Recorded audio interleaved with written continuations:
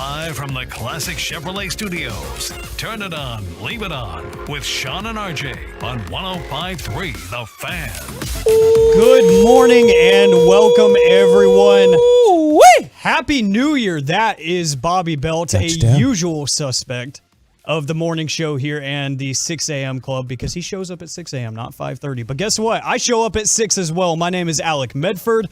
Weekend guy, fill-in guy, been taking Sean's seat here for the holidays, and glad that you are joining us here on your Turn It On, Leave It On station 105.3 The Fan. We got so much to get into today, and we want to know what you're up to today if you got the day off, if you're getting back to work like us. Truckwreck.com, text line 877-881-1053, 877-881-1053. I say good morning to Bobby Belt because if you didn't know, my maiden voyage in this hosting thing, talk show, radio stuff, was with Bobby, and then, he decided to divorce me and, get a promotion. Yeah, it was, we hosted a couple times together. Ooh, I went a little prepubescent there with a little, I don't know what that was. We hosted a couple times together. I actually, a lot of people don't know this, I brought you into radio. You had never done it. You had never had a gig before. I recommended you here and they brought you on. And so it's really satisfying to see you glow up like you have. It really is. If you didn't know, Bobby's actually my stepfather. No. None of this is true.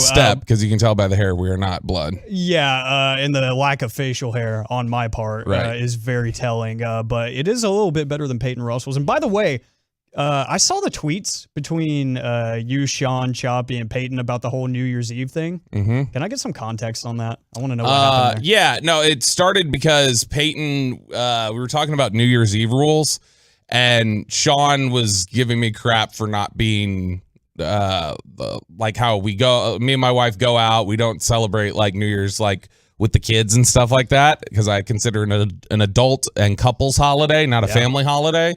But then we did a family New Year last night. So I stayed up till 11 last night. We watched New Year's Rockin' Eve on DVR. But we were talking about New Year's rules and traditions, and he said, do you even do the New Year's kiss? And I was like, yeah. And so that started a whole conversation where Peyton said he didn't have a date, but he was just going to find somebody at midnight to kiss. And we were like, that's not going to happen. Not with that beard. And so he ended out it wasn't even a bet. Sean and I just both said we would both give him $50 if he was able to just find somebody to kiss on New Year's, and it didn't work. It didn't happen for him. So for those of you sitting around waiting to hear if Peyton had gotten a kiss, Peyton, by the way, who was woken up this morning at 5:20 by me, not realizing he was out, and calling him to tell him I was going to be coming in here hot, close to showtime, and woke up sounding very terrified.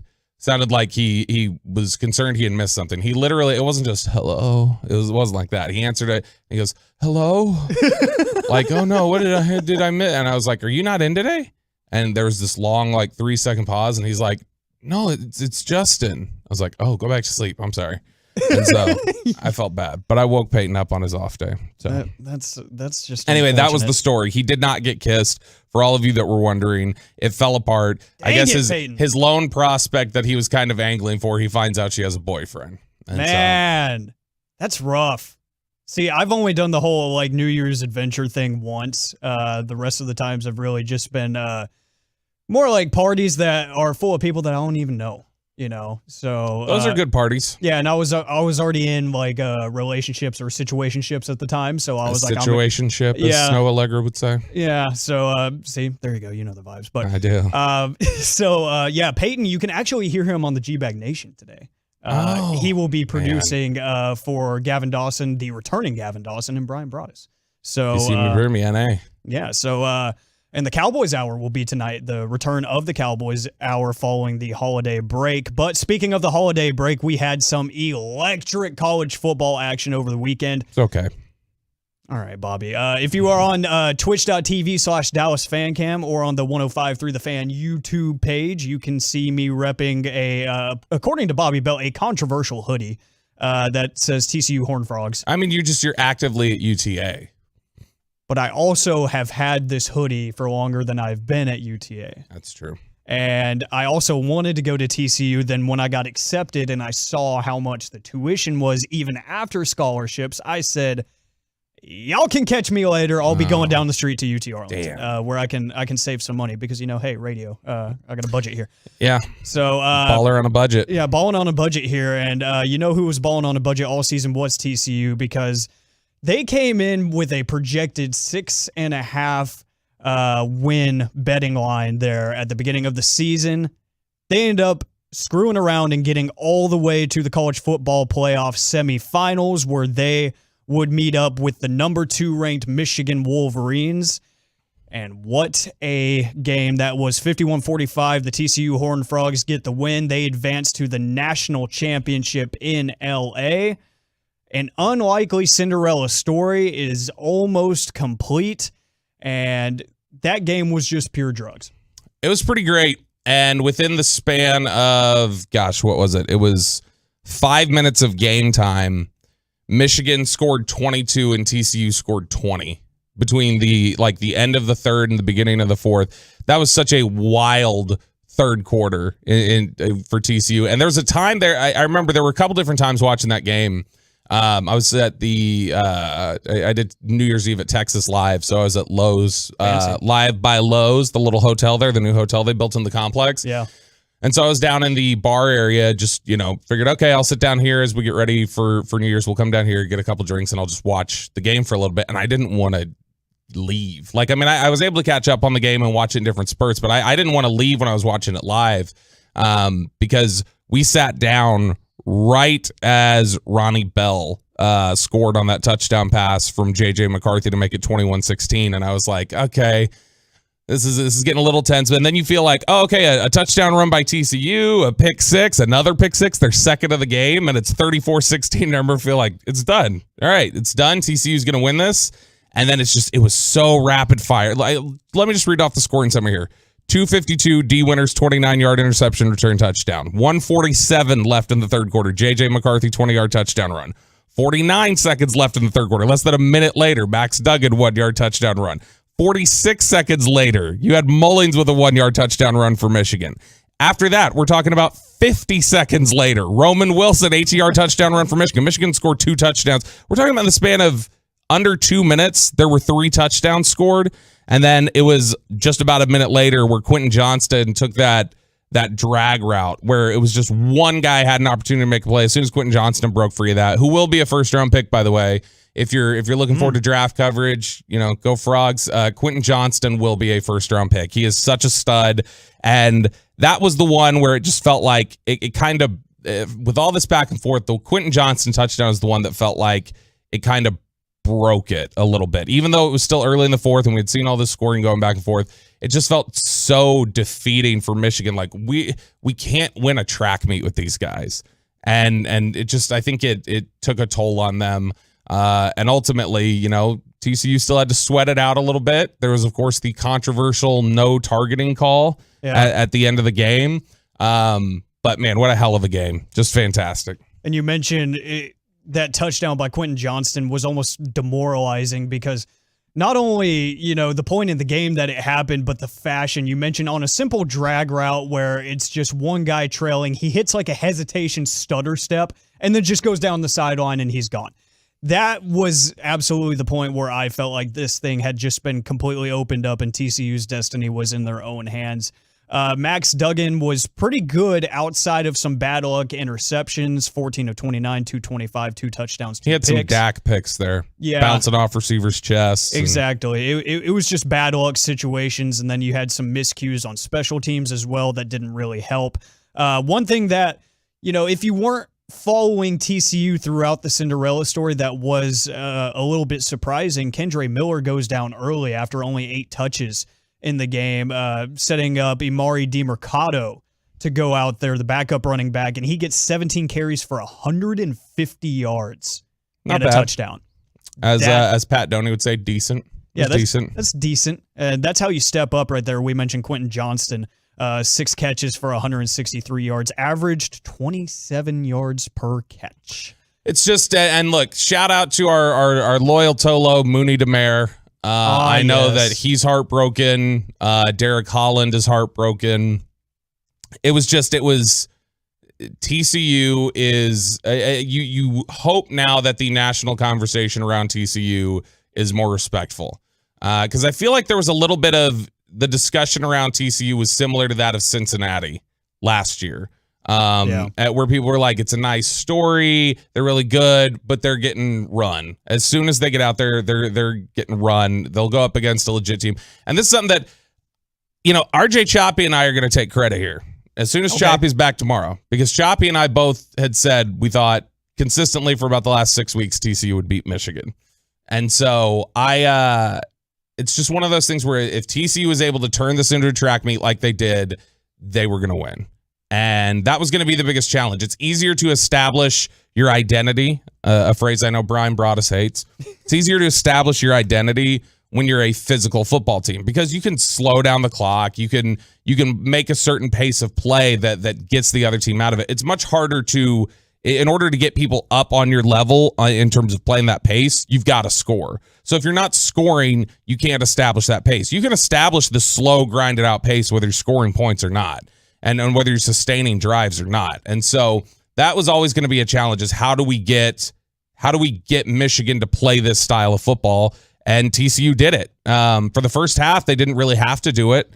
It was a little bit slower. They had the pick six, obviously, and things were a little bit more methodical. I mean, it was 20 minutes of game time into it. It was 14-3 TCU, which is not really the track meet they want. But just a wild game. The most points scored, I believe they said in was it CFB history or CFP history in the third quarter, the 24-20 quarter there. I believe it was CFP. But just a wild showing. 44 combined points in that third quarter. And you mentioned the pace of play. It really showed its ugly face there in Michigan's first possession even, where you had the long third down where McCarthy has to roll out just to try to even get back to the 2-yard line. They do the Philly special on 4th and goal. Didn't really work out, so once you saw them really moving away from their bread and butter, which is the run game behind that fantastic offensive line, things just kind of started to go downhill for Michigan. But if you want to talk about consistency, talk about C.J. Stroud in Ohio State putting up 41 and still losing in a semifinal game.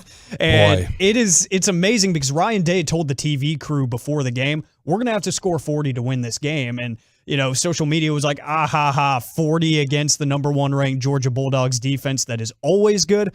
Well, they scored 41. And they still lost to Georgia 42-41. Georgia stays undefeated after winning in the Peach Bowl to advance to the national championship against TCU. And Stetson Bennett, I've never been the biggest fan of his. Hater. I am, honestly. Mainly, when I don't like college football teams especially, or players, it's because I have someone who is a homer in my life that is just absolutely insufferable. Hello, Carson. And Stetson Bennett was fantastic. He was really, really good, especially in that fourth quarter. He was incredible. It's one of those where that was a game, whereas I felt like TCU was pretty much in control the whole day, and they win that game. This was one where I know the final stat line shows Georgia as basically the better team across the board in terms of yards and everything else. This was one where I felt like for most of the day, Ohio State was better. And I think Georgia got away with one a little bit here. And obviously there's just the heartbreaker for Ruggles missing that 50-yard kick at the end. I mean, Blair Walsh missing it, just, yanking it all the way to the left side. But there were so many aspects of this game that Ohio State, I feel like, did a really good job in. The way they controlled third down on defense. Georgia was only able to convert 2 of 10 on third down. That was a big deal. Obviously the fact that they didn't have any turnovers, they were able to limit those. The time of possession, the things that they were able to do, just Georgia eventually kind of figured things out a little bit with C.J. Stroud, started really pressuring him. I think he started the game 17 of 21. He finishes at 23 of 34. So, I mean, just a rough final 15 or 20 minutes in that sense. But 2 really fantastic football games. And you got to imagine, right, Alec, the respect factor is there now for TCU. What's the spread? Probably like 4 points for Georgia, -4? No, it opened up at a cool 13 and a half points, depending on what book you looked at. Excuse me? Yeah. Okay. 13. Take the points and get your money, people, because that, my friend, is disrespectful. That's pretty terrible. Look, and I mean, I get Georgia's a better football team. I'm going to pick Georgia to win this one. And that's no disrespect to TCU. I think TCU has shown and established themselves for what they've done over the course of the season. They absolutely have the right to say they are the second best team in the nation. It's just Georgia's Georgia. Yeah. And I think it's going to be really difficult. I'm not going to count Sonny Dykes and the TCU team out at all moving forward. It's just that's where my pick is going to be, but I would not be surprised if they win this game, and I certainly think 13 points is way too much. It is, because I've always been such a believer in the inspired football idea, the immeasurable statistics, if you will, that are going to push them forward, and it's gotten them this far. You've seen the culture change ever since Sonny Dykes has taken over in Fort Worth. It's just been different. The team plays harder. They're not as loaded talent-wise as Georgia, but they find ways to step up in the face of adversity. That being said, it's easy to take Georgia here. It really is, but 13 points is just a little bit much, so I'm going to take the points there and say TCU covers. I'm not confident in saying they get the win, though. Lots will need to go right in this game, but TCU's shown that they're fighters, and I think you'd be crazy to count them out. You'd be crazy to count them out, and we don't want to count you out because the 6 a.m. club is alive. And, well, I see you, Tovash, out there getting ready for the Cotton Bowl at AT&T Stadium today. Let us know if you're heading out there. What's up, Vosh? 817, Miguel in Weatherford. Overslept and trying to get to work on time. Been there, done that. Clear roads, Miguel. You got it. Yeah, nobody's out right now, so you are good to go. 214, Happy New Year, Bobby and Alec. Very glad y'all are on this morning while I make my deliveries. That's Tolo, Instacart John. Dude, Instacart John is always listening. He is every single day part, every single holiday. He has got to be our most loyal listener, so thank you to Instacart John. We appreciate you and everyone else. You're appreciated. Rocking with us this morning, Alec Medford, Bobby Belt, here for the next few hours before we give way to the KNC Masterpiece at 10 a.m. But coming up next, we will give you your NFL Week 17 recap, some crazy games, and hello, the division is still in play for the Dallas Cowboys. Yes, it's true, and we'll tell you why next. You can wait 24 hours.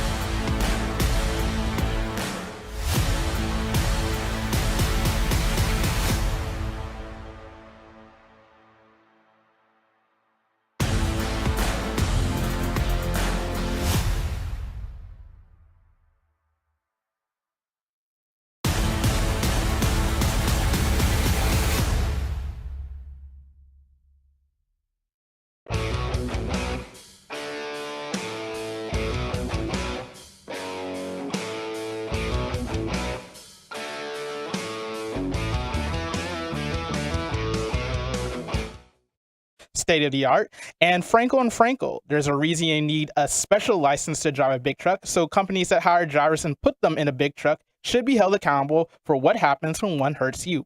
Frankly, you need Frankel. The consultation is always free. Visit truckwreck.com. Frankel. I'm going to have to, that's Justin on the board this morning. I'm going to have to at 8:20 when there's a Frankel read so that everybody feels familiar, like Peyton's back. I'm going to have to read it in Peyton voice so that we can all feel a little sense of familiarity. Yeah, get everyone readapted to what it's like to having the full crew, because Peyton's got a special way of reading these reads. Frankel. Just that one he does a little funny. Well, even when he does any reads, it's just a lot faster paced, and he's got this inflection about his voice that's just different than his regular speaking voice. A little bit, yeah. But I mean, everybody does that, right? Like they when they're doing so. I was accused of on the Amazon Prime lead-in. I was accused of having cinematic voice, according to the 469, I believe it was. And it wasn't cinematic voice. It was they were feeding us topics to talk about, and so I was like, okay, let me. And so I felt a little unnatural because it felt scripted. So I think that's what you're hearing there. Also, shout out to we've got the Twolos and the Yolos, the Twitch and the YouTube chat. But after I said that Instacart John was our most loyal listener, Joe Taylor in the YouTube chat is pointing back or pushing back against that. He's saying, "I'm the most loyal, Bobby Belt. Shout me out." So there you go. Joe is making claim to the crown of Instacart John that he's the most loyal. I feel like a lot of people are going to do that throughout the show today, especially if you're waking up at 6 in the morning on what is a holiday for a lot of people. We appreciate you checking in. Truckwreck.com text line 877-881-1053 before we go around the NFL. Alec Medford, Bobby Belt, and Justin Honore on the ones and twos this morning. Coming up on the other side, we're going to talk about Luka because he has been otherworldly as of late before the 7 a.m. headlines. And speaking of 7 a.m., we have a giveaway for you in the 7 o'clock hour.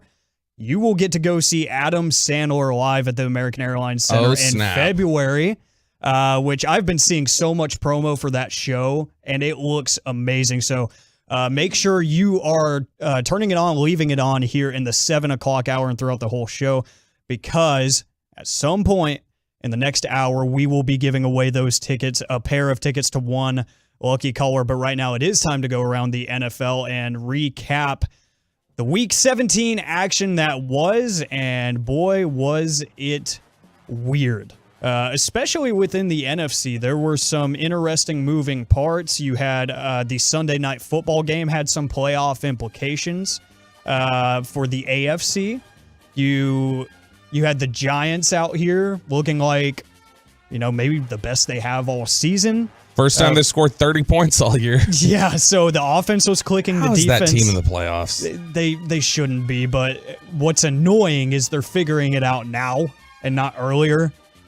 Figuring it out is a loose term because they could absolutely show up in the wild card round and get mauled. I mean, they won a game in Week 10, and then they didn't win a game again until Week 15. So I don't know how much they're figuring it out. But look, I mean, they've played the Vikings close recently. They beat the Commanders. They beat the Colts yesterday. All that's great. It'll just be interesting to see, who they get mollywopped by in the first round of the playoffs. What's amazing to me is there was only one game that did not have any playoff implications whatsoever. Falcons and Cardinals. That was the one? There was just one? Yeah, because that is... Technically, Jacksonville and Houston didn't. Well, yeah, or I should say that didn't have playoff Somebody contenders. Who's still, someone's still in the hunt. That was absolutely the battle of mid out there in Atlanta. Falcons win 2019, but guess what? Nobody cares because there is no reason to be locked in there, but we can go. I care. David Bluff was starting that game. He's a Carrollton Creekview product, I believe. I thought you would have been on the David Blow side. I thought you would have been calling him that. No, because that's inappropriate. But yeah, he's a Carrollton Creekview alum, so shout out to David. All the tie-ins here, just like, hey, did you know Matthew Stafford went to Highland Park? I've heard something like that. Yeah. Little known fact, well-kept secret. Patriots, Dolphins over in the Highland AFC. Park as hell, by the way. Like his career follows a very Highland Park trajectory. Like, didn't earn much, just kind of handed to him. I'm just kidding. I love you, Highland Park. I'm just screwing around. Oh boy, that's one way to start off the morning. Patriots beat the Dolphins, the Tua-less Dolphins, if you will, 23-21 They are yesterday. a freaking mess, the Dolphins. It's unreal. RJ Choppy jinxed them, man. But you know what I love about the Dolphins? Their win-loss record throughout the season, it's perfect for my OCD. Beautifully symmetrical. They won 3 in a row. They lost 3 in a row. They won 5 in a row. Now they've lost 5 in a row. Wow. Perfect. Perfectly balanced as all things should be. Yeah, both teams really in a state of really just a big question mark right now. Not really sure what's up with the Patriots. They show up off and on. Mac Jones wasn't really that bad yesterday. Mac Jones was not horrible. 20 of 33 for 203 and 2 touchdowns. Not horrible, not turning the ball over. Patriots defense continues to make plays. They might not be the most consistent defense in the league, but they have been making plays as of late, and they love getting no-name guys that can turn the ball over, and it's working right now for them. So more power to the Matt Patricias of the world. Let's not give him more power. If you're New England, you probably shouldn't. That's a bit of an ugly scene. We mentioned the Giants. I want to get back to that game. 38-10 is the final score against the Colts at home for the Giants. And this was an interesting one because this was a game that they really needed if they wanted their playoff hopes to continue. And guess what? They are in the playoffs now. And this team should not be in the playoffs, but they played the best game of their season yesterday. They scored 24 points in the third quarter of this game. You know how many times heading into that game they had scored more than 24 points? How many times? Once. Sounds about right. That second quarter would have been tied for their second most points that they've scored this entire season. That's just almost laughably bad. It is laughably bad. But Daniel Jones was making it work, and the box score is so weird. I'm thrilled with the report from Ian yesterday, by the way, that the Giants are looking to extend Daniel Jones and Saquon Barkley. Do it. Yeah, do both. Please dump all the money into those two skill position players, especially Daniel Jones. Now, the question for them is how do they get it done? Because I feel like one gets tagged and the other gets the long-term deal or mid-term. Tag the running back then. Yeah, you have to tag the running back. You don't want Daniel Jones on a quarterback tag number. That'd be outrageous. That would be absurd. But also, you know what's absurd is committing to Daniel Jones. I know it's financially going to make sense in the end, but committing to him anything beyond a couple years, especially when you decline the 5th-year option, it's a very curious decision. This was a tough end game though for Cowboys fans because obviously Giants win this, that locks them into the 6th, and now there's not much for them to play for really against Philadelphia next week. Now Brian Daboll says they're gonna go after it, they're gonna try and win the game, and that's nice in theory. It's a beautiful sentiment. We'll see if that actually plays out that way. But, not much to play for the Giants, and that's a little frustrating. Very blue collar of Brian Daboll. Already locked up a spot. This game's meaningless to us. No, it's a divisional game. We're still going to go play our starters and try to win this That's just a line. I think that's a line to your team. It's a line, but it's something that I feel like the Giants haven't really gotten to feel in a while because this is their first playoff appearance in how many years? 6 years? Yeah, it was the 2016 or the 2014 team that last made it? 2016. Yep. Yeah. So it's been quite a while. Wasn't that the boat? Yeah, that was when boat. the yacht picture happened, and ever since then, it has been absolutely downhill in terms of I'm on injuries. a boat, MF-er, don't you ever forget. This is why I love working with Bobby. This is why it needs to happen more. We're going to stick inside of the division. The Commanders and the Browns. How deep inside? As far as we can go. Okay. We're almost there. Good. The Browns, really an ugly game, beat down the Commanders 24-10 in Carson Wentz's unceremonious return to action. Deshaun Watson had 3 touchdowns, but still managed to not play great. And then Carson Wentz had 3 picks. Lots of Heineke chants in this one. And Ron Rivera obviously looking just like a clown at the end when he's doing the press conference. And they're like, hey, if you guys get eliminated, would you consider starting Sam Howell next? And like Ron Rivera's like, eliminated? They're like, yeah, if the Packers win, you're out. And he's like, oh. It's like, okay, so which Packers did. And so Washington's out 7-8-1. I know Taylor Heineke, if you look at, EPA and some of the other peripheral statistics that you can look at, has been about the same as Carson Wentz this year. But there's just something not even tangible that you can't explain with Heineke in that lineup with that team versus Wentz. And I think that it's for somebody who, in Ron Rivera, who follows so much of the feel less than the analytics and the firm data and everything else, I'm stunned he went back to Carson Wentz. Yeah, it's just a rough scene there because obviously you don't have a wealth of riches at the quarterback position. I guess it might just be justifying the cost that they paid to get him in and just saying, look, we need to write this off the books. See if maybe it gets turned around in the last couple weeks, but it's not. And the Commanders are now out of the playoffs. And you know who's still in and still the 1 seed, but really put themselves in a interesting position yesterday is the Philadelphia Eagles. They were without Jalen Hurts yet again. Jalen Hurts. Merrill Reese is the GOAT, man. No, he's not. Him. He sucks. I love him. He's funny. He gave me crap about where I ate at in Philadelphia for a cheesesteak on the air. So screw Merrill Reese. Senile bastard. Jeez. That sounds about Bobby Belt of you. That's the one thing I didn't miss. 20-10 in Philly. The Eagles fall to the New Orleans Saints, quarterbacked by Andy Dalton, Cowboys legend. The biggest victory Andy Dalton's ever gotten for the Cowboys. Boom. Absolutely. This is the offense was terrible yesterday for Philadelphia. It was painful to watch. But look, this sets up good. Cowboys get a victory over Washington. Giants somehow miraculously beat the Eagles next week. Then and Jalen Hurts is supposed to return for that one. Then Cowboys win the NFC East. Looks unlikely at this point they would get the one because you'd need Sanford. You need a lot to happen. You need to win. You need Philly to lose to the Giants. You need San Francisco to lose to the Cardinals. Yep. In order to get the number 1 seed. And so seems a little unlikely. But look, it seemed a little unlikely they'd even be in this position. So what's really killing you right now is you think back to the Jacksonville and the Green Bay games and just go, if you won that, you would control your destiny. So the interesting thing there is over the weekend, I talked with Will Chambers about this, and he was of the idea of, hey, Philly, go get that win just so the Cowboys can't get in their own way in terms of overplaying guys in a meaningless game.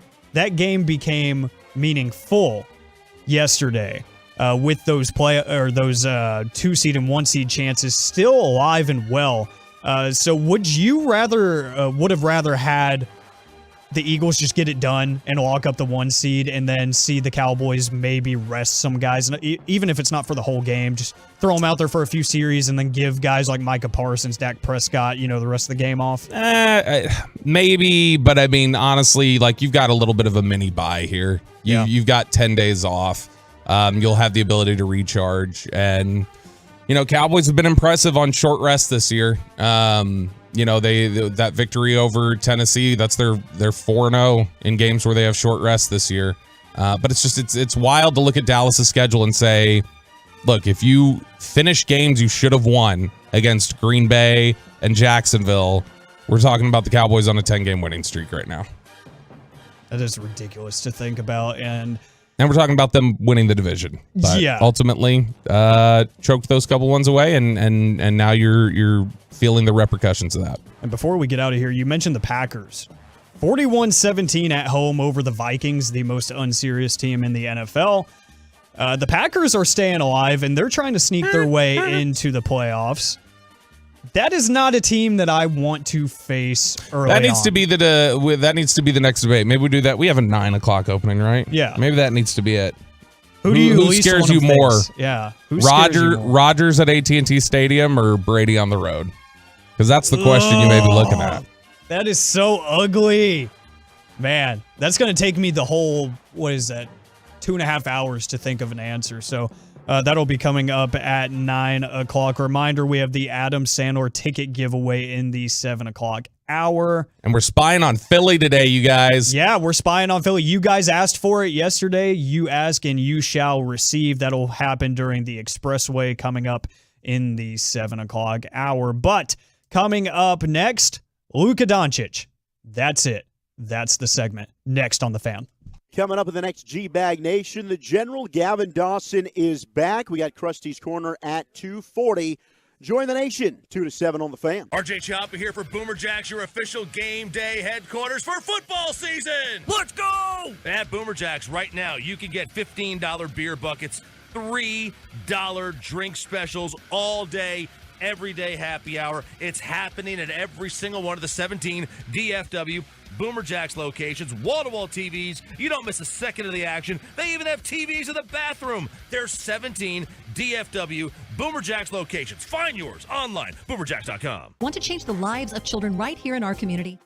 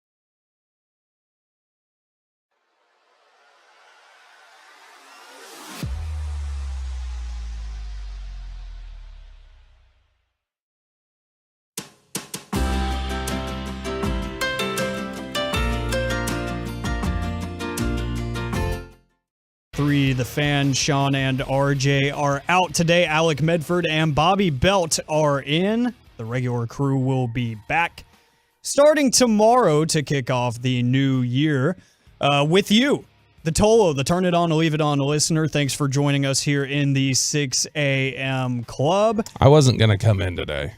I'm glad you did. Because but then they said, I was like, I'm not coming in at 5:30. They're like, what if we don't start the show till 6 like you're used to? I was like, okay. And so then I came in. See, that was my one condition too. And it's great because we had a lot of texts that right when I got here and logged into the fan text, we had a bunch of people at 5:30 asking, where the hell are y'all? And by the way, I'm kidding. Nobody get mad at me. I didn't really dictate we weren't going to start till 6. I thought we were starting at 5:30 and I'd agreed to come in. Yeah, so my name showed up on the schedule, so I showed up. I do not make commands around here. But what I will do is tell you that coming up on the other side, we will have your 7 o'clock headlines, and we get to spy on Philly during the Expressway because they started off the show hot this morning. I got to hear a little bit of it, and they were not happy. So we will hear the madness that is Philly Sports Radio after an ugly loss to a bad New Orleans Saints team during the Expressway, and an interesting MVP award conversation to start off the 8 o'clock hour that you won't want to miss from an article off of The Athletic that is really intriguing. But speaking of MVPs, we have to talk about Luka Doncic and the Dallas Mavericks. Do we have to? We have to, because this is some legendary stuff happening. He is. He's absolutely unreal. And quiet as it's kept right now, just in a big picture perspective, the Mavs are now 4th in the West. And the West, for my money, is the most unserious it has been in a while. Since last year? It's pretty unserious last year. It was, but even then it felt like we had, at least at this point, a favorite. You know, like a clear cut, like this is a dominant team. Right now, the West feels more wide open than it has been in a while, just at the top. And then once you get past the first and second seeds, it's just all kinds of madness because this conference is not playing defense. And they are letting the San Antonio Spurs, they are letting the Houston Rockets put up 130 a night. You know, it's really weird to see some of these box scores against really good teams and teams at the bottom of the standings like down south. But now the Mavericks are 21-16, good enough for 4th in the West. So you think they can sustain this? How much is Christian Wood going to play? How much are they actually going to let him play basketball? Because Luka's Luka, and that's always going to give you a shot. Like you are always going to have a chance, especially in a weak conference, whenever you've got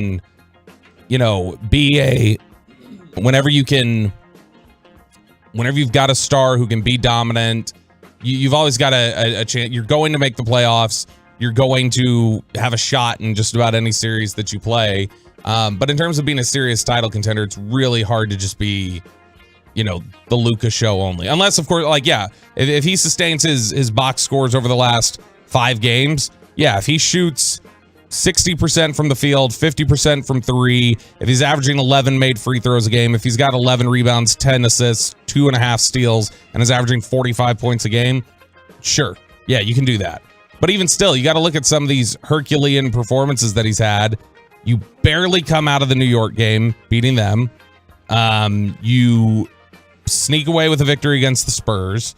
Like these games are still really, really close. So to me, it's going to be about how much are you actually letting Christian Wood contribute, which over the last 4 games, not the 5 that Luke's played in, but over the last 4, they've got him involved. Christian Wood's averaging 32 minutes a game. He's averaging 24 points, 7.5 rebounds, 2.5 blocks. So if he's a part of this, if he's allowed to contribute and be the type of piece, the type of cog that he can, then they can make something out of this. And part of that is due to injuries that he's getting extended time with guys like Maxi Kleber, Dorian Finney-Smith missing time. Oh yeah, he'll go right back to 18 minutes a game and shine in Jason Kidd's shoes as soon as healthy guys come back. That's all that Kidd wants, I guess.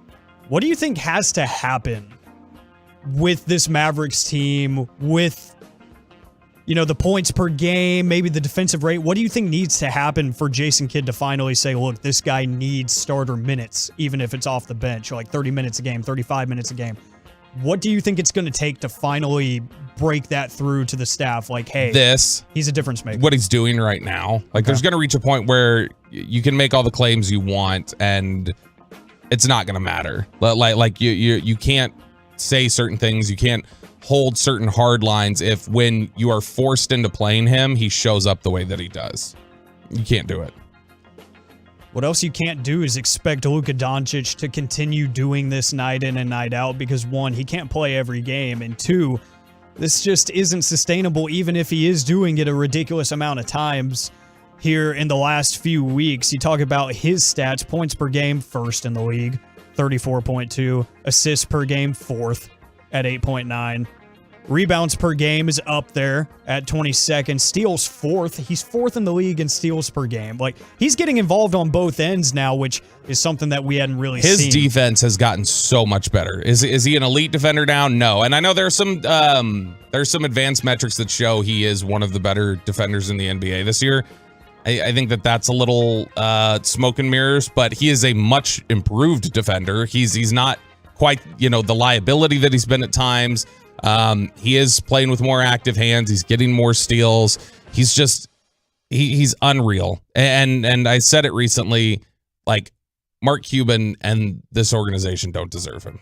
The way that he plays, the things he does for them, and then the way they in turn put help around him or don't put help around him. It's unreal. He's played 34 games this year, Alec. How many times do you think that he's led the team in points, rebounds, and assists in a single game? Ooh. I'd say at least 20. Not that high, but 14 times. Okay. And it's happened. He had a stretch there this past game when Christian Wood had 7 rebounds against San Antonio. That snapped a streak of 5 straight games where Luka was tops in that. And you know what's funny about this little stretch here is that we already know people don't see a ton of what they do, the Mavericks, because it's on Bally. But you look at like during this stretch of games in recent weeks, he played on Christmas against the Lakers. A lot of people are doing Christmas things. No telling how many people were actually watching that game. Yeah.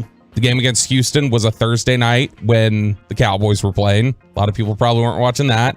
And then Saturday against San Antonio, it was a game where it's New Year's Eve and there's college football playoff on. And so he's doing all this stuff. And there's probably not even a ton of people in the Metroplex who are able to fully catch all of it. It's just, he's doing all this. I don't want to say anonymously because he led all the sports talk shows when he scored 60 the other night, but there is a little bit of, I don't feel like we're giving this the proper due and proper attention to just how insane he has been in the last 5 or 6 games. We giving him the Mike Trout treatment.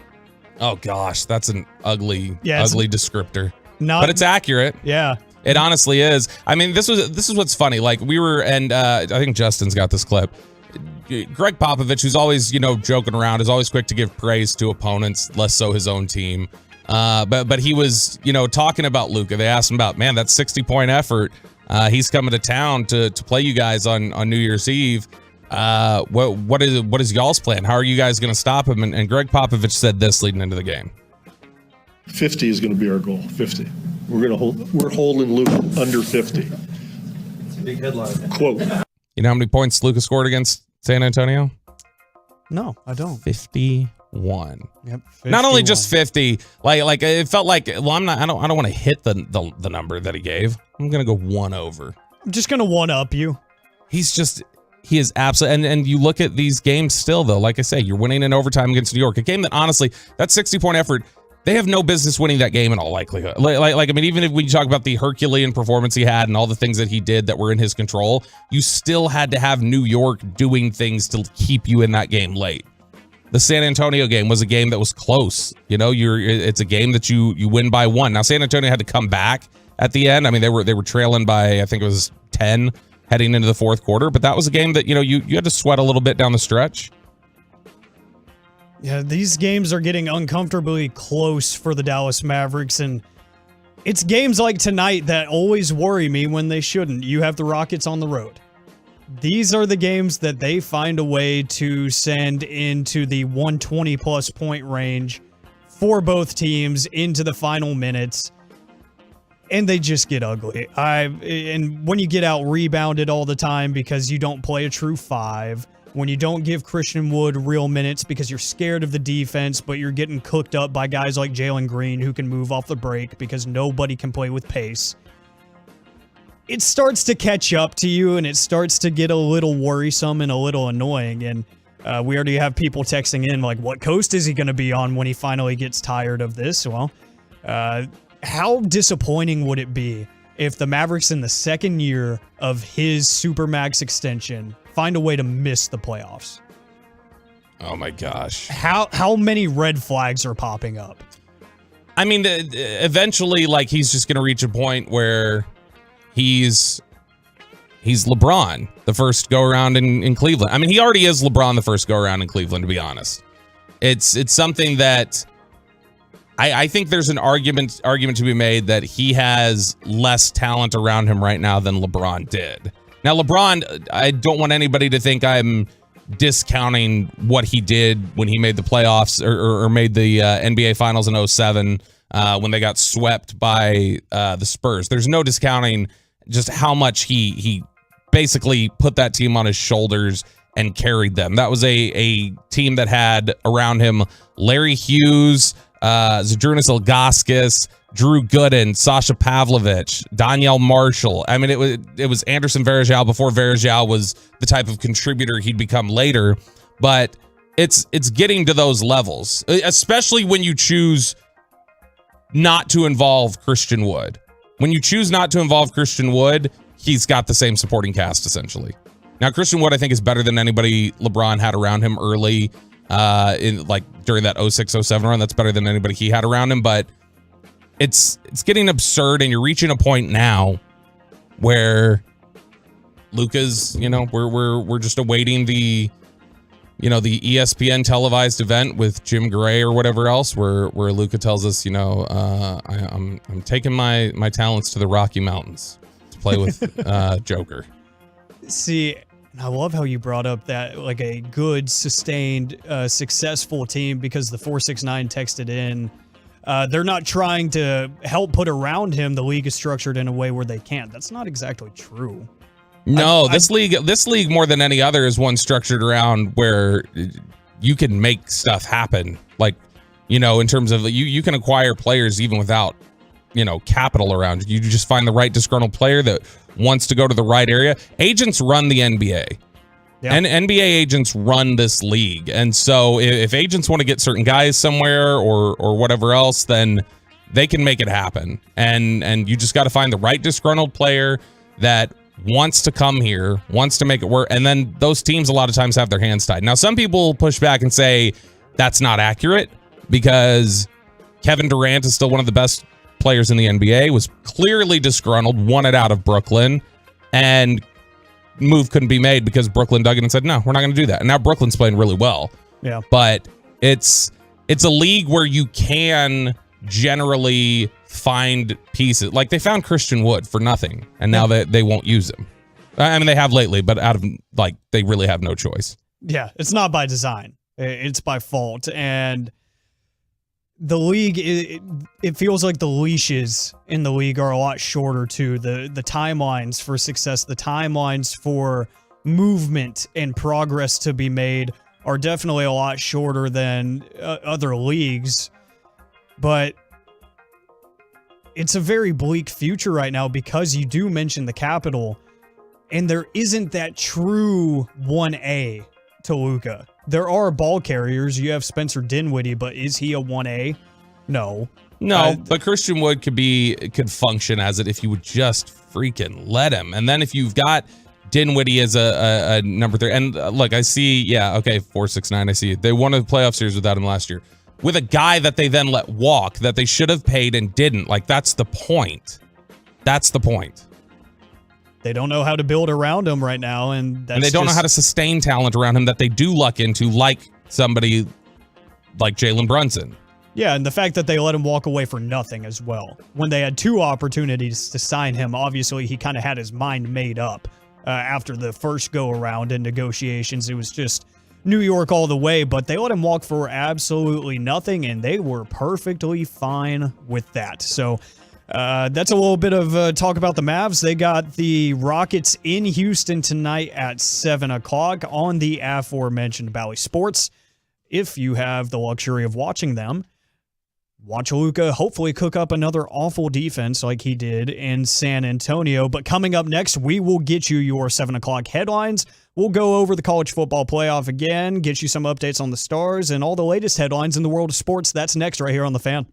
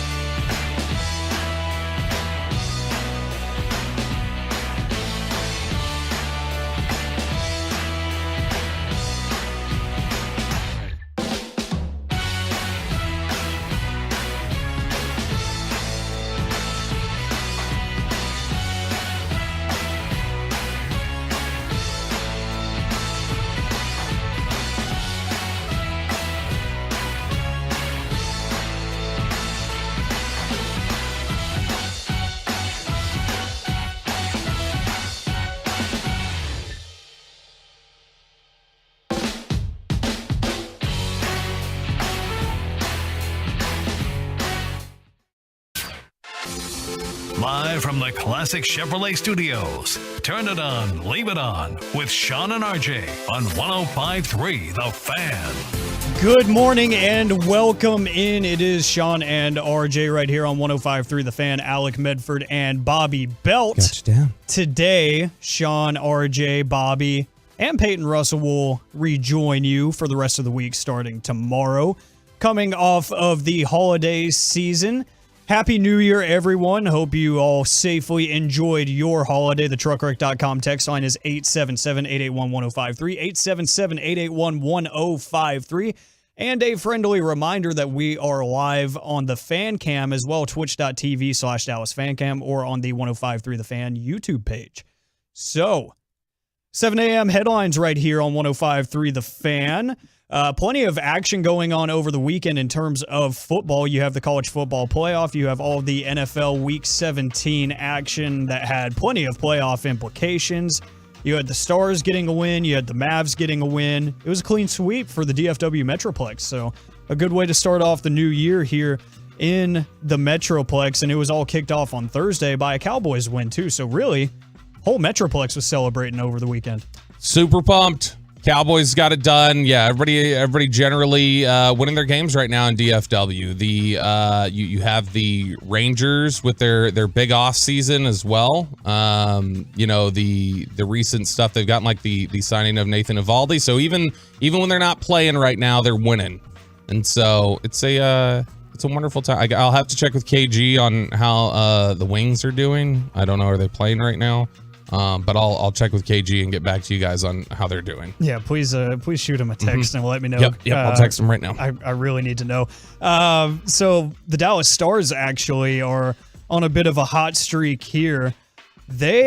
What are you, Joey? Leading off headlines with the Stars? I just want to quick hit this. I just want to get it out of the way because I know this is not my strong sport. But the Stars are on a roll right now because they actually lead the West. And by a comfortable margin, too. They are tied with the Vegas Knights in total points and the Vegas Golden Knights, if you will. And really inside of their division, it's a 5-point lead for them. So I was talking about this yesterday with KG, the whole Pete DeBoer thing, bringing him in from the Golden Knights after he got fired. I thought that was a lateral move, but he's making things shake for the Stars right now, and he's getting everyone to buy in, and they're scoring a lot of points right now. They are, and I need, look, I've talked about this on the air recently. As much as I like to joke my bit about like soccer and how I will do the same a little bit with hockey, like I actually really do enjoy hockey when I sit and watch it. And there's enough of what you're getting right now in terms of the electricity when you watch stuff from, you know, Ottinger and Robertson and stuff like that, that it's like, I really do need to carve out more time to try and get into this. Because I enjoy it. It's just I've never, ever had the time when you're following the other three sports as closely as you do to like feel like you're up to date on it like you need to be. So I just end out, you know, falling back, relying on Gavin Spittle and Joey Erickson to keep me up to date on them. Yeah, Joey's been the hockey novice. Peyton tried to put the hockey hawk title on him last Monday, and I was like, do you want your job? You better stop right now. But the Stars take on the LA Kings in LA tomorrow. If you have the fortunate access to Bally Sports, you can catch that tomorrow at 9 o'clock. But the Dallas Mavericks return to action as we hit in the previous segment. They face the Houston Rockets tonight at 7. You would expect against a horrible defense like the Rockets, this should be an easy and quick trip in and out of Houston, but right now you never know, especially with guys like Maxi Kleber down. So you can catch that tonight at 7. You would hope. Worst team in the West. You'd hope you'd be able to beat them. You would hope, but they have found some weird ways to lose some weird games, so I'm not going to put anything past them. There's going to be some point here where Luka's just like exhausted and isn't going to be able to continue to do what he's doing. I would think, I don't know. I mean, like he's an alien. Like I guess it's possible that he can keep doing this, but like the minutes, the amount that he's playing right now is just it's going to be pretty tough to sustain. You look at during the stretch where he's had the 45, 46 points per game, whatever it is, these 5 games, 42 minutes, 39, 30 or 42, 39, 47, 34, 37. And so hopefully you put this one away quickly. Luka does the old Kobe, puts up like 62 points through 3 quarters, can rest in the 4th, and you know, we can live long and prosper. I hope they prosper. They need to find a way to continue this hot streak that the Mavs have stuck themselves into, and it's been fun to watch right now, but again, 50 points a game, not necessarily sustainable. 50 brisket, as Zach Wolchuk would say, your Dallas Cowboys. I love Wolchuk. That is a terrible, terrible nickname or whatever for it, though. Yeah, it's not great. I just don't want to call it. I don't want to call it anything. We call it a 50 spot if you have to call it anything, or a 40 spot. Just like it can just be spot. But like the 40 burger, the 50 brisket, the 60 piece McNugget, like whatever you're calling it, like it's just, I just don't do that, please. Don't do it. I won't. Bobby hates fun. That's what the fan text is going to hit me with now, because they always hit me with that whenever I say I don't like 40 burger. I mean, I won't do it either, because I think 50 brisket is a bit of a reach. I think 40 burger was a bit more natural. I don't know why. That one just fits a little bit better. Man, Swaggy Booties makes a good point on the Twitch chat. How does Bobby have time to dig up old pics and videos of coworkers but not watch hockey? So the thing is that like I knew where those videos were of Peyton and Wolchuk and Chiafalo. So like I just while I'm you know sitting down, I can watch an 8-minute video and then see these hilarious clips and then trim them out. A hockey game is like, you know, a few hours, and then it's not just watching it but keeping up to date with the rest of the league. Like it's a more involved process than that, Swaggy Booties. You do have a mysterious way of working. Like, 7 days ago, what did you do as soon as the 105.3 The Fan legend, Nate Wood, tweeted at me? What did you do? You responded with 4 pictures of me from high school. Yes, but how did I do that? Again, he tagged you in the radio station handle.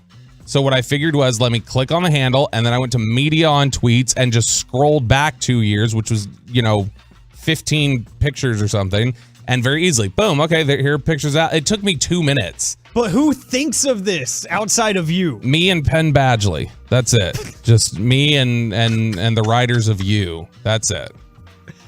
Is that you putting out your audition tape right there? Man, I'm not even kidding. RJ Ochoa, David Hellman, Jane Slater, they've all said the same thing where they're like, Penn Badgley's character in You is like the alternate path Bobby could have gone down if he didn't have a moral compass or if he was evil. Like this is where he would have ended up. But because he has somewhat of a conscience, he just looks for sports stats and embarrassing videos of Chiafalo and Wolchuk. That is actually terrifying to think about. What also might be a little interesting to think about is this headline from Pro Football Talk, friend of the program. The Denver Broncos have contacted Michigan head coach Jim Harbaugh about their coaching vacancy, a source told Mike Florio. When was this posted? This was posted last night. Oh, wow. Even after TCU mollywopped him. Okay, well, good for you, Denver. Willing to do that even after Sonny Dykes showed you who the superior coach was. He really did. And the Broncos fired their first-year head coach, Nathaniel Hackett, on Monday, which feels like a decade ago already because of all the rumors that have already began swirling amid that disastrous rookie coaching season that Hackett put on with Russell Wilson, not exactly working out there. And they think Jim Harbaugh can be the guy that can fix it. Do you, Bobby Belt? I think Jim Harbaugh's the guy you bring in to push a team over the edge. I don't think Jim Harbaugh's like the guy you bring in to like repair an organization or build one or anything like that. Like that's why I actually would have been in favor of Harbaugh here. Like when the Cowboys, we all felt like they were kind of close and they went and hired McCarthy. Like at that time I thought Harbaugh's not a bad pick here because he's somebody who has a bit of a reputation, I think, of wearing out his welcome pretty quick, but he gets the most out of guys, or did up until Michigan. A lot of people have claimed that Michigan has broken that glass a little bit for him.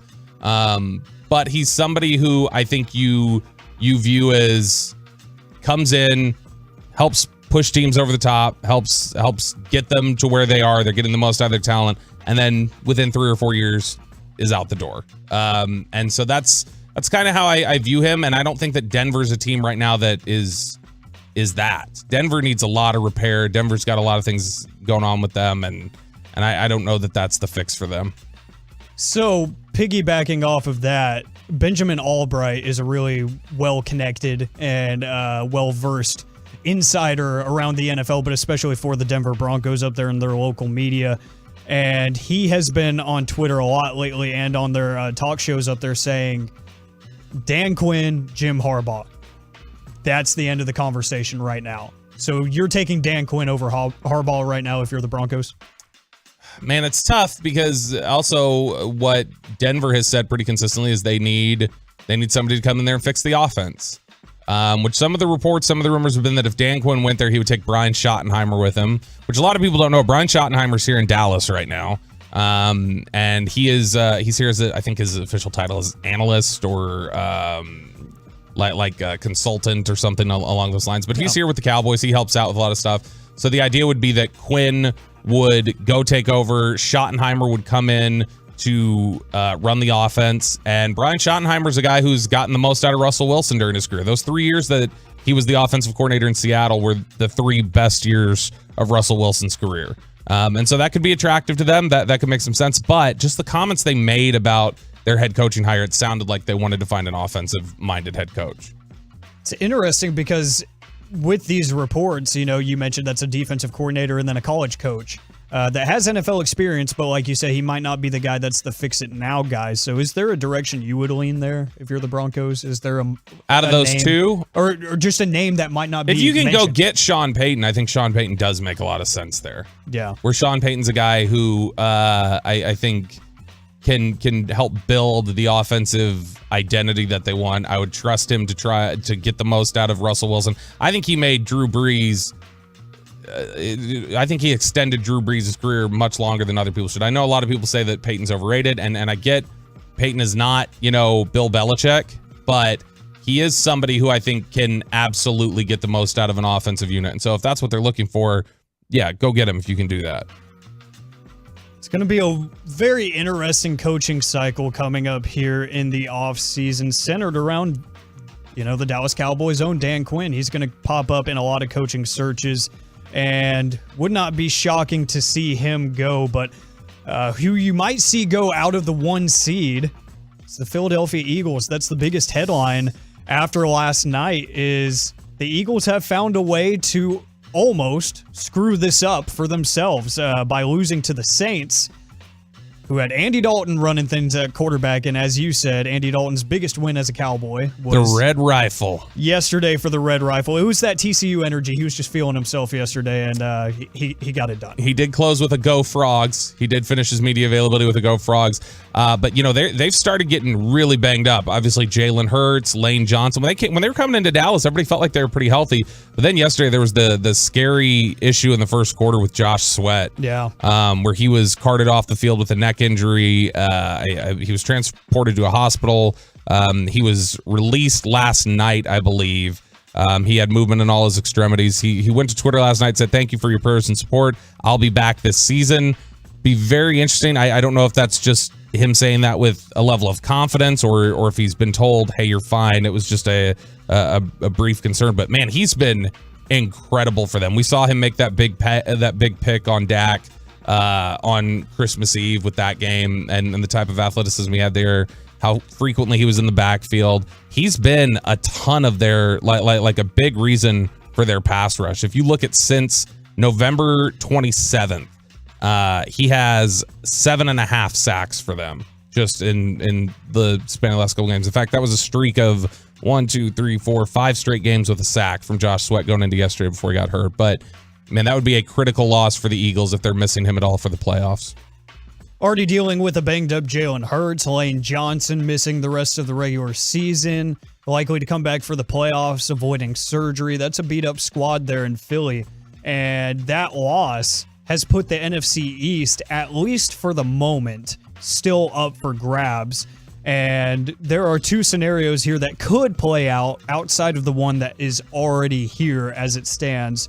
The Cowboys could get the number 2 seed if they beat Washington this week. The Eagles lose to the Giants. And the 49ers beat the Cardinals. You could get the 2 seed there and get yourself a home game.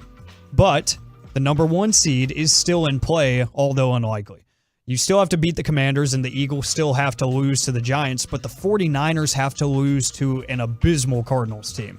So, mathematically, there's still a chance. Is it likely? Probably not, but is it fun to speculate, and is it fun to hope? I mean, it was really hard to imagine the Eagles, even with Gardner Minshew, losing yesterday, period. Who needs math? Yeah, who needs math? I mean, like that's why I'm a comms major. What is math? Who needs that? We're not gonna worry about that. Look, we're just gonna go into next week. Screw Common Core. We're gonna win this thing, baby. NFC East is here. I like the blue collar mentality. You mean the NFC Beast? The NFC Beast. Yeah. Yeah, that's what your guy Peyton Russell loves to say. He loves to flex that. But Peyton. Yeah, those guys will be back tomorrow, in case you were wondering why the hell I am in Sean's seat right now for the holiday. Alec Medford, Bobby Belt with you. Reminder that coming up here in this hour, we will have a ticket giveaway to see Adam Sandler live at the American Airlines Center in February. So keep it locked on, because that will be coming up here within the hour. But coming up next, it's time to open up the expressway.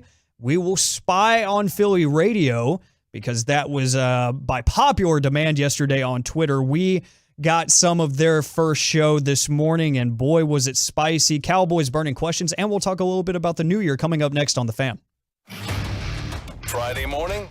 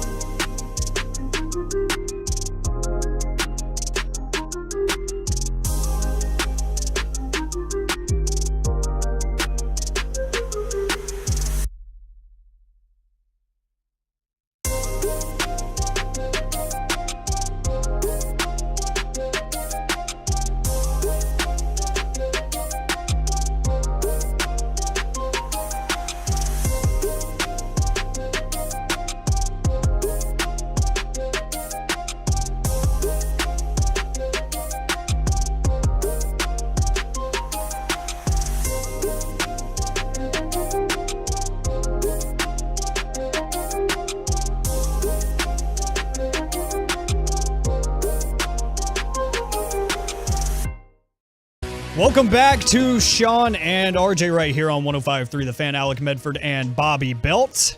Justin Honore on the ones and twos for you today. The regular squad will be back tomorrow, and I will get back to my rightful place on the weekends. Coming up at the top of the hour, we have an interesting conversation concerning MVP awards across sports leagues. An article from The Athletic centered around the NBA MVP has a lot of talk about Luka Doncic maybe not getting enough credit in MVP consideration because of the team surrounding him and the success surrounding the team.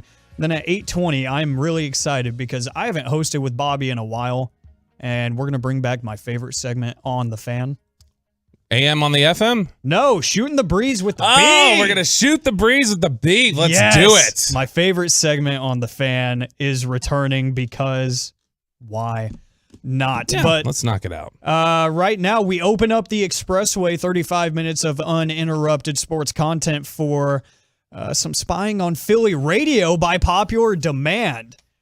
Because the Eagles, if you weren't aware, they screwed up yesterday and they found a way to lose to the New Orleans Saints at home, at the Link, 20-10 to Andy Dalton. Nolan's Magic, baby. Yeah, that New Orleans Magic is in full play for the Dallas Cowboys because that has implications on them and their hopes for the division title, the 2 seed, the 1 seed even still at play.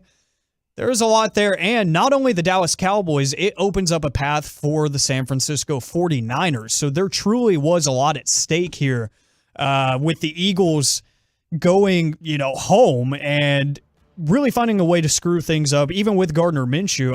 I sang his praises before the Cowboys played Minshew and the Eagles, saying this guy could start on numerous NFL teams. So he's still, I believe, is a really strong backup quarterback. I would absolutely have him as my backup quarterback on whatever team I had. And I think I know there's some people pushing back against this. I think Minshew's better than Cooper Rush, for instance. I would take Minshew over Cooper Rush for sure. Oh, absolutely. The experience is there, and he is a guy that can give you a play. He is a guy that can make a few nice throws. He can get moving on the run. Made a bunch against you on Christmas Eve. Yeah, so he proved that, he had 350 or so passing yards. This guy, he can move the ball. And this is the game that I would expect the backup quarterback to win at home against an ugly Saints team that just has really no sense of direction right now. After, getting rid of Sean Payton, Drew Brees retiring, it was just instant failure for them. And they found a way to get a really quality win. And it could have been even uglier. There were a few points in the game where the Saints could have capitalized and really made this thing a rout. But being the Saints, they screwed up their own. But hey, a 10-point win over a 1 seed in the NFC is nothing to complain about. But you know who is complaining this morning? Is it WIP? It's WIP out in Philadelphia. Now I know Justin is doing the spying for us this morning. Justin, I believe, correct me if I'm wrong, we did not have Angelo Cataldi in the morning team, right? They were off this morning. Yeah, it was some fill-ins. It's John Johnson, Marcus Hayes, and Rob Cherry. So actually, you know what? We might be able to do some double spying because tomorrow when Angelo comes back, I don't think he's going to feel great when he returns. So we'll get the initial WIP spine here, and then I don't know, I'm gonna have to check with Sean, see if he wants to spy on Angelo in the morning, because I'm sure he wants to hear the Angelo tears. Yeah, there's nothing sweeter than the Angelo tears, and that would be great, and that's a good reason why you need to turn it on, leave it on, and come back every morning with Sean and RJ. But we are going to start with the show's open. This will be cut number 5, Justin. This was quite the bold take to start off the show out there in Philly. Good morning, everybody. Welcome to the WIP Morning Show. Happy New Year, everyone. I hope nothing but the best for you and your family in 2023. Now that we've gotten that out of the way, that will be the only positive comments spoken over the next 4 hours. Sunday afternoon, we were all witnesses to the worst Eagles performance of the season Yeah. Very dramatic. Yeah, come out firing. It's not wrong though, right? That was their worst performance. You look at the first half, just the first half statistics. So this game finished pretty close in terms of the statistical comparison. Like they both finished with 313 yards exactly. And the Eagles did it on fewer plays. And so they finished even on the turnover sheet. But here was the first half rundown. First downs, New Orleans 13, Philadelphia 2. First downs, or third down efficiency, Saints 6 of 10, Eagles 1 of 5. Total net yards, Saints 247, and the Eagles had 61. Woof. Which means that on the opposite end of that Philadelphia in the second half picked up 252 yards and the Saints picked up 66. But it didn't matter because Philadelphia's a bunch of losers and they lost. Too little, too late for the Philadelphia Eagles. And just like JoJo said, it's just too little, too late. Just too little, too late. And you know what's amazing is some of the efficiency scores outside of that. You know, like the Eagles averaged almost 2 yards per play more than the Saints and still could not get the right play at the right time. Penalties, third down killed them. They had 8 penalties on the day. They were 3 of 12 on third down. Just ugly. Couldn't run the ball like they normally do. Kind of got away from it, obviously, because they fell down.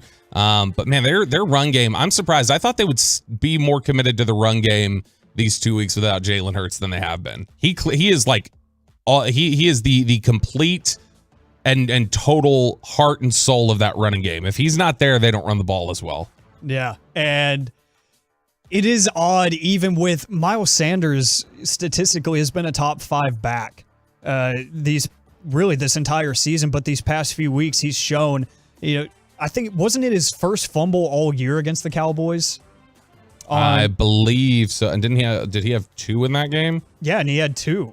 So it's weird to see them move away even after some slight inconsistency at the run game and the running back position. It's weird to see them move away from it.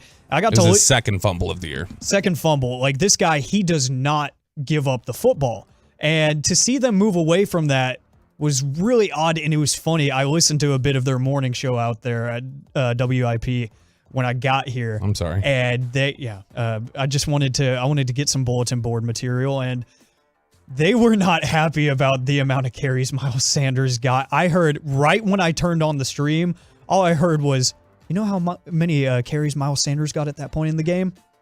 2! And I was like, oh boy, they're not happy. They're losing their minds out there. They're not happy with the run game right now. And you know what they were not happy to think about was playing highlights of their own radio broadcast. They didn't even want to hear the great Merrill Reese. I do not wish to start this program by playing highlights from the great Merrill Reese because I fear nausea will return and we'll be unable to speak listening back to that heinous performance by the Philadelphia Eagles. It's awful. Thank you, Merrill. That's I could not have said it any better.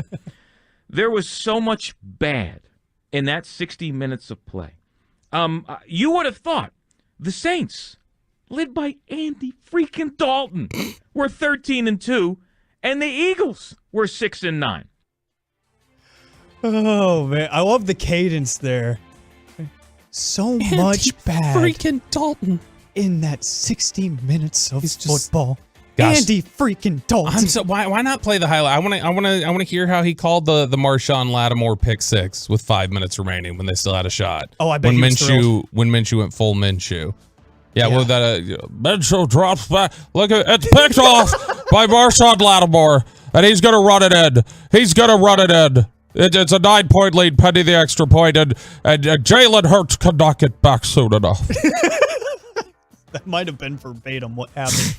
Oh, man. I love the drop there, too. Kudos to the producer over there, because that drop, this is awful. This is terrible. That drop was so well timed. That was good. Coming from a producer, that was fantastic. But yeah, they're not having it with the highlights. They're not having it with reliving any of this game because apparently that was an awful 60 minutes of football, and it really was.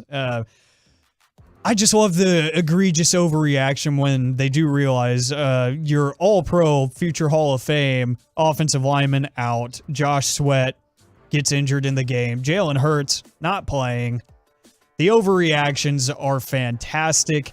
And just thinking about what was at stake there. Yes, there were things at stake. There was playoff positioning, but the likelihood of all of that happening, not really high, not really much of a chance there.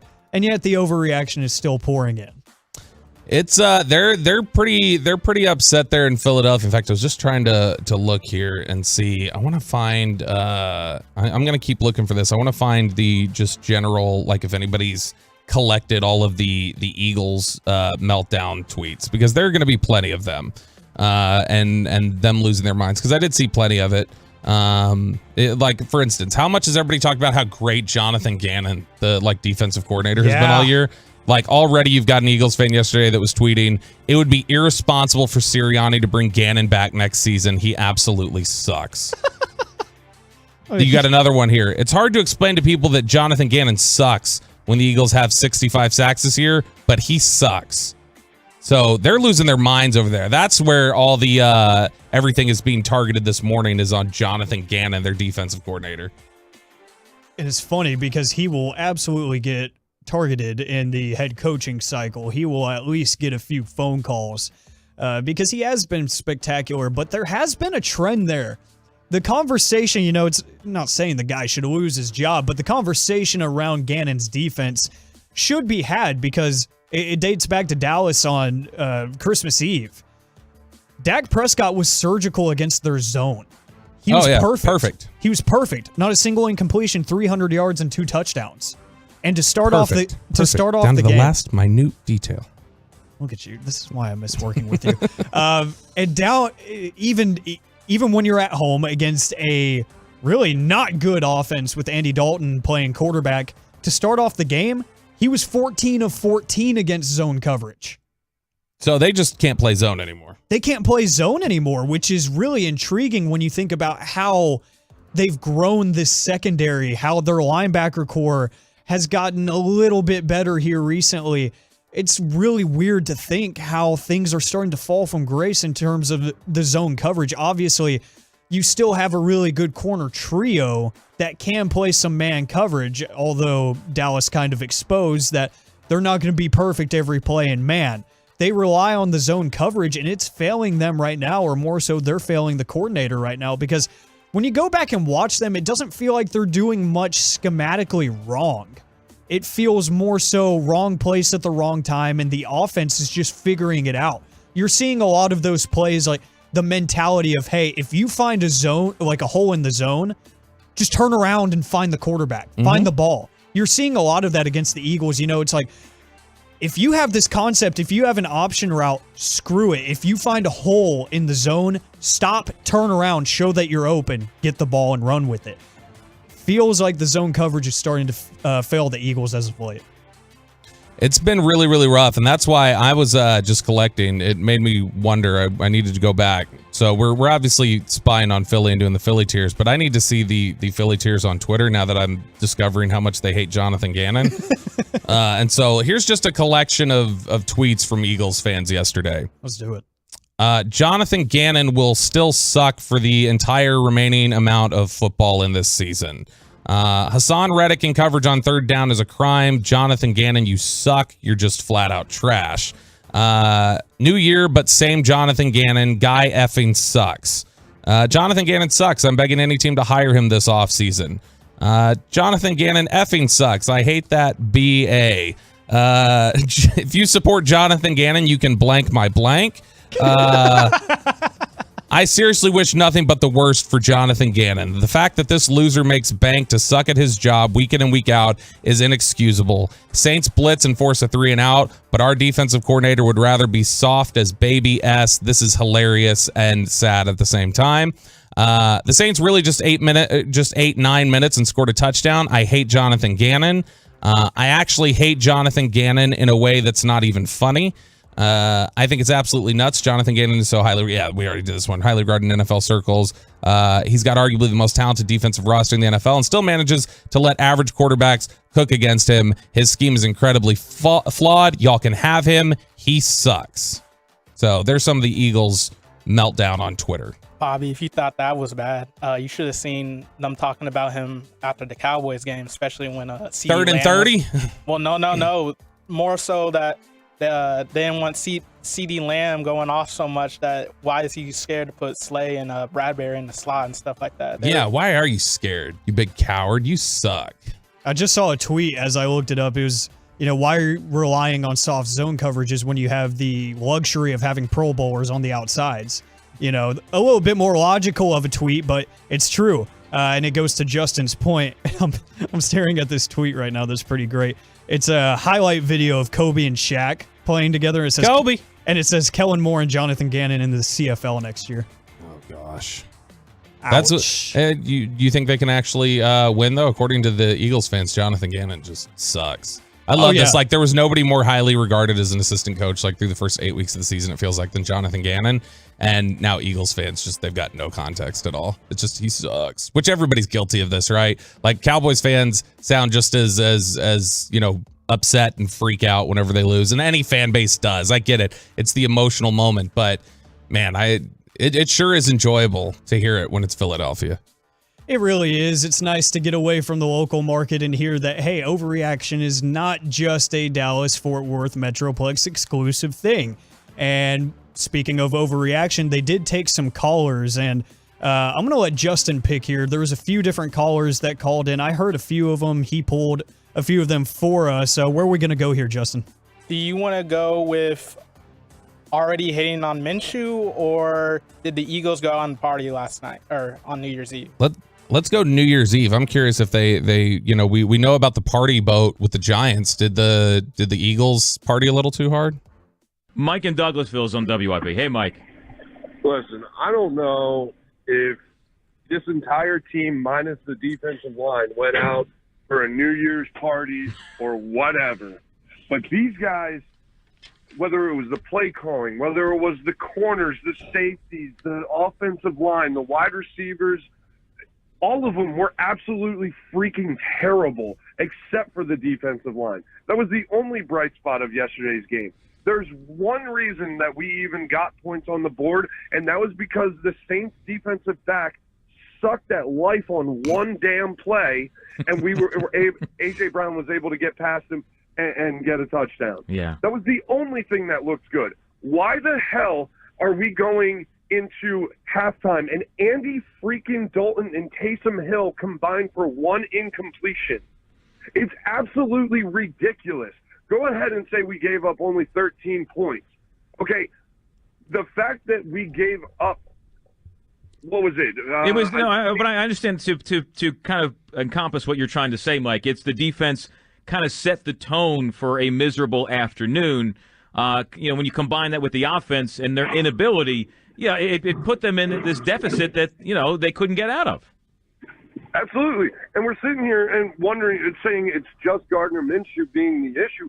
Gardner Minshew, yes, he played absolutely terrible, along with the majority of the team, like I pointed out already.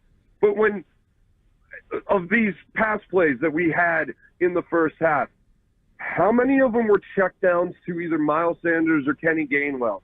How can we not scheme open A.J. Brown, Devontae Smith, or Dallas Goedert to do virtually anything past 5 yards? Because it seemed like every single pass play was either for 5 or 6 or 7 yards, nothing past the sticks.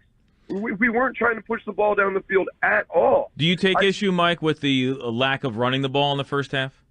The one thing that I cannot get over with this coaching staff is their constant idea that they need to throw the ball to set up the run. When how many years of football have been played that running the ball sets up the play action sets up the actual pass. Run the freaking ball to start the game, and go ahead and look back at the play-by-play. The first freaking play of the game should be a goddamn run. Mike, I appreciate the call. The Eagles are the first team since the Tampa Bay Buccaneers on October 19th, 2000, the first team to have 7 sacks and lose at home by double digits. Wow. It's been 22 years. What a stat. Cry, Eagles, cry. Cry, Eagles, cry. And that goes exactly to the 817 on the truckwreck.com text line. Why are we talking about the Eagles? Because it's fun to hear them cry. That's it. 817. You don't enjoy wallowing in Eagles misery? It's pretty damn fantastic. Salty Eagles tears are the best thing to wake up to in the morning outside of caffeine for me. I know the amount of blood or the amount of salt in my bloodstream from looking up these tears has shot my blood pressure up another 10 points. Yeah, I'm going to need some potassium to balance this out. Yeah, we might need to speed rush through the expressway if that's the case, because that doesn't sound good. So, Justin, do we have any other Philly callers over at WIP? We got one more. That Let's go. Somewhat decent. Or you have every right to doubt the Philadelphia Eagles this morning. Scott in Barrington starts us off. Good morning, Scott. Brother JJ, Brother Marcus. I'm so mad at yesterday's game. If it makes sense, I can't be mad. I'm with you, Brother Marcus. Minshew. He's the general on that football field. He's the one who threw the interception, overthrew people.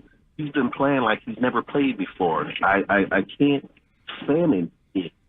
Then my buddy I was watching the game with said, well, he worked with the, first, here to play. I said, nah, he's been practicing with these guys. And then Mr. Kelsey, a Pro Bowler. How are you making mistakes like that? How are you making mistakes like that? And then the referees, the thing with Landon Dickerson, what hole? What were they watching? It's just all around, just everything. I'm just disgusted. But Minshew, that's why he's a backup. That's why he's a backup. That's why he's a backup. I got to say, this is a great argument these last couple weeks. It is a great argument for Jalen Hurts and the type of play and how important he is to them. Like when Micah says, is it the team or is it the... Yeah. Last couple weeks, it's kind of been the quarterback. But, we'll get another opportunity to see if it is the quarterback this week. He'll play. We'll see how good he is. And if the Cowboys are able to pull off the NFC East.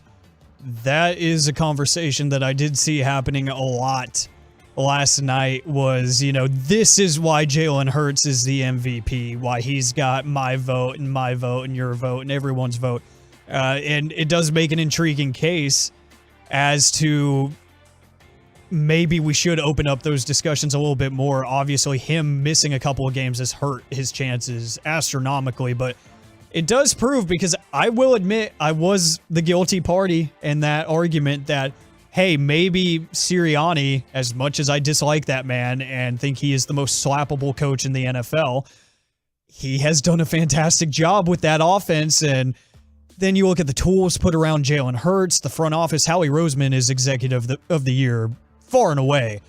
The job he did of elevating that roster around Jalen Hurts to work with his skill set and to work with Sirianni's offense, I thought it was just the perfect storm of everything coming together at the right time to work for Jalen Hurts, and Jalen Hurts just doing his job the best he can with those assets.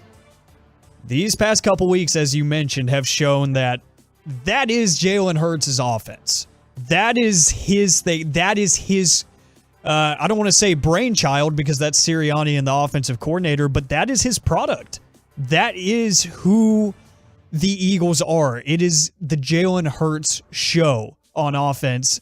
And I think it's okay to be upset right now if you're, over in Philly, but you got to remember, this is Jalen Hurts' team. And it's kind of like what you're seeing. It's not as egregious, but it's what you're seeing in Baltimore when Lamar Jackson goes down with a soft tissue injury or... Well, they had been winning until yesterday. A knee injury. It's just not the same as the thing. You plug in, it's such a dynamic offense that is built around such a dynamic player.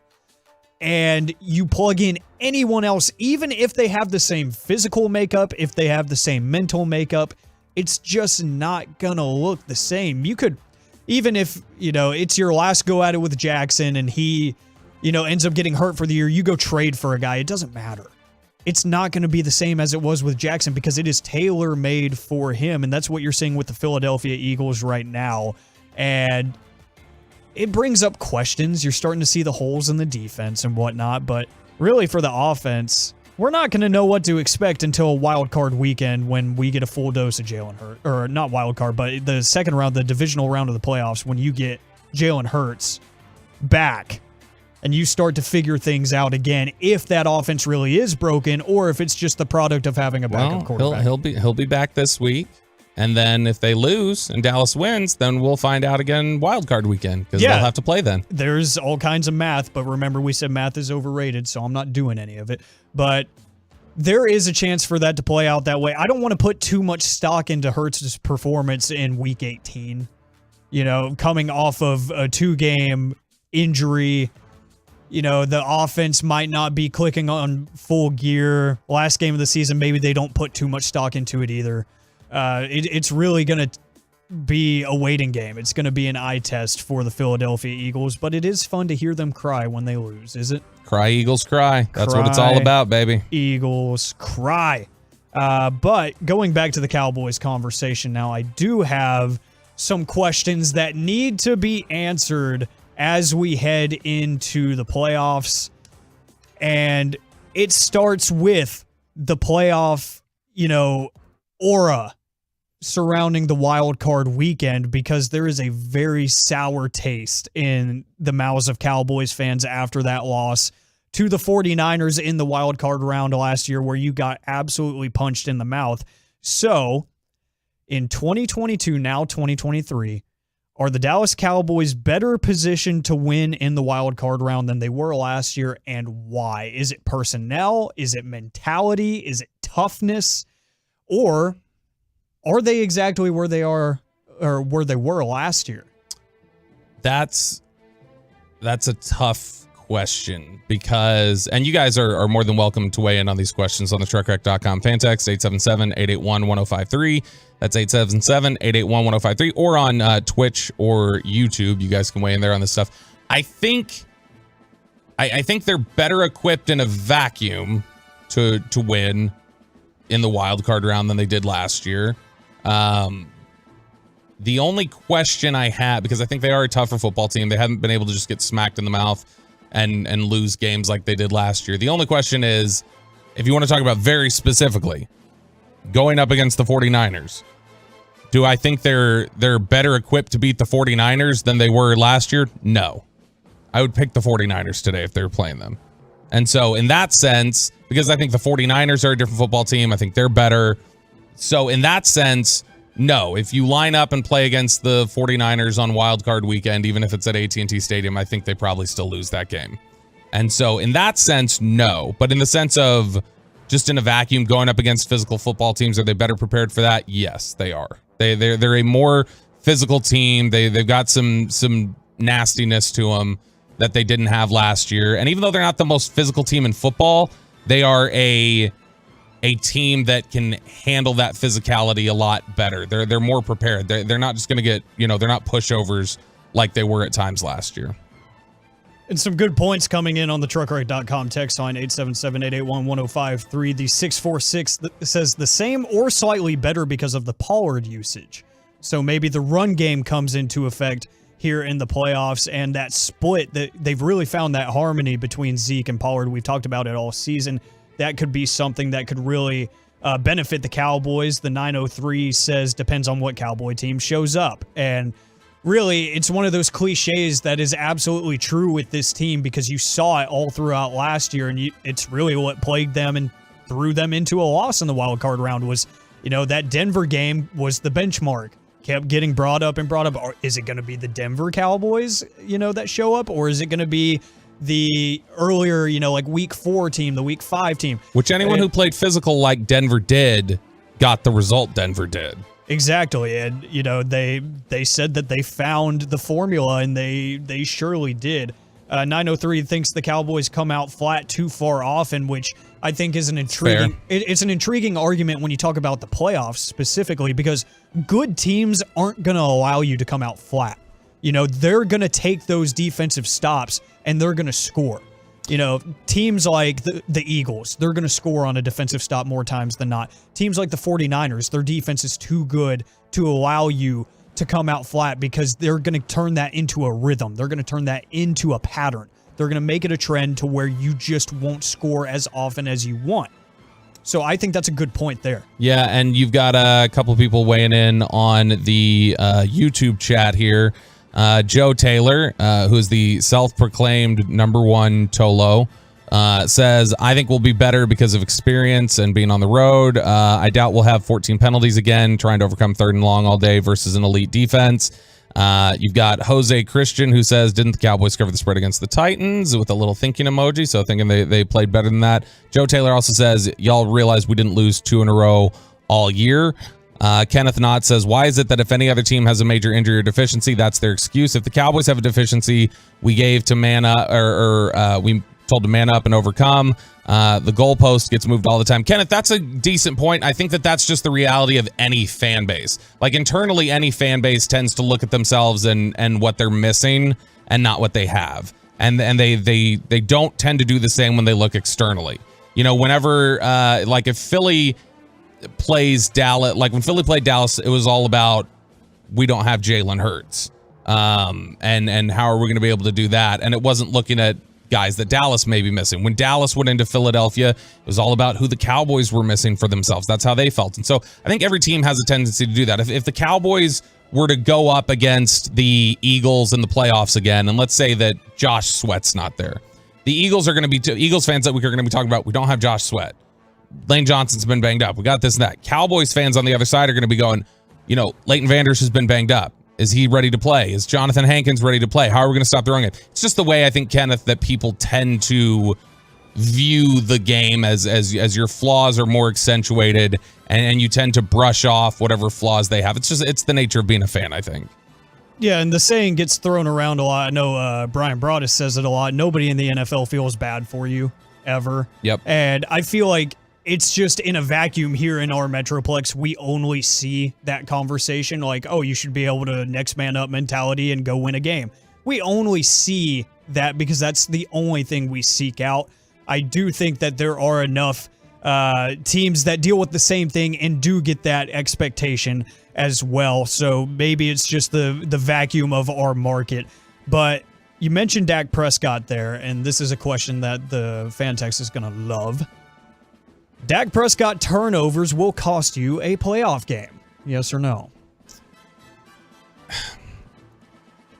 It's unpredictable, because has he made a bunch of turnover-worthy throws? No. Regardless of what anybody wants to come in here and say, the fact of the matter is half the interceptions he's thrown this year have not been turnover-worthy throws. Now, he's had 7 of them that are on him, 100%, and that's a higher number than we're used to seeing from him. That's absolutely something that is tough to live with. But I can't predict. It's completely unpredictable to wonder, is a ball going to bounce off Noah Brown's chest? Is a ball going to bounce off of Peyton Hendershot's chest? Is a ball going to get batted at the line to scrimmage, or is there going to be a collision and it happens to go in there? That's the stuff that's fluky that you can't project. You can't predict. Turnovers in general hurt your football team. When you turn the ball over, you're going to lose football games. And so the question is, okay, what kind of, is Dak eliminating the turnovers like the second one he threw to Kevin Byard? Or are we talking about like the first one that was thrown to Kevin Byard? Because that's going to be the difficulty of assessing this, is trying to figure out, has he cleaned up his own wrong decisions? If he has, then I think some of that flukiness generally balances out over time, and you'll see less of that. It's just a matter of, is Dak playing clean football? Which in recent weeks, I think he generally is. And so it's just the nature of the beast with some of those, tipped interceptions and things like that.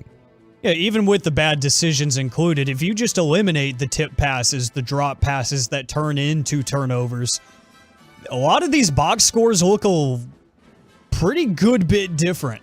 You take away the Peyton Hendershot drop into the interception, you don't even have to score on that drive. You at least kill more clock.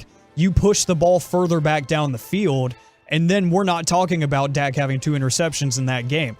Every turnover has its own story, has its own, why behind it, and so that's why it is hard to kind of break down and dissect if those things will become an issue in the long term. But seeing a lot of reaction on the fan text, can't blame Dak for the receiver's hands. Bobby Belt is apparently smoking something if he thinks Dak's turnovers won't cost us a playoff game. In the Twitch, we just got a flat yes, it will cost them from KURBYD. Let's see, 775, keep the Cowboys defense off the field as much as possible. I'm with Mark Woltz in the YouTube chat. We have to be unafraid to throw the ball downfield, put the defense on alert. That's what you got to do. This team, I've said it consistently recently, and it's 100% the case, I believe. This team will go as far as Dak and CD, their connection can take them. When they are on, teams have real trouble keeping up with Dallas. When there's struggles for CeeDee Lamb, or if Dak Prescott's turning the ball over, those sorts of things are happening, or Dak's not able to get the ball to CD, that's where you run into real issues with the Cowboys. But if that connection is clicking, they're an incredibly dangerous football team in January and February. All absolutely true, and thank you for the interaction on the fan text and on Twitch and YouTube. I just know that Dak Prescott is absolutely a trigger word around here nowadays when you especially pair them with interceptions. So interesting to see the disparity in between thought processes there as we close up the expressway. But I do think I promised something at the top of the hour, and that is exactly what we're going to do right now. It is time. Tolos, caller number 10 right now at 877-881-1053 wins a pair of tickets to see Adam Sandler live at American Airlines Center on February 15th. Tickets are now on sale at livenation.com. That's caller number 10, 877-881-1053. Good luck to whoever calls in and gets in. Congratulations to whoever wins. And coming up on the other side, are we valuing contributions versus wins correctly? We'll find out. For MVP awards, we'll find out next right here on The Fan. Tolos, you know where sports content originates.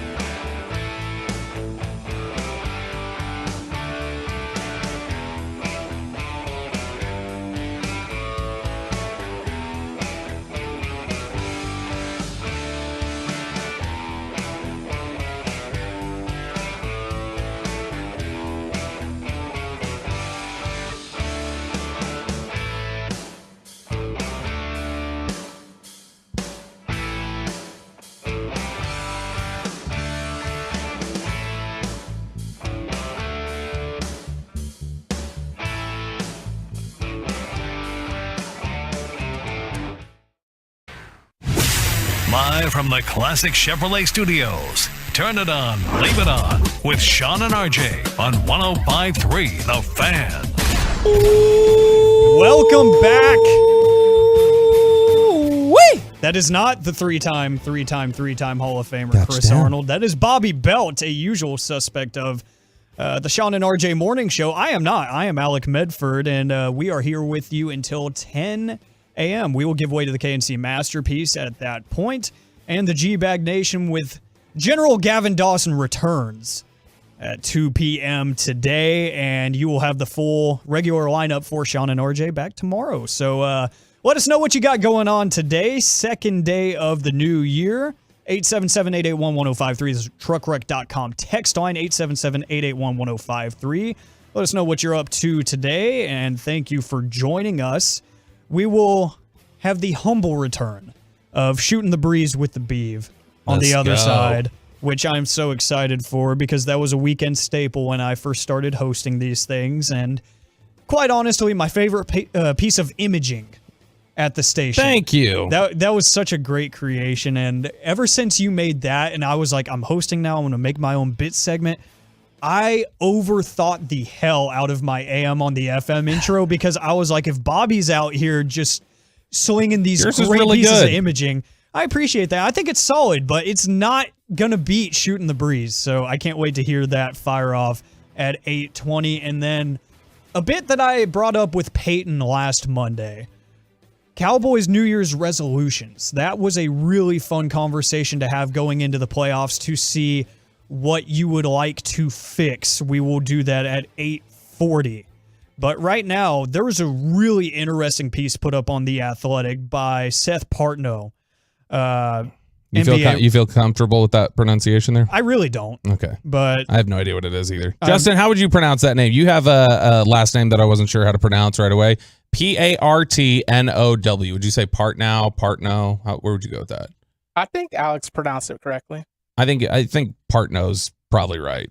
Because I've seen that name before only with an L instead of an N, and that last name was pronounced Partlow. So you're probably right. 214, y'all going to give the Beaver a hot bath, right? Yeah, I had to give the Beaver a hot bath, as Mrs. Cleaver said. Yeah, so get ready for that on the other side. Turn it on, leave it on with us. But this article on The Athletic is titled, When It Comes to Individual Awards like NBA MVP, Are We Valuing Contributions to Wins Correctly? Which the MVP award across sports always has some sort of factor of debate surrounding it. Sure. With the NBA, this article targets, the lack of talent around certain players and the lack of wins. Can take away from truly great seasons and take them out of consideration when they really should be considered as they're the only source of their success. The NFL MVP. Everyone's like, it's such a quarterback-based award. We need some parity there in the voting. For baseball, there's plenty of arguments to be made about certain statistics and amounts of games played and sample size. There's lots of debate around the MVP, the most valuable player each and every season. But this article that Partnow writes for The Athletic is focusing on the NBA MVP, and it's really interesting because he brings up Luka Doncic here when debating wins as a team versus individual contribution. So, you have plenty of guys on big market teams that are just absolutely lighting it up. You have the Jason Tatums of the world, the Giannis's. Before he got hurt, Steph Curry, Kevin Durant, because the Nets are somehow playing good basketball nowadays. But you have the guys like Luka Doncic, who don't really have a team around him, and they lose their fair share of games. Fourth in the West now, though, baby. Yeah, fourth in the West, which is wild to think. The West, you can go on a good 6 or 7 game stretch and move up 4, 5, 6 spots in the conference. It is absolutely weird right now, and honestly, I love it, especially now that Golden State's kind of a non-factor. But you see guys like Luka, he's only missed 3 games so far this season, but Dallas is 0-3. And Partnow goes into lots of metrics here in terms of their effect on the team versus the team wins. And we just said screw math earlier, but we're going to be doing a lot of math here. So one comparison that he made was before Steph got injured a few weeks ago, his contributions in comparison to Luka Doncic. Golden State was 14-12 at the time with Curry, a 44-win pace. They had a plus 2.7 average net rating in those games with a slightly better performance, but only by a win or two when Steph is on the court versus when he's not. Luka Doncic, they had a 45-win pace in all of the games that he played with a plus 3.0 net rating in the games he's played. And going 0-3 when he does not play is a bit concerning. It's a good argument, though, for if we're talking about wins, if you want to have wins matter to the equation and how your team plays when you're out. Yeah, and so the question that Partnow implores is how bad would they be without him?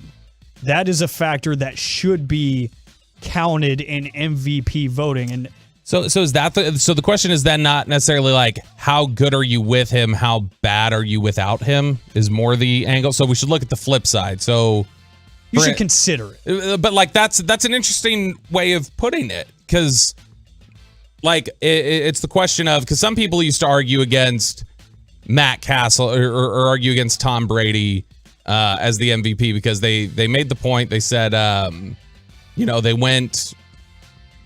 Tom Brady got hurt in 2008, and then Matt Castle went out there and led them. And I'm trying to remember what their record was. Let me look and see. But Matt Castle went out there. Were they 11-5 that year? Yes. Thank you, Justin. I couldn't remember if they were 11-5 or 10-6, but they went 11-5. And that first game of the year actually was credited to Tom Brady. So the argument had been, look, they won, even though they missed the playoffs, they won 11 games without Tom Brady at quarterback. So how valuable was he? And I had always said look at the year before where they were, though. They were 16-0. They were perfect. So you're talking about that they were 5 to 6 games worse without him in the lineup. It's a huge swing. And so even though they were still good, I think the question is a good one when it's framed as, how bad are you without him? Like, what's the changeover? What's the difference when they go out of the lineup? A lot of the fan techs pushed back against us when we made the argument that Tyron Smith was going to be worth a certain amount of wins this season because he had been in the past. But you know what they showed is that you were fine without him. You weren't worse without him. And so that would be an argument against how critical he is to the way the team operates. Yeah, and it's intriguing to think, especially in the NFL, you talk about the quarterback position, and obviously that is arguably the most important position in all of sports when you talk about team success, and really just the flow of the offense is surrounded around the quarterback. Then when you think about the NBA, you do have MVP candidates at multiple positions. You have guys like Jokic. You have a big out here. You have Giannis. You have these bigs that are out here putting up godly numbers, scoring 50 points just like Luka. And then you have the point guards of the world, and you have the ball handlers like Luka, like Steph Curry, Jason Tatum. So at what point do you think position comes into play there as well? Because you talk about the MVP in the NFL. Quarterback, that's one thing. Do you think that maybe these things get skewed in the NBA, especially with Luka, because there are guys of different positions that aren't supposed to be doing what they're doing it so well? Yeah, so like a guy like Jokic, for instance, and the position that he's in, doing things similar in terms of, not exactly the same, but in terms of like distributing the ball and doing other sorts of things. Yeah, I mean, I think all of it factors. It's really difficult because the question about MVP, people always argue with you about, well, MVP means most valuable. So how did they contribute value to their team or whatever else? And then other people say you calculate that by just saying who's the best player. So MVP means best player. And so that little definition and how that comes to play is difficult, because even if you watered it down to best player, it's like, okay, well, who's the best at their position? Are we given certain multipliers or certain difficulty, markers to certain positions that even though maybe they don't do this as well as this guy does at this position, his position is more difficult, and thus he's better. It's a complicated question that we've obviously been trying to kick around for decades as sports fans and things like that. But if you're going to ask me which one is more impactful, I would say the question of how does the team play without them, or how much worse are they without them, is more important than I think what they do within their position and how they do things outside the norm for their position. But I do think that's something that is at least a factor to consider in terms of how well they're playing. And that's a good point that you brought up at the end, because as Partno breaks down in this article, when you do like player tier lists, you see some of these powerhouse teams have multiple all-stars and whatever, having a single tier 1 player and winning 51 to 60 games or 41 to 50 games in that range is way more impressive than having that tier 1 player and several tier 3 players winning 60 games. There's a lot more to the eye test there in terms of the success. Obviously, the net rating, the plus minus is what it is. But when you have guys like Steph Curry cooking and doing what he does on a team that has, 2 potential all-stars, right, or has a 6th man of the year and an all-star, versus a Luka Doncic where he has at best, a 25-point Christian Wood, which he does not get much time on the floor at the same time with. And you don't have really anyone credible outside of that. You don't have a 6th man of the year candidate outside of him. You don't have an all-star outside of him. You don't have a true 1A ball carrier. Those things factor in. So the argument is the contribution of a superstar, supermax player on a bad team, because we've said it before on these airwaves, the Mavs are a lottery team without Luka. The Mavs are quite possibly the worst team in the NBA without Luka. And there should be no debate around that. If you take a guy, like if Jason Tatum goes down for a week with the Celtics, they're going to notice it. They're going to win games. That's just who they are. They are that well coached. They are so good at defense, and they have surrounding players around him. You have Al Horford. You have Jaylen Brown. You have all these role players and starting players that just know their job and execute it so well. But also like the fact you forget there is like the motivation of trying to win for Nia Long. Like that's also something that's huge. You don't factor that in when you consider like just the collective motivation to win it for Nia. I wonder if that's why the Celtics are the favorite right now. They're just playing for Nia Long. They're playing some motivated basketball right just now. For Nia. Just for Nia. They've got hashtag win it for Nia plastered all over their locker. Yeah, that's maybe like the closed days, where media isn't allowed in the locker room. That's when all the posters come down. Yes. And they're like, we need to really live this. But exactly. Yeah, and it's an interesting conversation to have about the MVP award, because if you were to consider the plus minus of Luka Doncic, the win-loss record without him, how much he truly plays, the usage rating, it's getting to a point where, it almost feels like we're debating you need to factor a lot more analytics into it, which that's a whole other debate in and of itself. But there is a debate to be made that there are guys that are going to go unnoticed just because of what's surrounding them. We made the joke about, Luka and Mike Trout being one and the same. Mike Trout puts up, if he were to retire today, he's historically one of the best baseball players ever. One of the best hitters ever. And if I, grabbed him and put him in the Parks Mall in Arlington right now, nobody would know who he was. No, I think there would be people who'd know. It would be few and far between. There would be two. But I do think it's also just because he happens to look, I think, a little like he looks a little bit like a creative player on like Madden or something. Like there's just no like defining features about him when you see him. I think that's also partially a play there. That is true, but I think Luka Doncic is a bit easier to notice when you are 6'8", 6'7", something like that. Sure. Yeah, so he stunning, good stands out of the looks, crowd. beautiful eyes, all that. Yeah. Oh yeah, the cadence and everything. He's easy to pick up in a crowd. But that is an interesting debate to make. That Luka Doncic, It's a masterful one, you might say. I'd rather not go there because it is now 8 a.m. and I am out of my safe zone to make those kinds of jokes, Bobby. Yeah. Thank you. But I do appreciate the creativity. Thanks. And I do appreciate the interaction on the truckert.com text line. 469. Appreciated. Same applies to the quarterback. 469 saying in the NBA, a single player can win games. So if a player isn't winning, his value cannot possibly be the highest in the league. There's limitations, though. There is limitations, and the epitome of those limitations is the Dallas Mavericks. Like it is right there in front of you, right at the AAC.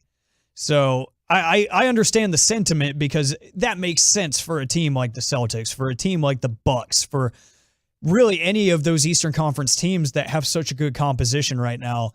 That conversation can be made. Not necessarily here in Dallas, but coming up next right here on 105.3 The Fan, it is time for Shooting the Breeze with the Beeve. Where are we going, sir? Who is an actor or actress that you will watch their new movies or television shows no matter how bad it looks? That's next on The Fan. 35 minutes of commercial.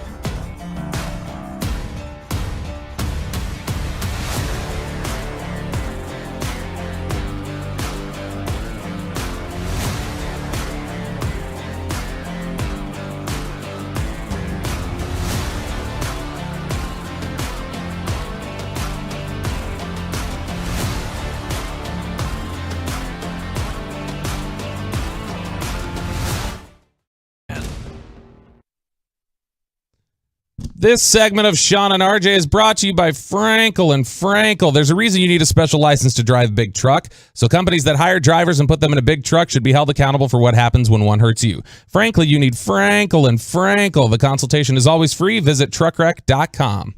Oh, that is the dulcet tones of Bobby Belt. Oh, yeah. Yeah. Hello, Peyton Russell, if you're awake. He's probably still awake from when you woke him up I earlier. hope he went back to sleep. I called him at 5:20 this morning and thinking it was going to be him in here, and he was rattled by it, and I apologized. Yeah, I don't know if that's enough because I would have been heated if I woke up at 5 when I'm... You wouldn't have been heated at me, though. It would have been an honest mistake, and then I would have just been like, man, I'm sorry. I was very apologetic, and you guys know me. I'm not apologetic about much. Like, I got to be troll so hard all the time, and so the fact that when I go to apologetic, I think it resonates more. That's actually a great point because we know that is not your forte, especially after hosting with you for a few times. I have learned that pretty quickly. Coming up on the other side, we will do some Cowboys New Year's resolutions. You're going to give us on the text line some New Year's resolutions for the Cowboys going into the playoffs. What do you want to see them fix going into Wild Card Weekend and into the 2023 season? If you have anything looking forward into the draft or free agency, what have you, let us know what you got. And just a reminder, the KNC Masterpiece will be following us at 10 a.m. But right now, it's time for this. I gave the beaver a hot bath. Just rapping with the fellas, shooting the breeze. My name's Beaver. Beaver? Is that your given name? Yes, ma'am. Truckwreck.com fan text 877-881-1053, 877-881-1053. You can also hit us up on the Twitch stream, twitch.tv/DallasFanCam, and on YouTube. Just search YouTube 1053 The Fan, and you will see the live stream there. And you can weigh in on this question. For those of you that are not familiar with this segment, you are familiar with me on this show during this time period, during this day part here. But what you may not be familiar with that we haven't done here that we typically would do on the weekends is this segment, Shooting the Breeze with the Bee, which is we take a topic to kick around. Sometimes it's sports, sometimes it's pop culture, it's life stuff, whatever it may be. And we just, shoot the breeze, kick it around with you guys and get your opinions. So here's the question for today. And I want to get you guys to send in your thoughts. So get your names ready. Alec, Justin, they're going to have their names ready. Who is an actor or an actress that you will watch their new movies or television shows no matter how bad it looks? So you watch a trailer, you read a description for a show, whatever else, and you're like, I am out on this. And then you see a certain someone is in it, and you go, well, crap, I've got to at least give it a try now because that person usually makes great stuff, or I love their character so much, no way they would sign up for a bad project. However you want to define it.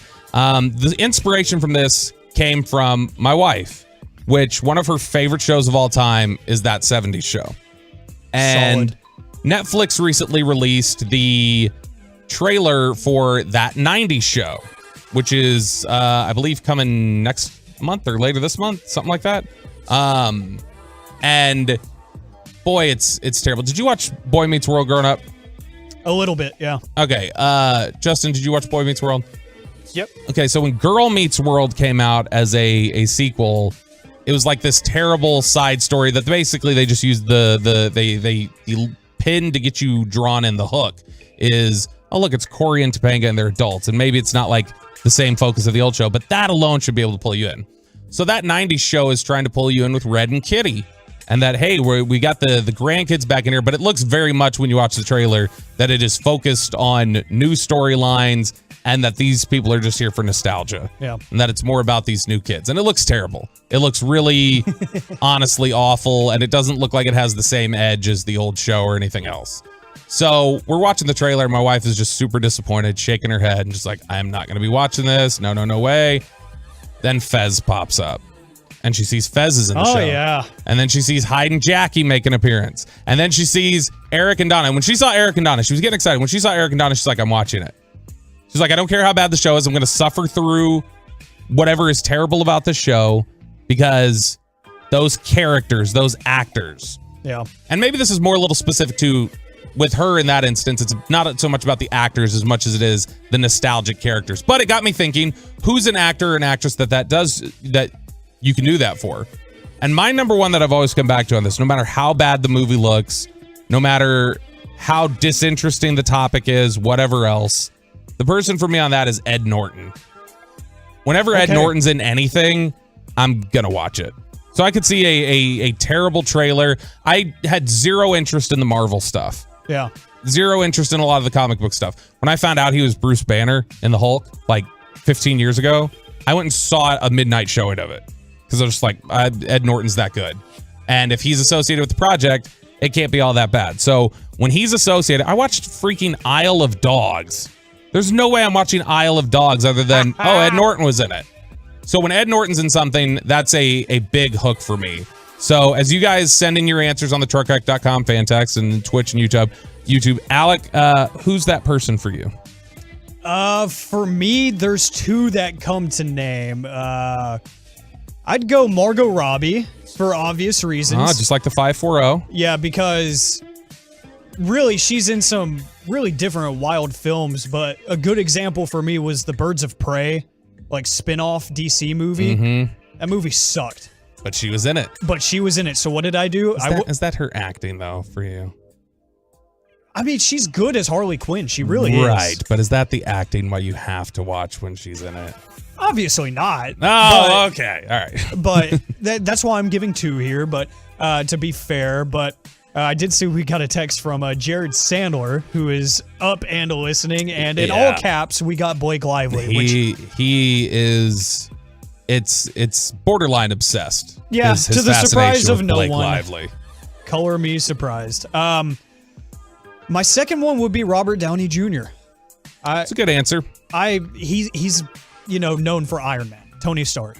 That's it. And obviously, I'm a Marvel nerd, so I sat down and watched every appearance he made in Marvel. But the more I watched him, especially growing up, play Iron Man, I was like, I just really like him. He's very charismatic. He's witty. He's fun, and he's a really good actor. He's good at selling, and I was like, okay, I'm gonna start giving some of these things a try. So, like when the new Dr. Dolittle came out in 2020? Yep. Like that was a fun movie that I would not have watched had it been anyone else. But I saw the trailer and I was like, yep.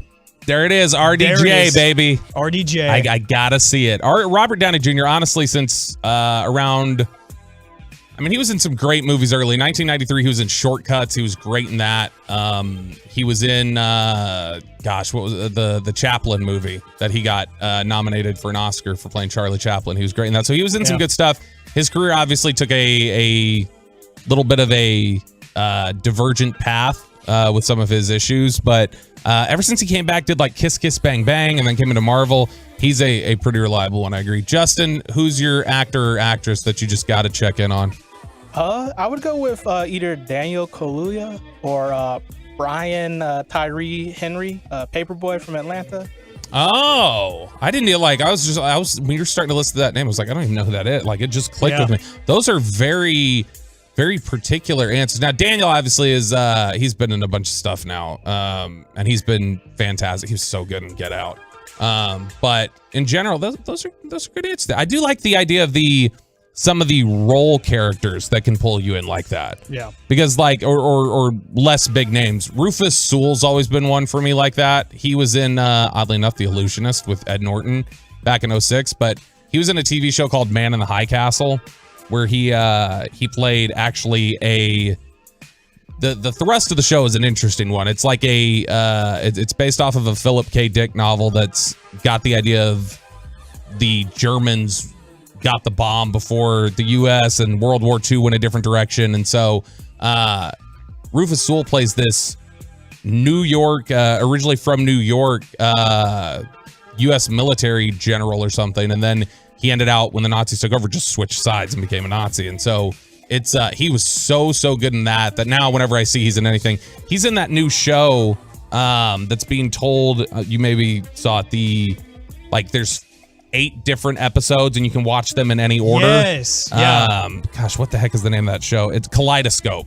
He's in Kaleidoscope, and I was kind of interested in it, but as soon as I saw him, I was like, my wife and I were like, we're watching that. Kristen Bell's another one, and that's not. I genuinely I've always thought she's a really good actress. And she's been in a lot of bad stuff. So that one is definitely a commitment to that. Let's go to the truckwreck.com fan text. Some of these names that we got here. 817, anything with Jeremy Renner. 281, Christian Bale. Also, I interviewed Margot Robbie, and she's hotter in person. Hey, 281, you need to text Alec because he's going to need to hook up. Can you DM me on Twitter, Alec on the radio? Please do. 903, Denzel. Denzel's a big one, I feel like, for a lot of people. Yeah, absolutely. Because it's just in general, even when it doesn't have to be like the most high-minded thing. In general, he's really good in mindless action flicks. He's good in dramas. Whatever he does is usually really good. 972, Daniel Day-Lewis. Daniel Day-Lewis is a really great actor, and he's a very picky one in terms of how much he wants to pick his roles, because he's the only actor to win Best Actor 3 times, but he's been in 30 movies in 40-year film career. Yeah. And I think he's essentially retired now, but he hasn't been hardly in anything, I don't think, since Lincoln. He was in Lincoln in 2012, 9 in 2009. He's just a very particular actor. Really good actor. Never been a big fan of a lot of the movies he ends up being in, though. Very much Robert Pattinson-like, where he will just slander any movie he's in. That's my favorite bit in Hollywood. It really is. Some of these answers are really good. 309, Regina Hall. That's an interesting, like some of these answers I would not expect at all. 817, Jason Bateman. We are big fans in our house of, gosh, why am I blanking on his name all of a sudden? I just had it. Jason Sudeikis. Yes. Sudeikis is one that, whether it's drama or comedy or whatever else, he is so damn good. Mm-hmm. And we are always in on anything he does. 903, Jim Carrey. 214, Hayden Panettiere. Hayden was really good in, she's out of my league. That was the Jay Baruchel movie. Gosh, I cannot remember the name of the movie she was in now. She was in a movie that's like one of those coming of age, takes place in a single night, like high school graduation type. I Love You, Beth Cooper. That was the name of that. And technically speaking, it's a terrible movie. It's bad writing, but it's fun, and she's so good in that. A couple other names we got here: Kerry Washington, 940, Ed Norton. There you go. Appreciate that. 469 also, Bobby, your taste in an actor is trash, just like your light bulb head. Fair enough. Totally agree with you there. Some of the Twitch and YouTube chat we got here. Twitch, a lot of people saying Samuel L. Jackson. That was going to be one I threw out there. That's solid. RC Bowen says Tom Hanks. Let's see here. Opie World says Denzel. Jalapeno Whisperer says Morgan Freeman and Michael Cera. Michael Cera is an interesting one that I wouldn't have thought of. Yeah. Jared, this one's interesting to me, okay? And we're going to have a discussion about this. Jared Donahue, or Donahue, it's who though, H-O-O, on the YouTube chat says Jason Statham. I'm the opposite. When I see Jason Statham's in a movie, I go, it must be bad. And I don't want to watch it now. That is a wild card. I just like hearing his voice because it's like anything he says can be so funny. That's about it. But I'm like, I'm going to pull up his filmography right now. Am I wrong? Like, what's a really good Jason Statham movie? A great one for me is, gosh, what's the one he was in? The Guy Ritchie movie that I love with Brad Pitt. Crap, I'm blanking on it now. I'll find it here in a sec. But he's like, Jason Statham to me, generally when I see that he's in something, it's something that I don't want to watch. Snatch. He was in Snatch. Snatch was great. But after that, like, you got The Transporter. That wasn't a great movie. All the Transporter movies. Crank was a movie I was so pumped to see. I thought it was going to be really good. And I watched it and I was like, this is one of the worst movies ever. And I know that's a big film with the bro crowd. They loved it. Yeah. Around like 06 when Alec was 3 years old or whatever he was there. Yeah. But Crank was one that, like, I feel like he ruined that movie. He brought it down. I'm not a big fan of the big, like, if all they do is solely mindless action films. When I see they're in something, that gets me upset. So Jason Statham, Stallone, Schwarzenegger, like those type of guys, whenever I've seen they're in something, I'm like, that's probably not a great movie. And they've made some good movies. Yeah. Like True Lies was a good one with Schwarzenegger. Like their Terminator was obviously a good one, but I don't know. I've never been a big fan of Jason Statham. Is there an opposite like that for you? Like you see somebody's in it, you're like, I'm not going to watch that. Off the dome. 214 might be right. Bobby, you're mad because Jason Statham beat Ed Norton in The Italian Job. That might be right. That makes a lot of sense. That actually does make a lot of sense. I don't know if there's any one person that just kind of turns my head away from a movie, honestly. Like, I try to give everything a shot, unless it just looks absolutely terrible. There's really no one out there right now that I just genuinely dislike. 682 says they immediately want to watch a movie when it has Mia Khalifa. Not sure who that is. Yeah, it's for a certain crowd. Should I Google that name and find out? Probably not. I guess not. 814. Some of these answers now are cracking me up. 814 Lily from AT&T. Let's see here. What else do we have here? Bryan Cranston is a really good answer. Because ever since, like, I mean, since we watched Breaking Bad, my wife and I are the same sort of way. That it's now I've gotten to the point. I used to love his movies. I've gotten to the point when I see Seth Rogen's in something, I kind of don't want to watch it. That's a fair one, because outside of his greats, I do not keep up with his other work. It's just something like, I mean, I got turned off by it. Like Sausage Party wasn't good to me. That was awful. That was a terrible movie. It was, and I get what they were trying to do and everything, but like to me, Sausage Party was just like, and I don't have a problem with like vulgarity in movies, but it's like, this is funny just because it's so over the top. And it's like, not really. Like there's nothing to it. This Is the End was a movie I was really excited about. I didn't like This Is the End. So generally, like lately, whenever I've seen Seth Rogen in something, I'm a little turned off by it, which is funny because early on that would have been one that it's like, I'm going to watch it because of him. Yeah. But Justin, for you, is there anybody that completely turns you off from a movie? Just like, no, I'm not going to watch that with them. Will Ferrell. Really? What? Why? And we just got like 3 texts. Will Ferrell, saying it's that so too. funny because, we're going to a bunch of people say Will Ferrell. My wife loves Will Ferrell. Or is the same as you. She cannot stand Will Ferrell, where it's like, if he's in something, doesn't matter if it's a quick cameo, she's like, I'm not watching it if he's in it. What's your problem with him? You just think he's completely unfunny? I mean, I get why people like him. It's just not my cup of tea. I mean, I think I remember my first like Will Ferrell movie was like Kicking and Screaming, and I think that was by far the funniest one but that was a kid at the time. But I'm not a big fan of Step Brothers, and the fact that people make that their personality is like in that movie is kind of. See, Step Brothers is one where I feel like it's funny the first time you watch it. The replay value is not great. Absolutely. I feel like the jokes just are like, all right, fine. Now, we did get a submission from 214. Colin Farrell is a red flag. Normally, I agree. If you haven't seen the movie In Bruges, that's a killer flick that he's in that I absolutely love. That's also got Ralph Fiennes in it and some other people. But anyway, some good answers, some good interaction here on the truckwreck.com fan text. And that was Shooting the Breeze with the Beef. I love this segment so much. And real quick, one person I want to give their flowers, Andy Serkis.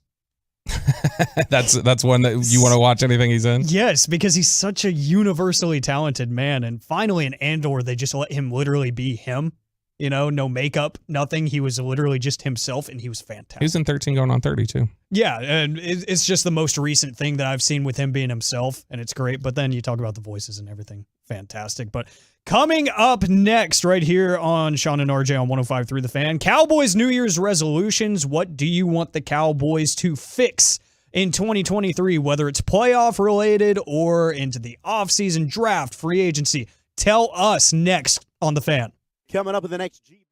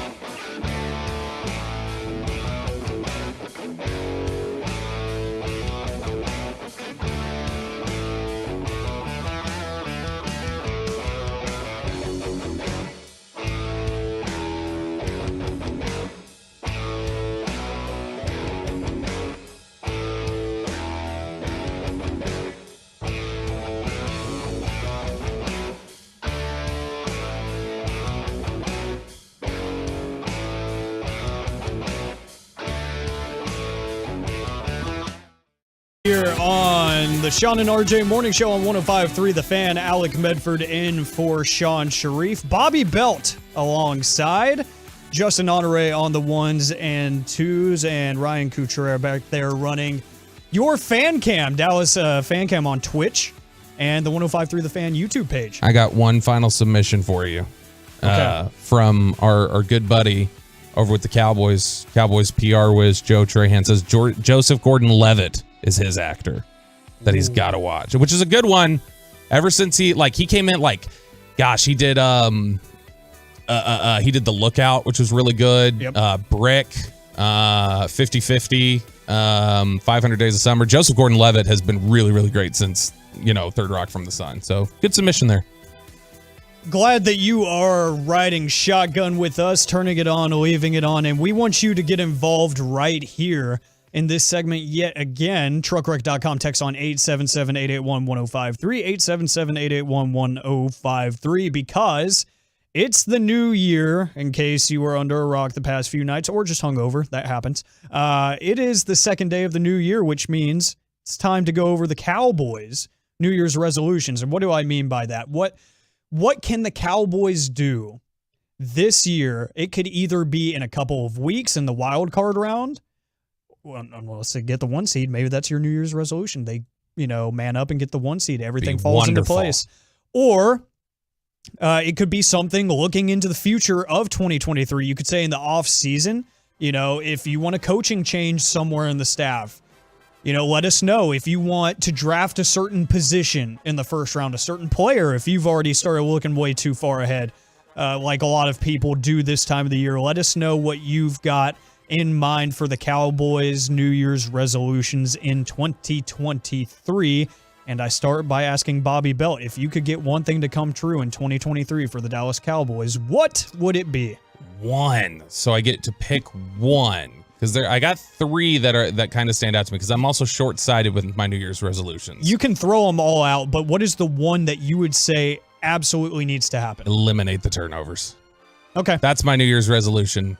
I want the Cowboys to eliminate turnovers, fluky and whatever. And I understand that's some of the flukiness you're not going to be able to control. Yeah. But get rid of the turnovers. If you eliminate the turnovers, there are so many things about this team that get cleared up right away. So many problems that this team could potentially run into that just disappear as long as you're protecting the football. And so it doesn't clear up all their issues. And I don't want to make it sound like they're this plagued football team. They're one of the, probably 5-6 best teams in the NFL. But it is one of those things where if you eliminate the turnovers, I think you really put yourself in a good position to contend here down the stretch. That's a good one to start off with, because that is something that is recent, and that is also something that is fixable. We mentioned earlier in the show that each turnover, each interception has its own story, and you can break down the X's and O's of why things happen and what went wrong and who's to blame. But when you just get rid of them altogether, good things happen. And especially the point I keep harping on is some of these teams that you have faced in recent weeks, a la the Houston Texans, the Indianapolis Colts, when you turn the ball over against teams like that, a lot of the times it won't hurt you, depending on the field position. A turnover could be as effective as a punt sometimes against those teams. Against these NFC playoff teams, they know what complimentary football is, and they know how to take advantage of opportunities. They are going to score off of these turnovers, and they're going to make you pay. You can't afford to make those mistakes against good teams. So I think the turnovers are definitely a good place to start. Yeah, it's one of those where when you look at the first 10 games of the season, Dallas turned the ball over 9 times. So fewer than a turnover a game. If you just look over the last 6 games, they've turned it over 12. So you're talking about you go from fewer than a turnover game to 2 a game. You've got to eliminate some of that. Now, they have started taking away the ball at a very high rate. Yeah. And then that's been very helpful. I mean, earlier in the season, we were talking about, hey, the defense is playing a lot better. They're more stingy, but they're not getting quite the turnovers that they were last year. but it's good because they're playing solid football. Now they're starting to have some issues at times, some leakiness in the run game. Maybe they're getting hit with some big passes down the field, but now they're getting all those turnovers again. Even though Dallas has, in those last 6 games, has turned the ball over 12 times, in the last 5, they have 16 takeaways. Talking about 3 a game. Wow. So if you can continue to take the ball away, that helps cover over some of the problems that turning the ball over creates, but just don't turn the ball over. Some of those numbers are actually wild to think, and it is pretty sad, honestly, that the defense continues to be one of the best in the league at turning the ball over and forcing takeaways, and it almost goes unnoticed just because of all the other circumstances surrounding not only the defense, but the offense. You talk about the turnovers they create. On the defensive side, the run stopping. You talk about the pass coverage with, some backup corners and young corners and Nashawn Wright and Kelvin Joseph. And we got a text in just a second ago saying, they want Kelvin Joseph off the team. That's not exactly how they said it. 903, New Year's resolution is for the Cowboys to take Joseph to the downtown Dallas Greyhound station and drop him off. Put him on a bus and get him out of town is what they want. See, and that was great. Y'all are just blowing up the text on. I can't keep up. But, it's not horrible the way he's been playing. I don't know if the coaching staff necessarily is ready to just punt because even with the dumb penalties, he's been giving you some life on special teams. Well, that's the thing. If you punt, he's going to commit a penalty. So I don't know if they can punt on him. I stand corrected. Take him to the dart station and we'll be fine. That's 6 penalties on special teams this year. That's rough. That's bad, man. That is really bad. And that's the thing. That's all he's being asked to do. And if all you're asking your second rounders to do special teams and you're committing all those penalties, it's like, I don't know that it's worth it. So I don't know. I got another resolution for you, though. Get the pass rush back. I need the pass rush to return. And I get why. Part of it is fatigue, season wears on, you guys who are banged up, things like that. I understand all that. The other aspect of this, obviously, is teams are responding to the way that you rush the passer. There was a lot of twists. There were a lot of stunts. Teams have instead said, okay, fine, we're going to get the ball out faster. Those tend to take longer time to develop, those twists and those stunts. We'll get the ball out quick, and then they won't have time to get home. So getting rid of the ball quickly has been a nice neutralizer for that. They've put chips and double teams on Micah Parsons, doing some different things. So my New Year's resolution is for Dan Quinn, Adden Dirty, those guys to really come up with a strong plan heading into the playoffs to make sure that the pass rush returns. And that was something at the beginning of the season that we really thought, and they proved was going to be the identity of this group, was that's a group that can get home. They can get home with 4. They can blitz with the best of them. They can create pressure against the best of them. That was their identity because the run game was inefficient, for lack of a better word. And now that's a tired group. That's a beat up group. And one thing that I've even noticed on tape, which is interesting, just small little details. One thing that I've noticed a lot, especially with Anthony Barr, whenever he lines up on the line of scrimmage, I've noticed a few times him looking back and wailing his arms like, where am I supposed to be, while Leighton Vander Esch has been gone. Oh, there was a moment, there were 2 of them, I think, actually, but one in particular against Philly, where Damone Clark and Luke Gifford were on the field, and Luke Gifford's been here for a little while, and Luke had to literally grab Damone Clark and throw him to the other side of the formation right at the snap. Like, dude, go over here. Which that's to be expected, some of that. Like, I mean, Damone Clark is a rookie who I don't think they ever intended to play nearly as much as he is. And so because of that, there's going to be an adjustment. You're going to see some of those things. But for Anthony Barr, again, that's a veteran who's worked with George Edwards before and stuff. You don't want to see that kind of confusion. But yeah, better communication would be great too as a New Year's resolution. That would be great. And one that we got from the 817, they said, get me John Kitna or the spiritual successor to Wade Wilson. Fire the whole offensive coaching staff and get me someone who's going to help Dak continue his growth into his 30s. While that is a bit bold and out there, do you think there's going to be any kind of movement among the staff this offseason outside of Dan Quinn because of the head coaching opportunities? I think they've got quite a few assistants who are coming out of contract.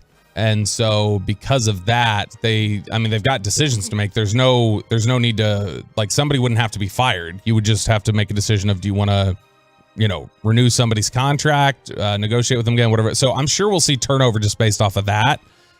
Just guys getting different opportunities, the Cowboys deciding to go in a different direction.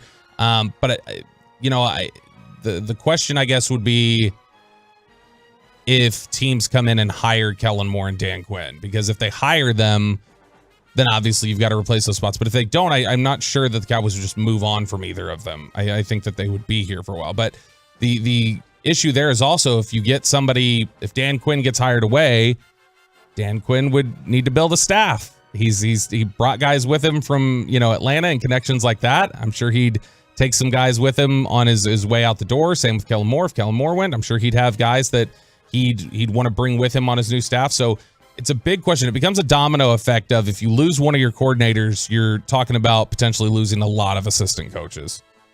That is scary to think about. I talked about it with Kevin Gray yesterday. Is there anybody on staff right now, especially on the defensive side, since it's more likely than not that you would see Dan Quinn to walk before Kellen Moore? Is there anyone on the defensive staff that, if you could keep him away from Dan Quinn to be the next coordinator, that you would be totally comfortable with it? Joe Witt Jr. is a really good coach. Yeah. But again, that would be that might be tough because he's got a good relationship with Dan Quinn. One of the things about Joe Witt Jr., though, is he's also worked with Mike McCarthy before. So even before those connections here, he had a relationship with McCarthy. McCarthy was actually, I think they wanted to bring him on in 2020, Joe Witt, and he ended up going to Atlanta.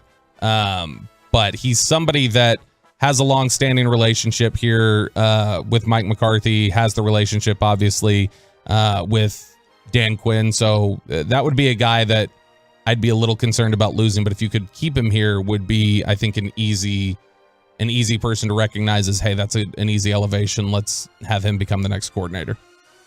And then one more thing before we get out of here, Cowboys, New Year's resolutions. This has been a hot topic of debate, especially after that Jacksonville game. 682, I want to get better at the receiver position. After CeeDee Lamb, it's not that good. Is this an area that you could see being a focus in the offseason? Because we've had the Odell Beckham talks. We had T.Y. Hilton come in, and he's been pretty good so far. But you're talking about a veteran guy that was just on a rest of the season type deal. That's still a pretty young, if not unreliable, group outside of CD. Do you think that's a area that they could target here? Yeah, I've got as one of the resolutions I wrote down. The third one I wrote down was more T.Y. Hilton the rest of the way. Actually, that given what you've seen from him through 2 games and the impact he can make, I'd like to see him more involved in the rotation down the stretch. But yeah, he's got through the rest of this season.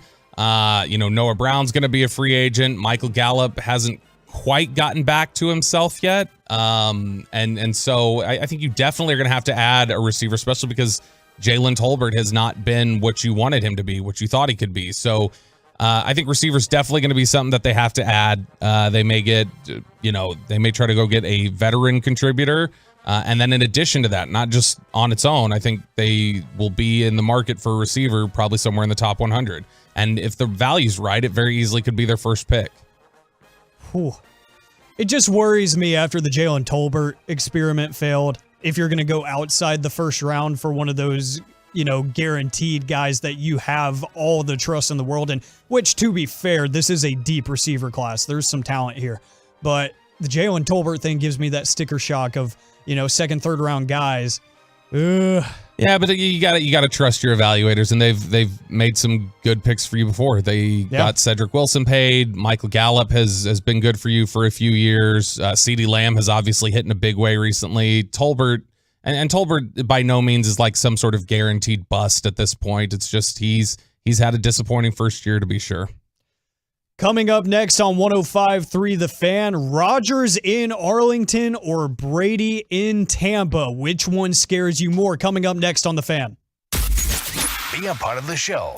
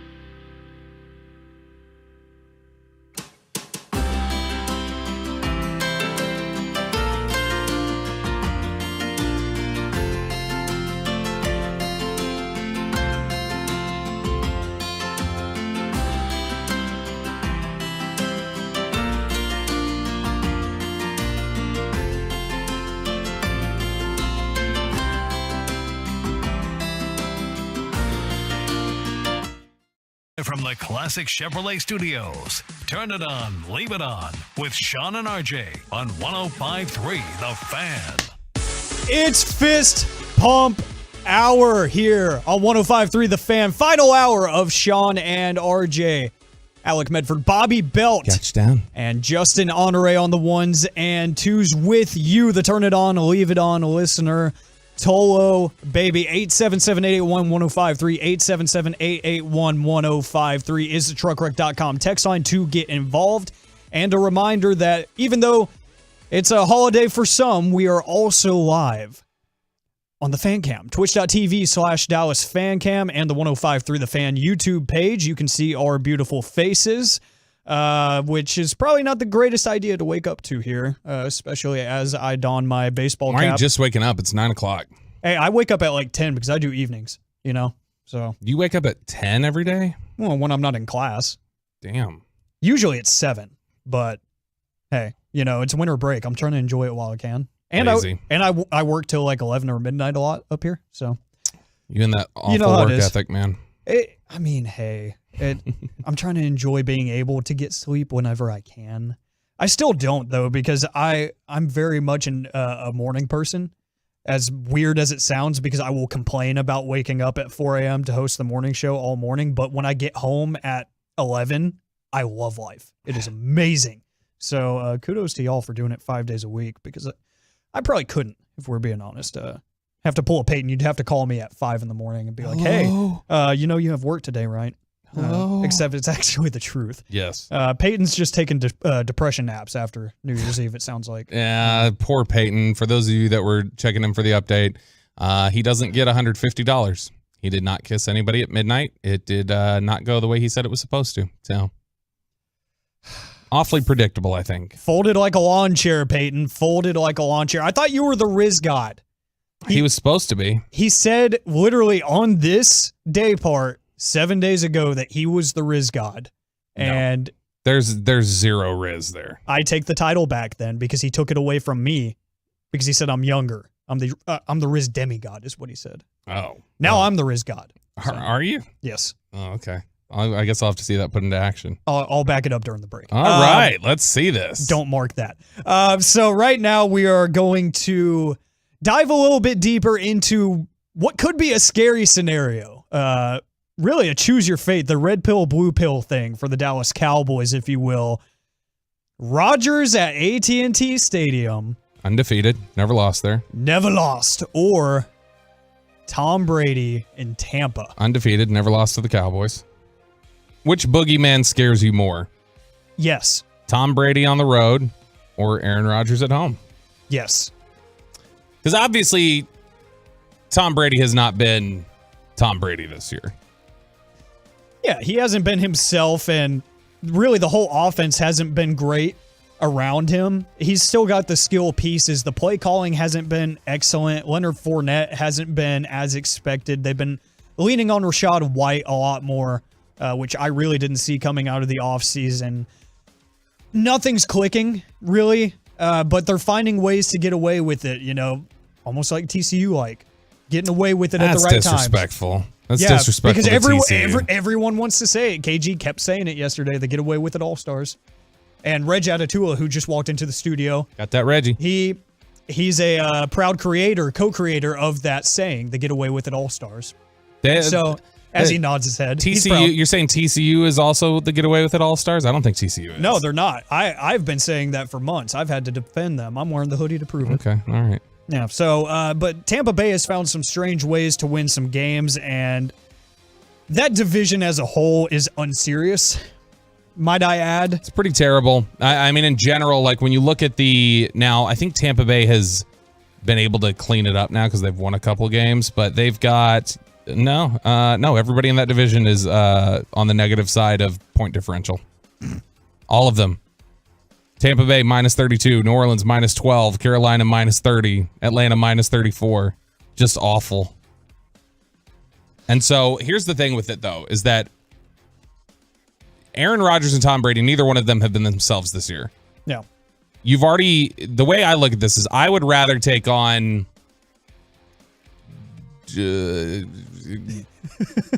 Rodgers in Green Bay. because you should have beaten Green Bay on the road.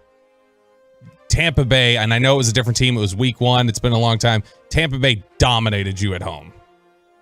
And so, to me, I look at it and go, give me the opportunity to beat Green Bay again because I know I can do that. There's boogeyman factor to both of these guys. And there's going to be a lot to, there's going to be some mental hurdles that you have to overcome with either one of them.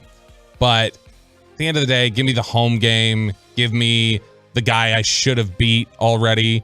And while Tom Brady, while I think Aaron Rodgers is playing better than Tom Brady is overall, neither one of these guys have been really good. And if you're a big believer in QBR, it says that Tom Brady's been better than Aaron Rodgers. Aaron Rodgers' QBR this year is 39.6, which is by far a career low. He's not played nearly as well as he normally has. Now, the Packers are on this 4-game winning streak in large part due to the fact that they've started getting turnovers. Yeah. They had 3 takeaways against the Bears, 1 against the Rams, 4 against the Dolphins, 4 against the Vikings. So they're winning the turnover battle. They're taking the ball away. But other than that, like, Rodgers hasn't played unreal during this 4-game winning streak. During this 4-game winning streak, 64% completions, 4 touchdowns, 2 interceptions, 87 passer rating. He's not been the same guy. And Brady, for his part, Brady has not been normal Tom Brady in recent weeks. If you look over the last 5 weeks for them, he's had 10 touchdowns, 7 interceptions. His passer rating's 86. So it's one of those scenarios where I think either way, neither one of these guys is what they used to be. But you've seen just as recently as November, Aaron Rodgers still has the ability to pick you apart when he needs to. I mean, they really, Rodgers was a magician in the fourth quarter and overtime against you. And obviously Christian Watson burned you really badly. It is a tough question. To me, though, I would say I'd rather take the team that I know I should have beat rather than the one that completely manhandled me. It's just so tough because week 1 against Tampa Bay at home feels like a year ago. It really does, no pun intended. Like, seriously, it feels like 365 days ago. It was that long ago. The teams are so different, as you mentioned. But with Rodgers and the Packers, you mentioned the fourth quarter failures, and the failure in that game where he just picked you apart at the right time. He's not the only person to do it to the Cowboys this year. You had the Jacksonville game where Trevor Lawrence, he found a way in the fourth quarter. Overtime happens. You lose in overtime. The Houston Texans kept it close up until the fourth quarter. Late in games is where the Cowboys have struggled against, creative plays and opportunities being created against them. The ultimate opportunist is number 12 in Green Bay. So that is terrifying. The home crowd thing is a whole other conversation that, honestly, with Rodgers, he owns AT&T Stadium. We know that. The history is there. So I don't know if that's as much of an argument as it is between the quarterbacks. Do you want to be on the road versus at home? Outdoors in Tampa Bay. It's a chance to exercise your demons too, though. That is true. Because, you've got a chance for Mike McCarthy to beat Aaron, not just as the team, but McCarthy and the Cowboys to beat Aaron Rodgers after what happened. And so why not knock it out? Get it done. There's a chance to exercise your demons regardless, whether it's Brady or Rodgers. But to me, I'd rather take the team. And look, the truckwreck.com fan text is pointing out, look at how Mike Evans and the passing game played yesterday. And it was absurd. Yeah, like Brady was great in the second half. Mike Evans was great in the second half. Those are all things to consider. But for me, I want the team that I know I should have beat. That's the biggest thing to me, is that find me the team that I know I should have beaten. And that's the one that I want to play. The 817 texting in, better question is, which defense do you want to face more? Which I think is a valid point too, because you just brought up how the Packers are forcing turnovers now, which has always been their best complementary feature. They might not have a shutdown defense, but they will take the ball away from you. They will take the ball away from you. The defense, Tampa Bay's defense is better. Like, just flat out. If you want to talk about the way that they, the way that they can stop the pass, their net yards per attempt is 5th in the NFL on defense. They're number 8 in points allowed. They're number 7 in yards allowed. That's the team that is going to play you better defensively. The Packers, on the other hand, while they have been getting takeaways, they're near the bottom of the league in yards per attempt allowed on the ground, and they're 25th in net passing yards per attempt. So if you want to talk about a team that you can take advantage of on offense, the Cowboys, when they're on offense, can take advantage of the team. It's going to be Green Bay. That's a team that you can more handle. And we've seen Dallas has played really well at home this season. Outside of losing the game to Tampa Bay in the opener, they are undefeated at home this year, and they score a lot of points at home. You're talking about 3 times this year, all since Dak returned to the lineup, they've gone over 40 points at home. And so it's not a great position. I feel like I would pick Dallas regardless of where they played. If they went to Tampa and played the Bucs, if they were at home and played the Packers, I would pick Dallas regardless to win that game.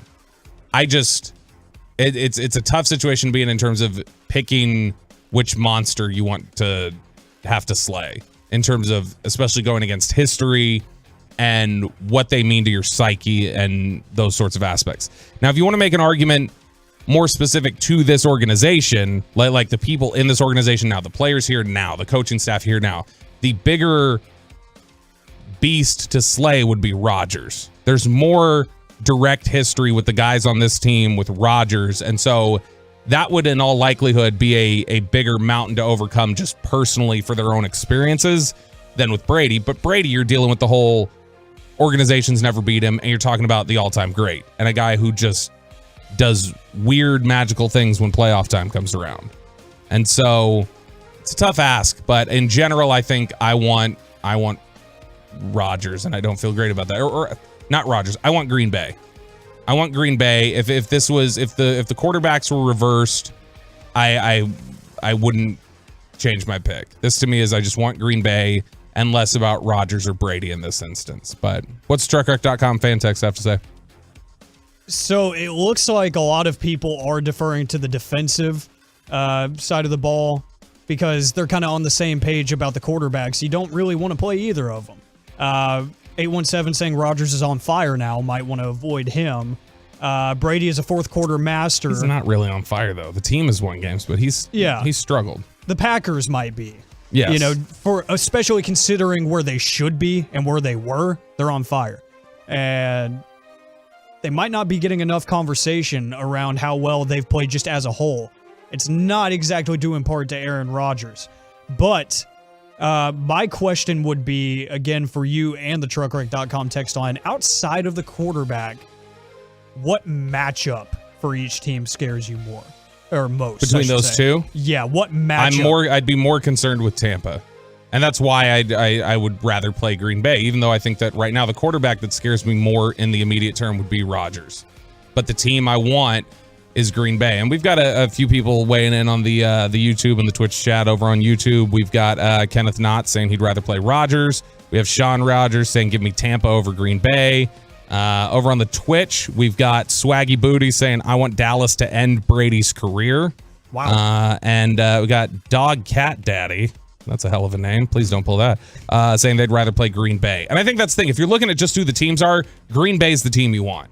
Yeah. That's the team you want to play against. That's easy. So it's just the question of, is the team that you're going up against worth inviting the mythicality and the hill you have to climb mentally to welcome that quarterback to town? That's what it ultimately comes down to. It does. And there's a few matchups that you could, pinpoint with each team that the Cowboys could face there that might give them trouble. Like the 817 says they're worried about playing the Packers because of Jair Alexander locking up CeeDee Lamb. Jair Alexander is very, very good. And if you can, as I said last segment, and as I've said recently, they'll go as far as the Lamb to the Dak to Lamb connection go. But you got to remember, CeeDee Lamb also and I'm pretty sure Jair Alexander played that game. The one that they went to in November. That was a game where CeeDee Lamb went for 10 catches and 150 yards. It's been arguably the best game that he's played all year was in that game. And so he took care of Jair Alexander just fine.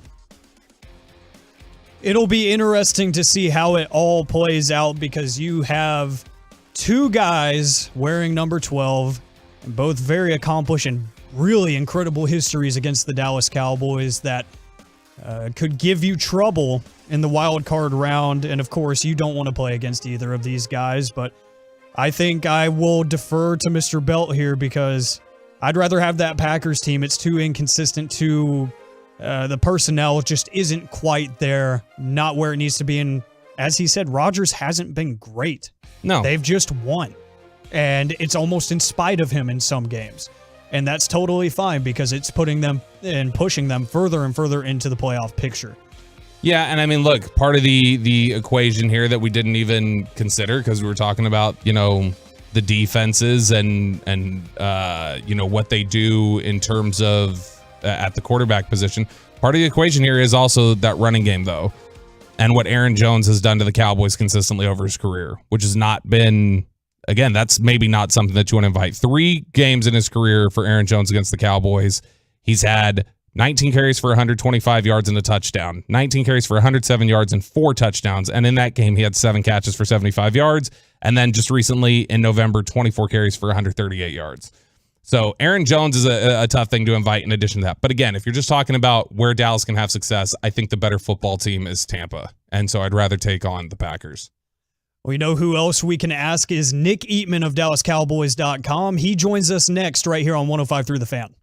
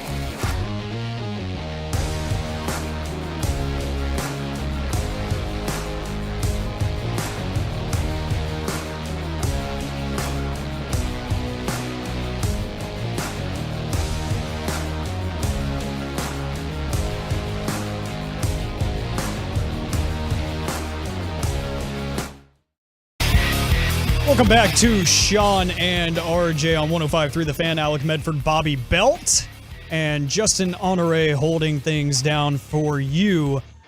As you turn it on, I'll leave it on right here on The Fan. Coming up on the other side, we will crosstalk with the KNC Masterpiece and give way to them from 10 a.m. to 2 p.m. But right now, it is time to go out to the Diamond Factory Hotline, where we are joined by DallasCowboys.com's Nick Eatman, brought to you by Ford, built for Texas, built for you. Nick, Happy New Year. How's it going, my man? It's going pretty good. Happy New Year to you guys. What'd you do for New Year? Did you just hang around watching TCU celebrating like crazy that the Metroplex has a championship football team? I did watch the game. I didn't really hang out. I was not around Dallas. No, I was more in the Abilene area, but we watched the game, both games. It was pretty awesome. It was pretty two really good games. I was thinking about this. Is there a what kind of an indictment is it on and I like him. He's been with Texas this year, but what kind of an indictment is it on the end of the Gary Patterson era that Sonny Dykes just comes in with basically the same team and turns them from under 500 to now they're playing Alabama or playing Georgia in the title? Oh, I feel like this is setting me up for a trap. I'm throwing it out myself. I'm just wondering aloud. You can go if you like. You know what? I could tweet that to Gary and ask him, but he's blocked me, so I don't know. Or I think maybe he's got someone else that runs that Twitter.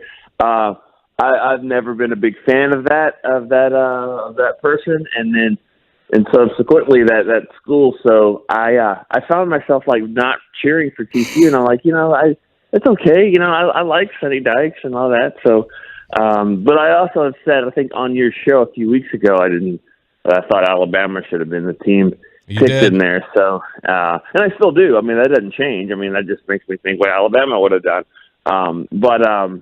Hey, you got to give them credit. They've been criticized all year long, and they keep kind of showing, and they're using that card because it still works. It still applies. Yep. I mean, everyone keeps saying, and I think what were they 14-point underdogs now? I mean, yeah. So it happens every time, and I mean, it might work all the way to a championship. All I'm going to say is all hail the Hypno-Toad. But, Nick, going to the Cowboys, we just had this conversation on the other side. I want to get your opinion. Who would you rather face in the playoffs, Brady in Tampa or Rodgers at home? Well, I mean, if you're just asking just which pick a game, I mean, I would probably face Tom Brady on the road, but that's not what it means. I mean, what you're really asking is, do you want to be the number 2 seed or you want to be the 5 seed on the road? So I'll number 2, I'll take Aaron Rodgers at home because that's what it means. It means you're number 2 at home. You play a home game. If you can win, you get another home game for sure, and you might get a third if you can get to the championship game. And then at the 5 seed, you will play on the road. Probably play on the road again unless crazy stuff happens. And so, that is just for all of that, I'm definitely going to say, I'm definitely taking that scenario. But I mean, I get what you're asking is, which goat would you rather have to chase around all day long? And they're both playing at this point. I mean, they both seem like they've kind of figured things out. Rodgers more than Brady, but I mean, they both scare you. You haven't had success over either one. But if you just go back and look at the games, they were one play from blowing out the Packers, not beating the Packers, blowing them out. 4th and 9, they throw a deep ball. You don't get that, it is over. And then they end up losing on the road in overtime. As for Tampa Bay, I know it was years ago. It feels like, but they had no chance of winning that game. And so long answer. Sorry, I think I'd take the Packers in any scenario. I'll take that one just especially because of what it would mean. It was something that there was a lot of hand-wringing about, I think, on social media yesterday. But do you think the point is just driven home to the Cowboys even more about finishing these games, given that now they're sitting here going, man, if we just finish off Jacksonville, we're in a position to control our own destiny here. And instead, you're having to count on Brian Daboll being serious that they're gonna play all their starters and they're gonna give it a 100% effort, and not just that, but that's gonna be enough to beat Philadelphia, who in all likelihood is gonna have to run Jalen Hurts back out there. But do you think it drives home a point to them of like, look, guys, if we just would have finished football games, let this be a lesson to you. Like we need to make sure we finish these things strong. Well, I think you're right. Like they will say that, they will say that, and coaches believe that. I do not believe that at all. I do not believe in that. I don't believe that they beat Green Bay on the road. They go beat Minnesota 40-3. Mm-hmm. They probably win because they were so much better than them, but they don't win 40-3.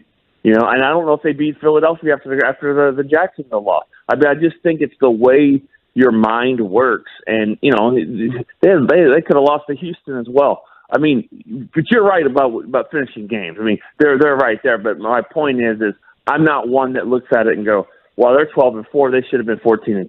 I don't believe that, because if that was the case, then you would have lost to Houston, or you would have lost to Detroit. Sure. Which that game, if you remember, was really close. So I think it all works the way it works. But when you're arguing about Dak or arguing about this team or McCarthy and all that, I do think you should look at it and say, hey, they got their quarterback back, and they've won, what is it, 8 out of 10 or 9 out of 11? Yeah, 8 out of 10. 8 out of 10 with 2 road losses in overtime, the games that you definitely could have won. And so, I think Mike McCarthy deserves a ton of credit for what he's done, and especially these last few weeks when you say, oh, like losing your starting quarterback really does affect you. It really is hard to win games. Philadelphia is a completely different team looking right now, and I think McCarthy should get some credit for holding this thing together with Cooper Rush when it's certainly not easy to do that. Nick, when you look at the way, it feels like forever ago that we were talking about how much the penalties kill this football team and how they're just never going to be able to recover from it. It had been a big issue last year. And then in the first 11 games of this season, they were averaging 7.5 penalties a game. In the last 5 weeks, they're averaging 3 a game. They've had no more than 4 in a game, which was the fewest they had in the first 11 weeks of the season, is now the most they've had in the last 5 weeks. Is there hope? Which do you think is easier to clean up? Penalties or turnovers? Which is more within your control? And if there's hope for the penalties, does that mean there's hope for the turnovers? That's a great question, and I wish I had the answer. I think it comes down to your level of aggressiveness. I mean, that's if you want to clean up something, you want to clean up the turnovers. I think it's probably easier to clean up turnovers because you're not really going off of anyone else's opinion. You're just covering the football, and every time you turn, you're not forcing the ball there over the middle like you really want to, but you're not. You're going to just check it down, and you're going to do things where we're just not going to turn it over. If it's 3rd and 9, or 3rd and goal from the 9, we're going to run a draw or fade to CD. We're not throwing the Schultz over the middle because for that reason. So I think it's easier to clean up that, but if that means it creeps in your head and it changes how you do things. As for the crew, I mean, as for the penalties, every week, I do a show with Brian Broaddus. He knows who the officials are. McCarthy definitely knows who they are, and they kind of coach it that way. And so I don't really know how that's happened. I mean, I'm not sure. I mean, the false starts, you just kind of get it in your head, pre-snap penalties. But as for PI and defensive holding and things like that, I mean, sometimes it comes down to the crew. I'm sure that the coaches have taught things and trying to put it in their heads more. But, I mean, sometimes they're going to get in a situation still where they could get 10, 11 penalties based off, I think, what the crew looks like. Nick Eatman, DallasCowboys.com, joining us right here on 105.3 The Fan. And as quiet as it's kept, Tyler Biadasz has really improved this season. He's been a stable piece in the middle of that offensive line. So how lucky do you think the Cowboys were to avoid a major injury with him? I think, you're definitely looking at continuity at this point in the year. And yeah, they were lucky because just when you looked at the injury, it looked like it was going to be one that was going to hurt him for a while and be out. I thought McGovern did a nice job, when he left. But yeah, I mean he's been a guy that I've looked at for a year and a half, thinking surely they could get better here. I mean, in the draft or free agency, I just felt like it was a not a weak link, but something that could get better. You could just improve this area. And he's been really good. I mean, he has some moments, strength. He's going to get overpowered at times, but he's a tough player, smart player. I think the shotgun snaps have been a lot better. So I think all in all, he's been someone that's played really well. But I think the Cowboys are kind of, if McGovern ends up playing him at center this weekend, I think it'll be a situation that they'll be excited to kind of see him in this scenario, and also against a team that's really good there on the defensive line. Is that your expectation if Biotish doesn't go? Is you think it's just the combination we saw at the end of the game, or do you think they say, hey, let's keep Tyler Smith at left tackle, McGovern at left guard, let's run Brock Hoffman out here, or if Matt Farniak can get his window started soon, maybe you run Farniak out there. How do you think they're going to approach that? That's such a tricky one. I get surprised every week, honestly. I mean, I get it's just the way that they're doing things. I mean, I wouldn't have thought they would have moved Tyler Smith to inside the guard at this point and keep Peters there, but and now you kind of wonder too. It's like, I mean, are you going to keep Tyron Smith? Now if we're changing things around, I mean, and putting Peters at left tackle, I mean, why wouldn't you put Tyron at left tackle and then maybe a different right tackle? So I'm not dropping different scenarios. Sure. I'm not doing what Brad Sham did to you a couple weeks ago that we ended up it's totally true. I really don't know that. I think they'll probably, I just get the sense they'll probably try to go with McGovern there at center because I think that's where it starts. I mean, who can snap it? Who can do the snaps that you feel comfortable with? Who can make the calls? Who can anchor kind of that middle of the line? And then you kind of go from there. And so I would just imagine it would be McGovern at center, and then they'll figure the rest out. Do we know when we will do we have any sort of a timeline on when we're supposed to find out when Dallas is actually playing next week? It'll be when we're busy doing something else. You know what I mean? That's usually the way it works, right? No, I don't know what the league is doing. I mean, this is weird to me. This whole, I don't know what kind of drama we're trying to save here, but I mean, at some point today. But your guess is as good as mine. But it's 1 or 4, right? I mean, Eastern time. I mean, that's the one thing that I've thought all week long is that if this matters at all, it means the Giants and Philly will matter. It means they got to go at the same time. So it'll whatever they decide. They want to put it at 1 o'clock. They want to put it at 4 o'clock Eastern time. Whatever. It'll probably be 4. But I mean, it's going to be one of those two scenarios. It's got to be in now.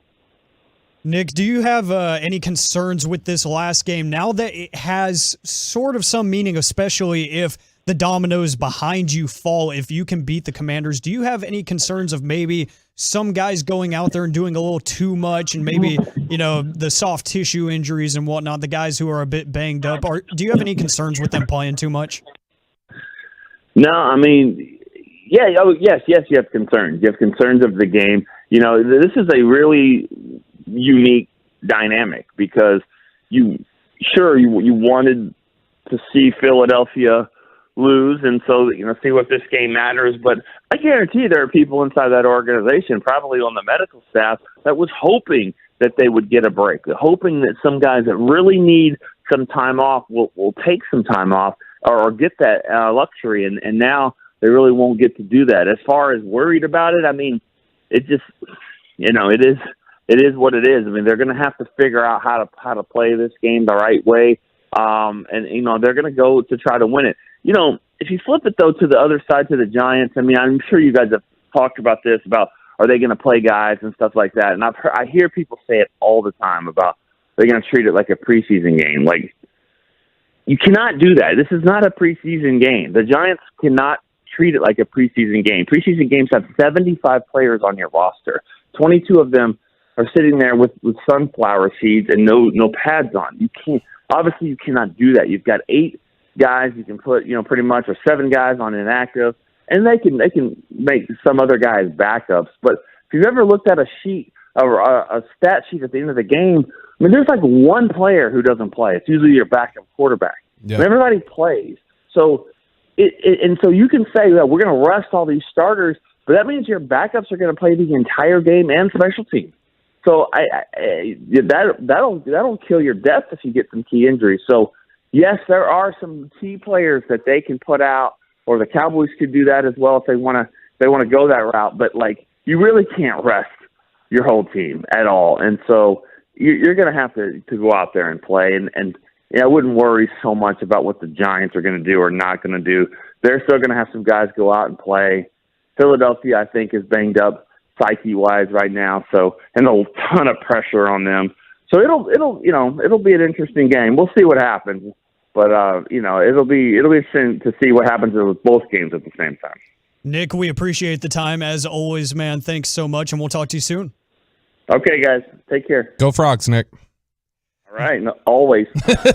There he goes, respecting the Hypnotoad as we do in this studio. That's Nick Eatman, DallasCowboys.com. Good enough to join us right here on 105.3 The Fan. But coming up next, it is time to crosstalk with the KNC Masterpiece. We'll do that next on 105.3 The Fan.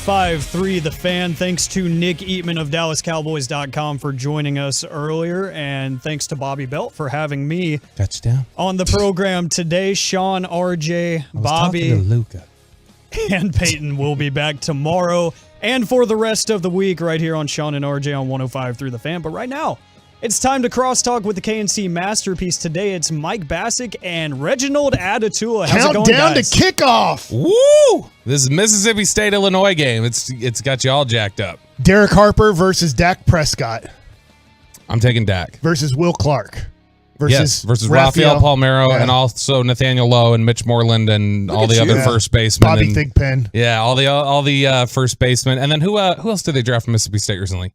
Foskey, wasn't he Mississippi State? Eric Dampier. Yep. Yeah, Eric Dampier. Hail State. Hey, I've got a note for you, Mike. Tell me. All right, I want you to compare these two stat lines here, okay? All right. 29 points per game, 7.4 rebounds per game, 8 assists per game, a steal, 4.2 turnovers per game. Okay? Oh, God, that's a lot compared to 45.6 points per game, 11.2 rebounds per game, 10.2 assists per game, 2.4 steals per game, and only 3.2 turnovers per game.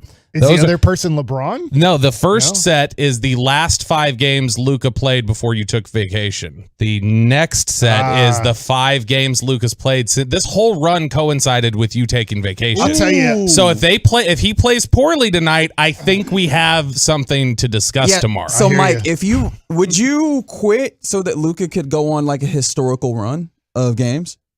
If you knew those things were going to happen, if I you knew knew that he'd do he that was whole going to stat be line. great and the Mavericks are going to make the NBA Finals all the time, and yes, I would quit. Do you have do you have Luka rookie cards?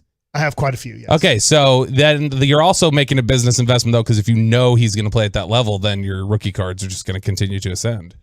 Yes, even though cards have gone down a whole bunch in 2022. Oh, really? Yes. Why is that?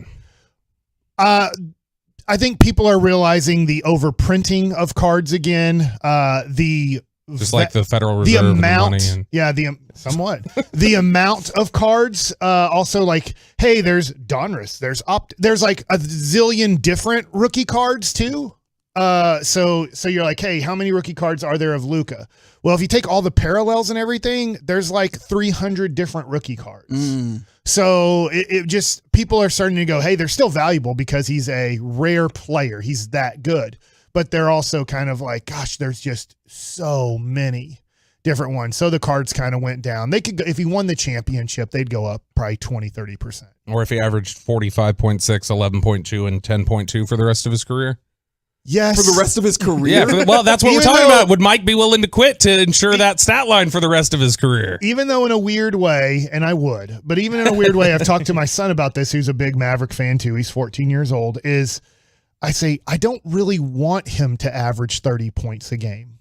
I know that sounds weird, but I think the perfect Luka for the Dallas Mavericks, the championship Luka would be like 25 to 27 points, 12 to 13 assists, and about 7 to 9 rebounds. I'd want it to be closer to 7 than 9 because that means we actually have players that can rebound on the team that he doesn't have to do it too.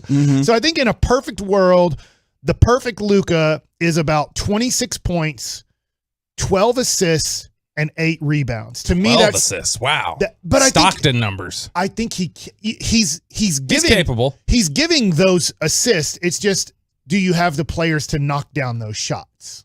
It's fair. And then he doesn't have to shoot as much because he relies on other scorers on the team. He's shooting 60% over the last 5 games. Is that good? It's really good. Okay. His 3-point shooting's up to like 50%. He's making like 12 free throws a game. Which He's is just insane. Yeah, it really is incredible. I mean, Luka Doncic has always felt like a Kahuna shooter, but I always wondered about him being like a true shooter, and I think you get what I mean in the difference there.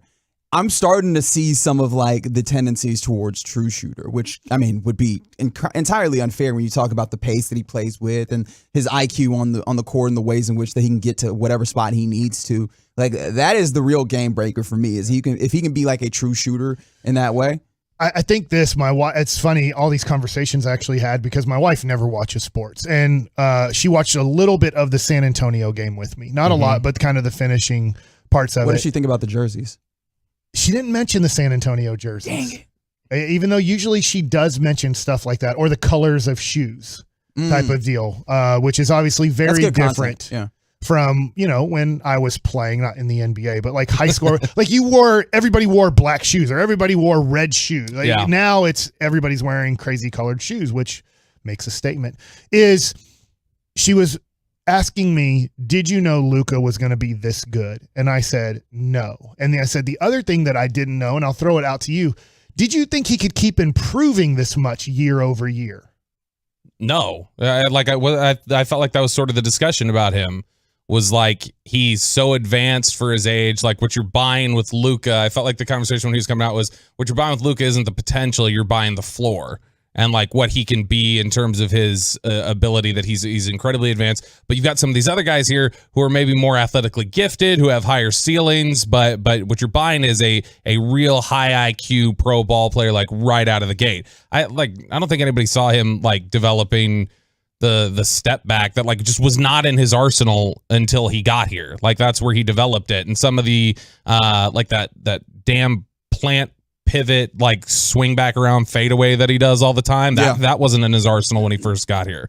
And so I mean it's absolutely incredible because it's like Kevin Durant has talked about with Luka before, where he's like, he looks like he's playing in slow motion. Like when you watch it, it's like, how is he that good? And then you actually play against him and you're like, holy crap, how do you stop him? Like the way he just controls the pace of the game and can play that way. It's bizarre when you look at it. He doesn't look like he should dominate the way he does. My buddy Ryan Drees is a big Golden State Warriors fan. He's not a Luka fan. Now, it doesn't mean he doesn't think Luka's good, but he calls me all the time and we talk baseball quite a bit. We both love basketball. He's had a great year in 2004. Yeah, and former Texas Ranger, if you don't know who I'm talking about, is he will talk about Luka and how he doesn't do certain things and this and that. But when you listen to Greg Popovich or you listen to other players around the league or other coaches around the league or people that do this for a living, I've been watching, I forget the Ringer guy's name. I think it's the Ringer that he does. Kevin O'Connor? I believe so. Who's doing a podcast. It might be somebody else, but I'm like, he broke down the 60-point game and you just go, hey, you might be listening right now. You might not be a Luka fan or a Maverick fan per se, but you go, guys, it's not just me or it's not just Reggie or Bobby or, who knows? Alec Medford. Alec. I was once Alejandro one time when I produced KNC. So everything's up for grabs. That's spicy. That's got a little flavor to it. It does. The Lady Gaga song, Alejandro. Something I like. Yeah. When those people talk about Luka, Alec, when those people talk about him, you can't just take a shot at me going, Mike, you're just a homer. Yeah. It's LeBron, it's Kevin Durant, it's Greg Popovich, it's the people that are coaching against him or playing against him who are saying these things about him. See, and that's one of the one of my arguments that I've pushed back against with like Dak critics sometimes is that, when they'll say, well, he's not worth this. I'm like, okay, well, the league says he is. Like the league says he's worth this dollar figure. And when you hear like Belichick talking about him or Sean Payton talking about him or like in league circles, like Sean Payton believes like, oh yeah, I could win a Super Bowl with that guy. Or other coaches think if I had that guy, I could win a Super Bowl with him. That's where it's to me. It's like, well, my eye test says this. Well, your eye test, like if you're not a professional who is like, paid to build championship teams and paid to be within this and your eye test differs from theirs and statistics differ from your eye test, like, well, then I'm not going to take your eye test seriously.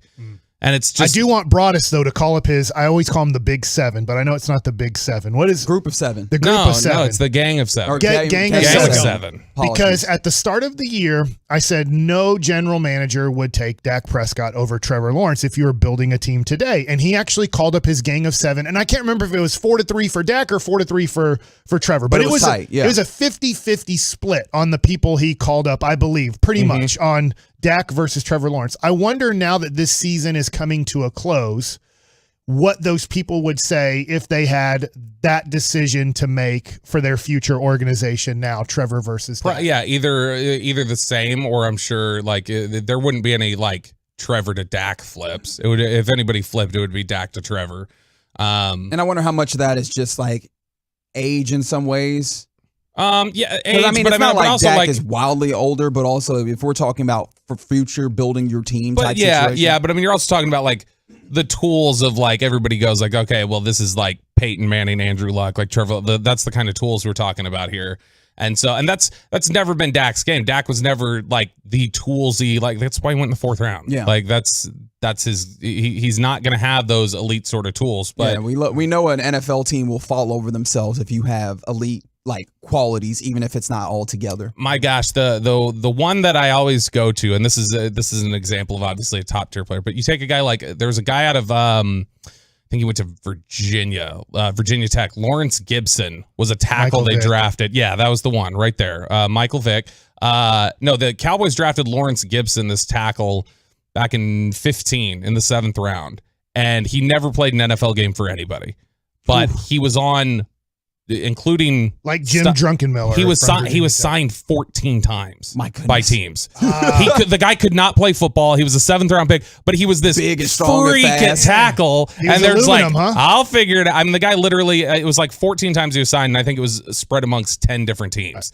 Never made an active roster. Just always somebody going, I can make that work, and they realize quickly, oh no, I can't. Bobby, you study the draft a lot, and I know that it's not draft time yet. Mm-hmm. And I don't watch much college football. And I know a lot of people are getting excited about watching college football today. Bryce Young, CJ Stroud, if you were the Texans today, who would you take number 1? Who would be your quarterback for the Houston Texans? The league would take Bryce, I think. Like, I really, I think so. I think the league would take Bryce Young. Oh, I thought you were about to go, but. No, I'm just going to say, I really do think, like, CJ Stroud I think CJ Stroud could very easily be better than Bryce one day. Mm-hmm. Bryce is so thin. Bryce looks like he's like 170 pounds running around out there sometimes. Yeah. But probably Bryce. You're taking Bryce. Probably, You're running the Texans. And I haven't studied the quarterbacks yet, but just like knowing what I know about them, I'd probably take Bryce.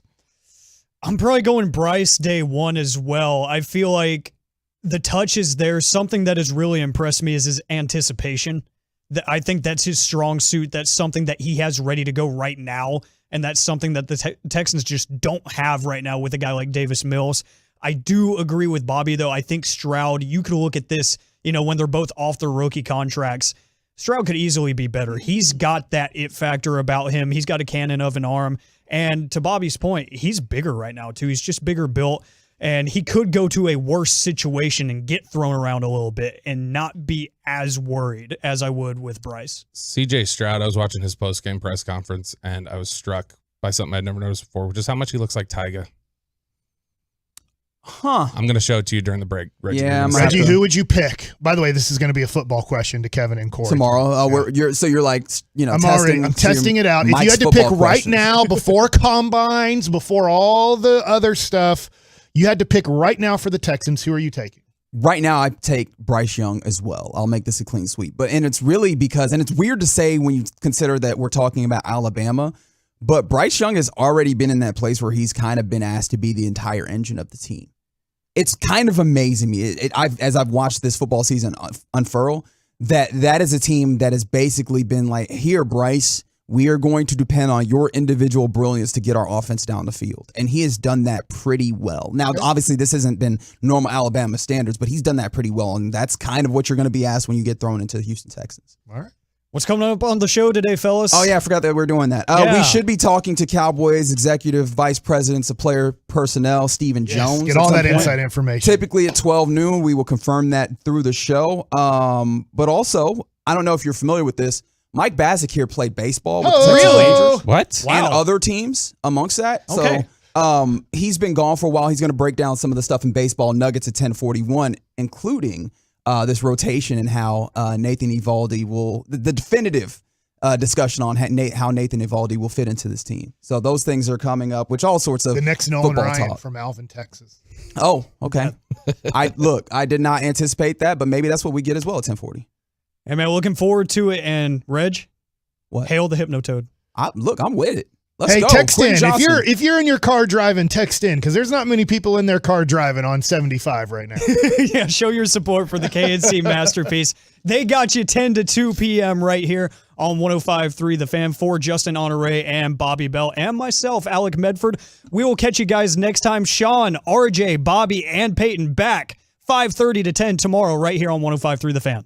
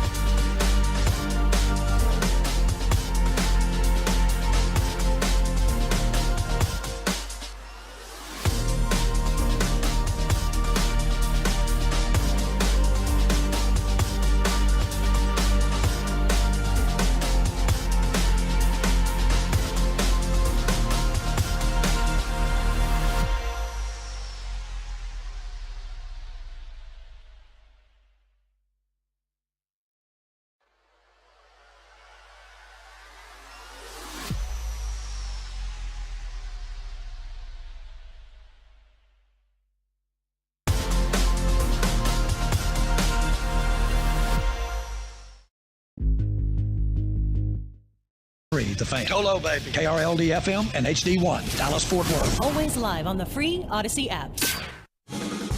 Live from the Classic Chevrolet Studios, it's the KNC Masterpiece on 105.3 The Fan. Happy New Year, y'all. And for the first time of 2023, it is the KNC Masterpiece on 105.3 The Fan. I'm clearly not Kevin O'Cory. It's Reginald Atatula filling in, but I'm sitting with former Texas Ranger Mike Bassett. What's happening, my man? Excited to be back after missing 6 shows, but it was a great vacation. I'm on right now the Twitch. We only have 94 people twitching right now. Yeah, it's a little deviation from a normal workday. Play a President, Swaggy Booties, RC Bowen.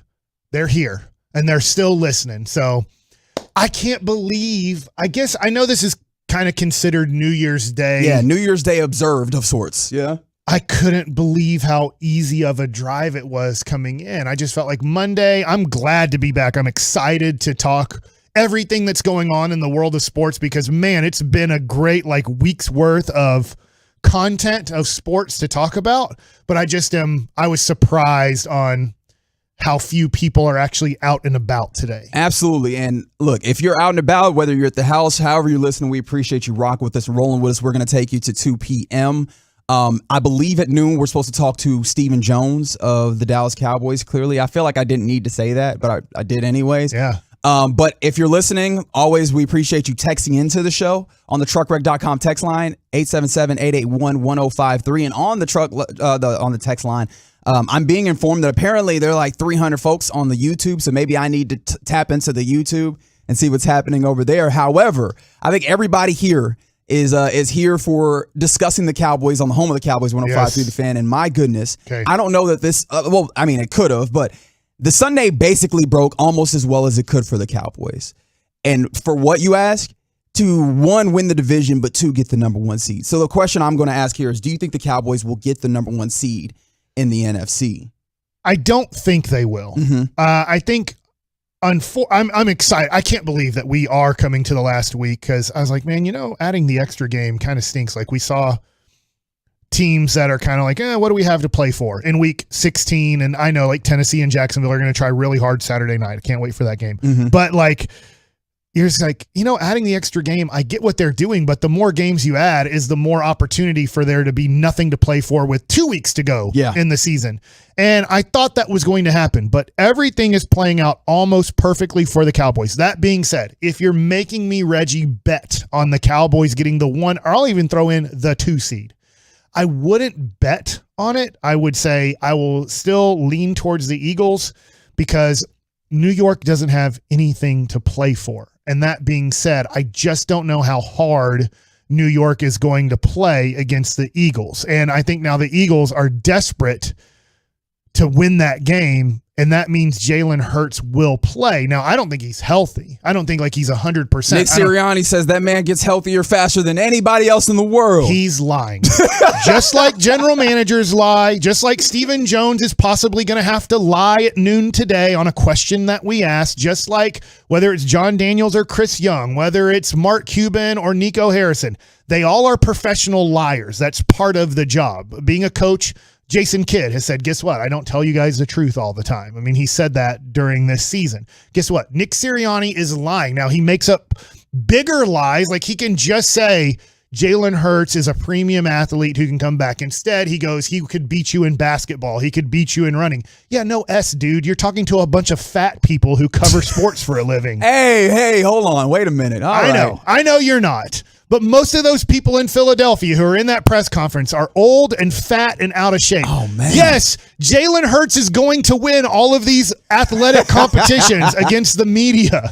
But can he win the athletic competition against other NFL players? He never put that out there. He just said he heals faster than all you fat old people. Yes, Nick, you dumbass. We get it. I don't like Nick Sirianni. I think he's a douche. Well, I can't say it on the air. Yeah. I think he's a D-bag. So to clear that up, Mike is in full form. If you haven't noticed on a January 2nd, 2023. But I won't bet. I will bet on the Cowboys winning on Sunday. To be determined what time. I don't know when that comes out. I looked at it this morning. It's still, we don't have a time for these games. Yeah, I think that we're still figuring that out. I'll have to source that and see if maybe we'll get that during the show today. And as soon as we're aware of it, we will let you know right here on 105 through the Fan. So obviously you beat the Eagles, you beat the Titans, and the Eagles managed to lose to the New Orleans Saints. Now the Vikings Minshew lost to the isn't Packers. our guy, is he? No. Cooper Rush, like that's the thing is hey, Cooper Rush, this and that. But the Cooper Rush for one, the coaching staff two, the players around Cooper Rush three, they all came together and they went 4-1. Yeah. And you look at Gardner Minshew, he went 0-2. Hey, I get it. One was against the Cowboys. They're a very good team. And one was a against pretty the good game, but the other one was absolutely not. Yeah, the Cowboys beat the Saints. Not saying the Saints, but the Cowboys won that game with Cooper Rush 4 times. 4 for 4 in that situation.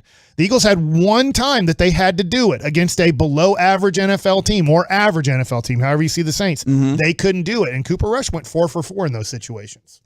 I'm interested. How does that make you feel about the Eagles? Because obviously the Eagles have been talked about as almost like a juggernaut. They're a well-built team. I mean, people were granting Howie Roseman, their general manager, the executive of the year in week 1 because of the way that he had a coup for A.J. Brown and the ways that they built the team, brought in Hassan Reddick. We could go, on and on and on. Well-built team. Jalen Hurts has played fairly well, and they've beat a lot of teams, obviously. Yeah. However, when it comes down to it, when they need to be able to get a win around a decent backup quarterback with all of that talent still in place, they lose to the Saints. Eagles are beatable.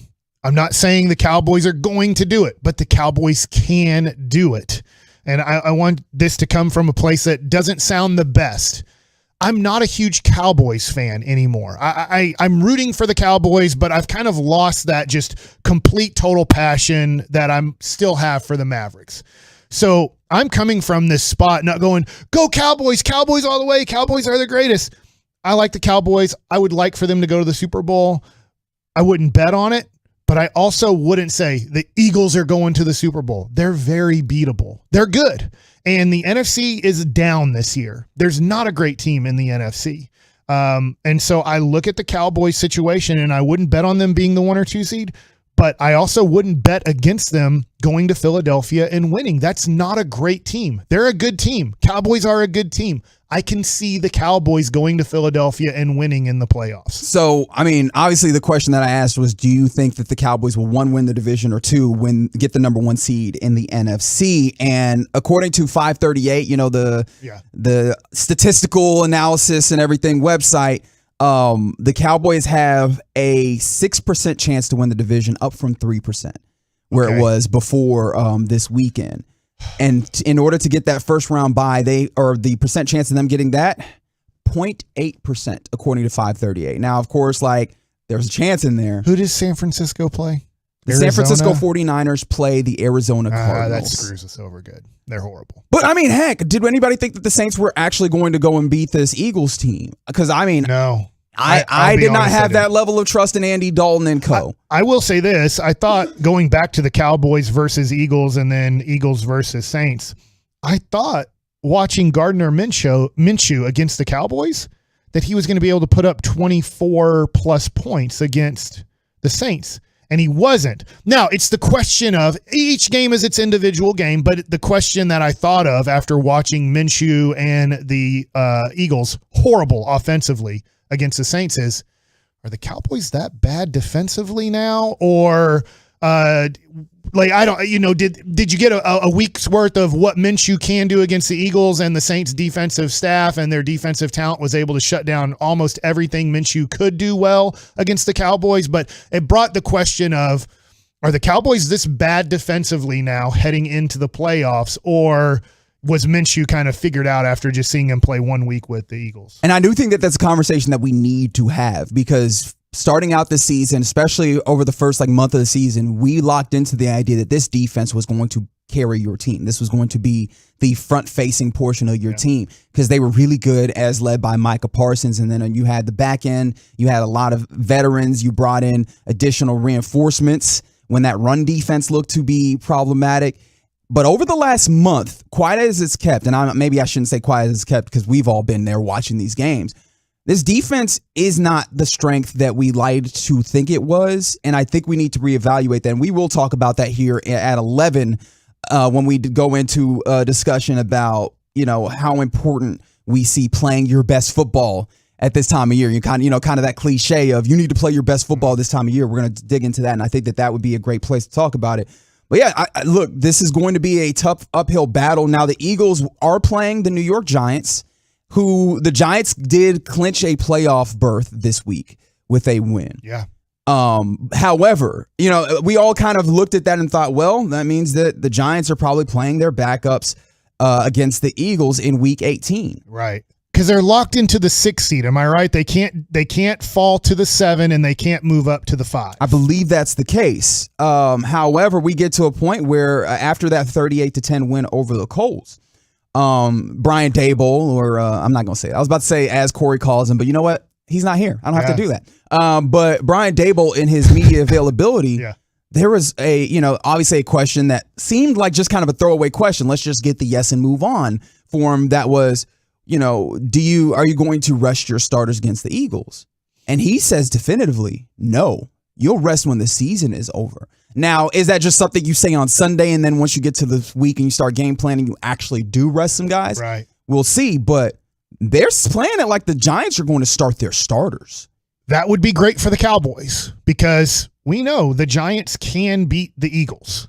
The other thing, too, is if Jalen Hurts plays, I would bet on him playing right now, but I'd also bet on him being like at 80%. But I still think that there's a chance that the D guy in Philadelphia, their coach, Nick Sirianni. I was like, who is the D guy? Is that he's lying and that Jalen Hurts still might not be able to play, that they'll try to get him ready to play now that this game means a whole bunch to them, because if they lose, they drop down to the 5 seed as long as the Cowboys win. Like they go from being the 1 seed for a good amount, maybe obviously the whole season, but like for the last 3 or 4 weeks, it's kind of been this, hey, they're going to be the 1 seed. And now you get to the last week of the season and you're like, if we lose this game, we don't go to the 2 seed or the 3 seed. Most likely we drop down to, we're playing on the road the rest of the playoffs with the quarterback who's dinged up. And so I could see where, they throw out Jalen Hurts at like a 75 to 80%, where I don't think they wanted to play him this week, but now they're going to try their best. But I can still see where Gardner Minshew has to play because that shoulder, they just might be like, it's just not ready to play yet. And the thing about a shoulder injury for a player like Jalen Hurts is we often think about what it might do to his throwing, which is obviously a real possibility that it limits the way in which that he can throw. And that's tough when you have big, deep threats like A.J. Brown and Devontae Smith that you can get the ball downfield. However, I also think about the ways that it would limit you in the run game. As a quarterback who is likely or liable to go and run the football quite a bit, it's been one of the benefits of having him on the field, Jalen Hurts. Is he going to think twice about going and engaging in, in some of those runs? Or is the play calling going to change from the coaching level where they're thinking twice about whether they're going to run a certain RPO or something or design run for him because they want to keep him safe, because their aspirations aren't just the regular season but the playoffs? I don't know this. It's not like I watch every Philadelphia snap. Has he ever slid in his life? Oh, that's a great question. Because you can protect yourself for the most part if you know how to slide. I think Patrick Mahomes does a tremendous job of that. I think back in the day, because you hate bringing up Russell Wilson as a good quarterback, but he was a very good slider. Now, those are both former baseball players, college baseball players that, were very good in high school and could slide. I don't know if Jalen Hurts has ever protected himself in the middle of the field. I know he protected himself. I see him running out of bounds. I see him getting the first down and running out of bounds. Jalen Hurts can do that. Does he even know how to slide to protect himself? Yeah, and in addition to this, man, this is going to be it's a chest injury from the 940. I appreciate that. For who? For Jalen Hurts. I'll have to. Well, I thought it was shoulder, AC joint. I'm 99% sure it was his shoulder that got buried into the ground, and that's the reason that he's been sitting out. I'll double check on that as we go. Do you think the Cowboys are going to get the 1 or 2 seed? Look, I was in that place where you asked me the question. I said no, but I think the Cowboys will win on Sunday. Yeah, I'm with you there. I think the Cowboys will win. I just have a tough time looking at the Giants and saying that they are going to beat the Eagles. However, the Eagles are missing Lane Johnson off their line as well as Avonte Maddox, who is a kind of a cornerback. I think it's their nickel cornerback. So he gets involved in the run game some. He gets involved, obviously, in the passing game. and they are missing him as well. It felt like they weren't doing all of the things that they typically do against that Saints team because of some of those key injuries. And I get it. Like, they've been able to weather injuries the Eagles have pretty easily. And it's not like they've had a ton of them. It could get interesting in the ways that this things have, like, I try not to be like superstitious and get into those realms. The way that these things have fallen thus far, I think that they could end up winning the division. Now, that 1 seed is tough because you need the Niners to lose. Yeah. And the Niners are looking so good. That defense is incredible, playing against a Arizona Cardinals team that I do not think has it. So yes, I think Arizona's packed up. They're going home. Yes. And I mean, like, all the way from the top where you have your general manager on leave for health reasons. Your head coach looks like a sitting duck, I think, at least to me. You know, your starting quarterback is injured and you're playing with your backup, and then you have all these other things that are happening on this roster. I just don't think that they're capable of winning. So I don't think they'll get that 1 seed, but I do think that this team can win the division, the Cowboys. Our Twitchers are backing me up on the shoulder injury for Jalen Hurts. They're saying, yeah, Brian Broaddus has talked about it. It's the AC joint, and now we have 111 Tuolos. It is shoulder, so I shouldn't. That was my fault. I'll take the blame there. I understand that the texter texted in, but I shouldn't immediately back off of what I should defend you, Mike, as my co-host today. I've been listening. I haven't been working, but I have been listening. And I still will quit. If somebody tells me that Luka will just keep averaging 45 and the Mavericks will win every game, I will quit this job for that. All right. Well, look, let's game for Luka tonight. Mark Cuban will probably pass on the word. Bassick will quit if you go for 50. Look, we'll talk about the Mavs later on today. Obviously, we'll talk more Cowboys, and we'll talk with Stephen Jones. But and next, let's continue the Cowboys conversation with our Cowboys insider, Mickey Spagnola, on the KNC Masterpiece on 105 through the Fan. Coming up on The Fan, get ready to enlist in the nation. Awesome. The G-Bag Nation, starting at 2 o'clock on 105.3 The Fan.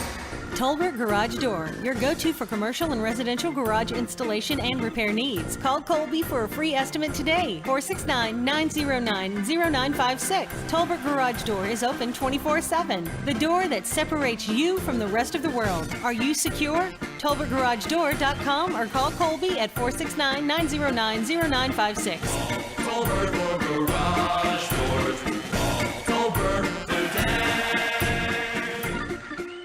Join us at Odyssey as we all do our one thing, together millions of things for our planet. Don't forget about the environment when making New Year's resolutions. This year, resolve to recycle more. Recycle paper, bottles, and cans. Reuse paper and plastic bags, and get a reusable bag for groceries. Recycle old clothes by donating them to charity. And recycle old electronics like TVs, computers, and cell phones at appropriate e-waste facilities. When we each share our one thing, it becomes 100 things, 1,000 things, 1,000,000 things for our planet. What's your one thing? Do you know that during this time of year, blood donations are at their lowest? You can help. In just 1 hour, you can donate blood with Carter Blood Care to help local patients in need. Donate blood, save lives. Visit carterbloodcare.org or call 800-366-2834. For the ones finding new ways to ensure the job always gets done. For the ones wearing many hats. For the ones who are hands-on, even from far away. And the ones keeping business moving forward. We are Grainger, offering professional-grade industrial supplies, plus real-time product availability and access to experts ready to answer your toughest questions. Call, click Grainger.com, or just stop by. Grainger, for the ones who get it done. The Venture X card from Capital One gives you premium travel benefits, perfect for seeing Taylor Swift The Eras Tour, presented by Capital One. Oh, I do love her. Earn 5 times miles on flights and 10 times miles on hotels through Capital One Travel. Enjoy your stay in Suite 13. Whoa, 13? That's Taylor's lucky number. The Venture X card from Capital One. What's in your wallet? Terms apply. See CapitalOne.com for details. It's a Cowboys Monday, brought to you by Twin Peaks and K-Post Roofing and Waterproofing on 105.3 The Fan. When you can't stop, there's Vicks VapoRub. Vicks VapoRub sends powerful medicated Vicks vapors right to the source of your... so you can experience cough relief and breathe easier. Generations of families have trusted Vicks VapoRub to help relieve the worst cold symptoms. So next time you have a cough, reach for the Vicks VapoRub. Vicks VapoRub. cough relieving is believing. Donate to Junk for Joy. Donate to Junk for Joy. Donate your card today to Junk for Joy. Hooray! Donate to Junk for Joy. Donate to Junk for Joy. Donate your card today to Junk for Joy. Donate your card today at junkforjoy.org. You'll get a tax deduction and vacation voucher. Donate your card today to Junk for Joy. Donate today and your car will be picked up by tomorrow. There is a reason you need a special license to drive a big truck. So companies that hire drivers and put them in a big truck should be held accountable for what happens when one hurts you. Frankly, you need Frankel and Frankel. The consultation, it's always free. Visit truckreg.com. The KNC Masterpiece on 105 through the Fan. Reginald Atatula. Mike Bassick is your configuration today. Happy New Year to everybody out there. Also, what are you doing? You at work today? Are you off? What do you got going for the first work day, at least for us, of the new year? Thanks for listening on 105.3 The Fan, and joining us now we always visit with him, and he's brought to you by Ford, built for Texas, built for you. It's Mickey Spagnola. Mickey, what's happening, man? Reggie, Mike, what's going on? Not much. We're just it's work day, right? We're working, no days off. And the Cowboys have to work because there's something to play for this week. That's exactly right. That's right. So we'll be here today. So Mickey, before we get into the Cowboys football of it all, obviously we just had the New Year's Day, and the Cowboys did not play in that kind of run of New Year's Eve to New Year's Day. So how did you end up spending the New Year, Mickey? Watching football. Are you a in bed early person, or are you I'm going to watch the ball drop? How do you end up taking that changeover? I got to stay up to midnight, right? I'm not making a concession like, oh, I'm getting old, I got to go to sleep, right? No, I watch the ball drop and watched the fireworks over Reunion Tower and all the country music that played at midnight. I thought that was funny.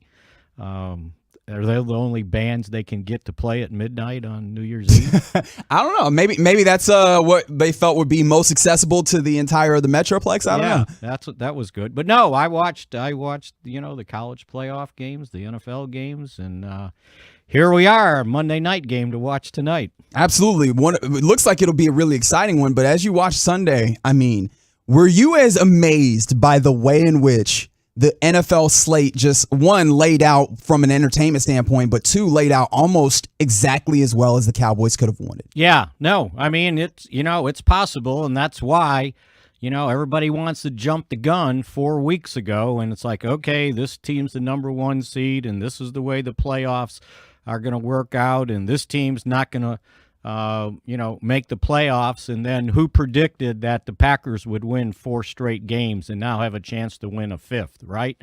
Back a month ago, who predicted that the Jaguars would be playing Tennessee for a division title? And certainly no one thought the Eagles would lose 2 in a row with a chance now to lose 3 in a row. So that's why you just got to let things play out. You can't get ahead of yourself, especially in the NFL, because in a heartbeat, things will change. And we saw that happen here over the last couple of weeks, and especially yesterday.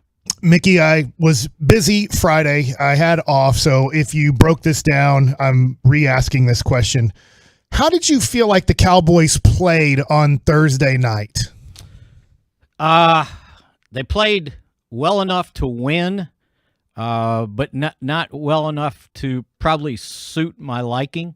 I like that answer. And I think I said after the game, and when I wrote my column, I said the best thing I can say about all this is they've got a 12th win. But yeah, you would have liked them to be a little bit more dominating than they were, especially playing against what Tennessee put on the field. But again, the spread in the game was 14 points, right? Yep. They won by 14 points. And I think when I picked the game with you guys that morning, I picked a 15-point game. So it ended up 14, probably not the way you would have liked it. And here is the other consolation for them. If you look at the one touchdown drive the Titans had, the Cowboys were one play away from winning 27-6, and you would have said, okay, fine, right? I think they converted 3 third downs and 1 fourth down on the way to that touchdown.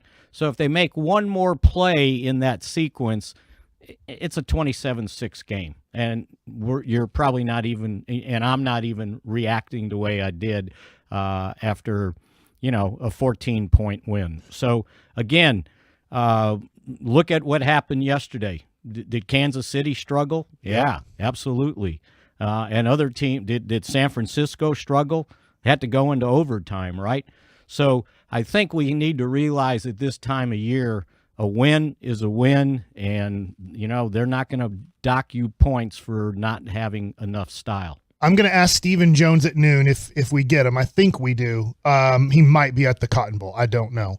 But Micah Parsons, is he going to have to play with that cast the rest of the season / playoffs, or is that going to come off at some point? Yeah, we don't have a straight answer on that just yet.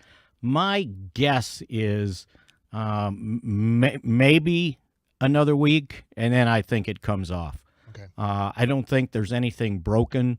So, yeah, we'll see where that one goes. But not a bad fumble recovery for one hand, huh?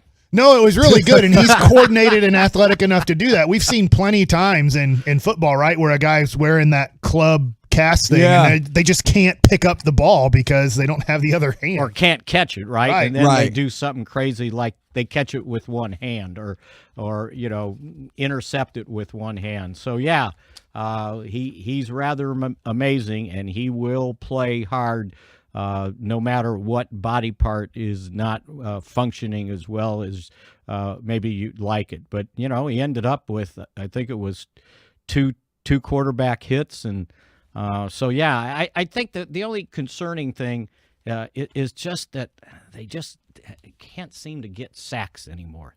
That was the one thing that maybe bothered me. You just got to do better against a backup quarterback. And an offensive line that was somewhat beat up. Now, they did get 2. Okay, that's great, but that's 2 to go with 1 over the past 3, so that's 3 over the past 4. And we saw the sack fest yesterday with the Eagles, right? They had 7 more sacks. Is that possible? But they gave up 6. So I think that's the one thing I think the Cowboys got to get back doing defensively is sacking quarterbacks, not just putting pressure on them. Yeah, especially with what you have in the back end and the injuries that you had. But speaking of injuries, obviously you have a few on this team that we'd love to get some updates on. But before we do that, are we just back onto a normal week schedule for these Cowboys, which would then put you in a place where you don't have much information yet?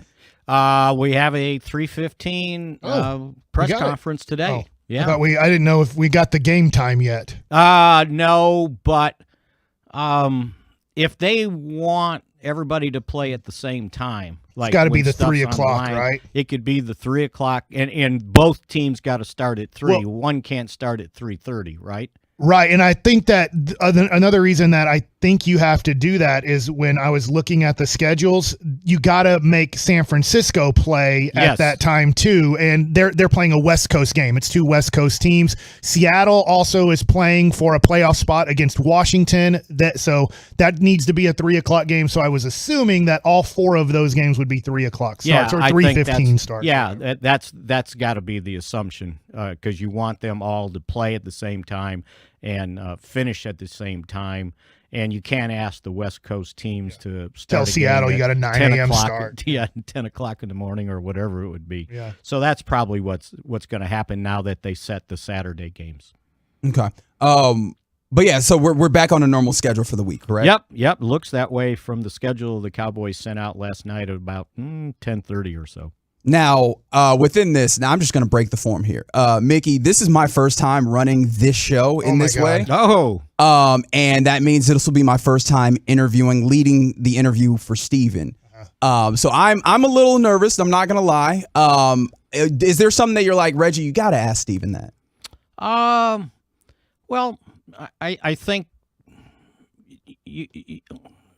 maybe I wonder what his feeling is. Is he surprised they're in this situation right now with so much on the line that didn't maybe seem possible, 2 weeks ago? But again, he's been in this league, so he certainly understands it.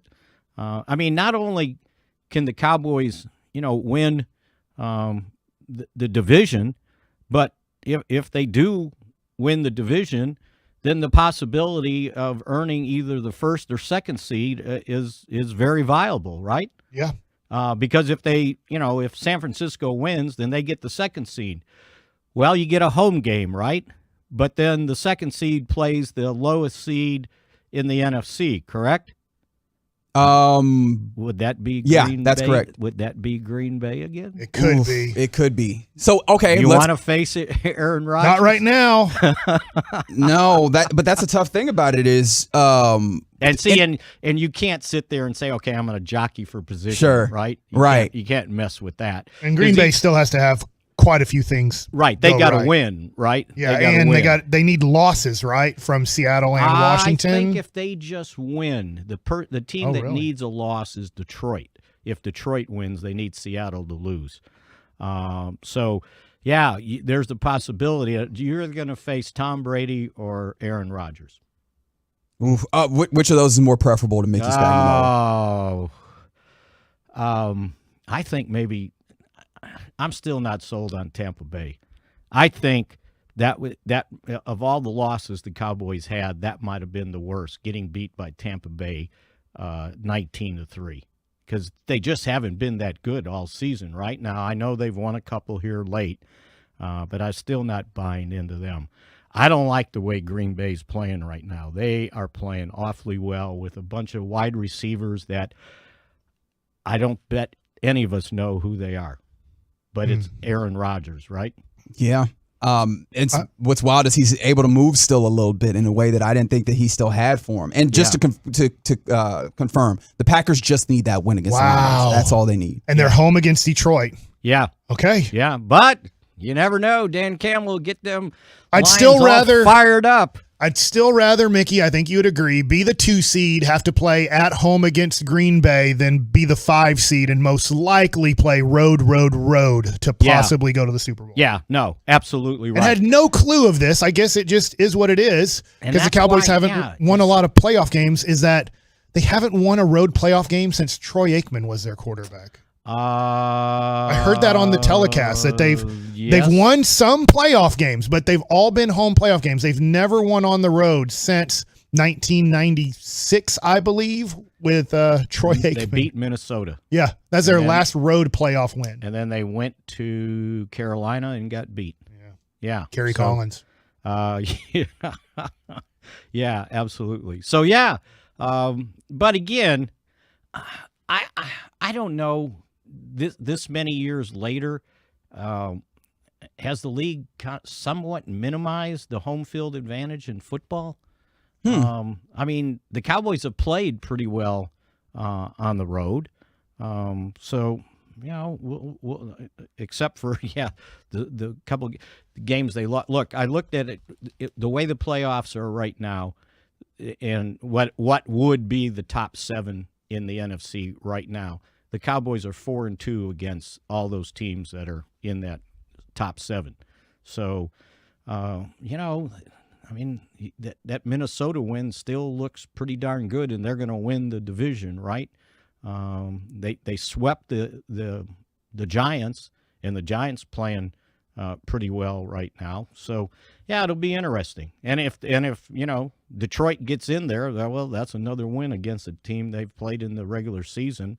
And they've beat Cincinnati. So this is not like last year when everybody said, well, when they played a good team, they lost. Well, they've beaten some teams that are pretty good so far this year. Mickey, we appreciate you as always. Obviously, you'll have the regular complement of guys for the rest of the week going forward here, but it was very fun. You made it very fun for me here. Well, you today, guys made it fun, and I'll make sure I listen to see how you do at noon. Thank you very much, sir. That's adding more pressure that I don't need. All right. Reggie, Mike, you guys have a good day. Yes, sir. You too. That's Mickey See ya. Spagnola, DallasCowboys.com columnist and our Cowboys insider. We always appreciate him having to spend a little time with us. I was going to ask him how excited he is when number 1 takes the field for the Cowboys. Who is that? I don't understand who that is. I have no idea who that is. I blocked that. His favorite color is yellow, I think. Oh, wow. All right. Okay. It's the KNC Masterpiece on 105.3 The Fan. Coming up next, it is the normal time for Baseball Nuggets with Mike Bassick. So let's go ahead and do Holy cow. Nathan Eovaldi, Texas Ranger. I think the Rangers could win a whole bunch of games. Next on The Fan. Coming up in the next G-Bag Nation, the General Gavin Dawson is back. We got Krusty's Corner at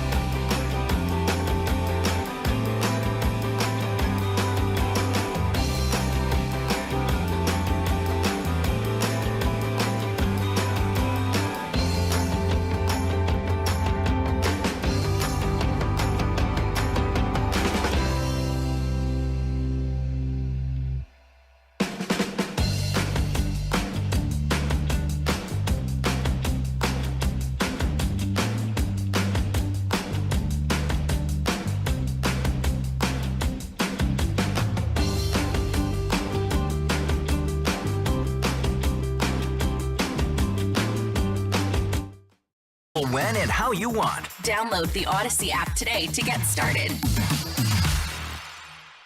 500,000 downloads and counting. This is cool. Get Cowboys Insider Access by downloading Love of the Star with Brian Broaddus and Bobby Belt. Presented by Boomer Jacks on Odyssey or wherever your favorite podcasts are found. KNC Masterpiece right here on 105 Through the Fan on the second day of 2023. Thanks for rocking with us right here on 105 Through the Fan. I'm Reginald Atatula. That's Mike Bassick, a normal staple in this room for the KNC Masterpiece. And another normal staple as we shout out to all the people out there, DoorDashing from the 817, helping their brother take down lights and put them in the attic, 469. Is that something that you do? Like, when do you actually take down your Christmas decorations? So we took them down the last 2 days. My wife and I both had, obviously it's Saturday, Sunday too, but we have taken down almost all of our Christmas decorations. We have the thing over the front door, like garland or whatever you want to call it. Yeah. And then we have our lights that are on the house, but somebody takes those off. But we've taken you got down like professionally that done. the trees down, everything's down. It looks like there's no Christmas at our house now, except for the entrance to the house and then the lights that are still on. Makes sense. So we also have people driving back from vacation. Chris from Arlington driving back from El Paso, hearing us on the app. Hey, I wonder if some are still driving back from Arizona because they went to the TCU game because a majority of people decided we don't want to screw this up and miss that game. Right. Let's just take the 15 to 17 hour drive and then drive back. And now they have to figure out how to get to LA. We'll talk about that later in the show as well. I believe 120 we'll get into the Horned Frogs. Yes. Going to see if they can win their first national championship since 1938. Derek Holland. Yep. There's a lot of Michigan fans that look, y'all gonna have to hear about it, and you're just gonna have to deal with it. Tim Hardaway Jr. thought he was going to that game. Thought wrong because the Mavericks are in LA for the back-to-back, the Clippers-Lakers, while the national championship is there, and he thought, well, I'll be there for the national championship. Nope. He can still go. I guess that's true that he can still go. But yeah, all right, got to root for TCU. But right now, Nathan. Let's talk about baseball nuggets. Nathan Eovaldi, Rangers sign him, 2-year contract, correct? I'm going off the top of my head on the contract. I'm pretty sure it was a 2-year contract. I was really surprised about this, but also really excited about this. So this is a guy in Nathan Eovaldi who I actually talked about a lot after the 2018 World Series. He became a free agent after the 2018 World Series, and he played a major part in the Red Sox winning it. And I thought, man, I really want this guy for the Texas Rangers. They were in that no man's land type of situation where they weren't a good team anymore, but they weren't a bad team either. Yeah. And so you're like, hey, I think he can maybe get the Rangers back to above 500. And the Rangers kind of went in a weird direction. And obviously it played out it wasn't the right decisions to make. And unfortunately for John Daniels, some of those decisions led to, him not being here anymore. Right. Ray Davis going in the Chris Young direction. So the Rangers signed Nathan Eovaldi. There wasn't a lot of speculation about him coming to the Rangers. And it is a 2-year contract, by the way. Yeah. Which I really like because he is a guy who can get injured, and he is 33 years old. So you would look at pitchers for the most part. Once 32 is usually kind of the last year of your prime, and it doesn't mean there's a major drop-off. There can be, but usually 33, 34, 35, you start seeing a little bit of flaws, usually. Obviously, there's guys that are your Verlander, Max Scherzers, that they stay just perfectly fine into their early mid-30s. But I like the 2-year contract. I think he can be +1, by the way. There is a player option for 25. But you're hoping at that point, Leiter, Kumar Rocker, especially those two guys. Those two guys, and obviously your second-round pick, who you gave $4 million to. Sorry, I'm drawing a blank on his name. But the kind of back-to-back Kumar Rocker and then the other guy you took, you're hoping that by 2025 that those guys are major players in your rotation and that you can maybe let an Eovaldi go and you're now paying that position $1 million instead of approximately $15 to $18 million. But Nathan Eovaldi, he becomes a Texas Ranger. I like this projection from Baseball Reference. It doesn't mean it's going to come true, but I do like when they give us projections. They have Nathan Eovaldi projected to throw 133 innings in 2023. Okay, I can get behind that. That's nice. You would like it to be more. In 2021 was a great year for him. Made the All-Star team. 32 starts. Out of pretty much, you can start 32 possible games for the most part. If you break it down, that's about the max you can get in starts, unless they're really pushing you a little bit on off days to not have off days. But he threw 32 starts in 2021, made the All-Star team, threw 182 innings. I don't think that is going to happen, but I also need more than last year where he threw 109 innings. Yeah, that would be untenable. So I think that's where Baseball Reference is coming from. They look at it. By the way, he finished 4th in Cy Young voting in 2021, 11-9 with a 3.75 ERA, had 195 strikeouts. If you look at his FIP, which I'm not crazy about, but he led the American League in his FIP at 2.79. The FIP is kind of just a metric that's supposed to be like without your defense, just your pitching without your defense. And you take out the ballpark type of deal. Gotcha. Like it's like, hey, the Green Monster screws you over sometimes and gives doubles that are outs and stuff like that. It's and it does take a lot of into fielding too, but it's one of those weird things. And you look at last fielding year, independent pitching, right? Yes, there we go. And I was like, what does this stand for again? And so you look at it, and he can be a guy though that struggles, because I remember after 2018 going, man, I really wanted him. And in 2019, obviously the playoffs and pushing him a little bit, he got hurt. He had a 5.9 ERA, looked horrible. I remember having him on my fantasy baseball team and going, what the crap? Yeah, that's a great way to remember how a player played a certain year. Have him on your fantasy team. And so after that 2019 year, he bounced back. I really like him as a middle of the rotation guy, but also this. And I don't think this is going to happen, especially to start the year. I know he's going to be a starter to start the year, but he can be a very valuable piece out of your bullpen if you wanted to bounce him back there. So if it wasn't working out, and this is where it's only a 2-year contract, so you don't have to worry too much about this, but if it wasn't working out for some reason, you can kind of bounce him into your bullpen, and he did a great job in the playoffs in 2018, becoming this everything role in the playoffs out of the pen. But I look at Nathan Eovaldi and I look at the Rangers, and you go, DeGrom is number 1. Yes. I don't know if Eovaldi's number 2. He can be, but I think they're going to do this. This is my opinion. I think Martin Perez is going to start the second game of the season, because you'll go righty, lefty, and then righty, whether it's Eovaldi Gray or Gray Eovaldi, either one. And then you'll have Heaney as your number 5. And that splits up your lefties with provided Heaney shows the way that he is. And I think he will be, as long as everybody's healthy, that will be your 5-man rotation in spring training or out of spring training. Yeah.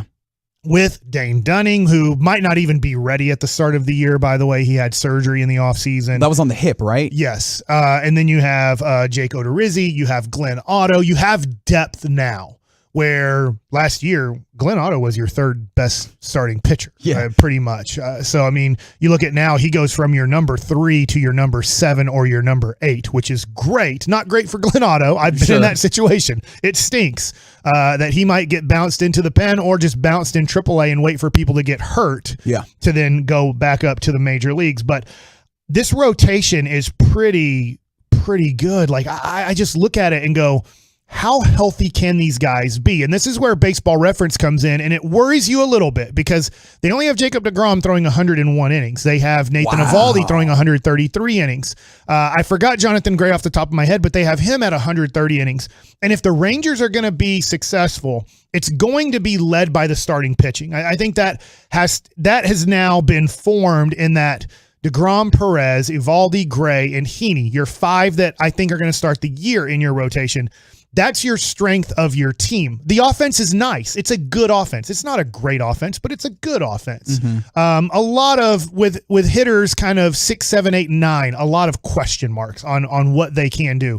And if 6, 7, 8, and 9 are getting on base only 27% of the time, like a 275 on base percentage, which could happen, then you're like, well, crap, this isn't that good of an offense, even though if 1 through 5 is pretty good. If 6 through 9 are automatic outs almost all the time, then that can scare you, where I think you have a great chance to win every time one of those 5 guys takes the mound.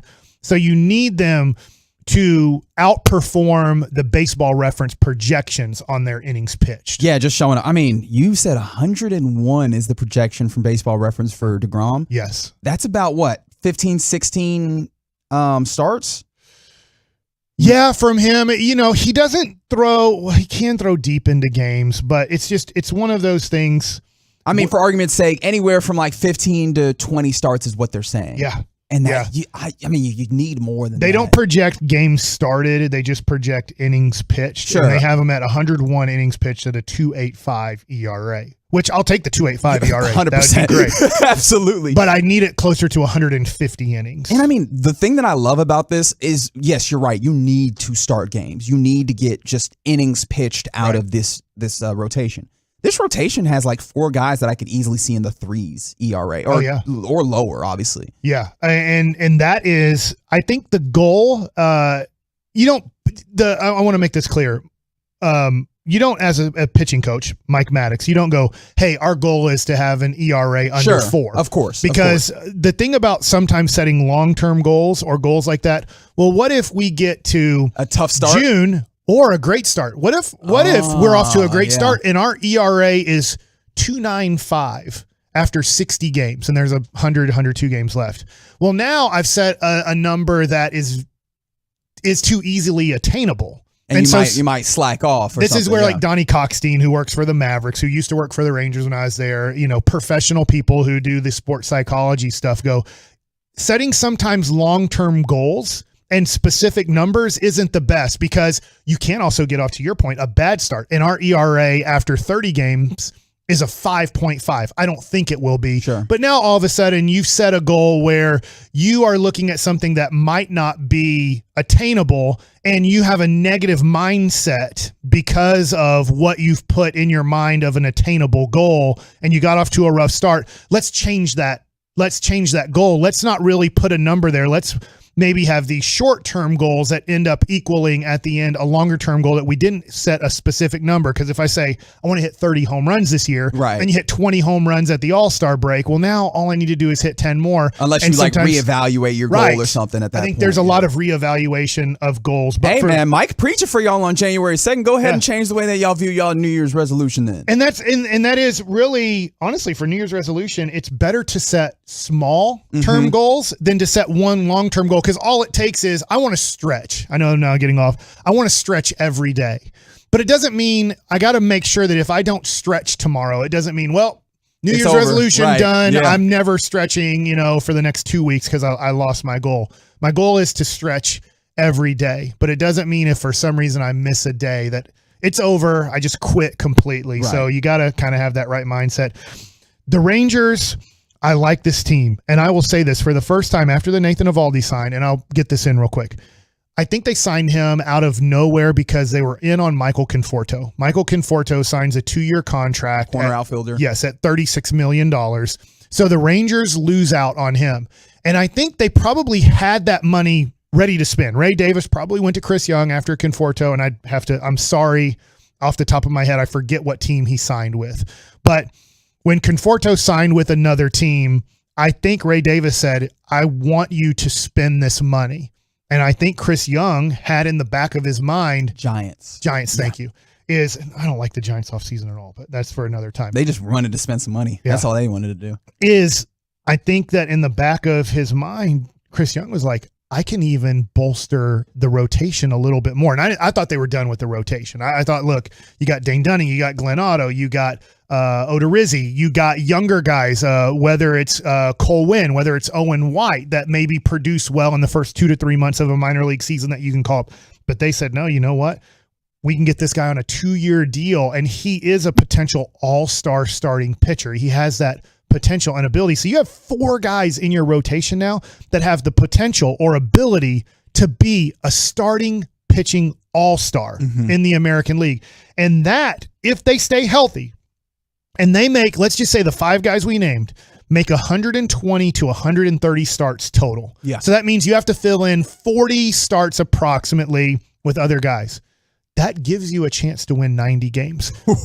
Because there won't be a lot of times that you look at a matchup and go, we have no shot. Yeah. And I shouldn't say names. I'm sorry. I do this. I like being specific. I have to watch out. But Spencer Howard has potential. The guy you traded for from the Phillies. Yeah. But when Spencer Howard took the mound last year, from a fan standpoint, and I do believe also from a team standpoint, they felt like, we got to score, and we got to score a lot of runs today. Yeah, he's going to need some help. We just don't think or know that he can give us 5 innings of 2 runs or less. We're hoping that he can, but we don't believe that he can. And so when you go out and you're having to play 60 to 100 games where you think you're outmatched on the mound, starting the game, they have a better pitcher. We don't have a guy that really can compete with that guy on the mound. It makes it really tough to go out there and have a lot of confidence as a team.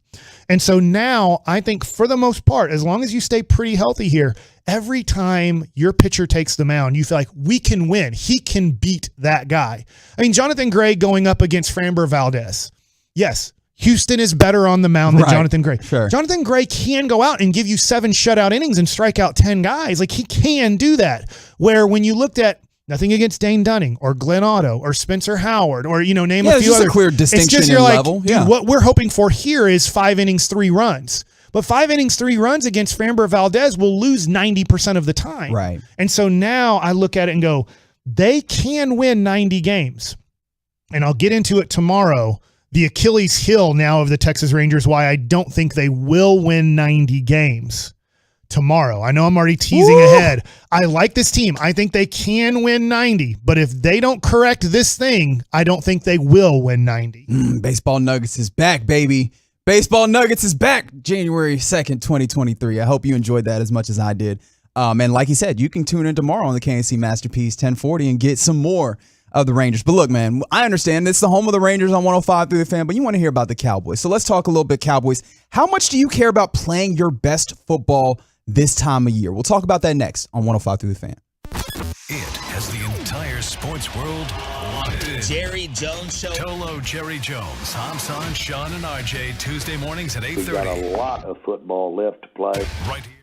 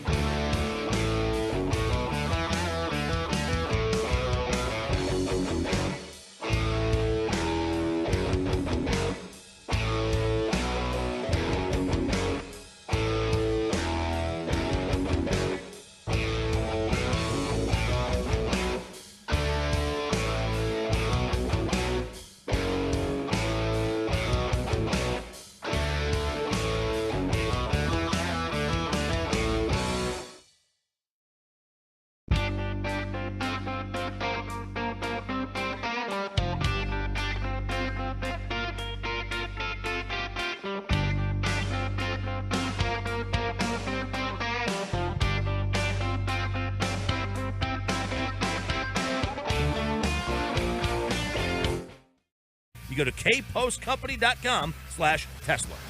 Your turn it on, leave it on. Home of America's team is 105.3 The Fan. Go baby. KRLD FM and HD1, Dallas Fort Worth. Always live on the free Odyssey app. You're about to be masterpieced, KNC style, right here on 105.3 The Fan. KNC Masterpiece on 105.3 The Fan. Reginald Atatula alongside Mike Bassick on this January 2nd of 2023. Happy New Year to you wherever you're listening. And shout out to the Dallas Cowboys, who have this situation really unfolding well for them, where they have a little bit of a shot to win the division should some things break right on Sunday. And they also have a even slighter shot, but still a shot nonetheless, at getting the number 1 seed.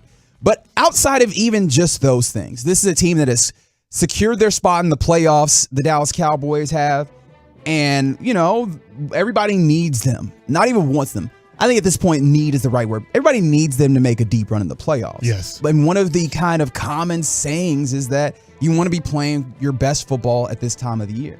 How much do you actually care about this, Mike? Because this is something you brought up as we were texting over the weekend, and I think it's a really, really good concept, or interesting concept to look at. I do care about it. Now, I know there are plenty of people that study the history of the NFL and study also the history of all the other sports, and it doesn't mean as much as maybe we want it to mean. Yeah. But it does mean a lot to me, because I saw last year the Cowboys weren't really playing great going into the playoffs. Mm-hmm. And then we saw them not have a very good game against San Francisco at home. And the Cowboys are winning. So the thing is the Cowboys beat Philadelphia. They have, beat the Tennessee Titans recently, 27-13. That sounds like a good score at the end. But I got the feeling that the Cowboys, to me, didn't play well. I don't know. It didn't even seem like they were really motivated in that game. It felt kind of like a preseason game to me, the way they were going through the motions at times, but did enough to win the game against a very bad team that wasn't really trying that hard. And I look at specifically the Cowboys and I go, look, to be honest, they're winning. They have a chance to go to the Super Bowl. But they're not playing as well as they were probably, I would say, in that late October, early November area. That was, to me, when they were playing at their best. The defense was a premium defense. Mm-hmm. Dak Prescott had come back and for the most part was playing well. He's not playing bad. I don't want anybody to think he's playing bad right now.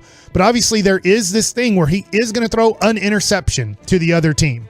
They're going to get the ball, a free ball, and either it's going to cost the Cowboys points because you were close to scoring, or you're going to put the other team in a great situation to score points because they got great field position or they took it all the way to the house for a touchdown. So I look at the Cowboys right now and go, they're a good team, but they're not playing as well as I would like for them going into the playoffs. And I don't know if Sunday, if that's going to change my mind.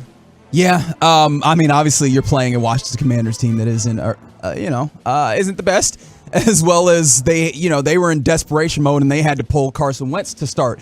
And that went about as well as you could expect when you get Carson Wentz starting a football game. But so I hear you on that. I very much felt that same way. I feel that tension of last year. It's what I've been talking about over the last month or so, because last year I was with you. I started to see actually, maybe I shouldn't say that. I did start to notice it, but I tried to keep swatting away that, it feels like they're on the roller coaster. It feels like they're not playing, they're not maximizing what they have available to them, even though they had the potential to be a very good football team. And then you have the letdown of the Niners game, and then we start going back and trying to search, why didn't we see this, or where could we have seen this coming from? And then we go, there's the, that's the exposed nature of it. There it is in those other games back in the season. And I was starting to get a little deja vu this year. I started looking for those things where I was like, it doesn't feel like they're maximizing what they're capable of. And one of the big ways that is this defense. Now, we could point to the injuries that they have had in some significant places, like Jonathan Hankins, who obviously you didn't start the year with him, but when he came in, he made a big impact in helping you solidify your run game to some extent. Your cornerbacks, both Jordan Lewis, who you lost a little bit earlier in the season, and Anthony Brown on the outside, even as much maligned as he was, both of those guys helped you had like a stable pass defense that has now become more unstable. Although shout out to Deron Bland coming in and lending some level of good play. But also he's a rookie, and there's a little bit of, up and down to that. And then Nashawn Wright has come in and tried to grab some of that, and there's some up and down there as well. But without getting the sacks that this front seven, or this particularly the defensive line of the front four, were, hanging their hat on, I do see this as a defense that has taken a step back. It is not necessarily in that consideration for best defense in the league over the last month of games, and I think that's a problem. Now, the other thing... Well, I shouldn't say problem. That feels like it's too much, but I think you get what I mean. Like, that is not where we expected it to be. You don't feel... I think if you're truly kind of looking at this from eyes wide open and not just, the Cowboys are winning, so who cares type of deal, you have to go, gosh, I wish they were playing better right now. And I remember, I was working at another station, and I remember this getting pointed out to me, and I was like, no, they're going to the Super Bowl. And I remember Brandon Webb gave me his tickets. He had 2 tickets to the Super Bowl in Arizona for 2007, and the Cowboys were 13-3. But I remember this getting pointed out to me, and I just pulled it back up. And look, other teams are struggling too. Obviously, Philadelphia is struggling too. So we'll get into the other teams too, the competition that the Cowboys are going to have to possibly go against. But the last 4 games of that 13-3 season, Detroit Lions, not a good team in 2007. Cowboys win 28-27. Cowboys then play at home against the Philadelphia Eagles, lose 10-6. Cowboys play at a not good Carolina Panthers team. They win 20-13. Then they don't have to play for anything, so they don't play, and then they lose the last game 27-6, get the bye, and then they lose to a hot New York Giants team going into the playoffs. And so it can happen that way. Hopefully the Cowboys are more of the New York Giants in 2007, where might not be the 1 or 2 seed, but they're able to upset a team like Philadelphia, who look like that's a similar looking look to what Philadelphia is doing right now to what the premium 2007 Dallas Cowboys did.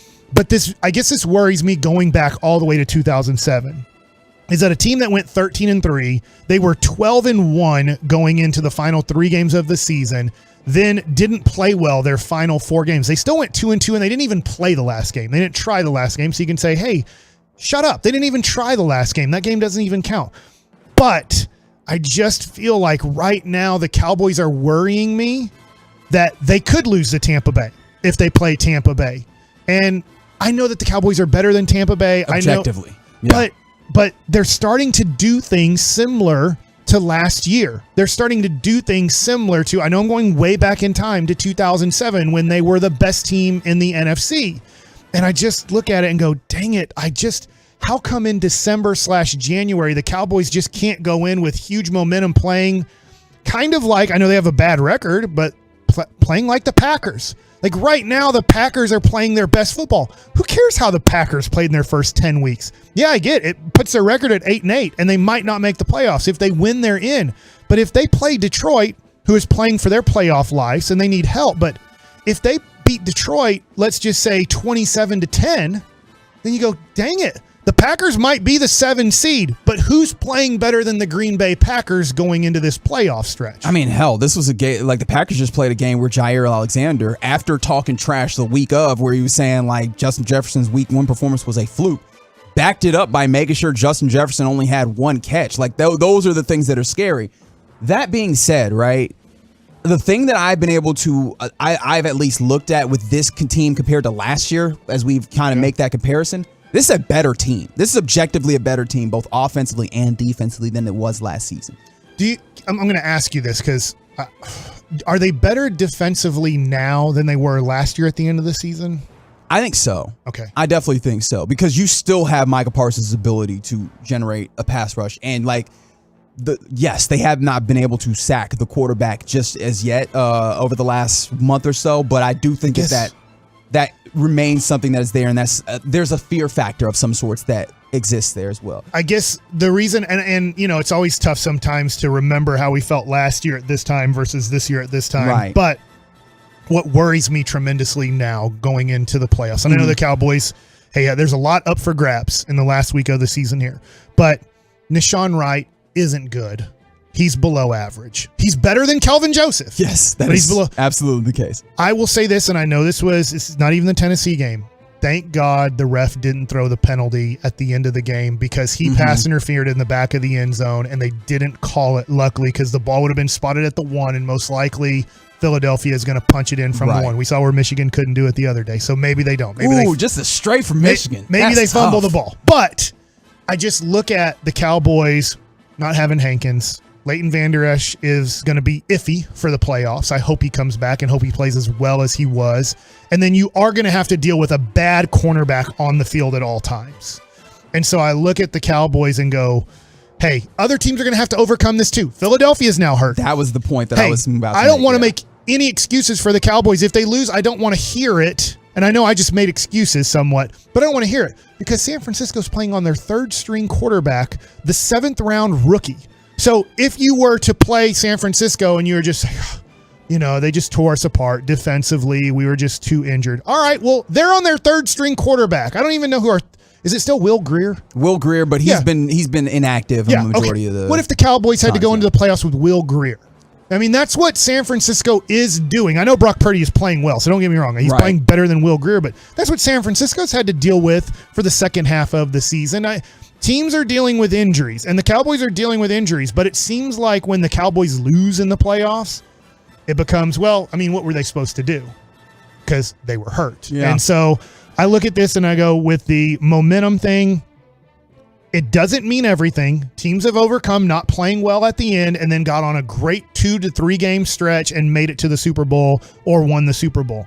But I just wish that the Cowboys were playing better football right now. That being said, Philadelphia's not playing well. Yep. San Francisco did have an overtime win, but I still think they're playing pretty darn well. Yeah, and I guess that that's a tough one to look at when you consider they were playing with the Las Vegas Raiders. Although Jarrett Stidham, hey man, have a day, buddy, and we'll talk about you here coming up in Gridiron Gravy.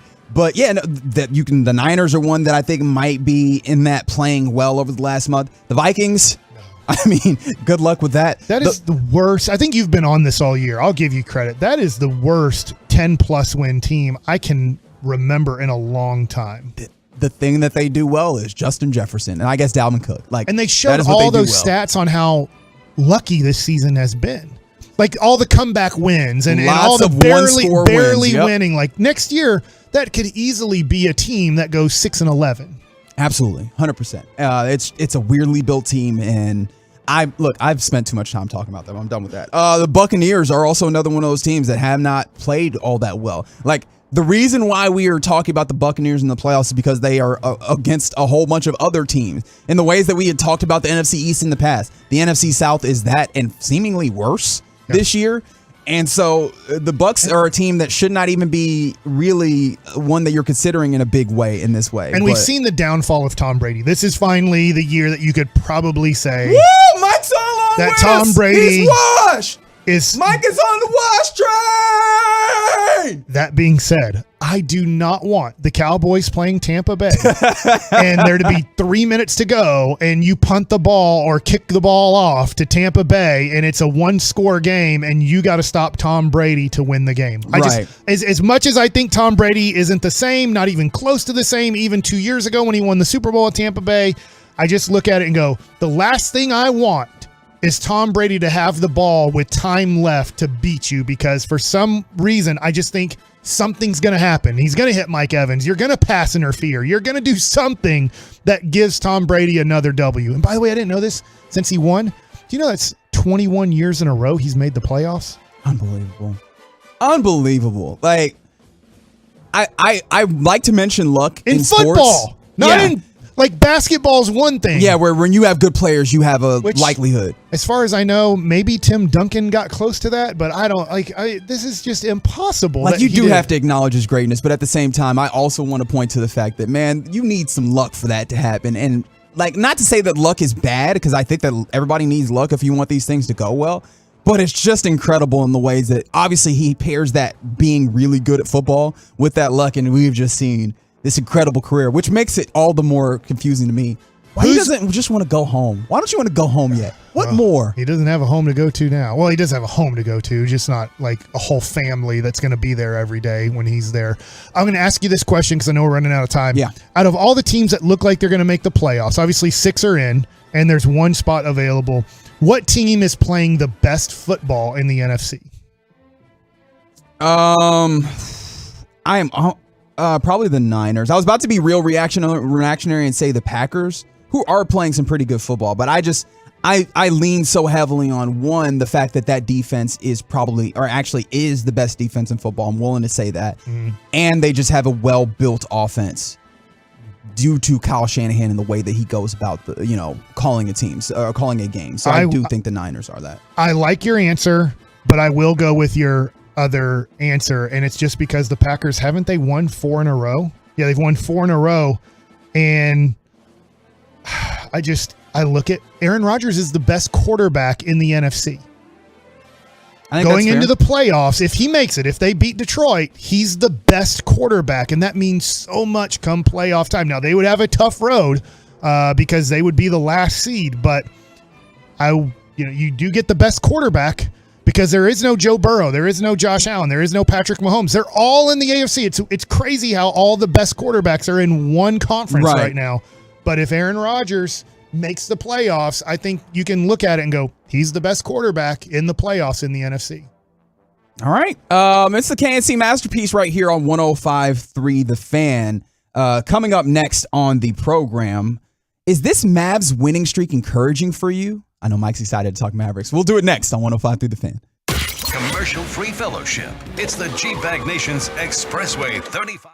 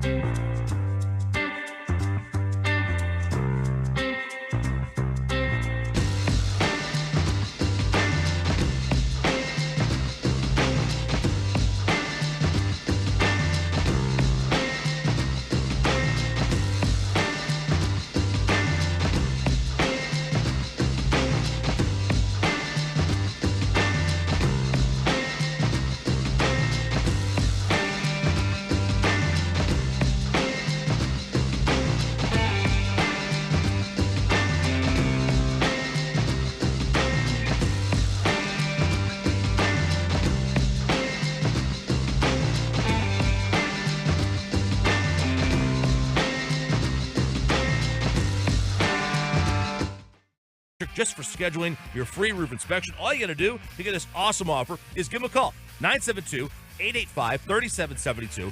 972-885-3772. 3772. Schedule your free roof inspection, become Santa certified, and for more on how to cut down those energy costs and get a tax credit, you go to kpostcompany.com/Tesla.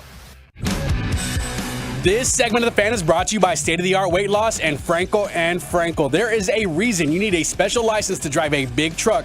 So companies that hire drivers that put them in a big truck should be held accountable for what happens when one hurts you. Frankly, you need Frankel and Frankel. The consultation, it's always free. Visit truckwreck.com.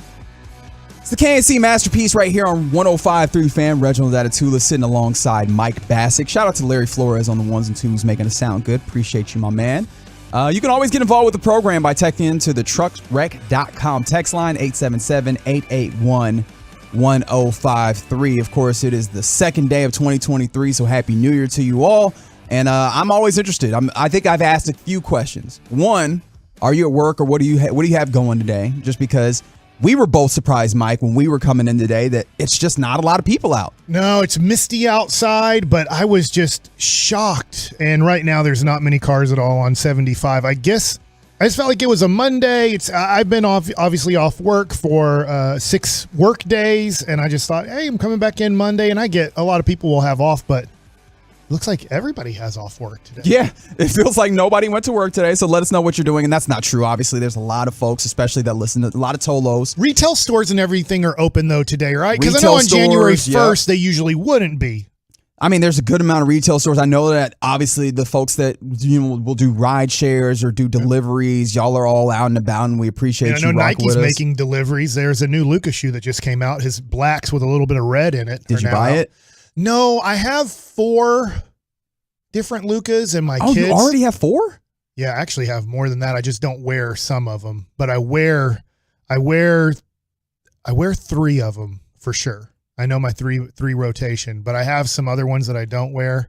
But he keeps coming out with colors and different ones. And I'm like, ooh, but then I'm like, he keeps spending $110, $120 every month on a pair of shoes. It starts adding up. Absolutely. And are you going to go ahead and take Nico Harrison's advice on how you're going to go ahead and collect his shoes? Yes. And I do. I have them on right now. They're very comfortable. I will say a lot of times Nike shoes are not the most comfortable to me. I remember I really liked a pair of Kobe's, even though I know, rest in peace. But I was not a Kobe fan at all. I hate the Lakers. Just so if you haven't ever heard me, I hate the Lakers and everything about them. I respect how good of players they have, but I hated like Kobe. But I was like, man, those are some good looking shoes. And I tried them on, but they were really too narrow for me. Very narrow shoes. Feel well. And so I was just like, as much as I like them, I just don't want to buy a pair of shoes that I don't like wearing because they hurt. But these don't hurt. Well, I mean, these are $50 a game. I would hope that they don't hurt because Luka is doing a lot of work in those as the Mavericks have found themselves on a little bit of a run here. The Mavericks have won 6 in a row, which I believe leads all active win streaks in the NBA. Okay. And as Bobby Belt noted, this streak began when Mike Bassick took his vacation, when he took his leave at the end of technically last year. I did get the Minnesota W. That's right. My apologies. I didn't think they're going to win that game. And I don't know if Minnesota's ever won since. But they're a very interesting team in and of themselves. This has been, I will admit, I was really wrong on this. If you go back to my Twitter, I thought when Dorian Finney-Smith, right about that time, got hurt in Minnesota and is going to be out still another week or so. I don't know exactly when he's coming back, but I think he's going to miss at least the next 3 games. And I thought without Kleba, without Dorian Finney-Smith, and I know Josh Green is still out, and he was maybe with those guys being hurt would play even a bigger role, and he can't. I just thought, I know the schedule doesn't look hard, but I think they're just going to lose. They just don't have enough role players to win. Heck, we've seen this team. They lose quite a few games when they are healthy against bad teams. Or teams that are missing a lot of their important players. And so I am surprised, and I'm happily surprised. I don't want them to lose, but I am shocked that they have gone on a 6-game winning streak. All right, so just a programming note. This is going to shift up a little bit. We're going to talk to Steven at 11:30 here. All right. So we'll do that here just shortly. So let's talk a little bit about this. We can bring back the conversation about the Mavs even further because I do have a hypothetical for you further. But this is a 6-game win streak, and Luka Doncic has been bananas. Oh, my gosh. Obviously, he had the big 60-point game, 21 rebounds, 10 assists game. dropping like 50 points or 40-something points a game through this stretch. But the thing about it is, while he also doesn't have help and he's doing all of these things, the Mavs have won 6 games against, these are the teams, the Timberwolves, who you've noted having some issues, the Rockets twice, a team that is actively vying for Victor Wembanyama, the Spurs last night, 2 nights ago, who were also actively vying for Victor Wembanyama, the Los Angeles Lakers, who notably have their issues, and the New York Knicks without Jalen Brunson, RJ Barrett, Obi Toppin, however much you want to value that. But these are wins, but they have taken Herculean efforts from Luka Doncic, and they have also been fairly narrow victories. So I wonder how you balance those things. I'm happy they're winning those games because they weren't winning earlier in the year, whether it was the Washington Wizards or whether it was the Detroit Pistons. I mean, you're talking about bad teams, and Washington was missing Beal and Porzingis in that game. I mean, you can go back and look at certain games where Denver wasn't playing. 4 out of their 5 starters were out for Denver, and you lost to them. So those games were losable games, and losing those games in your first, approximately 30 games of the year. So them winning these games, I'm happy they're doing it now because they weren't doing it earlier in the year. That being said, yes, it is taking Luka averaging 40-plus points, 10-plus rebounds, about 10 assists for them to win these games. And I think Jason Kidd said it. I think it was after the San Antonio game. It might have been a game before where he's just like, we are asking a lot of Luka. It's awesome that he's doing it. It's so fun to be a part of it.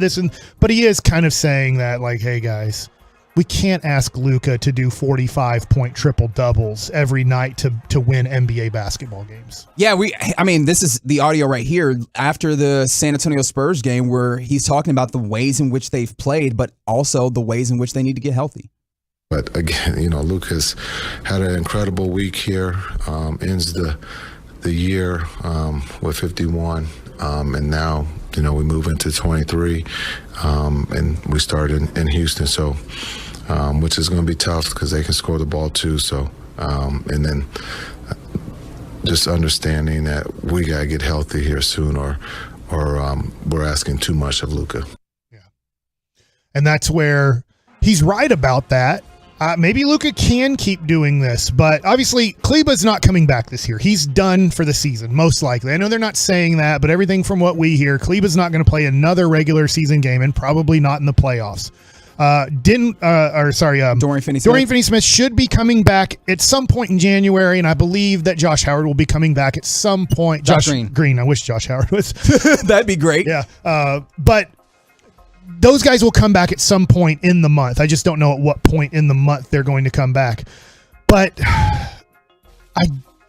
I guess one thing that I'll say this, I'm going to go with positive here, Reggie, because they are winning a lot. One thing that I have noticed that they are trying to do, and maybe because it's against younger teams and teams that don't get back on defense, is they are trying to snowbird, or they are trying to get out, cherry pick, however you want to call it. They are trying to get out and get easier buckets, which I think makes the game easier on Luka. If you're going to ask him to play 40 minutes and put up these 40-point triple-doubles, if you can get 20 fast break points where he's not having to somewhat lead the fast break, it's outlet passes, that does make life easier on your team and on Luka if you can keep pushing that way. But you know what's funny? Over this 6-game stretch, while you say that, they're still third in pace over this 6-game stretch. Third worst in the league. Yeah, third worst in pace.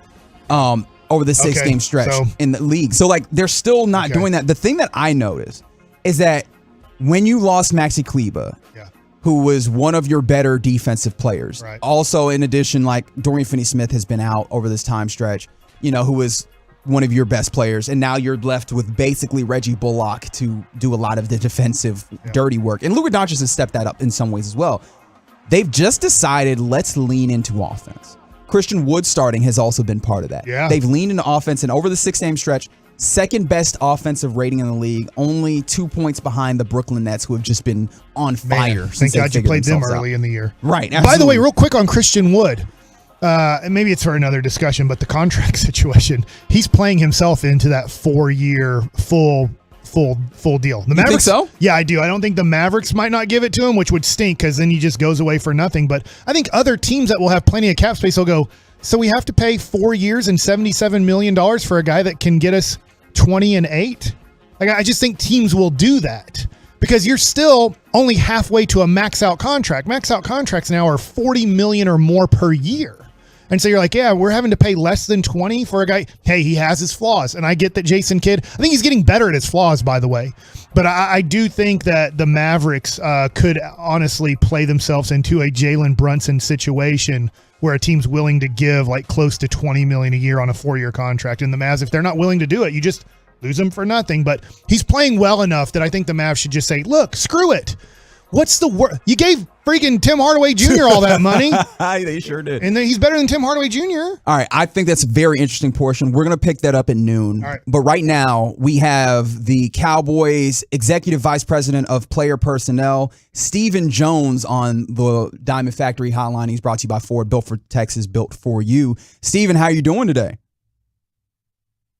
Doing good, guys. How you doing? Happy New Year. Happy New Year to you. And let me go ahead and start there. Obviously, you guys were able to get that game out on Thursday, so you did not have a game on that New Year's Eve, New Year's Day situation. How do the Joneses bring in the new year?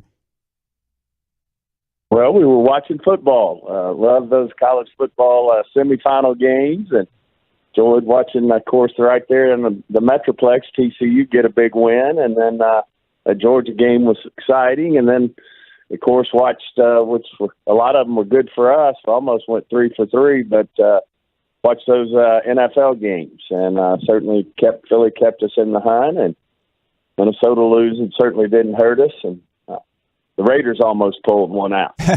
Steven, let me ask you a question when you're watching college football, because I know obviously you get a lot of film and everything, and that's for the offseason to do that. But when you're watching these games, do you take notes on players, or are you just watching for more, like, I'm just enjoying watching college football, or are you having to take notes on possible offensive linemen or defensive linemen during the game? We're not taking notes. You take mental notes as to who sticks out. And certainly when you come around to them in the spring when we're scouting these guys, it's great to watch them play. And, a lot of times will send us, when we're all going to watch a game, he'll send us who are the players that are probably going to come out and what their grade, what kind of grade. Right now they're either an A, a B, or a C player is kind of where we have them. We obviously hadn't delved into the detailed grade yet, but certainly anytime you watch an Alabama play or some of these teams out there, you're gonna see some good football players. Georgia, now TCU obviously has a top-notch receiver. So, it's always enjoyable to see those guys play against each other. And Ohio State and Michigan have their share of players. So, it's, if you love what we do, which we do, it's fun to watch.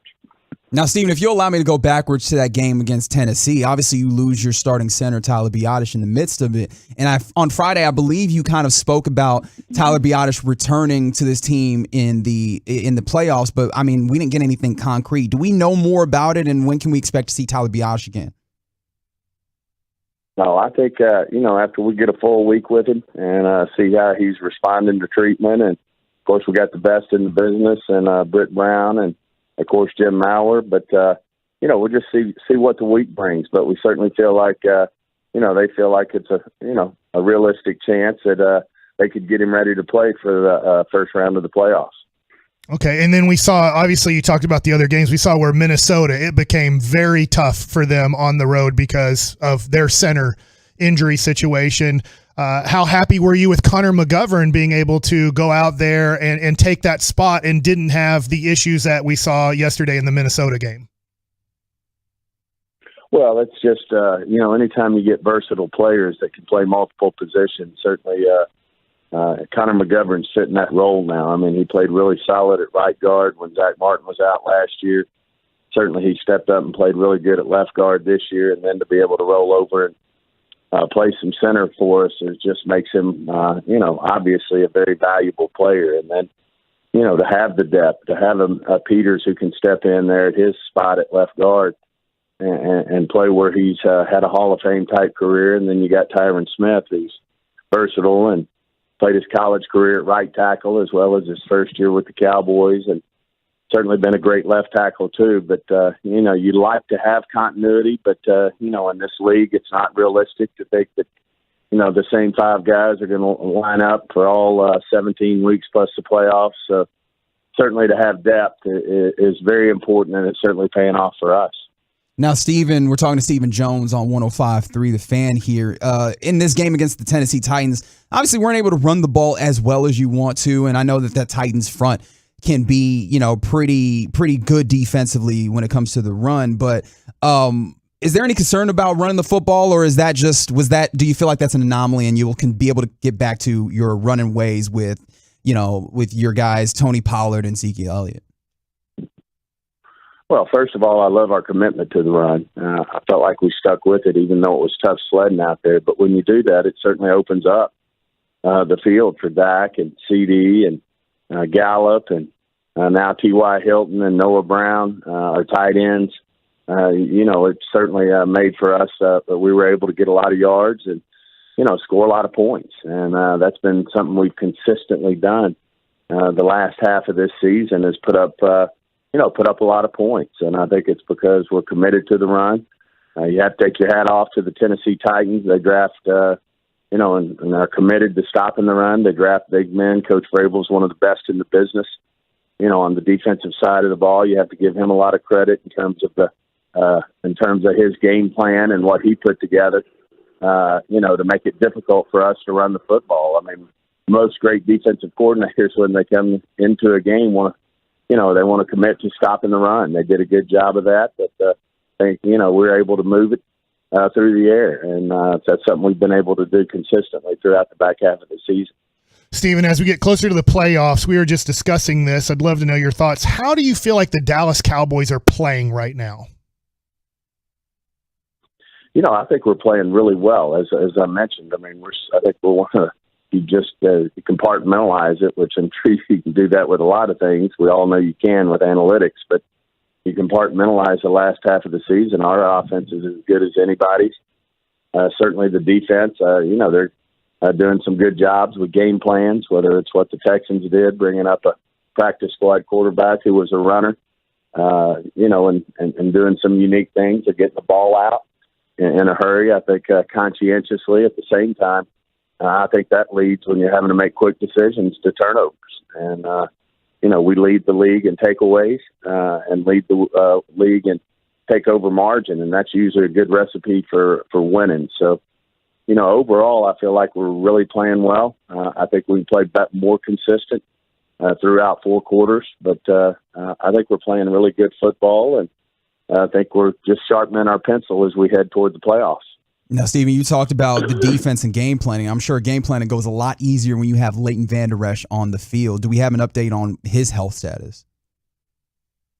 Yeah, we're feeling really good about him, too, for the playoffs. We'll be welcoming back 3, really good football players, and Leighton Vander Esch, certainly Hankins, and then, if we get Biotic back, that'd be a big plus for our group out there. We all know what Hankins does for that run game. Certainly, Leighton's a big part of that, and should just improve our defense as we move forward. At the same time, it's been good that guys like Damone Clark and Bohanna and guys like that have gotten some good reps, and hopefully just keep getting better. And then this week, Steven, I know we're talking playoffs, but this week a lot's on the line now that Philadelphia lost to New Orleans. So I know we're talking about guys being ready for the playoffs. How important is a great game from the Cowboys this Sunday? I just think consistency. We want to continue to be consistent. I think we've cleaned up a lot of things in the back half of the season, penalties being one of them. We all know we were struggling there mid-season, with some penalty challenges, but I think we've done a good job of cleaning that up. I think, as we said, we lead the league in takeover margin and takeaways. We can probably protect the ball a little better, and no one knows that better than the guy leading this team. And Dak Prescott, he's playing at a high level and had some unfortunate, tips and drops that came out of hands in the other, into the other team's hands. But we can clean some things up and we can be better, and that's what we want to do. Is we head in to play the Commanders and know that there is a lot of stake. I mean, any given Sunday, a team as we saw. As we saw this week, they got pro players and they pay their guys too. So we need to go out and play really good football and get ourselves even sharper and more consistent. And win the game and try to go out and win this game and see what happens. I know sometimes the best questions aren't hypotheticals, but if the Giants end up, because they're secure at the 6th spot, if they end up kind of not playing, is it kind of scoreboard watching to see third quarter or so if you want to push your guys in the 3rd and 4th quarter? Yeah, those are things, Mike, and, we'll talk about as the week goes. But right now I know our focus is to beat the Washington Commanders and play good football and not have my history with teams has been whenever you get whenever you're thinking like that, you don't play well. Well, we're going to play a half and see where we are. Well, we're going to play 3 quarters. Well, those things don't work out. I think these guys have to get mentally focused to go 4 quarters and play consistently for 4 quarters. And I know Mike will have our guys prepared to do that. But certainly, I know he'll have a plan in his mind. And, we'll be going over that with him, but certainly not a focus. Now, Stephen, before we let you go, I mean, obviously it's the New Year, so that comes with New Year's resolutions. Do you have a New Year's resolution for yourself or for this Cowboys organization or team as a whole? Well, usually I focus on myself on New Year's resolutions. So I've definitely got some self-improvement I can do, and I've got a few things on my mind that I'd like to do better. So we'll see how it goes. Well, I appreciate that. Mine's stretching. It starts with my waistline, so it usually always does. What's the one food that you love the most that you know is not good for you? Cheeseburgers, baby, cheeseburgers. That's a good one. That's a strong number 1 seed in my opinion. Or pizza. Pizza comes in as a solid attempt at that number 1 Pizza's right seed. there as yes, well. Sir. I'm right there. Well, we appreciate you. We hope that you can get that waistline a little trimmer, and we're rooting for the Cowboys as always. We appreciate you, sir. Sounds great, guys. Happy New Year's. Happy New Year's to you, too. That's Executive Vice President of Player Personnel, Stephen Jones, right here on your home of the Cowboys, 105.3 The Fan. What was yours, Mike? What do you think? Because I feel like you would go with something a little bit more fun than just cheeseburgers. Well, obviously, I like everything that's bad for you. Sure. That's why you like mine is probably sugars. So whether it's cake, cookies, ice cream. Oh, you're a sweets guy. So that's the one that I have trouble turning down somehow. So sometimes, like when I'm good, I can go to a place and go, no, I'm going to have a good salad, or I'm going to have, a steak with vegetables or something. But man, when there's some Tiff's treats or crumble or homemade cookies, or somebody says, hey, you want some ice cream with apple pie or something? Wait, are people just walking up to you offering you ice cream and apple pie? During the holidays, I feel like there's a lot of things. Or I'm a good baker, so then people will ask me to bake things. So then I'm baking things, and then, hey, I'm going to have one of those chocolate chip cookies I just, took out of the oven too. All right, now we're just going to a whole different place. Go ahead and text the truckwreck.com text line. What is your food that you know you shouldn't eat, but you eat anyways? Because DePope88 on the Twitch line said, chicken tenders with honey. Have you done that? Like use honey on chicken tenders? Honey mustard. Now, I will say this. What my kid is doing after New York is he loves pepperoni pizza. He puts the red pepper flakes on there, and he drizzles honey on top. And it is pretty darn good. Wow. So if you ever want to try something to get a little kind of, hot, sweet, savory type of deal, take some pepperoni pizza. Just put a little dab of honey on there and take a bite. And I think you'll like it, unfortunately. All right. We're just going to be fat kids all through this break here, but don't worry about it. We'll get some gridiron gravy coming up next, in which I know the Michigan Wolverines lost. Could they lose again in losing Jim Harbaugh? We'll talk about it next on 105.3 The Fan. At 105.3 The Fan, we love our Tolos. Into the fan all the time, Tolo.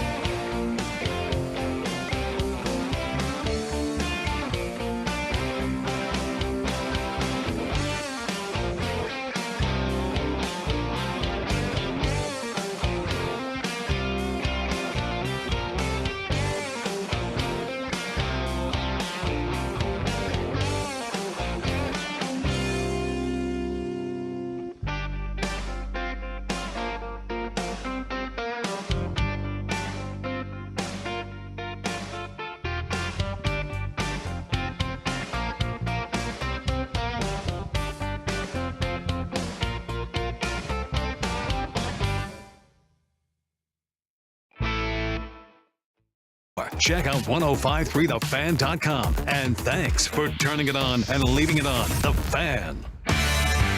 It all comes down to this. Classic Chevrolet in Grapevine is leading the way to finish the year #1 in America. They never charge more than MSRP. Not now, not ever. Plus, they'll pay full market value for your current vehicle. Find new roads, Classic Chevrolet. Relax. Enjoy the difference. It's the KNC masterpiece, asking important questions like, what is the food you know damn well you're not supposed to be eating, but you do anyways? From the 214, sour candy, like sour punch straws or Airheads. From the 817. Oh, man, yeah, absolutely. Sour Patch Kids. I have the family size bag, like the pound bag, in my pantry right now, and that's surprising because usually I buy that and it's gone within 3 days because I have no self-control. Dang. Yeah, that's why I don't keep it at the house. I buy those when I'm working the Ranger games, especially the West Coast games, and you're not going to do post-game till about 12:15 to 1 a.m., so I'm pounding candy during those games, which I shouldn't be. Me neither, dude. I'm in that place. From the 817, pasta. Great way to go. Like, you don't even have to specify one. There's so many different ones that are all fantastic. Keep those coming in. This is fun. I want to keep doing that. But what we have to do right now is go around the entire NFL and dip into some gridiron gravy. Biscuits. I was like, Larry's not going to dip. That's fine. With some honey. Yeah, biscuits and honey. Absolutely. Especially if you get it from Popeyes. Because, otherwise, what are you doing? Make sure you have a drink nearby. All right. This one comes courtesy of Ian Rappaport and Tom Pelissero, that as they reported on the Broncos, quote, one of multiple teams, as the Broncos are, that have been looking into the potential of trying to lure Jim Harbaugh back to the NFL. Obviously, Jim Harbaugh's Michigan Wolverines in the playoffs for the second straight year. That family had a tough weekend. Boy, did they. Yeah. You had John Harbaugh losing at the very end in a tough rivalry game against the Steelers. And then you have Jim Harbaugh I guess before that game, losing to the Texas Christian University Horned Frogs. There you go. We'll talk more about that as the show goes along, but it's always fun to mention that. So, yeah, remember Jim Harbaugh had that like flirtation with the NFL last year where it really seemed like he was trying to go. I hope he stays at Michigan. I'd like for Michigan to stay good. I do like when kind of the teams that you at least I grew up them being good is that Michigan stays atop, and maybe they still could with another coach, but I'd like for him to stay there. Yeah, that's their native son, and he finally, like over the last 2 seasons, did the thing that it felt like they weren't doing as Michigan, which is beating Ohio State. They did that the last couple of years, which is great. One thing that he said when he was flirting, I know he interviewed for the Vikings job last season. So when he talked to the Detroit Free Press, he said that was a one-time thing, and he thought it was an intriguing prospect of chasing the Super Bowl, but then that he was back. He was here with the Michigan Wolverines. So, of course, we haven't heard any rumblings that he's considering anything, but just that there's teams that are willing to try and go get him, like the Broncos. Denver sounds like a horrible job because you're 100%. stuck with Russell Wilson, and I hate saying that, but then I saw his extension hasn't even kicked in this year. I saw the report, too, that they want to redo his whole workout routine and all these things, right? Supposedly, they're going to tell Russell Wilson what you've been doing for the last 5+ years or so on your own as you become a veteran guy who has your own program. We don't want you to do that anymore. Good luck with that. Good luck with telling Russell Wilson at 33, 34 years old, we want to totally change your routine and you're going to have to do what we want you to do on almost a totally guaranteed contract. I don't want that. Like I wouldn't want to be Harbaugh. I wouldn't want to be, we know that Dan Quinn is already being mentioned with the Denver Broncos possible job. I just wouldn't want to be the person to go in and say, Russell, what you do fails. It's proven now. It's a failure of a routine. You're a failure of a quarterback, but you're my quarterback for the next 3 years. I can't do anything about it. We're going to totally change everything you do. We're going to make a whole game plan that you don't like, but it makes you successful. I almost wonder if they have to get like a offensive play caller head coach. Because, I mean, obviously a CEO type head coach, I think often goes over well. I wonder if they would need to get a play caller that is so, dominant on their system that they would have enough clout to kind of counteract what Russell. I don't know. That's a terrible situation. I think it's a weird deal because Houston Texans, as far as I know, that job isn't open yet. It could be open, but you're going to draft your quarterback that you want to shape and form and what you want to do there. With Denver, you don't get that. You get, this is your quarterback, deal with it. Let's swing around to the NFC South. We've talked a lot about the Buccaneers, but we haven't talked about this man, and a dude who is kind of one of the least well-regarded or least talked about really, really good wide receivers in this league. Whoop. Mike Evans. Mike Evans made history for the NFL history for the Buccaneers. Goodness gracious. So he has surpassed 1,000 yards. In fact, he did it in spectacular fashion, having 10 catches for 207 yards and 3 touchdowns last night, or yesterday, I should say. He's a 4-time Pro Bowler, and he has now he has extended his record for most consecutive 1,000-yard seasons, which he already had the record of. He set that record in 2022, and he's continued that into now.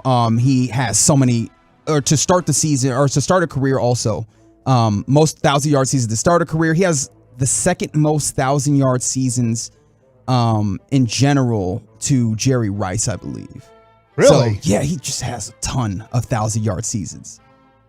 Well, I look at that and I just think about the Cowboys most likely are going to play them, and the second most consecutive. Okay. Overall, there we go. Is there a way that Tom Brady and Mike Evans can get Diggs to not cover him? Do certain things where all of a sudden Nashawn Wright is covering Mike Evans. Oh, that's scary. And you just lob the ball up the way, let's face it, a long time ago when Johnny Manziel won a Heisman, lobbing the ball up to Mike Evans a whole bunch of times. And you just say, we want this matchup, and we're going to throw it to him 15 to 20 times in this game. And we're going to see how many penalties we can get. We're going to see what can happen in this situation or that situation. And so this is why they're starting to scare me a little bit. I think the Cowboys are so much better than them, but if Tom Brady and Mike Evans are just going to throw the ball to each other 15 times and try to just get and Diggs is doing certain things right now too where he's not playing his best he'll football. Gamble. He's gotten a little, he's always been a ball hawk, and he'll gamble a little bit more, and he's gotten caught on it a few times recently. The thing about it, Godwin had 9 catches for 120 yards. Yeah. So you're like, okay, fine. Go cover wherever Mike Evans lines up. You go cover him, and then you go, all right, you got to cover Chris Godwin. And we know Tom Brady. We've heard interviews where he's like, "Yeah, I lie in interviews," and then he was telling the truth in one of those interviews. Like, "Yeah, I know when a guy really stinks and a guy we're going to attack, and I talk really well about them during the week." So if it happens after this week is over, I expect Tom Brady to say, "Yeah, Nashawn Wright's a pretty good cornerback," and then try to throw on him 20 different times. So real quick before we go, I mentioned this earlier, but Jair Alexander of the Green Bay Packers. Yeah. Last week got a lot of pub for saying that the week 1 performance his week 1 performance with the Vikings, in which he had 11 catches for 184 yards and 2 touchdowns, was a fluke. And people were like, "What are you talking about? He's one of the best wide receivers in the league, if not the best wide receiver in the league." And Jair Alexander backed it up, where that man, Justin Jefferson, only had a single catch for 15 yards in the 41-17 Packers victory over the Vikings. And I just find that fascinating, because if you are willing to talk the talk in such a big way and you back it up, that's my favorite type of player. Now, I will say this could be a great matchup. I know I'm going into playoffs, but if San Francisco stays at the 2 seed and Green Bay wins and they're the 7 seed, I think I'm going to pick Aaron Rodgers to go to San Francisco and win that game. Oof. And then maybe even go to San Francisco and play quarterback. I don't think so. Not with the contract. I think now. But I was like, well, I know he wants to, but no, that's the thing we talked about. Who are the 2 hottest teams? San Francisco and Green Bay, and there's a likelihood they play each other in the first round, which and is have great. to knock out one of. Yeah, get that out of the way. Because I don't want to play Aaron Rodgers if you're the Cowboys, and I don't want to play San Francisco either, because they seem to also have kind of kryptonite things that the Cowboys don't like in playoff football. That's our quick look around the NFL in Gridiron Gravy. Don't worry, we'll get back into around the NFC East coming up later in the show. But first, we were supposed to talk to Stephen Jones here. He called a little bit earlier, and we appreciate that. So let's get back into our conversation about Luka and the Mavs. They're on an exciting 6-game streak. They have the Rockets tonight. Should be a W. But also, don't say that. That always ruins it. Sorry, my bad. I'll retract that. Just go ahead and dump that. Thank you, Larry. But also, if you had to trade for a particular type of player to help this team, Would you trade for a rebounder? Would you trade for a playmaker? Hypothetical from Mike Baskin. We'll do it all next on 105 Through the Fan. He brings the energy to your hump day morning. Almost ran off the road I was driving. The Hall of Fame playmaker.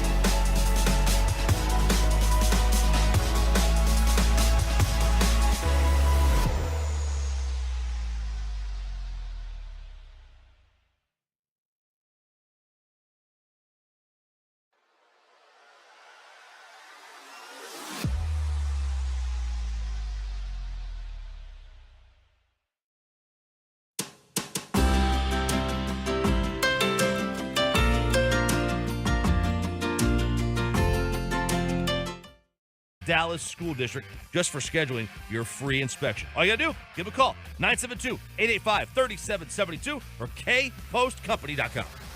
This is the exclusive home of Dallas Cowboys football. KRLD FM and HD1, Dallas, Fort Worth. Let's go, Cowboys. Always live on the free Odyssey app. Live from the Classic Chevrolet Studios, it's the KNC Masterpiece on 105.3 The Fan. KNC Masterpiece on 105 through the Fan. Reginald Atatula sitting in with Mike Bassick here on the second day of 2023. Happy New Year to you all. And I know somebody texted in earlier and asked, when do you stop saying Happy New Year? So, I mean, if you feel like weighing in on that. After today. Really? That's January 1st, January 2nd, January 3rd. We're into it already. Get over it. Yeah. You had 48 hours to wish somebody a Happy New Year. Now, I guess it's a little bit tough. Maybe tomorrow you should, because I haven't seen Kevin and Corey. Right. And I am going to irritate the hell out of Kevin Absolutely. tomorrow. And I'm going to say, man, I haven't seen you since in a last year. Yeah, since last year. And Absolutely. stuff. Just to really tick him off, because that upsets him a lot. He really hates it. And so I just feel like, pushing his buttons. Yeah, shout out to... I love him, but I want to push his buttons. Shout out to the guy at the front desk, our guy TJ. Yeah. Who, when we were leaving on Friday, because it was myself and Hagee hosting on Friday, TJ said, see you next year. Yes! And Hagee just gritted his teeth as he was leaving. TJ, I love you even more. Also, as I've just posed random questions to you, the fans listening, you, the Tolos, we appreciate you. The food that you know damn well you shouldn't be eating, but you do anyways. From the 817 Philly cheesesteaks, because I hate Philly. I don't know how that works. Like, is it just because you're eating it at that point? I don't know. 972 cheese sticks. Are you are you cheese sticks guy? I am.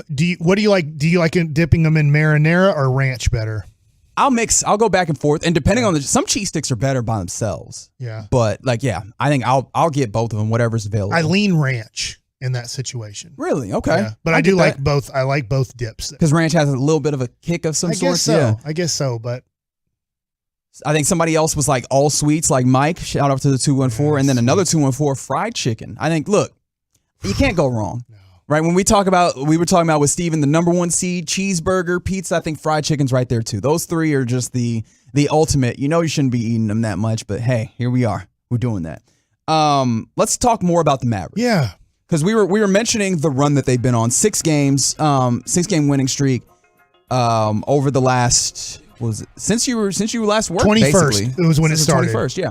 So they've done that, but they've also played a kind of a brand of basketball that's a little different. Christian Wood has started a lot, in part because of the lots of injuries that you've had. And now you're team. not down 18-7 to start the game, which is amazing that it just took all these injuries for Jason Kidd to go, screw it. Let's play our second best offensive weapon to start the game. Yeah, and with that, it really is that offensive aspect, because this team has the second highest offensive rating, but within that they also have an incredibly high defensive rating. I think they're somewhere in the bottom third, or maybe about in that middle third, actually the lower part of that middle third. When it comes to defensive rating, their defensive rating is 116.8. So their net rating is still a positive. It's +6. They're still doing well because they're scoring really well. But that defense isn't there. However, speaking to the way that Christian Wood has played, cut one if you can, Larry. This is Jason Kidd after the win versus the Spurs on Christian Wood. Yes, he was playing great. Being able to play off of Luka, he had some great looks there early that we all want him to take, and then he started to get going there with the threes. He had 25. I mean, he had a really good game, and then defensively for rebounding and being able to protect the rim, he's doing that for us at a high rate right now, and we need that. So again, him and Luka are playing well. They got a great connection. They understand where each other, and then they protect each other on the defensive end. So, C. Wood's playing at a high level for us, and we need that. Now, with that, he's added some rebounding. Yeah. However, I think me and you were talking about this watching that Spurs game, and of course, the Spurs aren't a great team, but what they are is young, energetic, athletic. Yeah. You didn't get rebounds at all. I believe watching the game, the great Mark Followell said at one point the Mavericks were losing the rebound battle 29-21. This was like midway through the third quarter. And from that point on, they were out-rebounded 19-2 and didn't get a rebound in the fourth quarter until like 4 minutes and change left. And it was a Tim Hardaway rebound that just bounced to him. If it wouldn't have bounced to him, they probably wouldn't have got that rebound. And so it's one of these things where Christian Wood is helping with rebounds, but yet the Mavericks are arguably the worst rebounding team in the NBA. I'd have to look at it. I know they're one of the 3 worst. I don't know where they sit today. And you can look at it different. Total rebounds, your plus minus rebounds, but they are one of the worst rebounding teams in the NBA. Rebounding percentage, they're the 4th worst team in the league. And so when you look at this Maverick team, 21-16. Over this stretch, mind you. Over this stretch. Yeah. They're the number 4 seed right now. Obviously, that can change a lot in a week. We saw that over a 10-day period, the Mavericks went from the 10 seed to the 4 seed in 1 week because of how jumbled up it is. So it can go back to the Mavericks are back in a play-in situation at the end of this week. But would you rather, Reggie? Yes. Would you rather, if the Mavericks can trade for one player, would you rather it be more of a defensive big man rebounder, or would you rather it be more of a playmaking scorer to take pressure off of Luka having to do it all offensively? I think I would rather the latter, the playmaking scorer, and for a couple of reasons. One, I think that's where you're more likely to find a second star. Just to make, we sometimes we can make basketball really simple, and this is one of those ways. Hey man, 2 stars, right? Get 2 really good players, and I think you're more likely to find that in a playmaking, playmaker, maybe a guard almost, than you would in just like a big that's capable of doing some of the dirty work and rebounding and stuff. Also, another reason why I say that is I think this team is kind of set down into a place where they just need to lean into offense. Okay. That was one of the things that I was thinking all through that time that Christian Wood was not starting. Doesn't that make Jason Kidd cringe? It does, and they fought against it so hard. I think it's one of the reasons why Christian Wood did not start for such a long time, because this team was like, we need him to show things on defense to a better extent. And I think that they needed to just come to a place where they were like, look, if you're not a team that can play high level defense, which I don't think they are, I can't say definitively that they're not, because I did that last year and then boom, defense showed up. But it doesn't feel like they have that. So if that's not, let's lean on what you do well, and have it be a little bit more efficient, a little bit easier on Luka Doncic, like Jason Kidd was saying. Yeah. So I think that also helps. Let's lean in that way instead of getting a single person to be your rebounder, because we were talking about it in the pre-show. You thought Rudy Gobert was going to be that type of, like, he's going to average 20 boards a game in the first and round. take all the rebounds. And one thing you realize is it's not as easy to just be a one-person rebounding machine when you're playing without other rebounding help. Yeah. And so I don't know that getting that one guy is going to fix those issues. I think it might help carve a dent in it, but I don't know if that's going to be the effect that you need overall as a team. Obviously, he's not available. He's helping Memphis to one of the best records in the NBA. How do you think the Mavs would use a Steven Adams? Let's just say the Mavs magically got Steven Adams, who has 61 rebounds in the last 3 games. He's averaging almost 21 rebounds a game over the last 3. Do you think the Mavs would use him 30 minutes a night? They would bring him off the bench. They would never play him the last 5 minutes of games. Like, how would they use Steven Adams? I think Steven Adams would play something like 27 minutes to 30 minutes, somewhere in there, because Steven Adams is a dude that he's an NBA starter. Yeah. Sets incredible screens and really creates space. But he's not the dynamic screen and roll player. He's not as much of a jump shooter.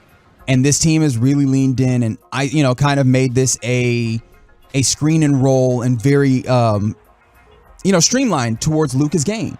And he fits kind of, but not entirely into that. Yeah. So I think that he would play because also great defender. Yeah. And Jason Kidd, we know that that's something that he leans towards. So he'll play, especially in those defensive situations. Not a great switch defender, though. True. And what helps him there is Desmond Bane, Dylan Brooks, Ja, to some extent. They work their ass off to fight over picks. Or if they go underneath the pick, they're getting underneath as quick as possible, and Adams is helping them get underneath to then not make a switch. And the Mavericks don't really have players that want to work that hard on getting picked, right? They're just like, let me just softly lean into this pick. I will pick up this guy. You pick up that guy. That's why with Steven Adams, you do have to work really hard as guards or wings to make sure he doesn't have to switch on to a Ja Morant or a Luka Doncic or something. But I think that this team would appreciate that if they're getting, one, obviously the rebounding prowess that he has, 2, the toughness and physicality that he has. Yeah, I think can be incredibly helpful. And then 3, just I know that defensive part is something that this team longs for. So having somebody that they know can be in that. I mean, this is basically kind of what they wanted out of JaVale McGee except JaVale McGee can rim run. Now, my ego is going to take over here because I admitted I was wrong on the Dallas Mavericks when Dorian Finney-Smith got hurt. I thought that this 6-game streak would be more of a 2-4 situation. Yeah. And they've won all 6. Great. I was wrong. I'll tell you where I was right. All 6 against the Spurs, yes. 2 times against But the Rockets. I even thought they would lose some of those games because of lack of depth on the team and lack of defense. I just thought without Dorian Finney-Smith and stuff like that, I was wrong. They're winning these games. And to your point, they are winning them against not the best competition, and they're very close games. Yeah. I was right about Thomas Bryant. I asked about him in the offseason. I forget the guy's name that we would have on from Washington, D.C. Oh, Quentin Mayo. Quentin Mayo. And I would ask him, and he said, I think Thomas Bryant would be a great fit for you. Just to give you an idea, in the last few games for the Lakers on a $2 million contract, 19-17, 11-8, 21-10. He's shooting 52% from the three-point land, only shooting like 1.5. He doesn't shoot it much, but when he's shooting wide open because they won't guard him, he is making 50% of them. He just seemed like a guy that the Mavericks decided. This is always a tough situation with general managers. Do you want a little bit of inexperience, but the youth aspect of it, or do you want an old veteran guy who you think can just kind of get the job done for the 15 minutes that you're kind of asking in JaVale McGee? JaVale McGee was a major mistake. 3 years. Younger guys that had more potential, but not potential means I haven't done it yet or done it consistently enough to really believe it. They didn't want to go down a Thomas Bryant route. They didn't want to go down some other routes of younger guys that I kind of like to. Another guy, his name brings up Jalen Smith, who I was like, hey, this guy's starting to show things in Indiana. Now he's not showing them again in Indiana. So that might have been a little bit of a mistake there, but I just wish that the Mavericks would have done something different. I know we're running out of time here, Reggie, but Zach LaVine's name is coming up. He can be traded on January 15th, and he's being linked somewhat to the Dallas Mavericks. And that's in part because the Bulls are bad in like a big way, and he seems to have some friction with the organization. What do you, if the Mavericks go all in on Zach LaVine, would you like that, dislike that? Where would you be if the Mavericks said, we're trading our 2025 and 2027 first-round pick, and we got to get to $40 million? So that means you wouldn't have a first-round pick for 3 of the next 4 years. Yeah, you wouldn't have 20. So you'd have 24 and 26. You'd have your first. Oh, sorry, picks. no, you would. Yeah, okay, so 3 of the next. But 5 you would years, trade rather. those 2 picks. You would trade, let's just say, Tim Hardaway Jr. and Spencer Dinwiddie to not. I shouldn't say Dinwiddie. You can't do that. I would say Tim Hardaway Jr. and I guess let's just make it enticing, Davis Bertans. But you are trading 2 first-round picks, and let's just say what's enticing about that? Let's just say Hardy too, to give him another young guy. Right. So you're trading away contracts you're not crazy about to a contract that is a $40+ million contract over the next 4 years. It's the same contract that Luka got. Yeah, and he's a good player.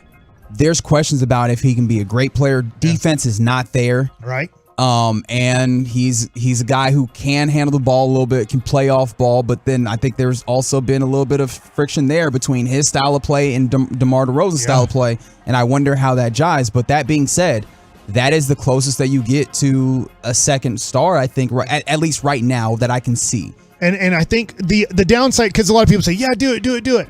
The downside a little bit of this is this. A lot of people are saying the Mavericks are going to let this season play out. Let the pick go to the New York Knicks, which it will. Now that you're 21-16, you're probably not going to be one of the 10 worst teams in the NBA. It goes to the Knicks.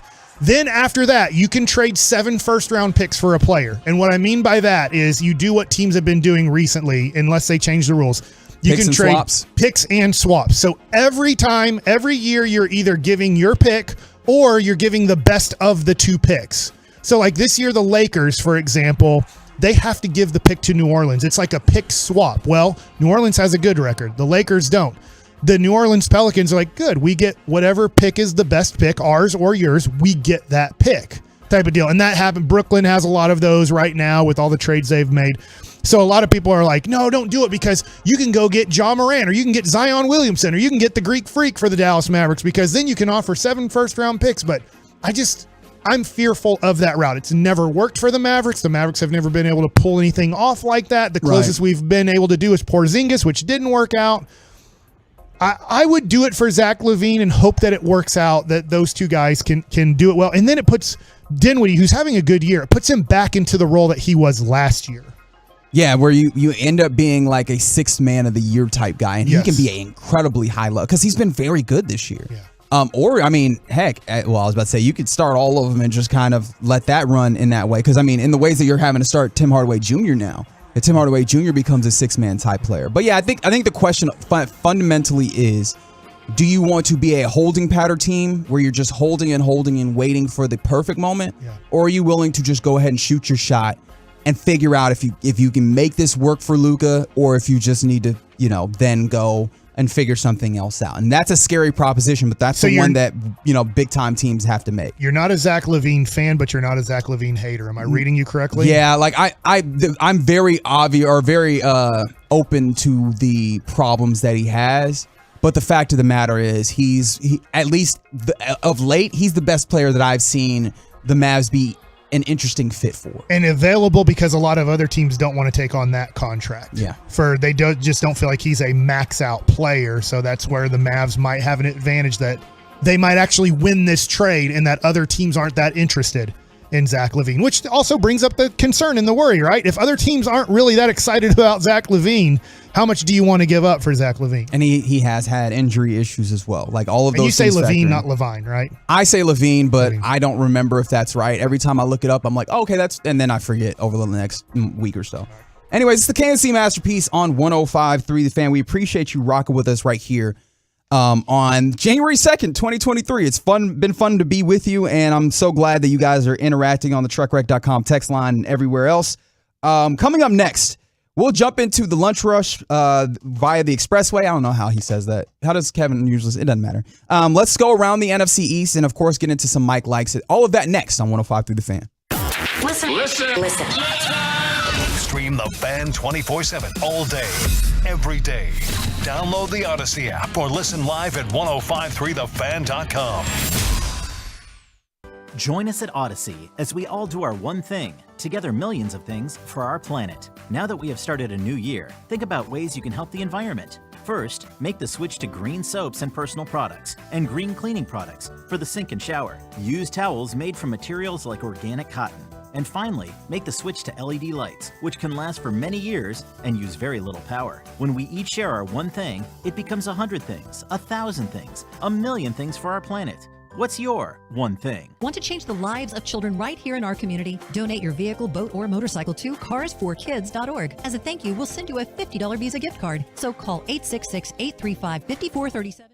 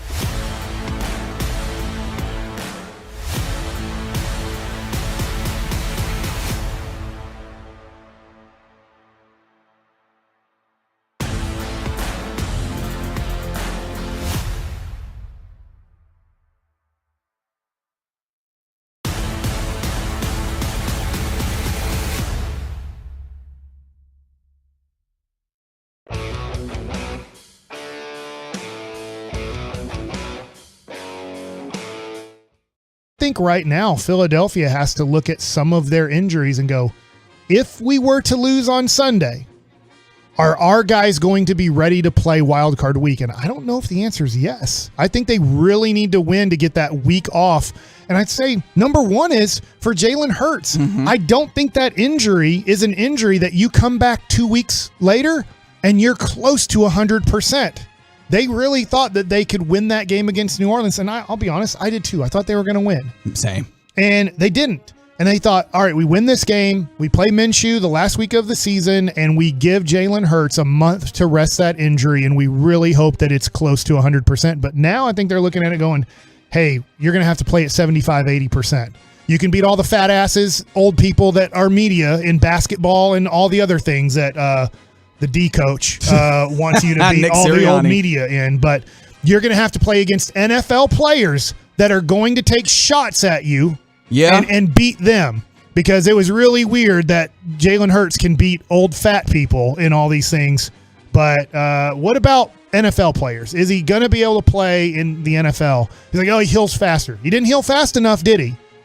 No. He's human. Yeah. It's like Rocky IV, one of the greatest Christmas movies of all time. I've decided that's a Christmas movie. Because that is on Christmas Eve.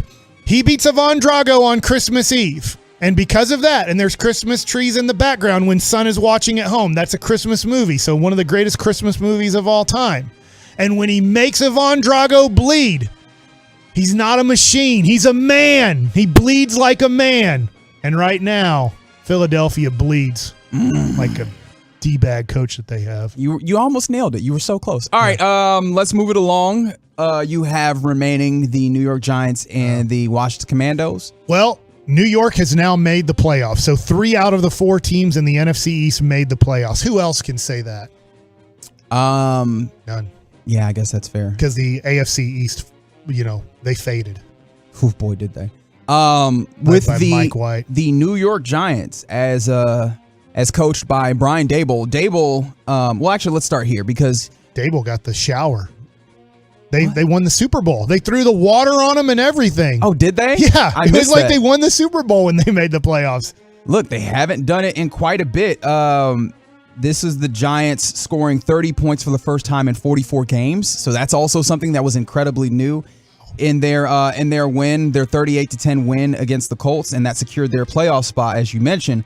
Before this game happened, we got a report that the Giants are, hoping to work out multi-year deals for Daniel Jones and Saquon Barkley. Okay. And I know that there was a lot of discussion about Daniel Jones because he's a guy who, he's coming up on the end of his rookie deal. You need to figure out if you wanted to keep this guy, as your quarterback.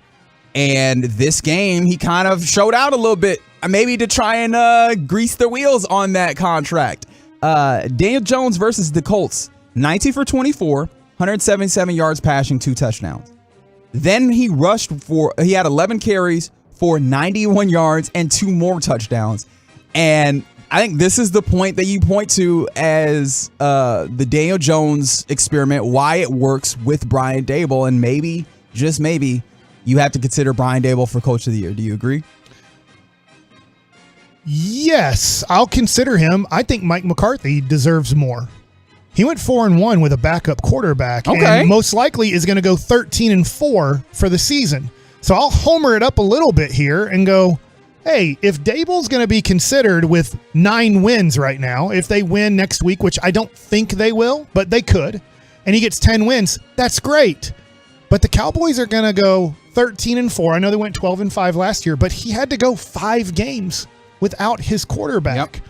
And so I think that Mike McCarthy should get more consideration. I don't want to say he should win it, but he should get more consideration. I wanted to look this up because power rankings last week. Yeah. Daniel Jones was rated as the 14th best quarterback in the NFL. And that's with Jalen Hurts off the board because Gardner Minshew has to be put on. Now, that being said, they had Gardner Minshew ranked way too high at 13 after that Dallas Cowboy game.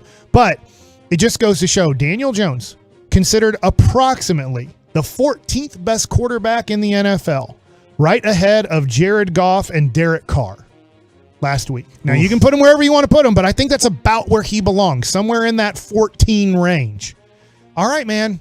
5 years, $200 million is kind of the going rate if you want to get the guy. Now, maybe it'll be a little bit less. Maybe it'll be $35 million. Yeah, I do wonder what the because this is the thing is you might be able to argue that, you're this kind of quarterback and thus we should pay you, accordingly. But the market seems to dictate in the NFL. Like he'll get more than 30, probably less than 40, right? Yeah, I could see that. And that would make me personally uncomfortable, but they're in a place where they seem to be sold. I think as a Cowboys fan, you have to love this because Daniel Jones is at best a hair above average quarterback. A hair above average. He's not going to be better than the top 10 quarterbacks in the NFL. He's just not. He's not ever going to enter that category. And that puts you in a little bit of, can we make the playoffs? Yeah, about once every 3 years with Daniel Jones, we can make the playoffs. If everything stabilizes, because one thing that they've done very well is they just run the football and kind of been okay at everything. Yeah. Maybe you might even say mediocre. They're just kind of like... Phil Simms was playing up Daniel Jones on either the halftime report or a post-game report that I was watching, and he was just like, oh, Daniel Jones, he's everything. And I'm like, dude, he's everything to who? He's everything. Like, wait a second. Like, comparing him to NFL quarterbacks, Patrick Mahomes, Joe Burrow, Josh Allen, Justin Herbert, Trevor Lawrence, Aaron Rodgers. I know Kirk Cousins had a horrible game. Dak Prescott. Justin Fields, that's a weird case. Like, he's got to start throwing the ball better, but he is a good potential. Geno Smith, Tom Brady. I'm just naming the people that they had. Jalen Hurts. He's not going to be better than those guys. And then you're about to add, I know that, I might bring it up here in a minute or two. You're about to add the Ohio State quarterback. You're about to add the Alabama quarterback. Right. I don't know so much about Will Levis. But you're about to add those two guys that are by far better than him, like talent-wise and potential-wise, than Daniel Jones. So, hey, good luck to the New York Giants. I understand why they're going to do it. They have an average quarterback, but that's all he is average. Yeah, it makes me ask the question because this is something I've talked about. Speaking of Andy Dalton, who, the Saints beat the Eagles, right? And Andy Dalton led the way. And for the longest time when Andy Dalton was in Cincinnati, I viewed him as you understand the reference, the Mendoza line of quarterbacks. Yeah.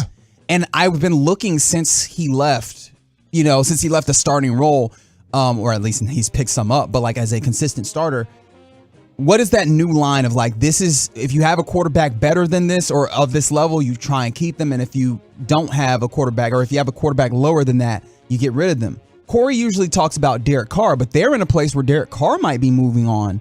Right. And I was they're releasing him, right? That date of release date, they're releasing. It seems like it. Or maybe, I think you actually really need to try and see if you can trade him. But gosh, would you, is this too low of a marker for him? No, yeah, I'm not a huge fan of Kirk Cousins. Would he be your Andy Dalton? Like, he makes the playoffs. Cousins is such a weird situation. I don't want him in a playoff game. His pants are going to be dirty as they can be. And it's not because he's getting tackled. It's because he's crapping his pants all over the place come playoff time. Oh, man. Kirk is a Jared weird Goff. I think Jared Goff is below that line. Okay. I think he did make a Super Bowl. Yeah. And he is putting up good numbers right now. And I understand all those things, and I don't want to be mean to Jared Goff because I think that when he's put in the right situations, he steps up to the plate. This is way too early because it's only his second year, but Mac Jones might be a guy who can kind of get you to 10 wins, but that's all he can do.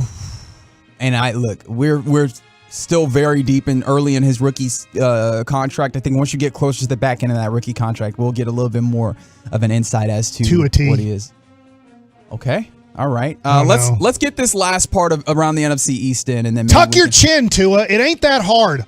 31 quarterbacks know how to tuck their chin when they're getting tackled. You're the only person who pops their head every time. Do some neck exercises. I don't think anybody understands what you mean, and I like it better that way. The Washington Commandos were eliminated from playoff contention yesterday, and it happened after their game. They played in the 12, in the noon window. Yeah.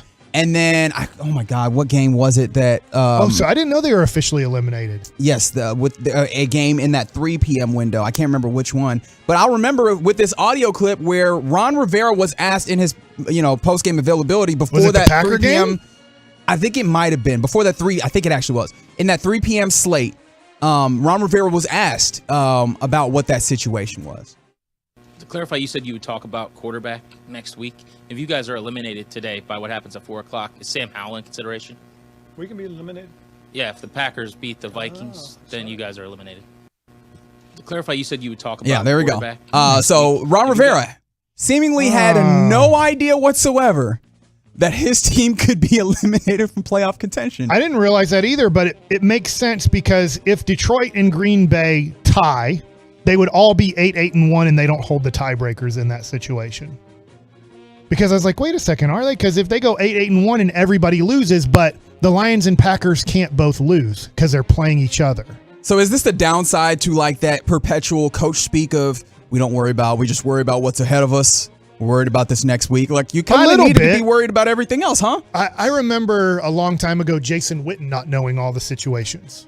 Like with a week to go or 2 weeks to go. Jason Witten is playing. I feel like as the head coach of the organization, you probably need to. Yeah, but don't you think? Yeah, I guess the head coach should know, but don't you think a player should know? Like heading into the last week, if you win this game, you're the 1 or 2 seed. If they lose, I don't know. I followed all of that stuff. Now it's a little bit different in baseball, and I know there's more wild card situations now in baseball, and you're playing 162, and so it's a little bit more black and white when it comes to the end. Where in football, a whole bunch of tiebreakers with only 16 games, now 17 games. But I always just felt like I want to know with like 2 weeks to go, especially in the last week. I want to know all the situations on where we could end up and what's going on. Okay, one more thing from the Commanders before we move into Mike Likes. Yeah, no problem. They unveiled their mascot. The Commandos have a new mascot, and his name is Major Tuddy. He is a pig. He has a pot belly. He has a little bit of a beer gut of sorts, and he is wearing a white Washington football team with the 00 Major Tuddy across the back. Red Washington, like the football situation, except he's not wearing a helmet. He's wearing like a World War II helmet. Okay. But because it's like that, Commandos maroon, it just looks like he's wearing a weird hat. And for one, do you like the name Major Tuddy for like a pig mascot? No, it doesn't make sense to me. So he's a major because, Commanders. Gotcha. I got that. And I guess just Tuddy. Who's Tuddy? Like touchdown? Tuddy sounds like a pig's name, doesn't it, though? Like, it feels like a good name for a pig. Yeah, I don't know. I guess, yeah. I mean, I was like, after a former president, but we're talking about warriors or Army, Navy, military people. I don't know. They're just messed up, man. Does it feel like... All right, so this is something I was talking about yesterday. I feel like it's just an okay mascot, but I feel like we feel like it's worse because it's associated to that organization that stinks. Yeah. I guess the Commanders is a decent name, and I get it and everything. I like saying Commandos. It's fun. Yeah, and so do I. And I tell you what, was this the first time ever we interviewed Stephen Jones and he didn't refer to him as the Redskins? I didn't even talk to him about it. He did say Commanders. Oh, At did one he? point, He's said learning. playing the Commanders. I missed it. And I was like, I noticed it, and I was like, wow, I think that might be the first time ever he's referred to the Washington team as the Commanders. Hey, sometimes he didn't say he's a little older. It takes a little time to build up that difference. Will you say? I want to ask you this question because I don't know your answer on this. Mm-hmm. If you refer to Doug Williams or Joe Theismann, will you say they played for? No, I just say they played for Washington. You won't say because look, you know what I'm talking about, and I could say the Washington football team, and you'll still know. And the thing about it is, you got rid of that name because it was some level of slur. Yeah. So I'm trying not to use it. That's just my personal opinion on that. But you know what? It's not time for my personal opinion. It's time for Mike's personal opinions, and Mike likes it. All right. So right now, the Cotton Bowl is being played on television. Correct. It's also being played in Arlington, too, if you're at the game. Oh, so it's not just on television? Right. It's not just on television. Okay. It's actually really being played. And Caleb Williams is playing right now, and he's playing well. They're winning 7-0, almost the end of the first quarter, and they're about to score another touchdown. USC is playing Tulane. I have no clue how Tulane's in this game, but I guess they are. Their best group of 5 team. Like, they played a really good season this year. Yeah, they're 11-2. Mm-hmm. They're ranked 16. But I have this question that I had in Crosstalk. So if you weren't listening to Crosstalk, I asked if you had to take the number 1 pick right now. Houston Texans have the number 1 pick. They will have the number 1 pick. Bryce Young and C.J. Stroud. I do not watch college football much at all. I watched some bowl games. Obviously, this game's on, so I've been watching this Caleb Williams kid play, and man, he's made some really nice, great passes, and looks like he has a cannon for an arm. I ask you this. If you had Caleb Williams also available in this draft, which you can't. Yeah, he's a sophomore. He's not eligible yet. Bryce Young, C.J. Stroud. And if I threw in Caleb Williams, who would you, if you're the Houston Texans, who would you want to build your franchise around, and why? This is so tough I because guess you have to take a shot at the guy you're not taking either. Yeah, that's the tough part. Because you're saying I'm taking him because he does this, and this guy I don't believe can do this. Yeah, I mean, I've watched Caleb Williams, and he is fascinating. I think I'd be inclined to go there, but take him over Young and Stroud. Yeah, the Young was the one that I said that the Texans should take, and it's not because of anything that CJ Stroud does or doesn't do. I think it's just Bryce Young, with a very unique situation for Alabama this year, was kind of asked to be the engine of the team in a way that I don't think any Alabama situation has ever been. However, Caleb Williams, I've just seen him do phenomenal things. Caleb Williams it just feels like he's better. Like we're getting that same text, the 214. He's just better from the 832. Caleb Williams is so much better. It's not even a debate. Okay. And I wish I had the language to accurately give you the reasons why. Yeah. But I have this visceral feeling that I remember Caleb Williams just being better. As this draft process continues, I know Brian Broaddus is getting ready for the G-Bag Nation. I wonder if he asked his gang of 7 if they could draft Caleb Williams #1, would they take him over Bryce Young and CJ Stroud right now? Now, I didn't answer the question during Crosstalk. I'm going to answer my own question. Oh, I didn't realize that. And I want people to understand this. I do not watch a lot of college football. Mm-hmm. I do not have 8 games of watching Bryce Young or 8 or 9 games of watching CJ Stroud. I've obviously watched Bryce Young quite a bit, and I've watched CJ Stroud quite a bit just based off of highlights, based off of Ohio State. Playing Michigan recently, I watched most of that game, and he didn't have the best of games against Michigan. He did have a great game against Georgia. At least I thought he had a great game. I am going to go old school here, and I'm not going to make this a clean sweep. I would take the 6'3", 220-pound guy over the 6 foot, 190-pound guy. That's and very I could fair. be totally wrong, but I'm looking at right now when I have the quarterback power rankings up. I believe that Patrick Mahomes is 6'3" or 6'4".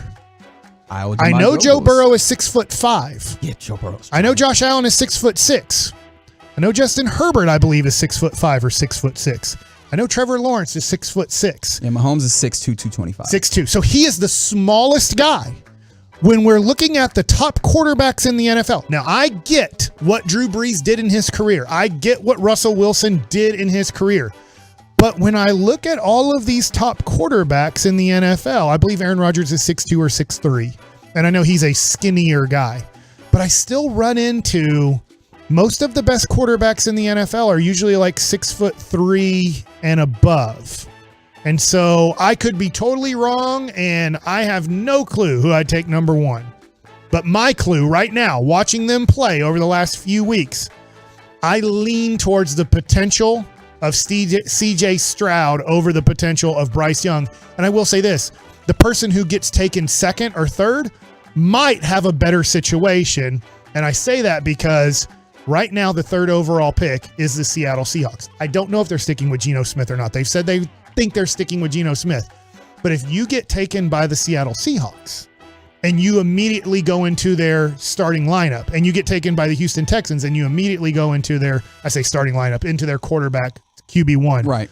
Don't you think the Seattle guy is going to look much better in year 1 than the Houston guy? It's quite possible because, I mean, Seattle has already had some young talent that they're starting to build with. And both of those teams have some good draft capital coming in. But, yeah, I think you're right. Let me ask you this. And also, that's an organization that has been significantly more competent than the Texans, and that is a whole different thing that we have to talk about because when we talk about quarterback successes, and this is something I think you've also believed or maybe come around to, is that where you land as a quarterback plays such a significant role in addition to like how good you are individually. I thought Doug Peterson said something interesting while I was on vacation and said, look, I want to play Trevor Lawrence in this meaningless game. He didn't call it meaningless, but that was because he had a meaningless first year. He didn't say this, but he kind of said he had a horrible coach. He had a horrible organization.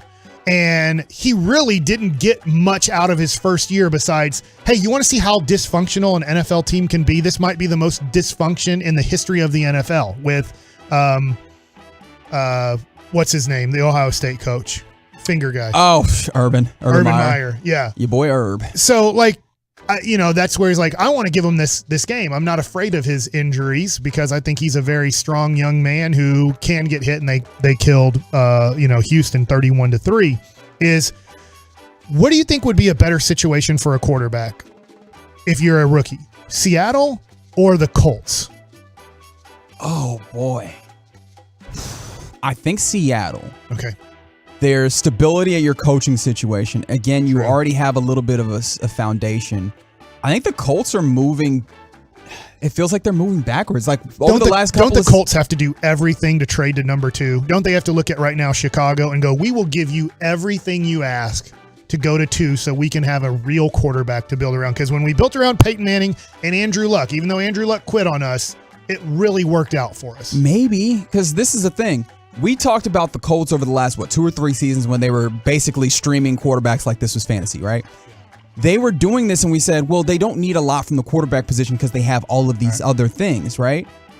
Those other things have kind of worn away over the last 3 seasons. Your offensive line isn't nearly as good as it was in those instances. I'm going to pause you, and I want you to turn your eyes. This does not help for radio. I want you to turn your eyes to what Caleb Williams just did well, I guess they're going no huddle. Here we go. He literally just looked like Patrick Mahomes. I can't think of another quarterback that I've ever seen look like Patrick Mahomes than Caleb Williams just did. So to just watching that play, I will take Caleb Williams now with the first overall pick, even though he's not draft eligible, because he looked exactly like a Patrick Mahomes play where he bought time and he's like, I'm not running.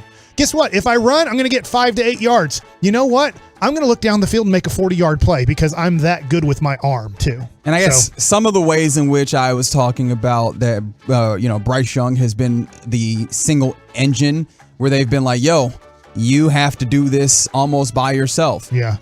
Caleb Williams has some of that, but of course he has better wide receiving talent. Yeah. Okay, so now my next Mike likes it, and this goes into Mike doesn't like it. Oh, there we go. This is where it gets spicy.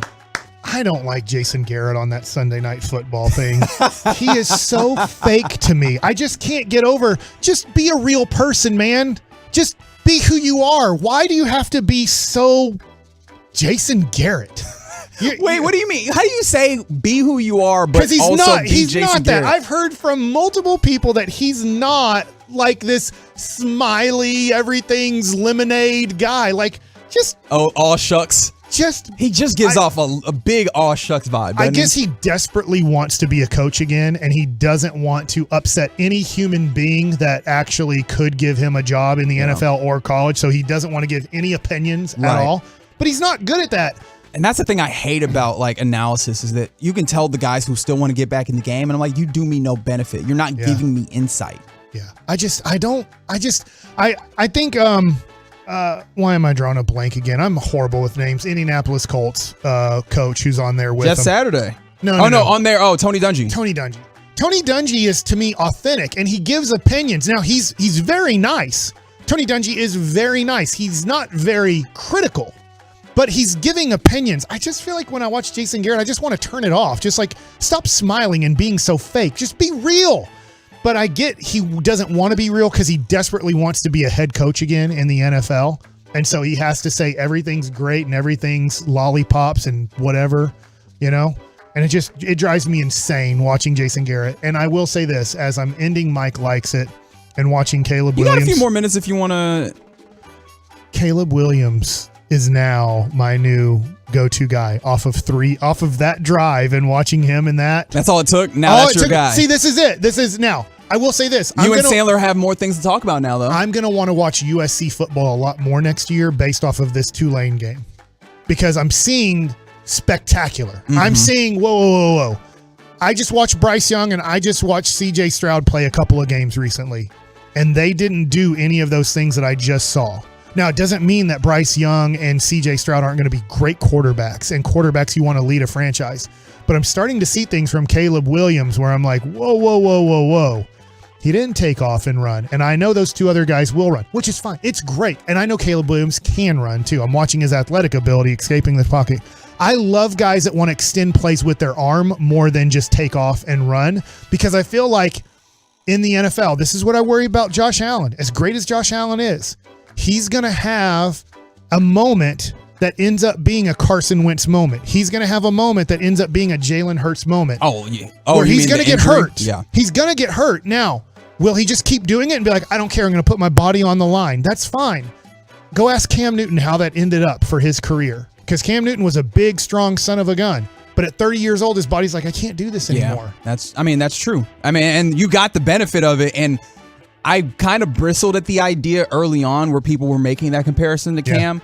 But he really is new Cam. Like he obviously better at throwing the football because Cam's mechanics were never good. He was just so strong. I don't have a Josh Allen rookie card. Wow. And it's just because I think he's going to have a shorter career.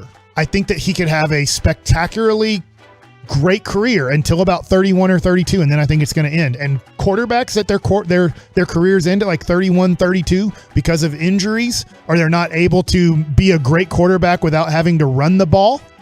They don't really end up being historically great quarterbacks. They end up being these really fun flashes that we watched, but they're not guys we think of all-time greats. John Elway figured out how to throw the football a whole bunch of damn times. But if he would have just like, hey, if I can't run, I can't be successful, then, you end up going into the, Randall Cunningham category where, man, that was fun to watch. But it wasn't a long fun to watch. All right, it's the KNC Masterpiece. I almost said a different show, but that's not what we're doing right now. Hey. KNC Masterpiece right here on 105 through the Fan. Reginald Datatula, Mike Bassick hanging with you on this January 2nd. Larry Flores on the ones and twos. They're showing the play right now where he just escapes the pocket and just keeps fading. He's like, I got that guy open for 5 yards. Nope. Let me throw it 40 yards down the field, down to the 1 yard line. Screw you guys. I don't know why they try and write on the screen like words because we never can read it. Anyways, again, KNC Masterpiece coming up next.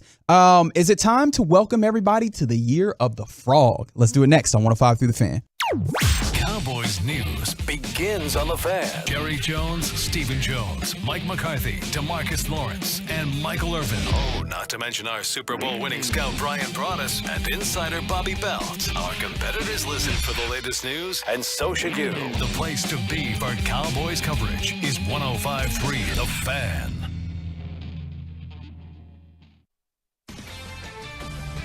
This is Andrew Bogish with an Odyssey Sports Minute. I know it's not this simple, but I can't stop thinking how differently Saturday might have gone for Michigan had the Wolverines just called a regular play on that early 4th and goal from the TCU2. Their Ann Arbor special was a dub. More bad decisions followed, and now Jim Harbaugh's team has lost back-to-back national semifinals and 6 bowl games in a row. I'm Andrew Bogish. Taco Bueno ups the game with the new Dallas Cowboys combo.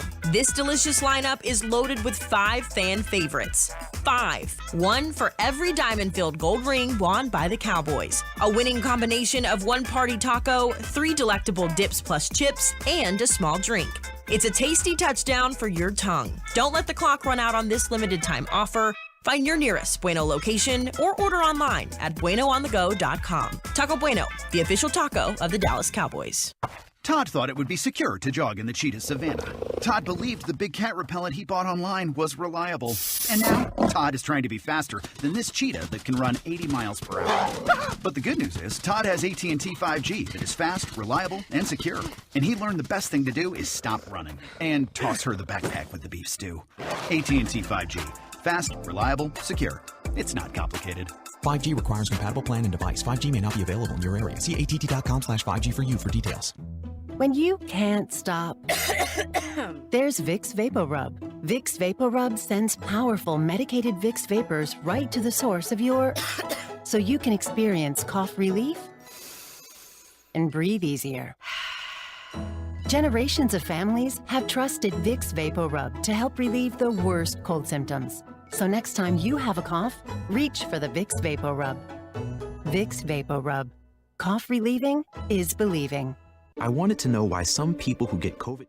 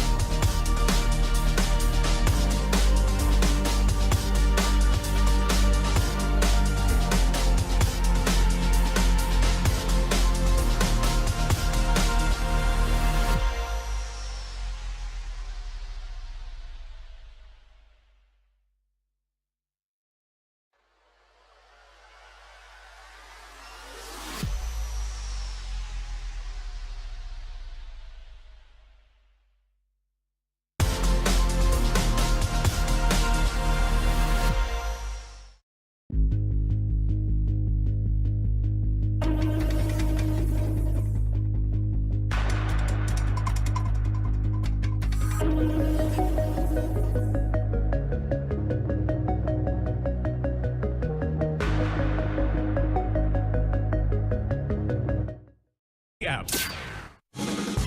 about to be masterpieced, KNC style, right here on 105.3 The Fan. Empty backfield now for Minshew. Takes the snap, throws a quick one, and that's picked off by Marshawn Lattimore. Pick 6. Welcome back, Marshawn. That's how you do it. Happy New Year, baby.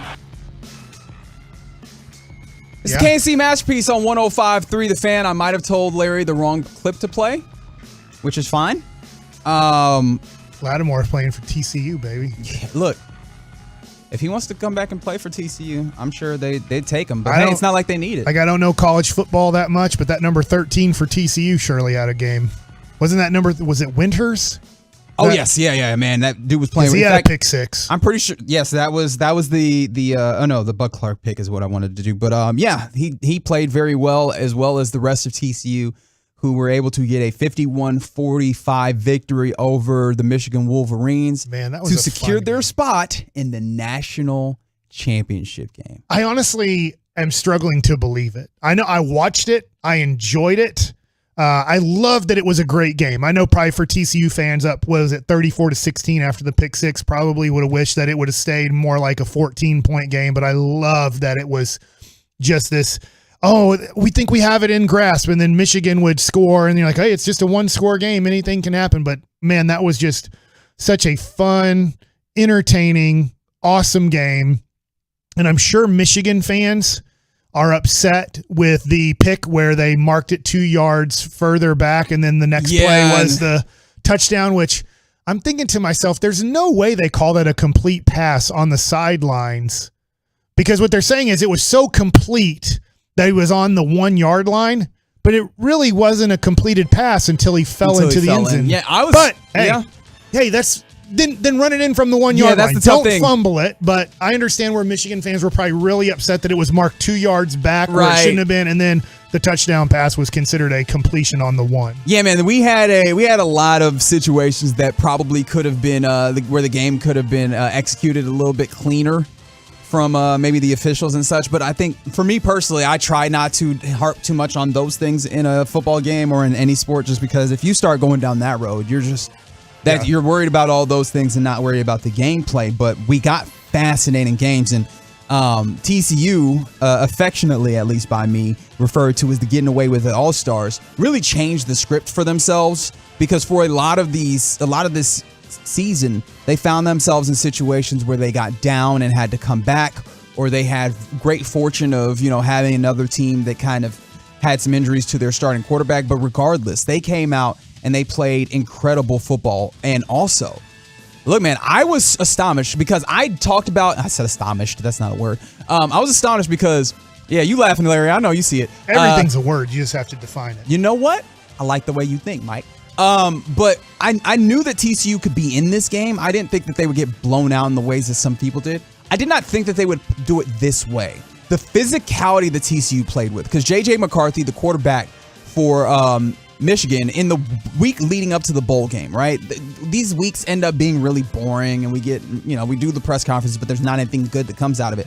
Last week we got something good, because TCU runs the 3-3-5 defense, which Gary Patterson popularized with 5 defensive backs, especially because when they were coming back from the WAC, Western Athletic Conference, they didn't have a lot of big guys when they were recruiting, so you can get a whole bunch of safety cornerback types and end up playing that way. Well, J.J. McCarthy was looking at Michigan and says, they're big, strong, physical. They've got the offensive line that won the award. That you look at them and you're like, they're a big physical team. And that 3-3-5, he was like, it's going to be great for us. Big gaps, and we'll be able to go in and impose our will. No, you're not. Like, they did not run the ball well at all against TCU. They stonewalled the run, and they forced Michigan to become a passing team. I said they dragged them into a Big 12 game, and they beat them with experience, and that's what it felt like.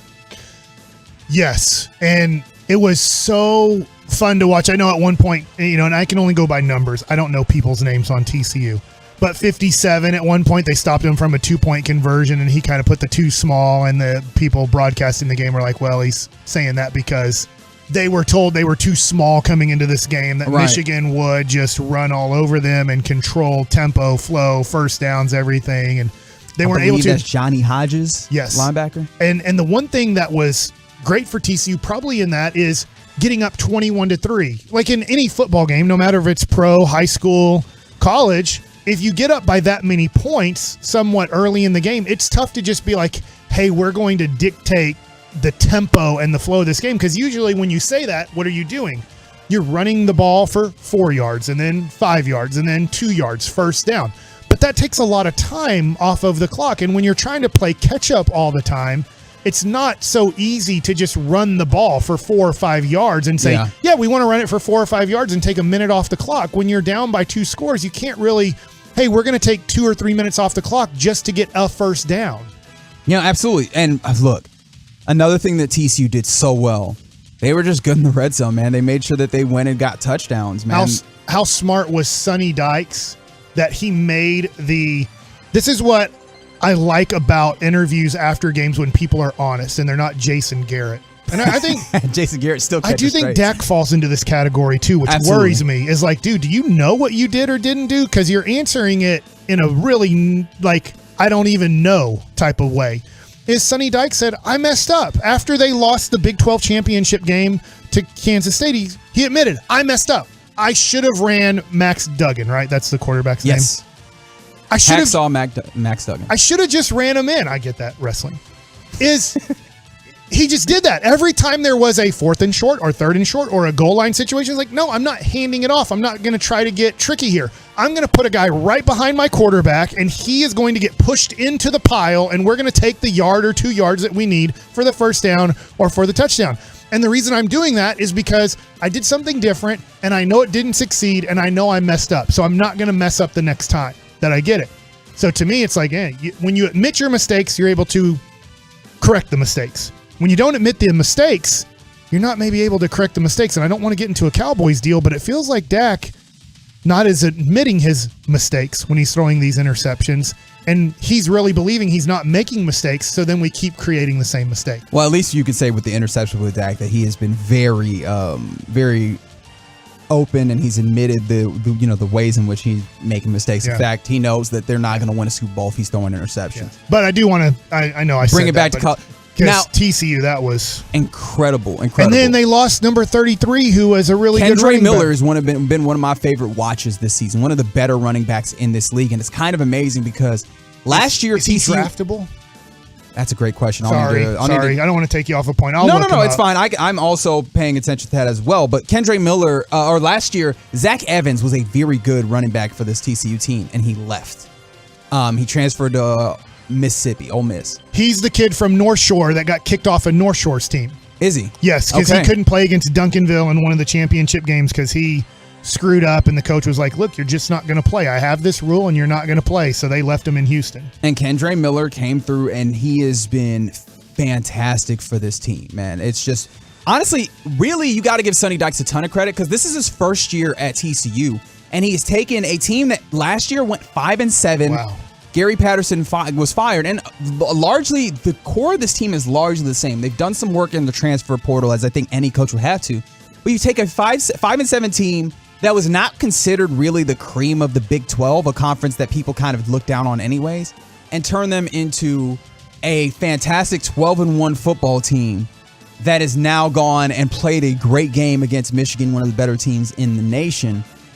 And now they're going to a national championship game, the first national championship game that they had since 1938 with Davey O'Brien. Like, this is in a single season, right? It's kind of incredible. You take an innovator in Gary Patterson and what he was able to do with this roster, which was 5-7, and Sonny Dykes has just made an incredible statement. Yeah.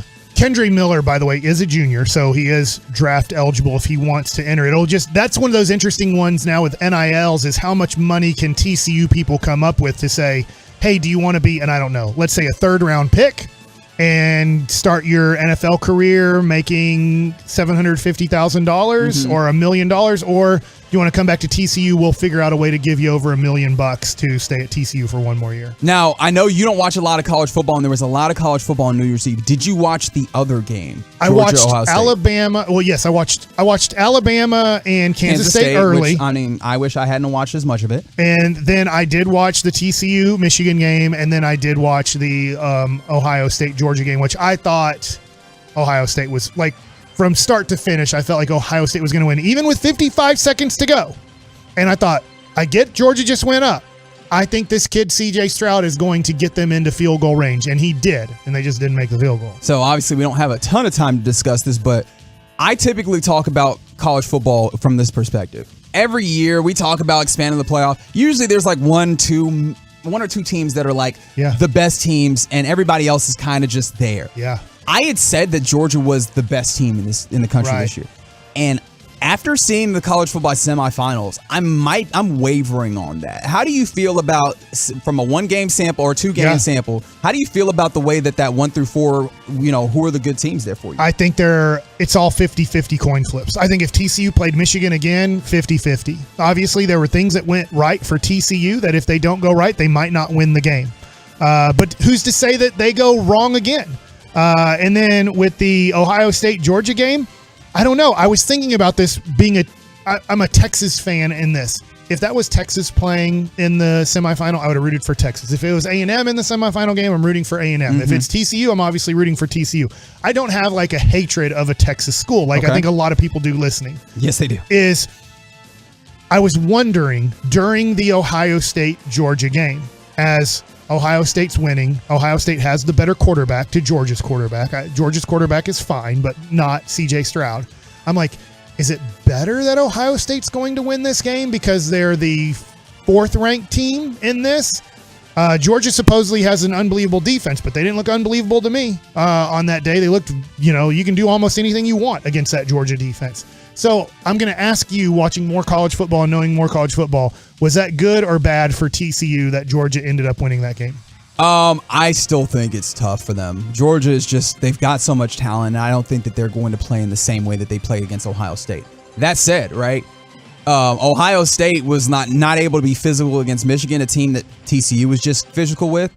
They looked like they were able to kind of compete in that way against Georgia. So it's kind of transitive in the way that I'm looking at it, but hey, I think we're all in for a very fun national championship game between TCU, your TCU Horned Frogs, and the Georgia Bulldogs in LA come next Monday. I wonder how many people listening are trying or have already figured out how they're getting to LA. That's fun because you were talking about how I'm sure a lot of TCU fans went to Arizona, went to Phoenix for this game. Yeah. Because, there might be some thoughts, and not that they didn't believe that TCU could win, but it's like, look, it's not a foregone conclusion. Let's go see our team.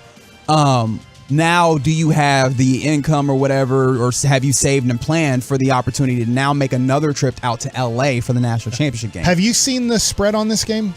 Yes, it's a big one. Isn't it 13.5? 13. Or 13, yeah. So, I mean, it might have started off at I just looked it up. I'm mixing up a couple of games. I think there was another game that started 13. It might have been the Cowboys game that started 13.5. Big of a spread. So they're saying that this shouldn't be a competitive game. Well, I hope they're wrong. It was 7.5. Michigan was favored by 7.5. Yes, they were. And TCU has been the kind of the underdog team. They said that they were too little and nobody expected them to be here. This is really upending a lot of the narratives of college football that we've gotten used to. So it's going to be fun to watch. I will say this, as not a college football fan, these games have been great. And there's another great game going on right now. Caleb Williams threw an interception, and then an 87-yard touchdown here by Tulane makes it 14-14 in the second quarter here at the Cotton Bowl. Tulane's playing good football. Even though I just don't like calling it the Cotton Bowl when it's not at the Cotton Bowl. The Cotton Bowl Classic at AT&T Stadium. The AT&T Bowl. Huh. All right. We'll workshop it. There's nothing cotton about it. That's a great point. I don't know. What's a better name for this bowl game that's being played at AT&T Stadium right now? Text in truckwreck.com, text line 877-881-1053. Yes, the Niners favored by 13.5. Thank you, 817. As you can tell, there's just a lot of numbers and information floating around in my brain, and I grab at some of them at random. And I apologize if it ends up being wrong at times. What you can't go wrong on tonight. Obviously, the Mavs are playing the Rockets, but tonight, Monday Night Football. Oh. My pants just got happy. All right, I didn't need to hear about that. But we got Bengals, we got Bills. This might be the most exciting and interesting Monday Night Football game of the season. We talk about it next on 105 Through the Fan. The Cowboys' DeMarcus Lawrence lets his opinions fly with the G-Bag Nation. Tell us what it do. Every Thursday afternoon at 5 right here on 105.3 The Fan and on the Odyssey app. My milkshake brings all the boys to the yard, and they're like, it's better than yours. Spilled your milkshake? Quick, the quicker picker-upper. Bounty picks up spills quicker. And each sheet is 2 times more absorbent, so you can use less than the leading Ordinary brand. So you can get back to your milkshake. My milkshake brings all the boys to the yard, and they're like, it's better than yours. Bounty, the quicker picker-upper. Hey y'all, this is your girl Cheryl Underwood, and I want to tell you something. My digestive system used to make me feel sluggish, but those days are over. Now I feel great. That's because I increased my fiber intake with the Metamucil 2-week challenge, and I'm still hooked. I just took Metamucil every day for 14 days, and it's really that easy. Metamucil traps and removes the waste that weighs you down, so you feel lighter and more energetic. Now I never want to go back to that heavy feeling. Are you ready for the Metamucil 2-week challenge? For a coupon and daily support, sign up at Metamucil.com today. This is Colby, owner of Colbert Garage Door. Amatolo, call us today for our $50 garage door tune-up special. 469-909-0956 or visit colbertgaragedoor.com. It's a Cowboys Monday, brought to you by Twin Peaks and K-Post Roofing and Waterproofing on 105.3 The Fan.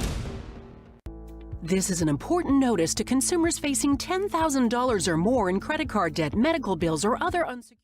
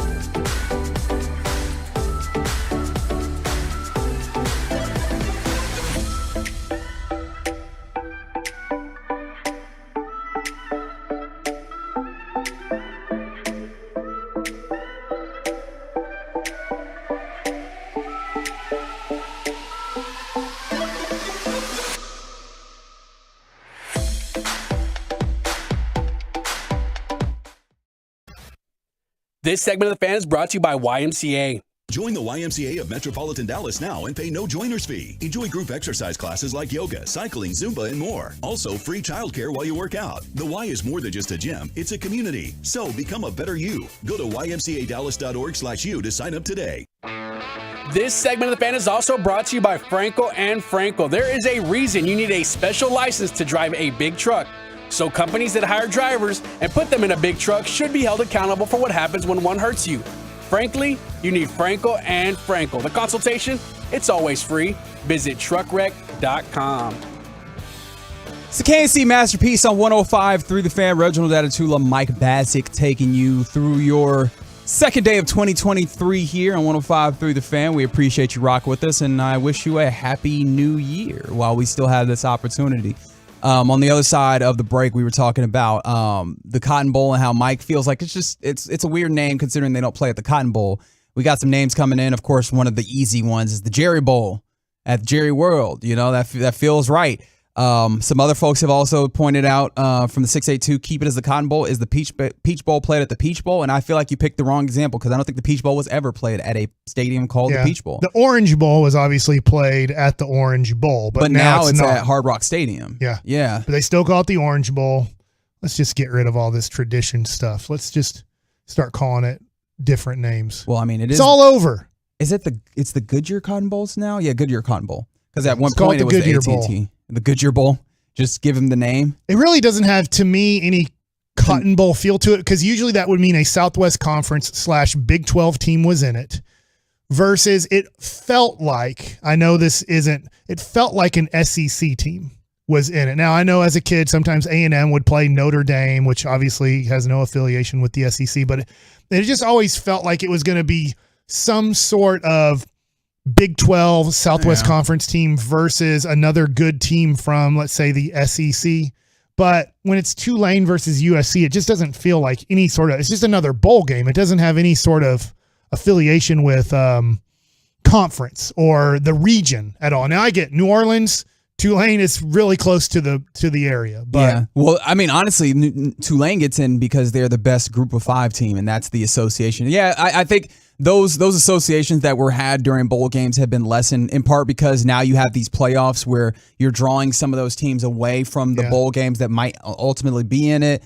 Now you're ending up with like a Sugar Bowl where you do have the technical Big 12 champion in Kansas State that played in the Sugar Bowl, but usually the Sugar Bowl was like, you know, the best Big 12 team that you would play there, you know, and so I mean the Sugar Bowl maintains some of that appeal. Where do you rank watching bowl games on your kind of holiday list? Now it's not that high. Bowl games have not. Now, when you get closer to New Year's and you have some of the bigger bowl games, like some of the more traditional bowl games, I'm in on them. Well, I'll tell you what, I wasn't really. And I watched the Celebration Bowl. I didn't care at all about this Cotton Bowl. I don't really care about the Rose Bowl coming up either. Like I just don't. Who's in the Rose Bowl? Is it Utah? No, Penn State is Utah might actually be in it. Yeah, Utah. Yeah, because Utah, the only Penn reason State. I'm interested in possibly watching some of that is the Duncanville quarterback is the running back for Utah, I believe, and that's where I need to make sure that. But I will say this: watching this Cotton Bowl right now, I'm in love with this Caleb Williams kid. And I know I just saw him throw a pick where, I'll be honest, I don't care. He threw the ball like 70 miles an hour off of rolling to the left. Like, to me, this is why college football for me, I don't really care who wins. I don't have a team. Now, I rooted for TCU quite a bit because it was a Texas team in the Final Four. Mm-hmm. But when I watch a kid, all I'm watching this is for professional. And when I watch a kid roll out to the opposite side, throw across his body like 70 miles an hour, I don't care if he threw an interception. I'm like, that's awesome. Yeah. Okay. I can see the potential in that. And then when I see him, this is the closest I've ever seen. Nobody to me looks like Patrick Mahomes. Patrick Mahomes is his own deal. Yeah, he plays a different style of football. When you watch a guy like, I'll bring up Steph Curry. I know it's a different sport. When I watch Steph Curry and nobody plays like Steph Curry, I've never seen anybody play like Steph Curry before. Well, now you see his own teammate, Jordan Poole, playing like Steph Curry. It's not Steph Curry, but it's like him. And you see other guys doing things like Steph Curry. Guys have watched Steph Curry play and they're like, I want to play like that. And then you start seeing guys in the NBA have similar games. I'm watching Caleb Williams, and he's the first person I've ever seen. He's the only human being I've ever seen play like Patrick Mahomes. And Patrick Mahomes has John Elway in him. He has Brett Favre in him. I don't know who his favorite quarterback was. Obviously, those guys are a little bit older than probably his favorite quarterbacks. And he has his own unique qualities and everything. But I'm seeing this Caleb Williams guy on TV, and I'm going, this dude has watched Patrick Mahomes and is copying Patrick Mahomes. Interesting. I'm not sure that would be like the direct, but it might be. Who knows? From the 817, Jaquindon Jackson from Duncanville. Thank you. Is the Utah running back. Yes, and he was a great runner at Duncanville who could kind of throw a football. And I didn't know because he went to UT, and I was like, that's a major mistake, especially with all of UT's issues. I'm like, don't do it. And he still did it. How you like that hearing that, Larry? How does that feel to you? Nope. Well, thumbs down, shaking his head. He immediately got out of there. It's a bad situation. I don't get why the Manning kid's going there, to be honest. I don't get why that is his pick. Well, I mean, when you want to talk about throwing the football, Sark can draw up throwing the football. No. Other stuff, he can try to beat the crap out of a guy with a headset on, just telling him, hey, it's not time to run out yet. Did you see that? Yeah, I did see that, where he did not handle his cool very, very well to start with. He basically said, don't bleep and touch me, which, I feel like you should probably handle that a little different. Reggie, I have a question for you. Okay, we haven't talked about Monday Night Football yet, but we'll do it. If you had a child, okay, and that son, a boy, I guess it could be a girl too, but so far no girls ever played college quarterback in college. NCAA, yeah. Okay, if you had a kid and that person right now, your kid was 17 years old and having to choose a school, and let's just say, like I have a child right now choosing between multiple schools, so I don't want to say you have to go here or don't go here, right? But if that person was choosing to be a college quarterback and they were considered the best or one of the best high school quarterbacks in the country, and they were considering UT, I'd say, are you sure that's the best place for you? I want your opinion. Would you want them to go to UT right now out of USC, out of Alabama, out of, name some other schools, right. Ohio State. Now, I get sometimes you look at a sophomore and you go, hey, if you want to go to USC, it's great, but you're not playing next year. Right. Where Quinn Ewers doesn't do that. Like Quinn Ewers he's. Yeah, but when he committed, Quinn hadn't played, and Quinn was coming in as a highly regarded dude. Would you want your kid to go to UT with their instability? Yeah, I'd have questions, and I know that people talk about Texas like their players being, they're the professional team of Austin. Is so like there's some of that situation that people talk about, which is maybe like the ego or like the privilege of being the UT football player, and maybe they don't want it or whatever. But yeah, I would consider it, but ultimately it's still a high level program, and if you can go and get a good education, well, I mean, let's face it, they not playing school, as Cardale Jones said. But I'd be open to it, but I understand what you're saying. I think that you'd have to consider some other situations that maybe. Yeah, I would just think there's a good 5 to 10 situations that are better than going to UT. But shout out to our Twitch chat, and I believe it was Dogberry 99 who said, I mean, multiple Mannings went to Ole Miss, so it's not like they're always making the best choices. And with that, let's turn our attention to Monday Night Football. Bills, Bengals. Mike, how excited are you? Very. I will say this. I will probably be more on Monday Night Football than the Dallas Mavericks. Now, I know most people would say, yeah, no duh, I'm always on professional football or NFL football over the Dallas Mavericks regular season game. I'm not like that. It has to be something super special. It has to be either a Dallas Cowboys game or it has to be this matchup. Cincinnati versus Buffalo, to me, is a very AFC championship preview game. In fact, I will say this. If Cincinnati wins this game, I think Cincinnati's going to the Super Bowl. As long as there's not a major injury, I think if Joe Burrow wins this game and then they put themselves in a situation where they don't have to go to Buffalo, if they play Buffalo again, it will be at Cincinnati. I think Cincinnati, for some reason, they're the kryptonite to Kansas City. Yeah, they seemed. Look, I typically would try and stay in places that are more analytical, but the idea that it just feels like they got their number. And let's look at Cincinnati here, who I know the Cowboys beat, but they lost the first game of the year because they didn't have a long snapper. They couldn't snap the ball to kick an extra point or a field goal. That's how they lost to Pittsburgh the first game of the year. The second game of the year, I don't know. The Cowboys made them look bad, and I thought, wow, the team that loses the Super Bowl is just like ends up being a team that really struggles the next year. And from that point, they've lost 2 games. They lost their first 2, and they've only, like, to me, power ranking wise, before this game right now, power rank wise, Cincinnati's number 1 for me.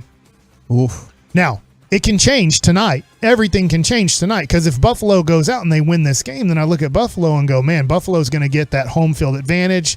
They're in great position. So to me, because I love Kansas City and I'd love to see Kansas City win it all, that I would root for them over Jacksonville. If anybody was wondering, I like Patrick Mahomes more than I like Trevor Lawrence. I root for Kansas City the most. But I think whoever wins this game has the best chance to go to the Super Bowl, because I just don't like the way Kansas City's playing. It goes back to one of our earlier segments where we didn't talk about Kansas City. I don't like the way Kansas City's playing this last month of football. So I think that this game determines who wins. I'm going to say this: who wins the Super Bowl. Wow! I think the AFC is so much better than the NFC. It can still happen. The NFC can still win it, but I think the AFC. I would pick 4 teams better than any team in the NFC right now. Ooh, okay. With the Bengals, one thing I can point to is that they have a lot of games where they kind of slide by these teams. I hear you. And look, I'm not here to tell you that every team has to win demonstrably in order to be a good football team, but it does feel like we have a weird season in which you don't have a ton of teams that you point to and you go, really, really good football team. Yeah. Which I think is the NFL league offices, that's their goal, right? That's the whole way that they've built this league, is to have parity. But you end up with games like this where you have a 12-win team and an 11-win team matching up. The Bengals, I feel like they're just in that same way that they just slide by. Like, it's fairly narrow, the margin that they have here, because the defense, I mean, obviously Joe Burrow is good. Like, let's start there. We all understand that Joe Burrow is very good at what he does, and they have him ranked as the second best quarterback in the NFL now. I think Patrick Mahomes is like on a power ranking type situation, or just like all the way around all the way around right now. If I was doing if I was drafting quarterbacks for the 2023 season, I would draft Patrick Mahomes number 1 and I would draft Joe Burrow number 2. I think there's a defense for it, and that's all I can ask in that instance. But like, when you get past the fact that they have incredible pass catching talent, and I guess Joe Mixon and Samaj P. Ryan, right. Joe Mixon more so, but the defense, they're playing as well as the defense can play. I don't think the defense is all that scary in any way. And I think there's some fallibility there, and I don't know if they want to get into like just a shootout necessarily with some of these teams that we're talking about, but I think this will go a long way in improving it. So I think you're right. When you see this game, it'll give us a great idea of who really has a leg up in the AFC championship race between the 3 teams that I think we all believe should be there, with the Bills, the Bengals, and of course the Kansas City Chiefs. Now, before we end this segment, I said whoever wins this game wins the Super Bowl. I really believe that. Mm-hmm. That's my belief. It doesn't mean it's going to be right. If you were to rank the top, before we see any power rankings and before tonight's game, if you were to say, this team I think is going to win the Super Bowl, then this team, who would be your 3 teams right now you say win the Super Bowl in order? Because mine will be right now Cincinnati, Buffalo, Kansas City.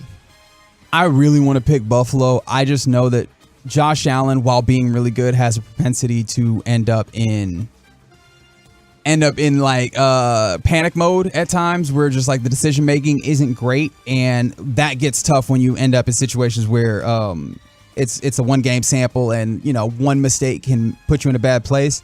Especially when you consider the ways that the AFC teams are built, where you got the Bengals and the Chiefs. Look, maybe I'm just in the cult of Patrick Mahomes and I'm placing too much. Yeah. I think Kansas City's up there. I like the Niners up there as well. Yeah.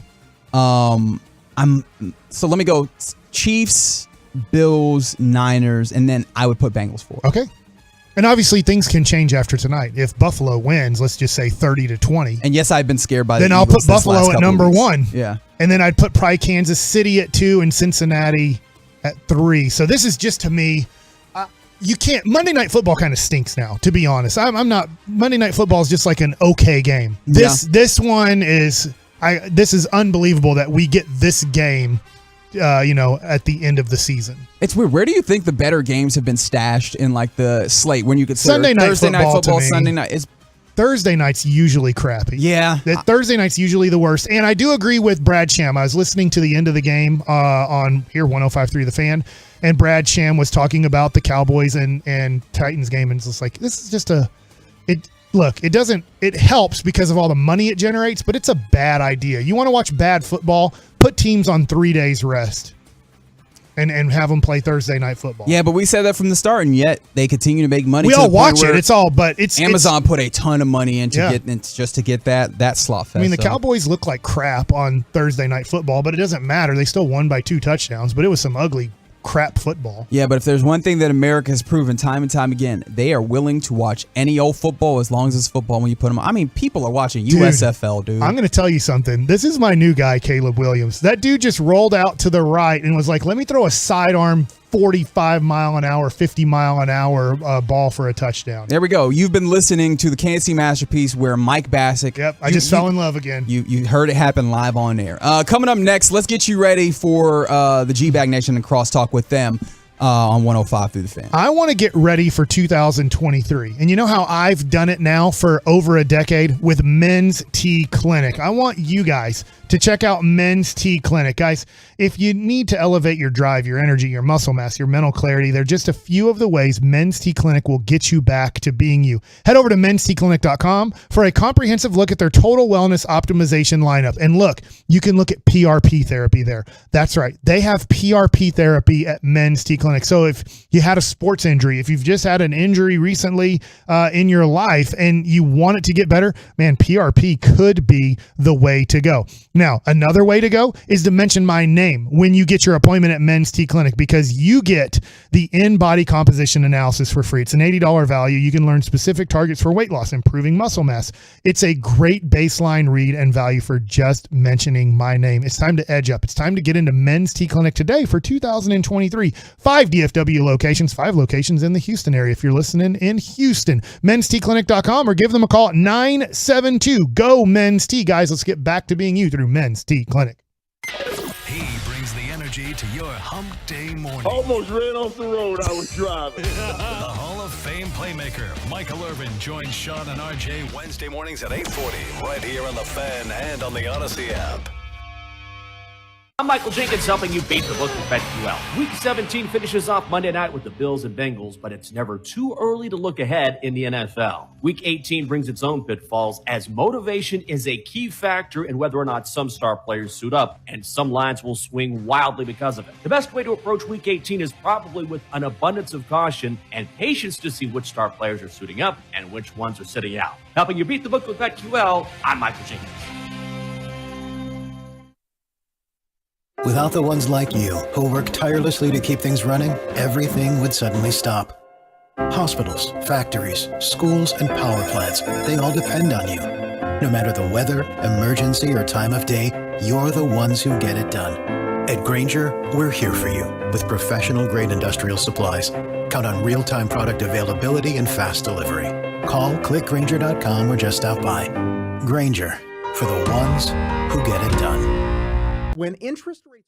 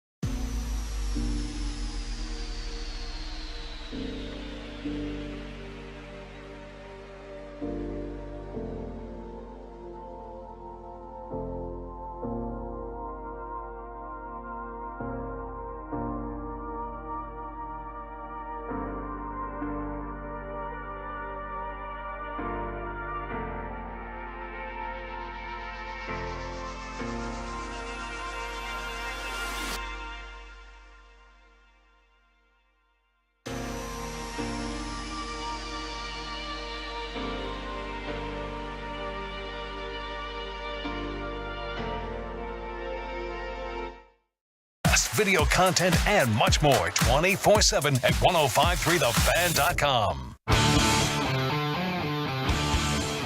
It's KNC Masterpiece on 105.3 The Fan for one more time right here on January 2nd, 2023. Reginald Atatula, Mike Bassick have been rolling with you since 10 a.m. and picking up the slack, taking on from 2 to 6. Not to 7, but 2 to 6 to today, tonight. I don't know. I'm tired at this point. Well, it is the G-Bag Nation, Gavin Dawson and Brian Broaddus. Whatever you guys do, just make sure tomorrow you say, Kevin, we haven't seen you since last year. Yeah, he hates that. He hates that so much, and it's just great to see. I've been waiting a couple hours as well, Mike, to wish you a Merry Christmas. Yes. Merry Christmas to you. Happy Hanukkah. Happy holidays. That's right. Happy New Year. Happy 4th of July. I mean, I was like, we can go as far back or forward as we want. So this is Crosstalks brought to you by D&M Leasing. Fellas, how you doing today? Terrific, buddy. Yeah. I was trying to remember what the thing is that I'm supposed to do, but you know what? I'm just going to give up on trying to do the Kevin crosstalk. We haven't seen Gavin Dawson since the Philadelphia game. Yeah, it's been 3 games. Oh, that's true. Yeah. Dude, he's got a bet payoff this week, by the way. Yeah. Oh, what is it? I'm not sure yet. I haven't selected. I think we'll select tomorrow when we get the nosebleed guys back in here. He took the Eagles this weekend. I did. That's tough. I actually came on. I'm so fired up right now. I know the man has gone like 10 weeks without losing something.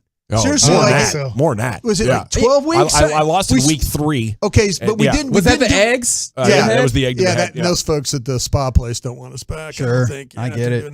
Because we had Eric was throwing up in the parking lot. Gavin was slamming eggs off his head. Yeah, y'all. What it sounds like y'all were doing a remote, but it sounds like y'all were like tailgating out there. We were wrecking their we place. We were wrecking. Luckily, we sold them some hot tubs that day. There you go. That way. Yeah. So I took a little bit of a heat after the Philadelphia game. I came on for crosstalk. I was already off for vacation, but I was frustrated with this one thing. And I said, look, Dak had a very good game, close to a great game. But the reason I wouldn't put it in great is I was like, if you're going to win playoff games and win the Super Bowl with 2 minutes and a few seconds left, you can't run out of bounds at 2:01. And then after you accidentally make that mistake, you can't take a sack when the clock's going to stop at the end of the play. You know the 2-minute warning is coming up after the play. That's the only reason you're passing the ball in this situation is because you know that there's a dead ball timeout at the end of this play because of the 2-minute warning.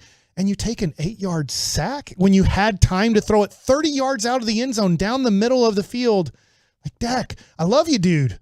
But when you do those things, you give the other team a chance to come back. And if the refs would have called it correctly, just remember this, Cowboy fans. Yeah. When you say the refs screw us over, Philadelphia should have won that game because Nashawn Wright interfered in the back of the end zone and he pushed the guy before the ball got there, and they didn't call it. So if you lose that game, all of a sudden the Dak great game becomes, Dak, you gave Philadelphia a chance to come back and win that game. Yeah, I thought that the Eagles game could have gone the other way. At times during the Titans game, I just had this feeling of there's nothing to be disappointed with that the coaching staff is doing. I like the game plan. I like the play calling. They're just not executing well enough. And this is like the worst time in the season to not be feeling great about the way they're executing their game plan. So that was kind of my big picture takeaway. Like, dang, they pretty much drew it up like I want them to, but it didn't flow the way that I thought that it would have or should have if those things aligned against that quality of competition. Like the Eagles beat themselves. That's what happened there. Oh, okay. I thought we were going to continue that conversation. No, I saw Brian shaking his head like I think a yes. Did you kind of feel that way too? No, the thing about with, the whole thing with the big thing is the turnovers right now with Dak and all that. And I just don't think that's going to change. I just don't think it's in his DNA not to try and make a big play. And not, but he was so good for like 5 years at not turning. Yeah, I think. I think what happened there is I think 5 years ago this guy didn't know what it took to play quarterback in the NFL. I think he was to the point where his first year it's like I'm so turnover averse. It's grain. It's like beating to his head. Don't turn it over. Don't turn it over. Don't turn it over. And then all of a sudden, he came out of Mississippi State, didn't throw the ball very well, didn't really know how to read defenses very well. Didn't practice particularly well. All things that are documented. His college coaches will tell you that. But the thing about it is, as he's grown as a quarterback, there has been more confidence, more of a willingness. Yeah, I can make that throw. I am stronger. I'm bigger. I can read defenses. I can see this. I can make that throw. So that to me, he is his growth as a quarterback has grown in a way of more confidence that he can make all the throws. Where early in his career, I don't think he was really sure he can make all the throws. Help me out here, Brian, because you've been in the NFL for a long time, is who helps guys get great at clock management at the end of the game? Because I think some of the greatest quarterbacks of all time, whether it's Manning or Brady of recent history, they knew how the last 3 minutes of a game, they knew how to manipulate the clock, that you're not getting the ball back, or I'm going to score here and I'm not going to give you enough time to put your team in field goal range. Yeah, we've seen guys that one of the best coaches in the league is a guy like Andy Reid. Andy botches the clock all the time. He's got the players that pull him out of the ditch when he does it. So to me, quarterback clock management. You could more on the coach. Yeah, I think that really, to me, Bill, one of the greatest coaches ever, Bill Parcells. Bill Parcells hired a guy or had a guy on his staff named Ray Hanley that was the running back coach, and he completely asked Ray to do everything clock management wise. He wanted really nothing to do with it. Ray's responsibility was, Bill, you need one more first down. You need to use your timeout here. You need to think, there are people that could sit there and manage games. But for a lot of these coaches, whether it's pro, college, it's very, very difficult for them to get through a game. Because, me personally, I think you have to go back and study these things. Okay, what happened in this situation? What if we're ever in this where we have one timeout, we don't have the ball, how do we manipulate? We've seen guys manipulate the clock. We've seen Bill Belichick manipulate the clock with formation, taking penalties and stuff. Yeah. We saw Mike Vrabel do it back to Bill Belichick one time. I remember that. There's certain coaches that have a real feel for how to manage these clock situations, and a lot of really good ones that don't. Yeah. And I think we were having the conversation, Mike, about and at least I posited, I wonder if it's just, there's not a full across the board accounting of this is what needs to happen in this situation. I likened it to like in baseball, you getting out and you go, boom, 2 outs.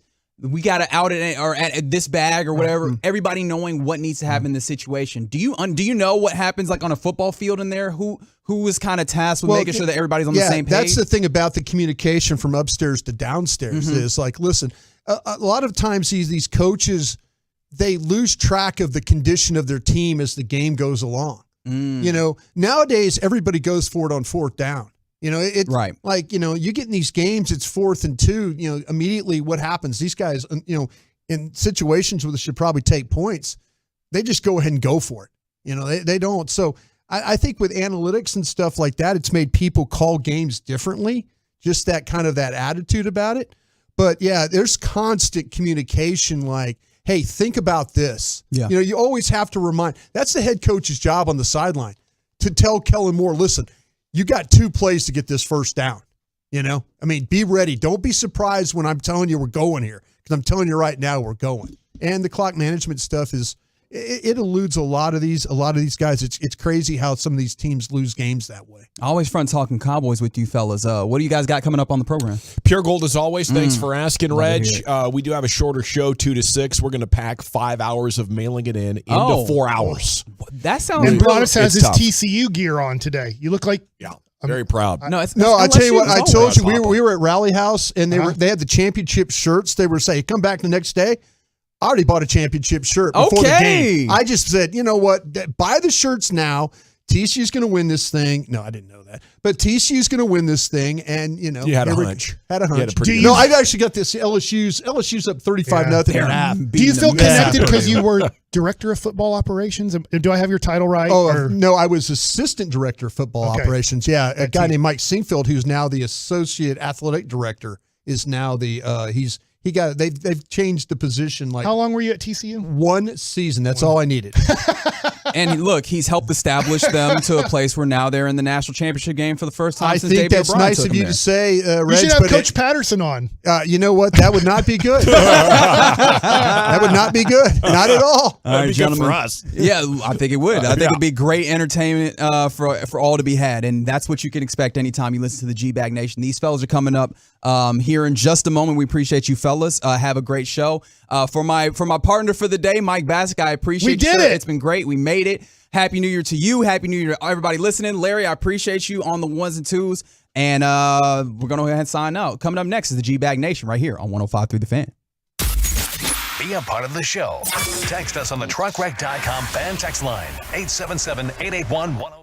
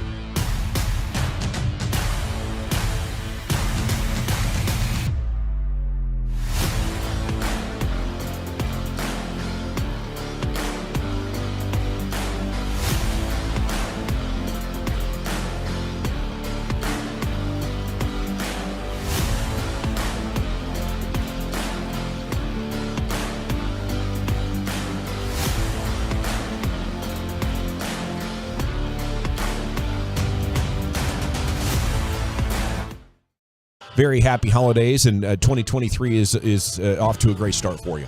There's Brian Broaddus, former Cowboy scout and NFL executive. Peyton Russell is in for Lucius Alexander. You have no Wolchuk or Chiafalo today. How about that? Earned a day off. Yeah, they did. They certainly did. Earned a day off. Many people did. Yeah, and many people are out there enjoying this day off, and in this great sports world we're living in right now. You know, we got the Cowboys heading for the playoffs, and TCU heading for a championship game. Brian, how about TCU? Yeah, that's outstanding. You know, that's one of those things too where you want. That's the great thing about sports. You got to line up and play these things. You got to line up and find out if your guys are better than their guys. And you know, you found out a lot about TCU the other day about that program. All year long, they've been They've been, very resilient. We had Brian Estridge on Friday, and he was. Oh, you had him again. Yeah, we had him on, and he was just talking about, hey, listen, don't doubt this team. I mean, if you're out there doubting TCU right now, you're probably making a mistake, and you're thinking like, if you're Brian Estridge, you're the play-by-play guy, you're going to say those types of things, but you could really hear it in his voice. You could really see it the week leading up to the game of TCU and the players and the confidence they had. They weren't worried about a team in maize and blue with really good looking helmets, and all this, strength and power and prestige and all these wins and stuff. No, it's about playing football. And I think the tone of that game was set really early. Michigan goes on this huge run to open the game. I mean, the things open up, you're thinking, oh geez, TCU's going to play 3-3-5 and they're, in that front, and Michigan is just going to lean on them. And, they have this huge run, and then they have the goal line stand. And you're kind of like going, oh, okay. And, and then now TCU finds ways to move the ball, build a lead. And they hung in there the whole day and, never really let Michigan, it was a tight game, but TCU they won both sides of the line of scrimmage there. That wasn't Michigan's intent was to go in there and try and bully TCU. And really TCU was the one that was bullying Michigan. It's pretty amazing the physicality they can play with. TCU's got some gritty, tough kids. And Mike, we were all laughing about me working for Gary Patterson for 1 year, but that's the thing that always was interesting to me about those kids from TCU. Gary did a good job of recruiting, and it wasn't always the 4- and 5-star kids he got. He took kids that were running backs and made them defensive ends. He took linebackers and made them tight ends. They had vision for these players. TCU is one of those programs they've had more good times here recently than bad, but they always had these players that when you watch them practice, you kind of get it. You get why they don't bend and they don't break, and they just have this toughness about them. And they showed a lot of toughness in that game the other night. I mean, Michigan is not an easy team to deal with because of all that history and prestige that we're talking about. But those kids that aren't the 4- and 5-star recruits showed up and played a hell of a game. It's amazing, and now they get an opportunity to play Georgia a week from tonight. Got a bunch of 4- or 5-star recruits. Yeah, they do. Yeah. But I don't think that the TCU should be scared, and there's reasons to believe. Hell no. That's you look at. I think that Ohio State in that game the other night. Ohio State's got a bunch of really good players. And they had Georgia on the ropes. They really, really did, and Georgia really didn't have any answers. The one thing that TCU can do is, you look at the explosive plays that they can make in a game. They can score a lot of points. When they get behind, they can come back. And Georgia's struggling with that. Yeah, Georgia's had their moments. And and Kirby Smart kind of afterwards says, you folks out there doubt us and all. I'm like, Coach, you are the number 1 team in the country. Yeah. There's no disrespect with your football team. You're going to be favored by 14 points against TCU. Yeah. There's no disrespect here. The worst thing that's been said is that it's not the best Georgia team we've seen in the last 5 years. I'll tell you what, damn good. It's still damn good. Yeah, and that's what's going to be a lot of fun. And now that you feel like that, the nation has seen TCU play, and you now have a better understanding. Around the nation, it's like. You have a context to put them in. You do. You're like, man, this quarterback, he's kind of we got something here. Kind of a gritty guy. Whoa, this wide receiver might be might be the first wide receiver off the board or one of the first 2 or 3. Oh, okay. Yeah, and that's the thing about it. You have a better. I think the nation has a better understanding of what TCU is all about. Yeah, and the defense could get in there. They were knifing into the backfield. They were against, what should be an offensive line to give you problems. Absolutely. The 2-time Joe Moore Award winner for the best offensive line in college football. Joe Moore, a former legendary coach, offensive line coach in college football. The award named after him. It's very prestigious. They give it to all 5 guys. And so Michigan has won it back-to-back years. Wow. They've got the Lombardi Outland Trophy winner at center in that game. The one thing that TCU did was they made Michigan have to throw the football. And they said, "No, what? We're not going to let you run in this game. We're going to make you throw this football in this game and see how you play." And that's how you beat Michigan. You make them throw that ball. Congrats to TCU, and thank you for providing this storyline here through the holidays. It's been a lot of fun to follow, and now we get another week of it, and hopefully a championship to celebrate forever. Just unbelievable, and I think it gives the conference some hope as well that even when Texas and OU leave, maybe you can, get something, generated here with TCU. Second time in 10 years, you could argue they should have been in the national title picture, so we shall see. But Week 18 intrigue is now the big Cowboys storyline. Mike McCarthy press conference is coming up at 3:15. And, I just love that we're here. I don't think it's realistic, Brian, but, if the Cowboys could win the division and would host Green Bay, if they lose, you would go to Tampa. Right. I just love that we have this level of I think it's clear you want to face Tampa and not Green Bay, but I also think it's clear you go for the division championship. Yeah. You're gonna go for this, but I think ideally you'd get to play Tampa. Well, the thing about my thought about this is the Cowboys are 8-1 at home. You've already played Tampa at home, and your quarterback wasn't very good. Yeah. They ran the ball on you. You really weren't prepared for that. To me, I'm going to take my chances at home. Yeah. I know it's Aaron Rodgers. I know the Packers are playing well. I also know you had a 14-point lead on them as well in Green Bay. And they've gotten better since then. Yeah, but to me, it's still, I feel like you can move the ball on Green Bay better. I feel like that, to me, both quarterbacks are going to be hard to deal with because there's always that thought in your head that if you punt to them or leave them time, that you're going to lose. So you got to figure out how to deal with that. That's the psychological hurdle you're going to have to jump through or jump over in this game. So to me, I feel like I can move the ball better on Green Bay than I can. The thing I worry about Tampa, those receivers. That's what I worry about in this game. All of a sudden, you're having to deal with Mike Evans and those guys. They're just needing miracle comebacks against bad teams, and they're under 20. And it's the Packers just dominated the Vikings. Yeah, the Packers have looked like ass though too at times this year. Sure, but now they've won 4 in a row and what?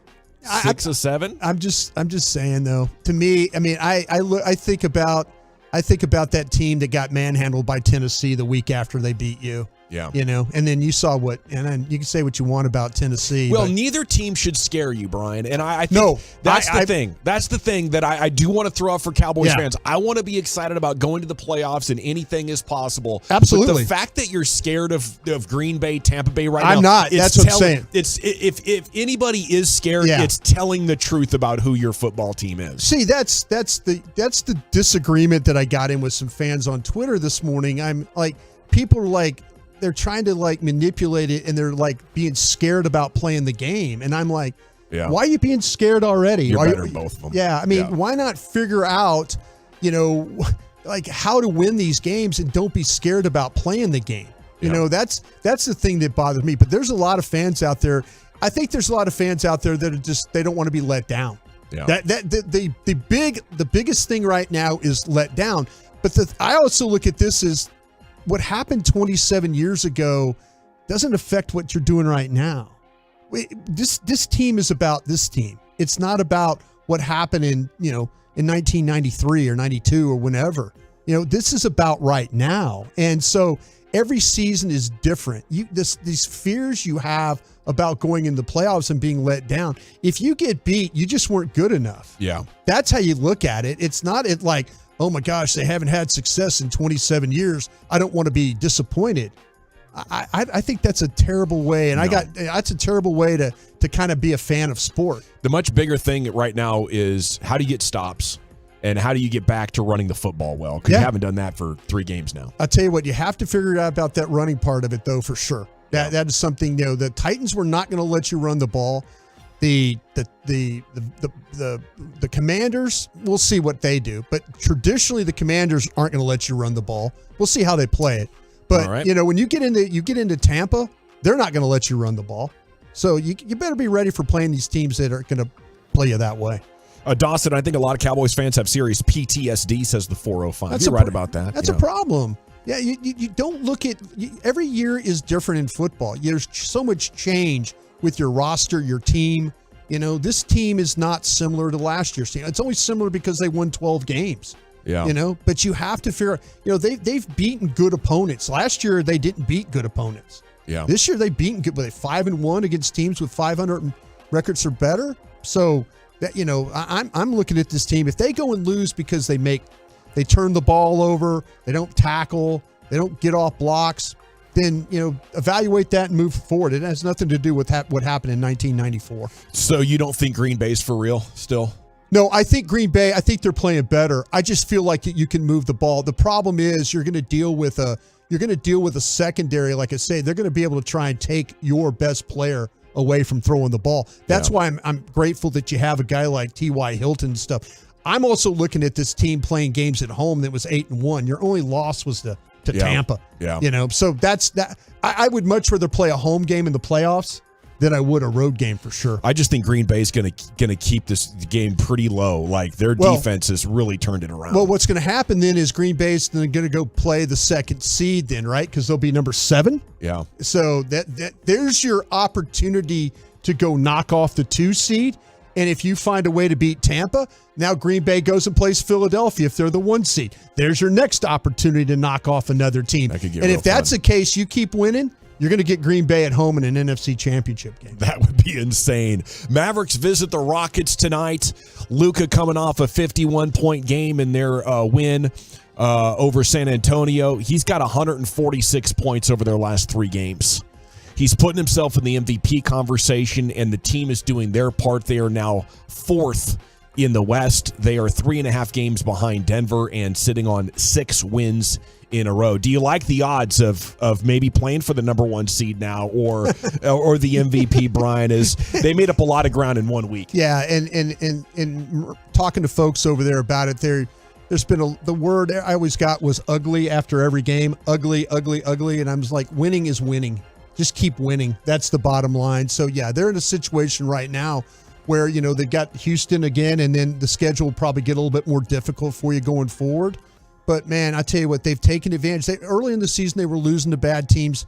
Now they're finding a way to put bad teams away. And whether it's 1 point or 20 points, just keep finding ways to win games.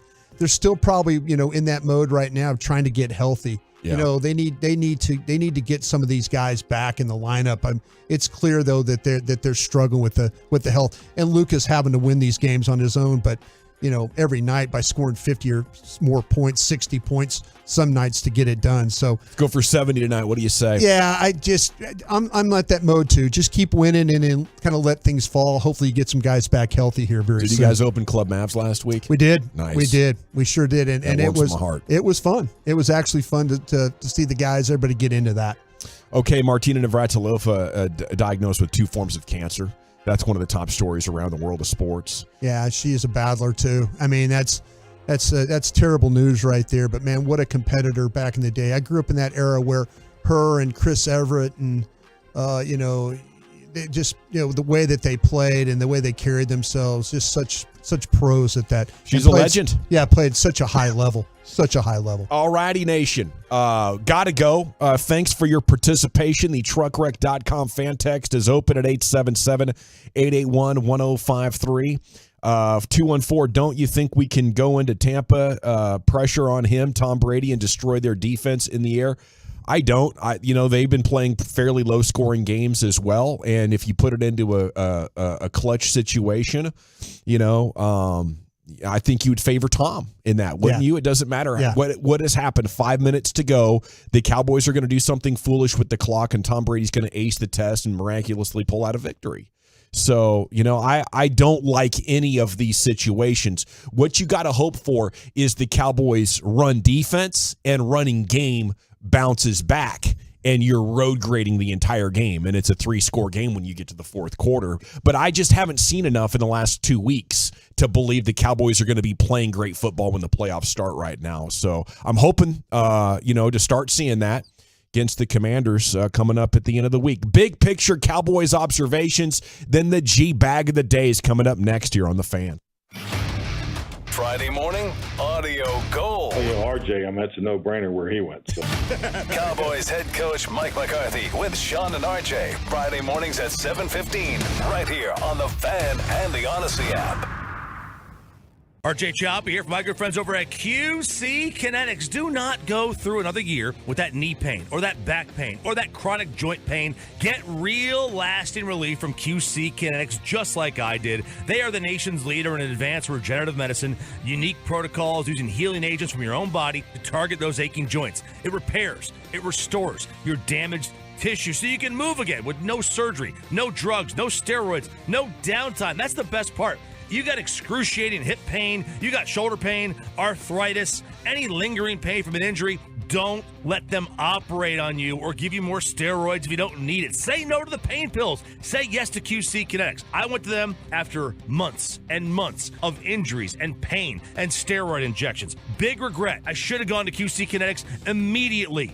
Get a free consultation. Free consultation. 972-972-8610. 972-972-8610. QC Kinetics. 972-972-8610. Here's to Prilosec OTC. Just one pill each morning and no heartburn all day. My holiday hero. Prilosec OTC. One pill a day, 24 hours, zero heartburn. It's possible while taking Prilosec OTC. Use as directed for 14 days to treat frequent heartburn, not for immediate relief. As part of its goal to make homes and hometowns better for all, Lowe's has committed $100 million to make a positive impact in local communities through its Lowe's Hometowns program. Each year through 2026, people across the country can nominate their hometown projects in need. Lowe's Hometowns will help restore and revitalize community spaces from gardens, parks, and food pantries to neighborhood housing, community centers, and much more. Visit Lowe's.com/hometowns for details on how you can nominate a project in your community starting January 23rd. For the ones finding new ways to ensure the job always gets done. For the ones wearing many hats. For the ones who are hands-on, even from far away. And the ones keeping business moving forward. We are Grainger, offering professional-grade industrial supplies, plus real-time product availability and access to experts ready to answer your toughest questions. Call, click Grainger.com, or just stop by. Grainger, for the ones who get it done. It's time to block the calendar for the Dallas Safari Club Convention and Sporting Expo 2023. Hi, I'm DSC Chief Executive Officer Corey Mason, and I am personally inviting you to this crown jewel of conservation. The DSC Convention and Sporting Expo is back at the K. Bailey Hutchinson Convention Center in Dallas, January 5th through the 8th. Hunts, guns, jewelry, clothing, and so much more. Please plan to join us and find more details at biggame.org. Your neighborhood goody-goody liquor is closer to home than ever before. Now you can get your favorite wine, beer, and liquor delivered in about an hour. That's right. Get fast 1-hour delivery and save with the same low prices you pay in store. Just go to goodygoody.com and start shopping. With low prices and fast delivery on all your favorite brands, shopping for drinks couldn't be easier. Goody Goody, toast to the town. Order your favorite wine, beer, and liquor for delivery in about an hour at goodygoody.com. That's goodygoody.com. Texting privacy policy and terms and conditions posted at textplan.us. Texting rules for recurring automated text marketing messages. Message and data rates may apply. Reply stop, opt out. You hear that? That's the sound of people saving big money on their car insurance with Jerry, the best way to compare and save on your auto insurance. I'm talking serious cash savings because on average, people that switch with Jerry save over $800 a year. Imagine having an extra $800 in your bank account, and switching with Jerry is fast and easy. All you have to do is send one text. Just text the word FAST to 200-300, and Jerry will send you an exclusive link to see how much cash you can save instantly on your car insurance. It's absolutely free and takes less than a minute. Plus, they do all the work to cancel your current policy. There's zero paperwork, zero hassles, and zero phone calls. Just serious cash savings back into your pocket. So what are you waiting for? Text FAST to 200-300 right now and see if you can save $800 or more every year. Stop overpaying for your car insurance and put real cash.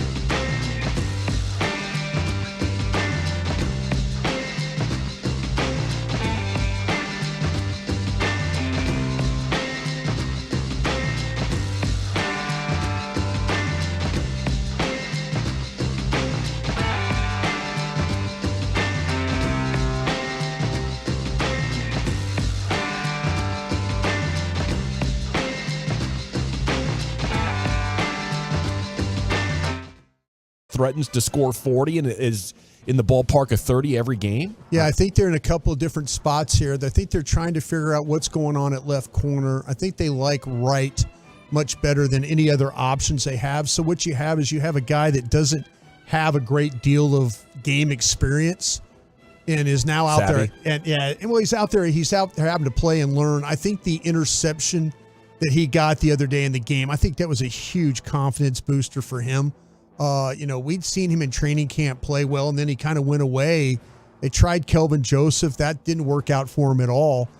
So they're in a little bit of a bind there that teams have figured out, and Dallas hasn't drawn as many holding penalties as we saw early in the year. Remember, we were seeing them draw penalties where they were creating negative opportunities, where all of a sudden, like it's 2nd and 20, or it's 3rd and 17, and then all of a sudden now you're rushing the passer, and teams are staying ahead of the chains on them right now, and the ball's getting out quicker. We had Tank Lawrence on while you were gone, and I just watching their tape, you see all of a sudden it's like before they're even running twist stunts, the ball's out. So now you've got teams that are in manageable down and distance situations, where it's 2nd and 5, 2nd and 4, 3rd and 2. And now Dallas is in a situation where, that pass rush that they have is not as prevalent as it needs to be. They haven't been able to create enough penalties to back people up, and then they also haven't made enough negative plays to back people up.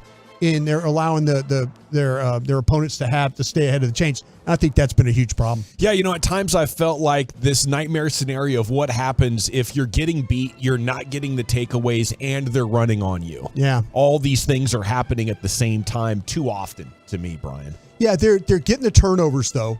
If their quarterback is giving the ball away a bunch this year. And so they would be even more. I think they're plus 12 right now on turnover differential, and that's a good thing. But against crap quarterbacks. Yeah, but to me, it's you're not getting a lot of pressure, a lot of QB hits. That's not going to happen against the good teams.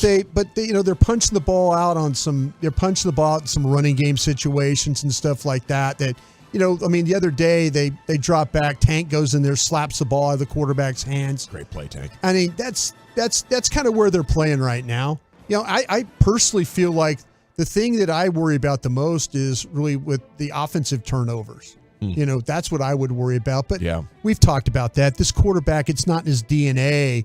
His DNA is about attacking and trying to complete passes. And he's trying to become more aggressive. Yeah. While limiting mistakes. And I think there's a growth curve in there because he played careful for so dang long because that was his DNA coming into the league, and then Jason Garrett reinforced it. Yeah. The thing about it was he was not a very good quarterback when he came in the league.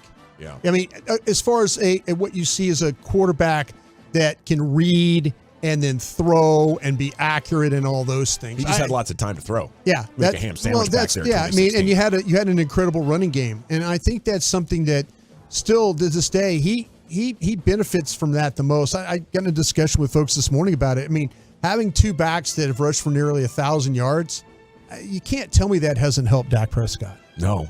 Yeah, they're running the ball very well. And, I think the issue over the last couple of games is when you're doing it with Pollard and Zeke at 3 yards per attempt. Yeah. I think the temptation is to say, stop running the ball.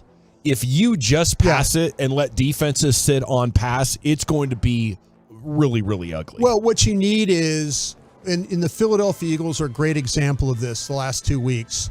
Their quarterback rushes for somewhere between 50 and 80 yards a game. They haven't had that the last 2 weeks. Matter of fact, their quarterback had 0 yards rushing yesterday. Yeah. Their offense looks dramatically different when their quarterback doesn't run the ball. So that's how they could lose to the Giants still. Well, that's a fun one. That's the thing about it is if you're the Cowboys and you're not having the running game going with the two backs, having Dak run for 30 to 50 yards a game, that's the thing that could save. You can live with your running game if your quarterback can get you somewhere between 30 and 50 yards a game running. And he has run the ball more lately. He has. I am enjoying it. I am enjoying trying to attack more on the ground. But I think my number one big picture takeaway is watching these 3 games and not coming back and talking about them on the air. I felt like if I was on the air, my thought would be, man, they have the game plan that I want. But it's not working. It's not smooth like it was under Cooper Rush or when Dak first came back. Like, we need to see highly efficient football without the turnovers. And, I mean, the defense isn't there. On both sides of the football right now, you're really struggling to get wins like a playoff hopeful. Yeah. You're not high-stepping into the playoffs looking like a favorite at all. So, hopefully, that really can turn.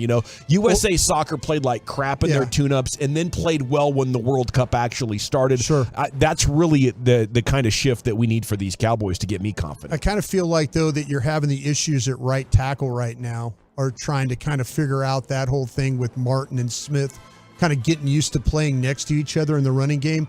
In the Tennessee game, it was clear that you couldn't get the down block secured and you didn't get anybody up on the second level. That's usually when the Cowboys can't run the ball.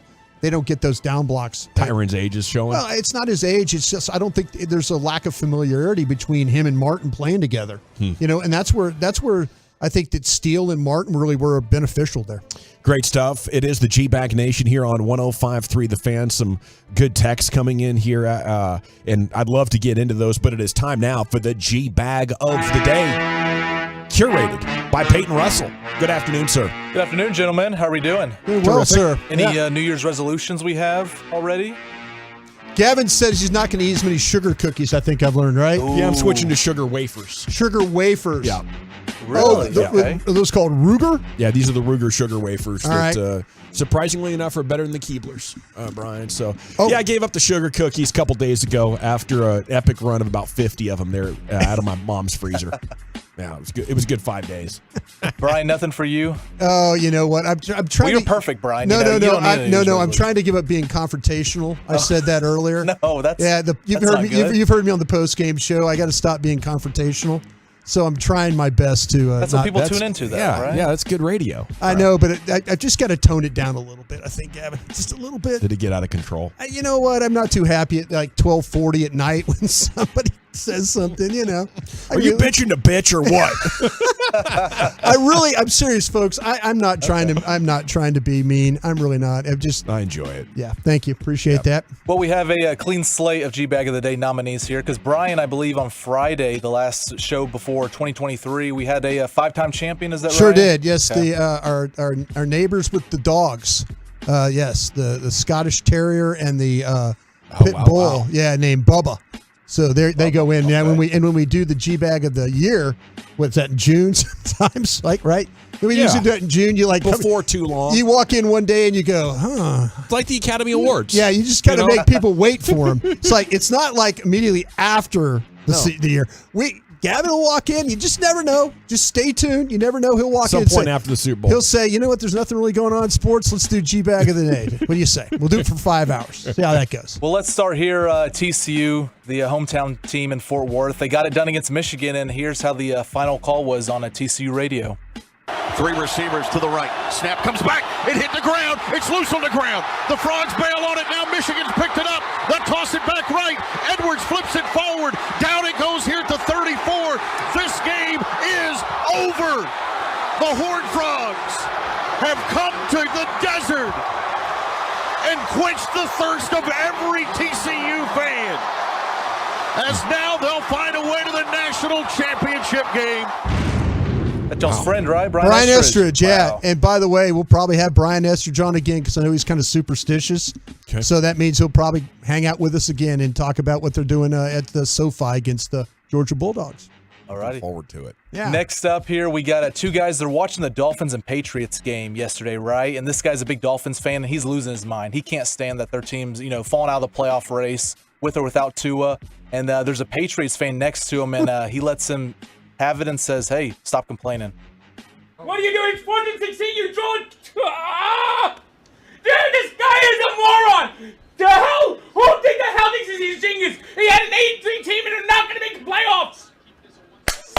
Here's my prediction for the Dolphins next year. Frank, shut the f*** up for 5 minutes. Jesus Christ.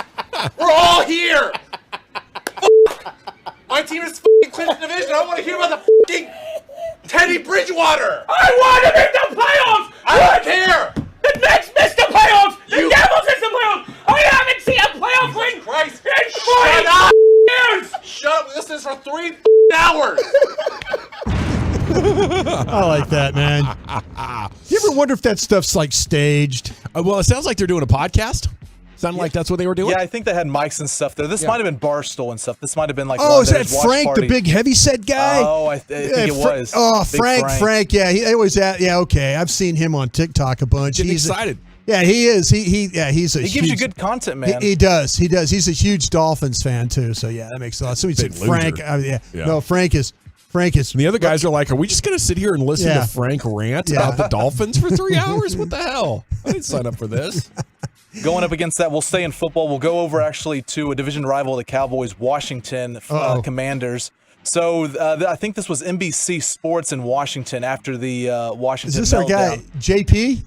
No, I don't think this is him. This was one of the TV reporters. Brian Mitchell? It might have been. It might have been. Okay. I'm sure when you hear it, you'll know. But yeah, he's going off. He calls the Commanders trash and garbage. If you have any connection with Washington, I don't care from the Redskin days, the football team, and now, you have to voice your displeasure with that BS that we saw on the field today. It was trash, okay? Yeah. People have been saying garbage all day. Just say trash. Trash is worse than garbage. Garbage is a nicer way to talk about trash. This was god-awful today. Offensively, defensively, coaching was absolutely terrible. Garbage, trash is what we saw today. That's all. It was not good. And listen, we could get here. We try our best. Santana and I played for this team. They got to find a way to get something better because right now, trash is all I see. What a meltdown. That's Brian Mitchell. That's Brian Mitchell, yeah. He was on the post-game show. But they had some other ones that were really, really good, too. The guy, JP, I think is his name. Remember, he's the guy that asked Carson Wentz the question? Oh, yes. And it went that was some good journalism. And everybody's like, I can't believe you asked that question. He went on a rant that was pretty epic as well. So why did they decide to go with Wentz? Who knows? Seriously, that's like is, I want to get fired. Well, that's I'll tell you what, there was a situation, too, where Taylor Heineke had been turning the ball over as well. So they were in a little bit of a, even though that Taylor Heineke got him to that point, they went with Wentz, and his quarterback rating, I think it was 2.4, something like that. It's just awful. Well, and then Ron Rivera, did he not know that they could be eliminated? No, do we know if that was sarcasm or not? I think he didn't know. I didn't think he knew. Yeah, he was laser focused on the task, apparently. Any other nominees, Peyton? We do have one more. It's about 35 seconds worth of audio here. This is Jamal Williams, running back for the Lions. Reporters ask him, what do you think about Aaron Rodgers talking trash and about the Lions? And he says, well, I don't really pay attention to it. That been talked about? I don't watch TV. You don't watch TV? You didn't hear about it? I'm trying not to cuss. I don't care. I just want to play football and go home. But you're holding me right now. I just want to go home and play Pokemon. Go home and play Pokemon? Yeah, Pokemon. Yeah. Don't do that. You can't disrespect Pokemon like that. Pokemon. You sound like I got my nephew some Pokemon cards. They're kind of a big deal. I don't know what cards you got on. They must have sucked because you calling them Pokemon. But it's fine. Never mind. I'm off topic. Come on. My bad. I'm sorry. It's so funny, man. He doesn't care that he's talking trash. That is awesome. He does not care about Aaron Rodgers talking trash about him. But don't you? Nope. Talk trash about Pokemon. Yeah. Good game, apparently. I don't know. I've never played any of that Pokemon stuff. Is it TCU Radio's Brian Estridge? This game is over. Is it two guys watching Pats and Fins? Is it NBC Sports in Washington, the TV reporter called the Commanders trash? Probably agree. Mm-hmm. Or is it Jamal Williams? Asked about what he thinks about Rodgers talking trash. Man, there's a lot of good ones. I'm just going to go with the local guy and a hero of a lot of people out there, Brian Estridge. Peyton, how about you? You know, I'm going to go Jamal Williams. We're tied at 1, Brian. Oh, Brian Estridge gets this one today. By a score of 2-1. And your new G-Bag of the Day champion, it is the voice of TCU, Brian Estridge. When we come back, it is time now for Krusty's Corner. Where are we headed with that today, sir? Guys, if you will allow me, I'll try and update you on these Cowboys injuries. We'll do that next. Coming up Tuesday on Sean and RJ. Sean and RJ are both back. We're giving away Adam Sandler tickets.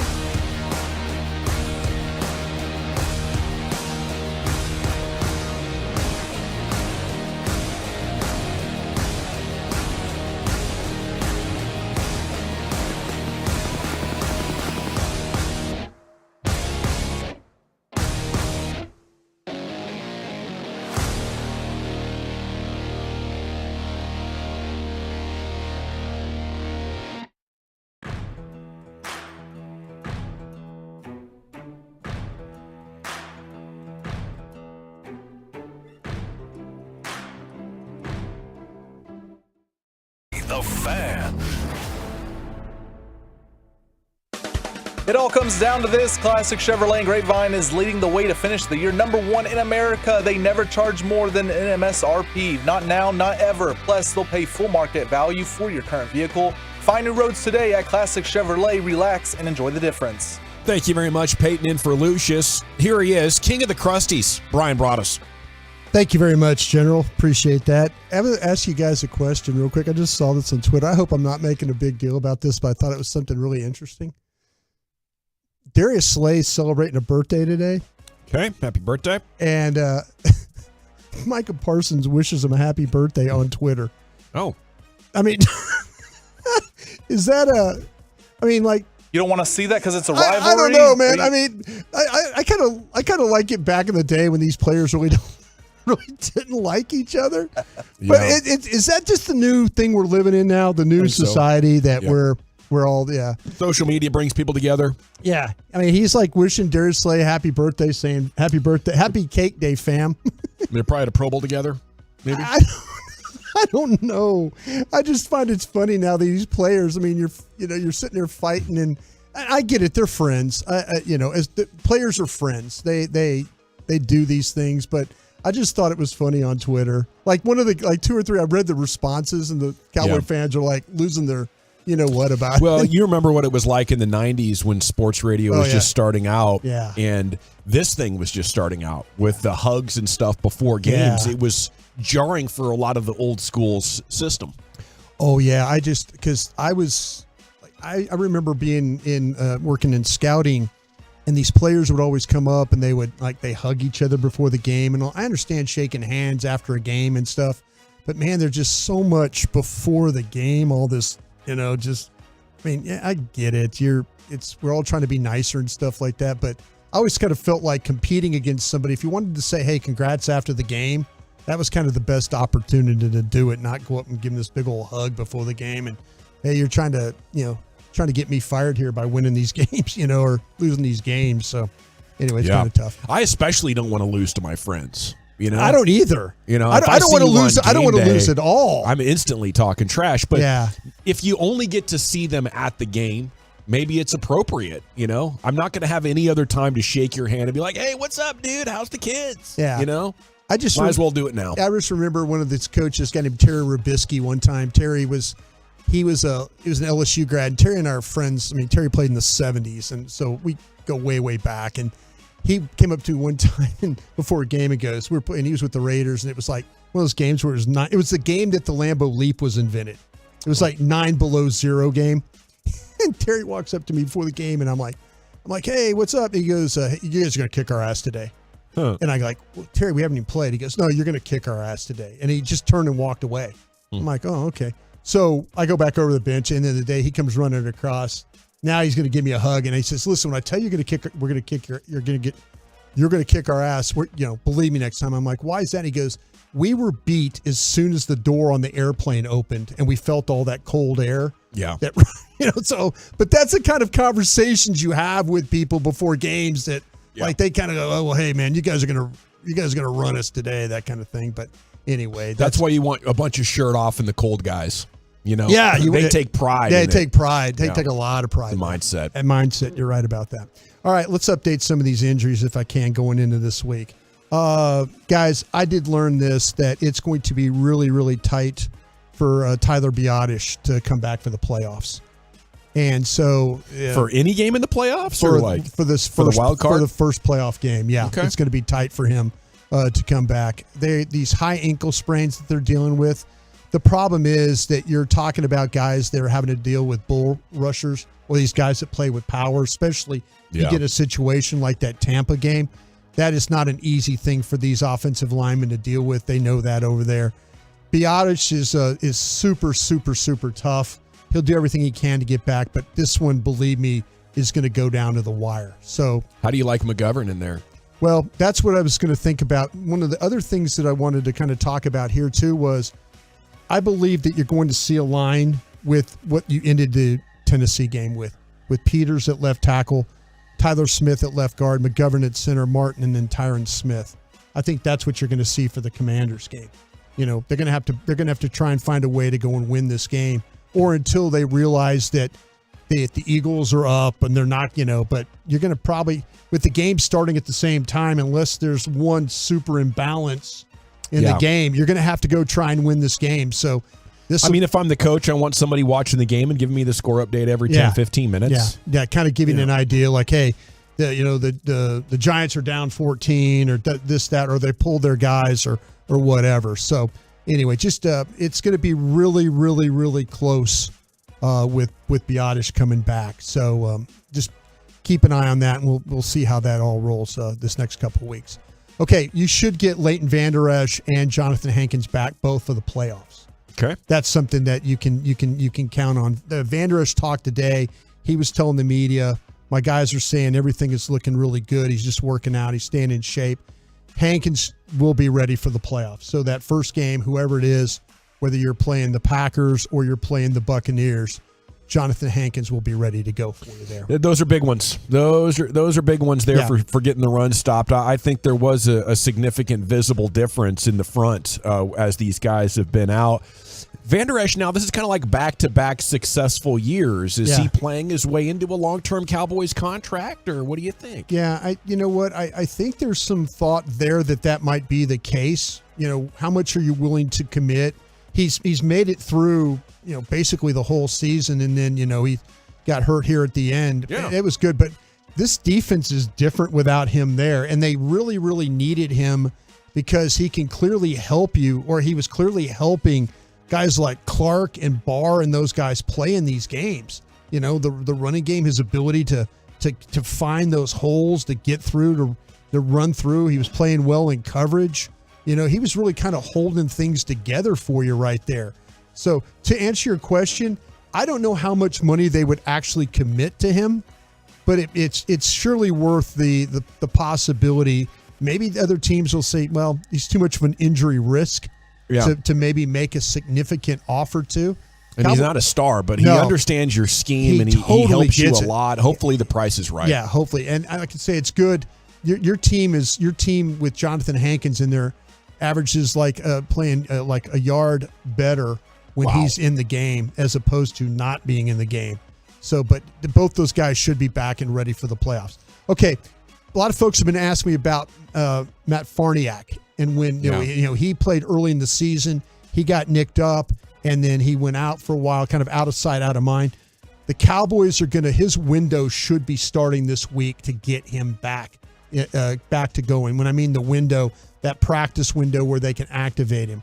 I'm not totally sure it will mean that he's going to play against the Commanders this week, but you're probably looking at what we've seen with this ramp-up situation that the teams have done. They're just not going to throw a guy in there who hadn't played in a long time. But his window, Matt Farniak's window, should start this week, and then that way at least you'll have a guy progressing for. We'll see what happens in the playoffs as they get forward or go into the playoffs. That he'll be ready after sitting out a week of actually practicing a week, but then sitting out a game. Would he be an upgrade, or is this depth? Well, I think what it would allow you to do, would be able to keep. What it will do, allow you to move Tyler Smith out to tackle, and keep McGovern in there at left guard. And so, do you think they'd go to that?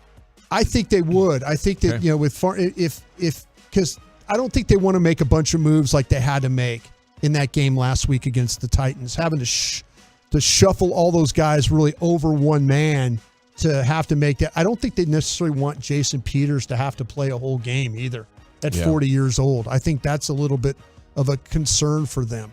But, this week they might have to do it, and maybe have to do it in the playoffs. But having Farniak back, at least that would give you a guard, and that would also give you a center, but an option at center in case that Biotish can't go potentially in the playoffs. Like I said, tight window there. I think you've seen the last of James Washington and Jalen Tolbert for the year. And I mean for the year as far as playing. There's with T.Y. Hilton, again, this is just my opinion, but with T.Y. Hilton, with Noah Brown, unless there's an injury, there's no reason to activate them at all. So I with the James Washington, he was really he was out of sight, out of mind. Both these guys didn't really do anything in OTAs and mini camps. The thing with Washington now, maybe it might be a situation where if you want to rest somebody, I don't know. But to me, as far as being active, they're going to go with the group they got with the T.Y. Hilton, the Noah Brown, and the and then with CeeDee Lamb, and then with also Gallup. That just seems the best way for them to go with all the tight ends that they carry. So, I'm not calling Jalen Tolbert a bust at all. I think Jalen Tolbert, he had a bad start to the season. They tried to ask him to do too much. I think it was too much for him mentally.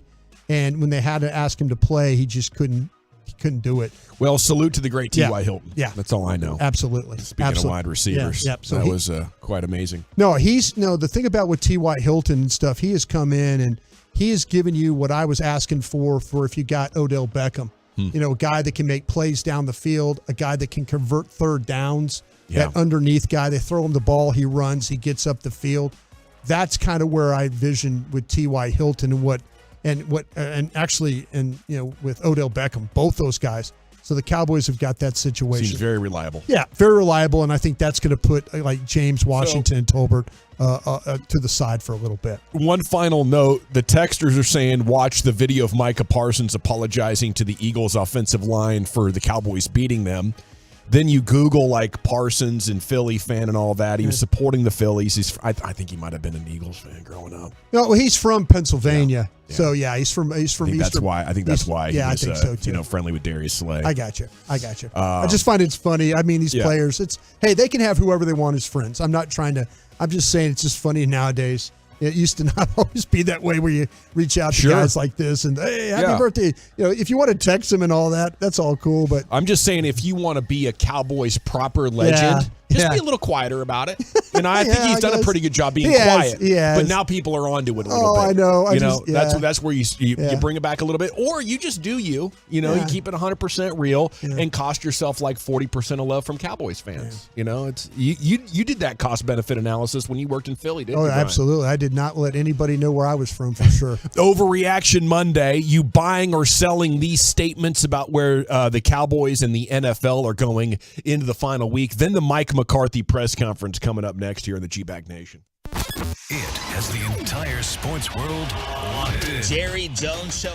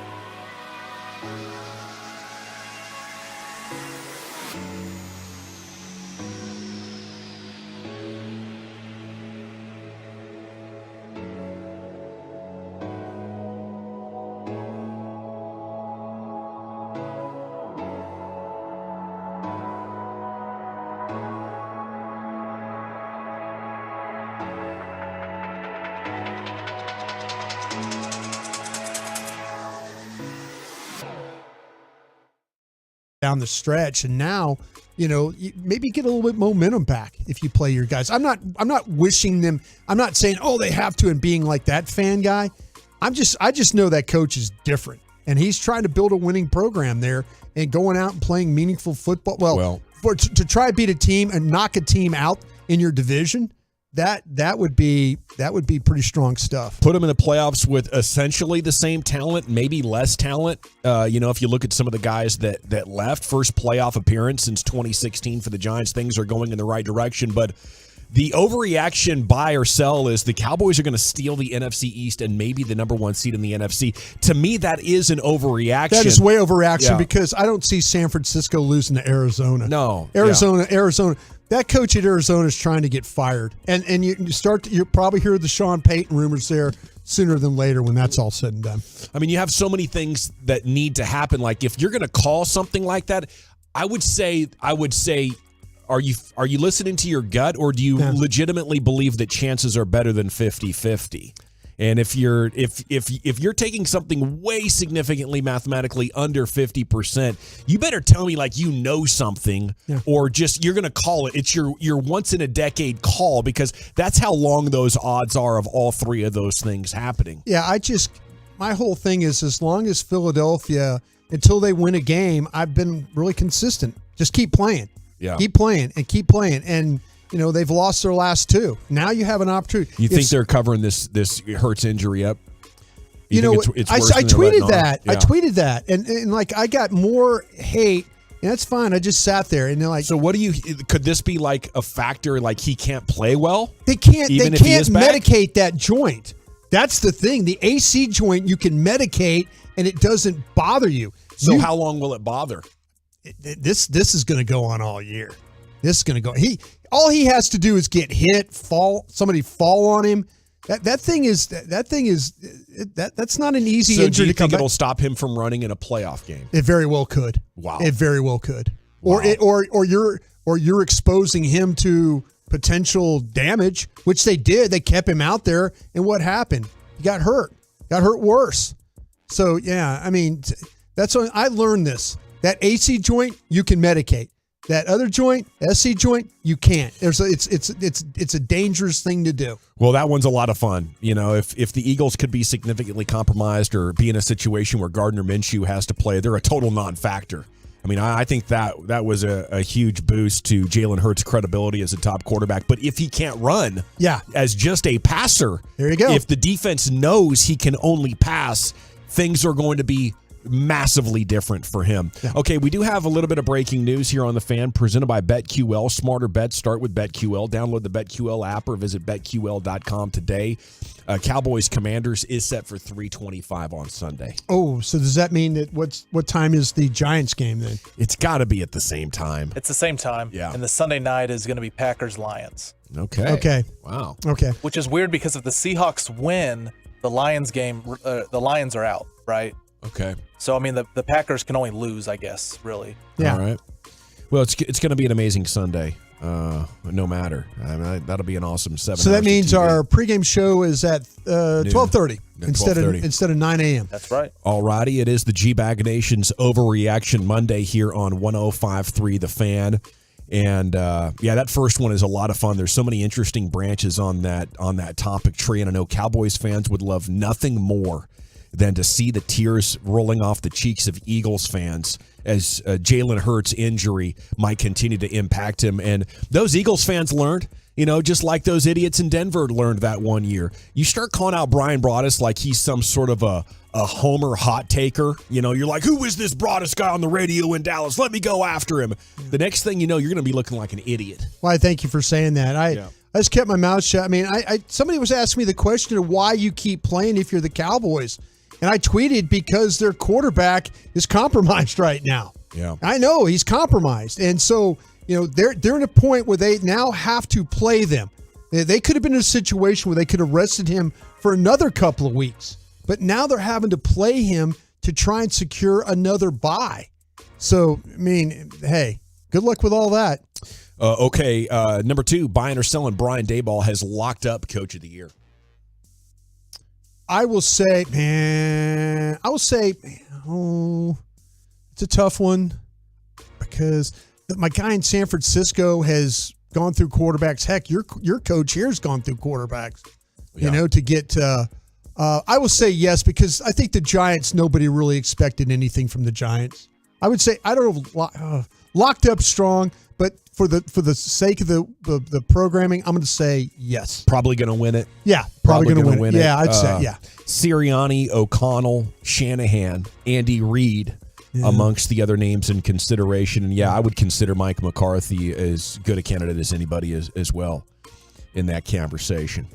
The Jags are good enough to make trouble for someone in the AFC playoffs. Is that an overreaction or a truth, Brian? I think that's a truth because just seeing them play, I like what they're doing with Doug Peterson. He's got that Super Bowl, playoff experience. I love what he's doing with his quarterback too. His quarterback's not making mistakes.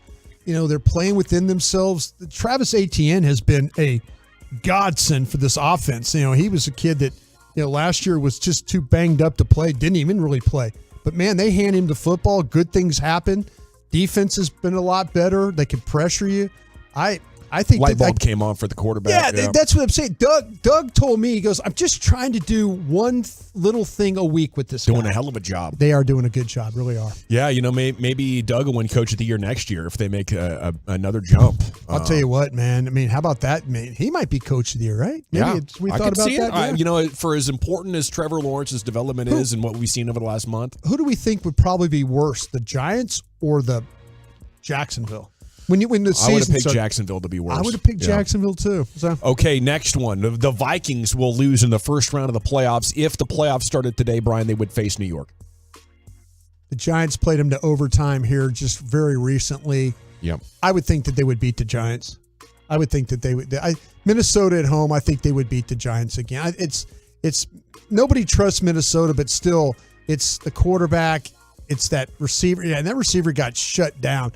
I don't know who at the Giants shuts down that receiver, like that. Hawkinson, the running game, man, it was tight. I don't think the Vikings could lose, I think, in the second round. Vikings have looked really suspect since the Cowboys played them. Yeah. I saw a stat today, the history of all 12-4 teams. They're the only one with a negative point differential. Yeah.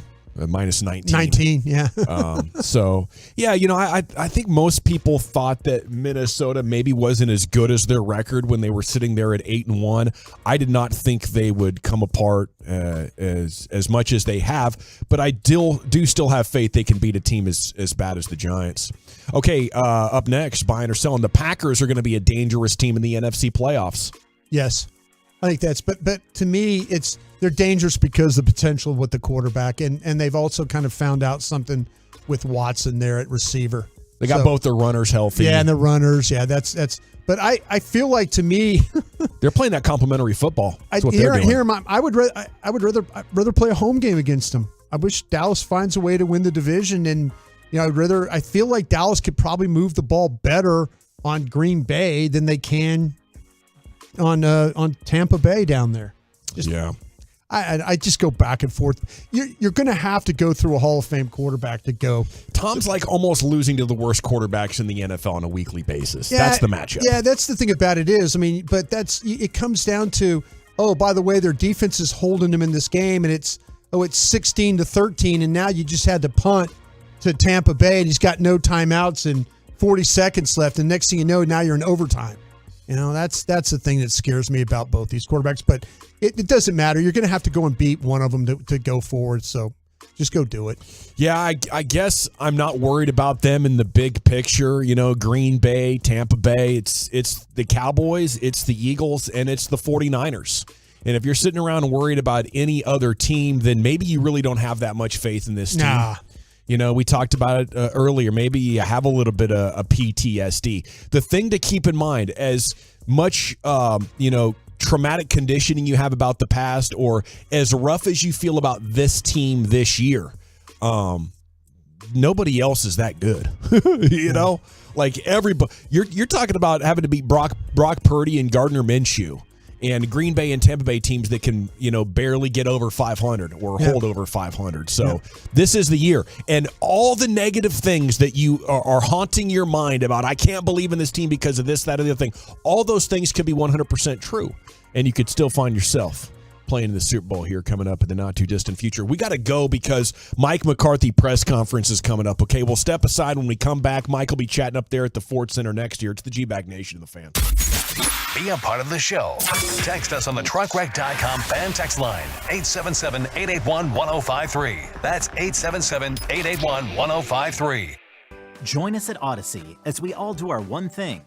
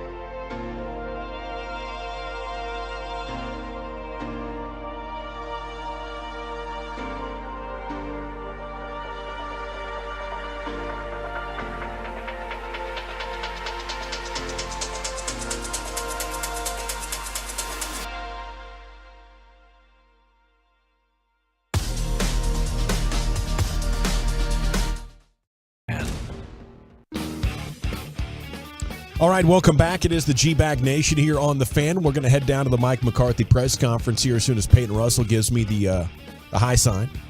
Segment is brought to you by the Frankels. There's a reason you need a special license to drive a big truck.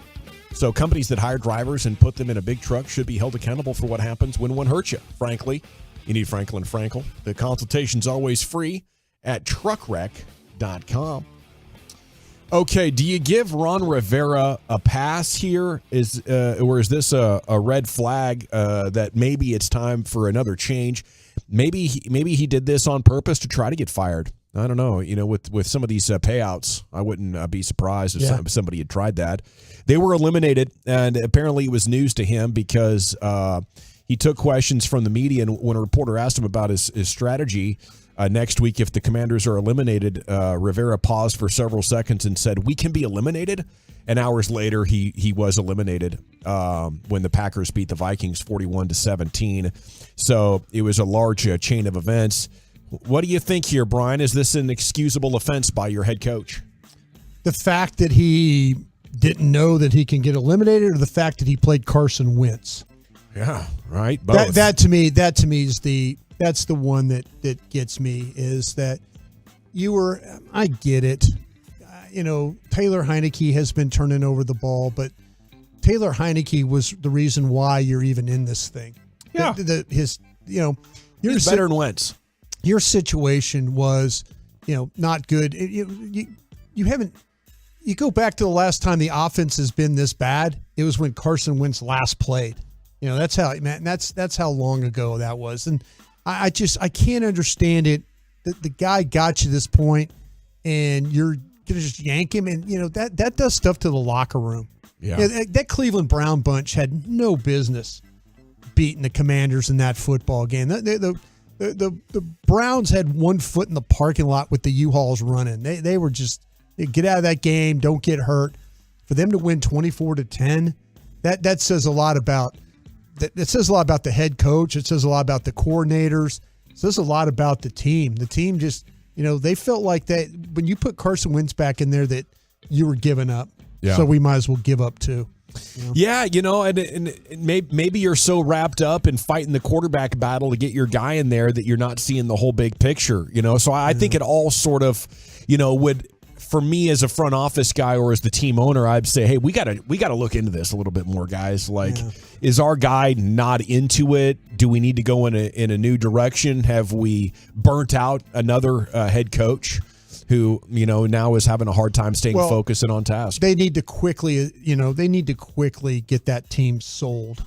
Yeah. So new ownership can go in there and do what they want to do, and that and make changes. And you don't want to be like all of a sudden you're sitting and you buy, and now you have to, oh, wait a minute, we don't want Ron Rivera, and we don't want this general manager. Well, Ron Rivera essentially is the general manager. Yeah. Him and Martin Mayhew, and they're like, they're sitting there, doing what they're doing. So yeah, I would quickly, if I'm a Commanders fan, I would hope that this team sells quickly and new ownership comes in and says, we're going to make complete changes to within the organization. And maybe the changes should include their new mascot. During halftime of the game between the Commanders and Browns, the organization announced and unveiled their new pig mascot. Yeah. Major Tuddy, a pig in Commanders gear, wearing a soldier's helmet. And I guess it's pretty cool. It's just weird seeing a pig as a mascot. Well, they were the Hogs. I know. 40 years ago. Yeah, that's what I'm saying. And I think the folks I think the guys who were involved with the Hogs back in the day, I think they have a problem with this. I think they're in the marketing department. Yeah, I think in the marketing department, they're like, wait a minute, you don't own the Hogs trademark. We own that trademark. And so, well, maybe they'll get a check. Yeah. I don't know. Major Tutty. It's, like I heard Reggie talk about that. Tutty is kind of a pig's name.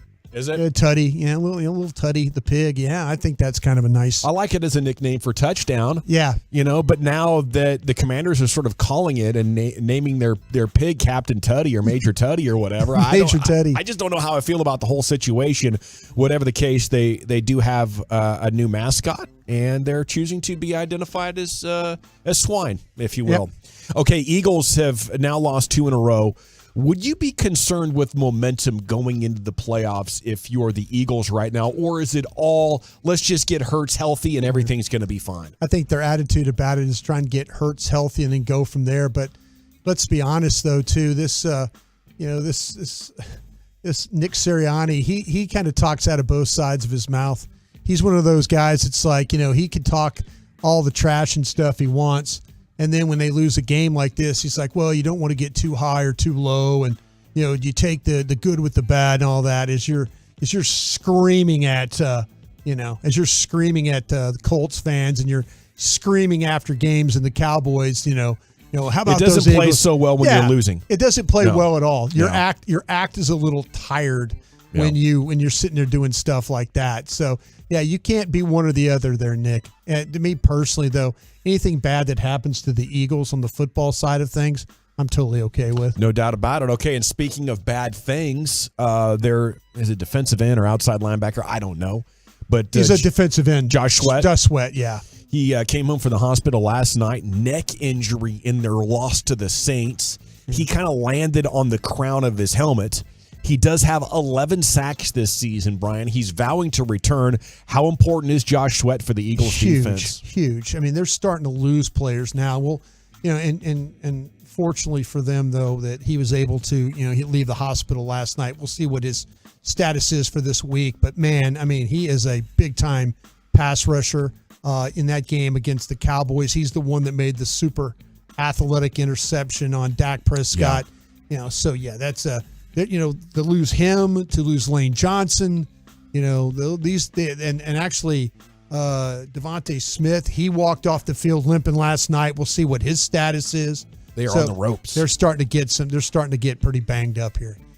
Well, that's fun. It is, and the 49ers still, and Brock Purdy, I got to give you your props on that. It's been enough weeks now. You called it when Mr. Irrelevant came in. You said, hey, you can't discount this guy. No. Okay, and then as we conclude around the NFC East, we got to look at the New York Giants. They are 9-6-1, coming off an impressive win over the Colts. They clinched their first playoff win since 2016. They are locked into the 6th seed. And Daniel Jones received a standing ovation from fans. Now they're talking about long-term contract for Daniel Jones. Are you riding with this guy? Are you excited about this if you're Brian Daboll? Well, if you're Brian Daboll, you have to be. I mean, they've gone out and did a really, really Mike Kafka, all those guys with the Giants, they've done a really good job of kind of figuring out what Daniel Jones can do. And so, they're winning games. Is it enough? I mean, hey, for them, they have to feel like this guy. I mean, he came in, he bought in. He's had a lot of offensive coordinators. He's had a lot of head coaches. Maybe they found the right one. And, there's one thing if you're winning games and getting the playoffs, you got to kind of feel like that maybe this is our guy. And I'm sure that's how the Giants feel right now. I mean, he played great yesterday, but that's against the Colts. I would be like, guys, we can't let a little bit of success make us believe that Daniel Jones is going to be the kind of quarterback. We're talking about $40 million. Yeah. That's what you give. 20% of the salary cap for a quarterback. I'd be pretty have you seen what Brock Purdy is doing in San Francisco, guys, for $600,000 a year? Sure. If you're willing to run guys, or you happen to have a coach like Kyle Shanahan who's amazing at creating a run game, I think a ton of guys could have success. And now the NFL it's waiting. It's in a perfect spot now where you don't really have to buy in like this. All righty, it is the G-Bag Nation here on 105.3 The Fan. A lot of big things going on here as we stand by for a little bit Mike McCarthy press conference. Among them, former Heisman winner Bryce Young is headed for the NFL, could be the number 1 overall pick, announcing today he'll forgo his final year at Alabama and declare for the draft. Is he your top-rated quarterback, Brian? No, he isn't. I've seen the top quarterbacks already. I'll tell you what, it's the old crusty in me, though, that it's the size. It's the lack of height. But this kid I like C.J. Stroud. That's my guy who I've always been one of those guys, the 6'3", the 218-pound quarterback. I'll say this about Bryce Young. Nothing bothers him as a player. You can watch him play, and when others are panicking, he's so calm in the way he plays. And I say this in my notes. I say he's probably not for everybody size-wise, but, man, does he make this thing look easy. And, the escapability, he can make something out of nothing. What's the comparison, Russell Wilson, maybe? I'll tell you what, man. He's 6 foot. He's 194 pounds. He looks a lot lighter than that. He looks a lot slighter than that. So, we've seen a lot of shorter quarterbacks getting a chance over the last 10 years. Yeah, and you're starting to say, hey, it looks like we got Mike McCarthy. Let's go to the podium. Yeah, there we go. What'd you guys do with David? He didn't make it. He didn't make it to New Year. Didn't make it to New Year. So he got me. Under the weather. He'll be back. Clarence Hill Football Star Telegram. How many hoodats were in your household yesterday? Say it again. How many hoodats? Hoodat yells were in your household yesterday? Actually, I was home alone, so I was hoodatting all by myself. Just talk about the opportunity now. You still want a chance to win the division title. What's the focus this week? I think it's just a great mindset that you always got to keep. Is you just got to keep playing. So we understand what's in front of us, and frankly, once again, I really didn't even talk about the seeds in the team meeting today, because it's really just about getting ready to beat Washington. We actually split the day up today. We spent probably 2/3 of it on self-scout, really going back over the last 3 games because of the schedule we've been on. So went back and just went through that and, just emphasized on the things we want to work on. And then we started our prep for Washington today. And I think the big thing for us, because of the schedule we've been on, is to get back into a 7-day flow. So just get into a 7-day flow going into this game Sunday afternoon. And then, and hopefully we'll be on another 7-day flow going into the wild card.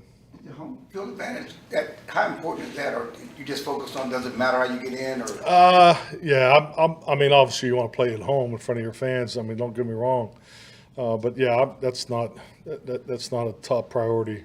For the way I look at it, we just got to really lock down on the things we know we still can improve on. Our productivity has been very high in a lot of areas. I think our discipline is really improved the last 5 weeks in the area of penalty prevention. So just really, building off the things that we've been doing well and just emphasizing, ball security and, things like that. And, second level blocking, perimeter blocking. So it just staying focused on the basics. Todd? Mike Todders with ESPN. Zeke's health, how is he? Was he okay coming out of that Tennessee game? It looked like he might have taken a helmet to the leg. Yeah, no, he's, our medical report, he's good to go. He's going to practice Wednesday. And with Tony, how's he coming back? Tony will practice Wednesday too, yeah. Dalvin Watkins, that's my news. You always say you want to be playing your best ball going into the postseason. Do you guys feel like you are doing that right now? I think we got one more week to get to where, we'd like to be. I think just, if you look at the things that are going on, injuries are part of the game. Unfortunately, we've had one almost every week here, the last 5 weeks. So, we're going to have another lineup change this week on offense. I'm not going to talk about it, as I never do in here, and you guys do such a good job finding out anyway. So, I think just that, and defense. I think we're still working through some things with the personnel groups and that. So, this will give us another opportunity to get up. That's why I think the full week of preparation is going to be good for us, and but hopefully we'll be able to build off of what we're able to get done here against Washington. What was your message today to your guys? I know you didn't talk about seeding, but what was your overall message? Oh, self-improvement. You know, it's keep them focused on us. Just really talked a lot about the Cowboys 6 and just really all football. You know, it was like I said, a majority of it was South Scott corrections. But also looking. You know, you go to the quarterback meeting. And I was looking at the passing game, going through specifics and details of that. So, just took it as an opportunity to get better. Mike Jory, Epstein, Yahoo Sports. At the beginning of the year, y'all seemed to be pretty pass-heavy. Dak went out, you became a little more run-heavy. You talked about wanting Dak to keep firing. Where would you say you are in terms of what your ideal balance of the run and pass game? Are you talking the last game or the last couple games? The last few games. Few games? Yeah, I think like anything. I mean, you have an identity that you want to play to, and I think our complementary formula is pretty crystal clear how we want to play. But with that is the way the defense plays does create potential opportunities for you to try to take advantage of it. So I think at the end of the day, staying north of 30 rushes is a benefit regardless of the yards per carry. I've always felt that way. That's the way I grew up in this league.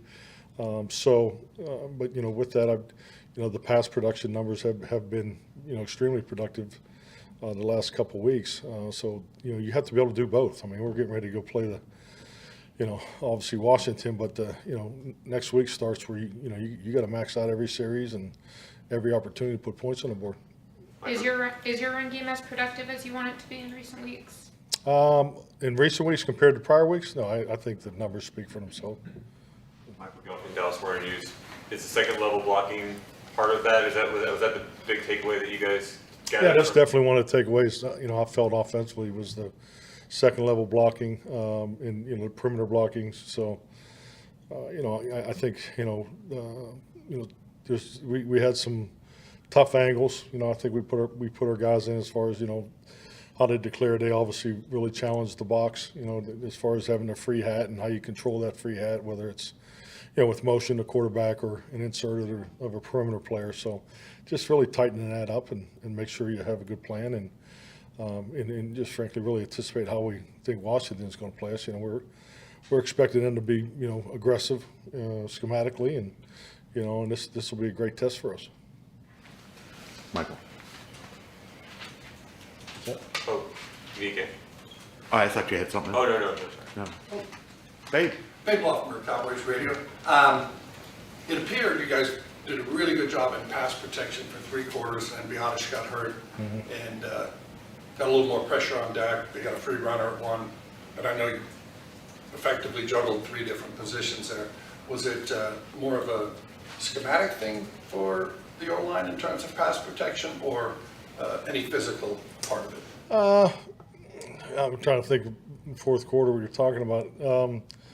I would say the one that was a scheme was I think it was the Mike linebacker off the edge, right? So, I mean it's that is he picked up and when you go 5 for 5 and also I think we had Dalton on the shell across there. So those are I think just once again in-game injuries are a lot harder to deal with than injury going into the game. So I think the fact that we'll be able to practice with Connor and in the group how we ended the game, we'll be in really good shape versus a tough defensive line.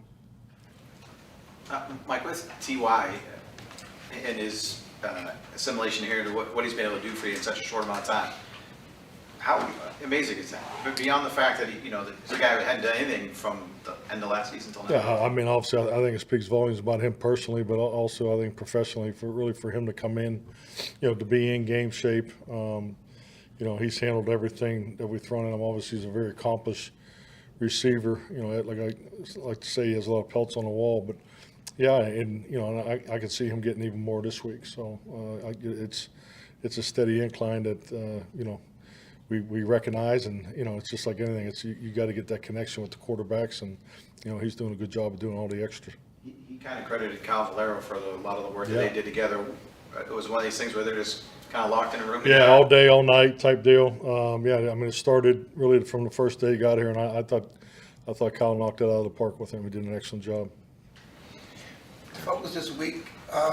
You talked about just trying to, focus on yourself and trying to get better. Do you have a mindset in the game where you're scoreboard watching it all, and if you're getting to a certain point, you get guys out? Is it about winning? Or is it about just? I mean, it's got to be about winning. I get it.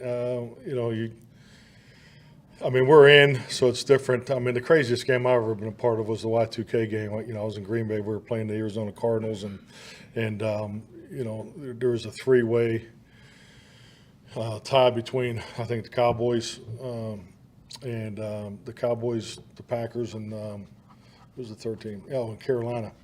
So we had to beat the Cardinals, but we had to beat them by more than we were like, because for the three-way tie, Carolina was like -12, so they won. So we had to make sure we won by more than what they won, to keep the -12, and then we all went and watched the game with the Giants and the Cowboys, Chan Gailey, and the Cowboys won. So the Cowboys went to playoffs. We were out. So I just remember the sideline during that deal. It was ridiculous because you're winning the game. So then we start throwing the ball because we got to make sure we had to win by more than 12 points or whatever. And so then they start throwing the ball even more, and then they got back in the game. And it was just crazy. And we spent more time talking about the scoreboard and scoring more points. Then we had Dorsey Levens going over 1,000 yards and all those things. And then you go, well, so that's not the case, and I wouldn't do that anyways, because it's, this is about winning. It's a division game. Division games are just very similar to playoff games. So this will be a great contest for us, and it'll be a great challenge. Make sure we're ready for the playoffs. Sorry for the dumb story. It's a filibuster. Yeah. Tyron Smith obviously making that difficult transition that he's made. How do you feel like that's come? I thought he looked a lot more comfortable, against Tennessee. Even, his grade sheet reflected that too. I thought he's just once again. That's why you go to training camp. That's why the padded practices are so important. It isn't that Tyron Smith know how to play right tackle. Absolutely, he does, but he needs to work combination blocks. He needs to work stunts. The TE games, the ETs, and all those things. And he's getting his work in live action. Because of when he came back. So he's definitely someone that will definitely benefit from a full 7-day. But I thought he definitely looked very comfortable against Tennessee. What does it say about him to say, put me over there? I know I'm this Hall of Fame left tackle, but you need me over here. Tyron doesn't say a whole lot, but when he does, it's it's important, and everybody listens. And I think it just shows Tyron just wants to win. You think about what he's accomplished in his time in this league. It's the only thing left is a Super Bowl victory. So he's going to do whatever it takes to win, and I think it speaks volumes about him personally. When you look at the course of the season and all the ups and downs and valley, do you have a defining moment or two that you look at and said, this is when you thought this team could be something? It was early. I liked the way we finished the camp. We had a couple haymaker practices there. I thought, okay, it's starting to come together. But it's like it normally is. It's never what you want it to be early in camp. So, I think the Cincinnati game was a win that we needed for confidence. But when you have a performance like Minnesota, when you have some of those performances, it just shows what you're capable of doing. But the thing that I've been so proud of for our team is we got incredible veteran leadership. And these young guys have really, this rookie class and the second-year players have taken that, second-year jump players have really stepped up. But just the way our young players played early and were productive. What can you say about Tyler Smith? The way he's come in here and pretty much has played through, everything that's been put in front of him. So I'm not giving you a defining moment because, I think it definitely is a progression. But I felt really good about the team early in camp. Coming out of camp, and so I don't know. I guess we'd say the Minnesota game. And was that when you lose Dak in week 1 though? Does that deflate you from all the good feelings you had? Even there's a lot made of, losing the first game, but it was just one loss. Sometimes, you can tend to feel like we lost, more than one game that day, but we only lost one game. But the most important thing is, we lost Dak Prescott. So, but it was week one. I've done this long enough. There's so much football. I mean, in the 17th game, I think everybody, it adds a whole nother layer to this playoff situation. It's a longer year, and I think it's just a good reminder. You don't lose seasons in weeks 1 and 2. I mean, it's everybody wants to get off to a fast start, and we didn't in week 1, but we responded and just kept playing, and that's really what we need to do this week. So, yeah, I was never really worried about the team back in week 1. I mean, I have great confidence in Cooper, and obviously Philadelphia game, we didn't play good in the first half, and had self-inflicted wounds that we were accountable for it. Went in at halftime, we addressed it, and came out and had a chance to potentially win the game. So. And that's this league. This league is so damn hard. I mean, it really is. Everybody says it, but it's real. I mean, it's so hard to win one game, and I think you just got to keep that in mind. Did Matt Farniak or anyone else, were there be any 21-day windows? Yeah, Matt will he'll be activated. And he will start practicing on Wednesday. Terrence, did you have You got some news on this thing. Good. Great. Waiting for the other thing. What's the other thing? The lineup. We'll ask you later.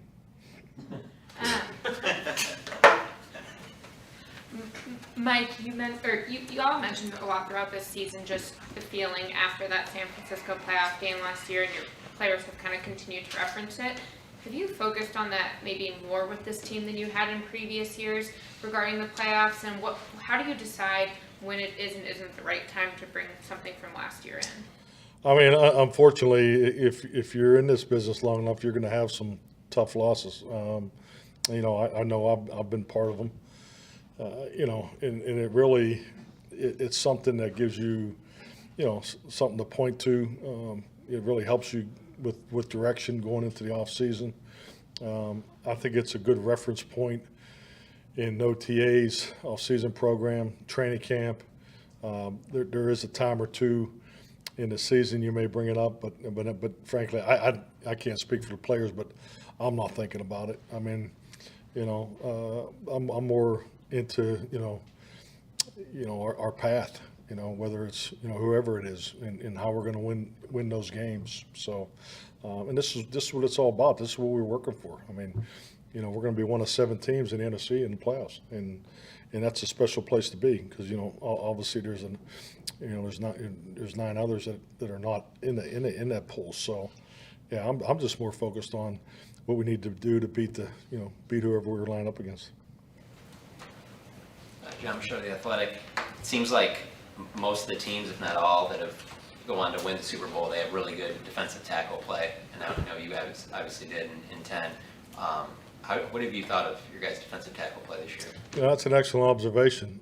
That's the best question of the day, by the way. But no, I think it speaks to defense. And I've learned this through my time as a head coach. I mean, it's been said for a long time, defense wins championships, and I believe that. I mean, defenses do win championships, but you need the quarterback to win the Super Bowl, and that's been my personal experience. And obviously, defensive tackle plays is a big part of that. So yeah, I mean, we're doing it by committee. I think the ability that we have, 6 guys to roll through there is a real benefit. I think just really the way our whole D line is set up that way too, because you could extend it out to the rushers, because you got the big guys in the rushers is the way we really break them down, and the fact that we're able to rotate those guys the way we do, I think it's a huge strength of ours. Is Jonathan Hankins still considered on track for the start of the postseason, and if so, what does that mean for having him and Leighton back? Yeah, he's getting better. Leighton's getting better. I don't think they won't be full. They won't be working Wednesday. So I don't have anything for this week. Yeah. They're doing better. They got a positive report today. So. All right. Thank you, Mike. Thank you. All righty, there it is, the Mike McCarthy press conference here on 105.3 The Fan. We're late, so we'll step aside, come back with some takeaways on that. We do have a 2023 Ask Us Anything coming up at 4 o'clock. If you have questions, you can text or call in coming up at 4 o'clock. Former Cowboy scout Brian Broaddus is standing by, and we could talk Cowboys, talk Mavs, talk G-Bag Nation. It is a holiday Mail-It-In Monday show here on 105.3 The Fan, and we're back with some takeaways from that press conference and more here in the nation. Texting privacy policy and terms and conditions posted at textplan.us. Texting enrolls for recurring automated text marketing messages. Message and data rates may apply.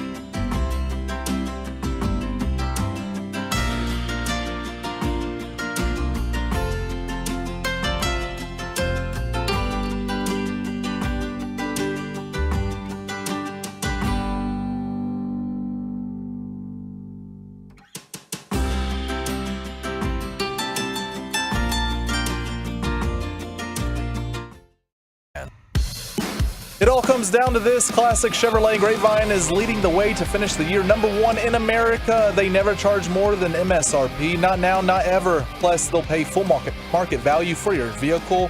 Find new roads today at Classic Chevrolet. Relax and enjoy the difference. A stunner at the stadium as Tulane with a furious comeback. And it appears they are going to get the victory 46-45 over USC. Jared Sandler's Trojans going down in defeat out there at AT&T.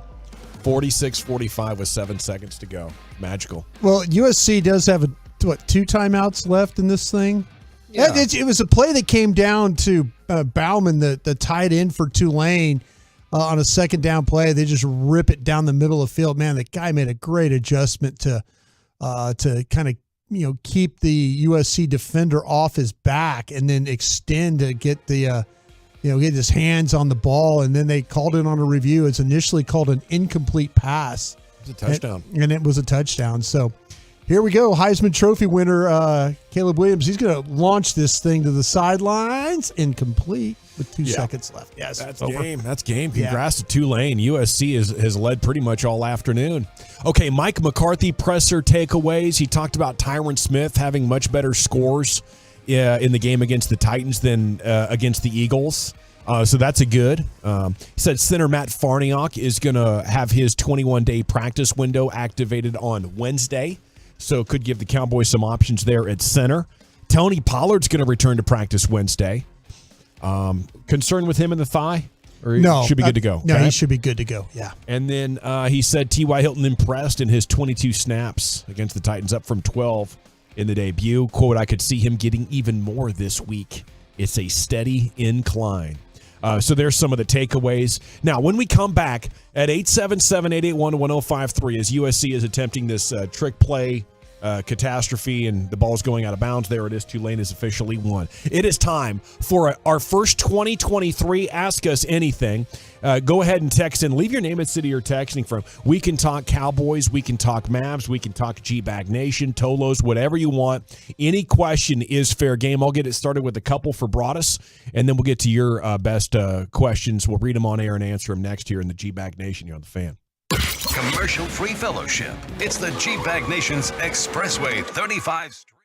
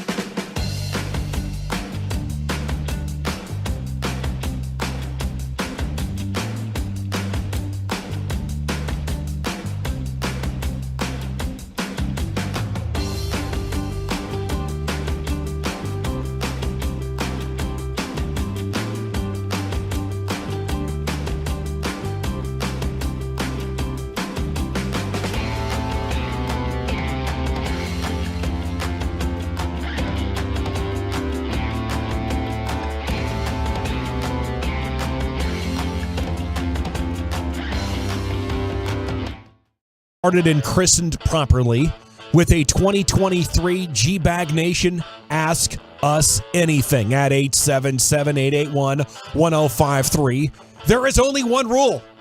Just got to be a question, No takes, only cues. Right to my right, you have former Cowboys scout Brian Broaddus. He's been dominating these Ask Us Anythings since joining the show nearly 3 years ago. In the Pimp Cup, filling in for Lucius Alexander is Peyton Russell. He is a man that has produced many shows here at The Fan. You can ask him questions as well, like I said. Okay, there's no rules here. Mavs, Cowboys, the nation, the station, whatever you want. Of course, you got the Cowboys playing.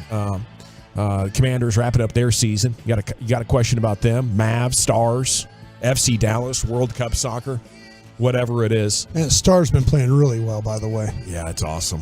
We got a lot of good things going on here. Yeah, they were at San Jose, man. That thing was a tight game. I was sitting there watching that thing, and all of a sudden it's like San Jose has been one of those teams, Gavin, that's been really, really good on the power play. And they came in Dallas, shut them down. Got a shorthanded goal and stuff like that. It was a really nice victory for them the other night. I know those Stars fans are loving it. Oh, yeah. They should. At 877-881-1053. You guys have already sent in a ton of great questions, but keep them coming. We'll see how many we can get through. Brian, I'll get this party started as we just watch this amazing comeback by Tulane. They hand USC a heartbreaking defeat at the stadium.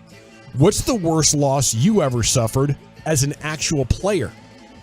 In 1986, when we were the 7th ranked team in the country at LSU, we lost to Miami, Ohio, in a game in Baton Rouge.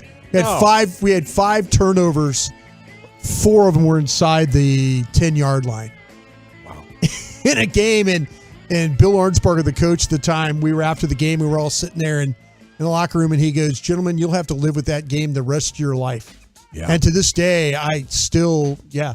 Miami of Ohio was handing out L's in the 80s and 90s. They had a deal. They had a deal where Miami, Ohio had a deal where they 3-0 at a time versus the Southeastern Conference. Really? They beaten Florida, Georgia. I mean, that was a while ago, but I don't know what the record is now against the SEC. But yeah, that as a player, we were 7th ranked in the country. And it's very similar to what you get when Texas A&M loses the App State or one of these games like that. They're coming around. I was actually born there at Miami of Ohio. My dad Oxford, Ohio? My dad was going to graduate school. I'll tell you, they call it the cradle of coaches. Really? It's one of the prettiest campuses. I haven't been back since I was 1. Really? Yeah.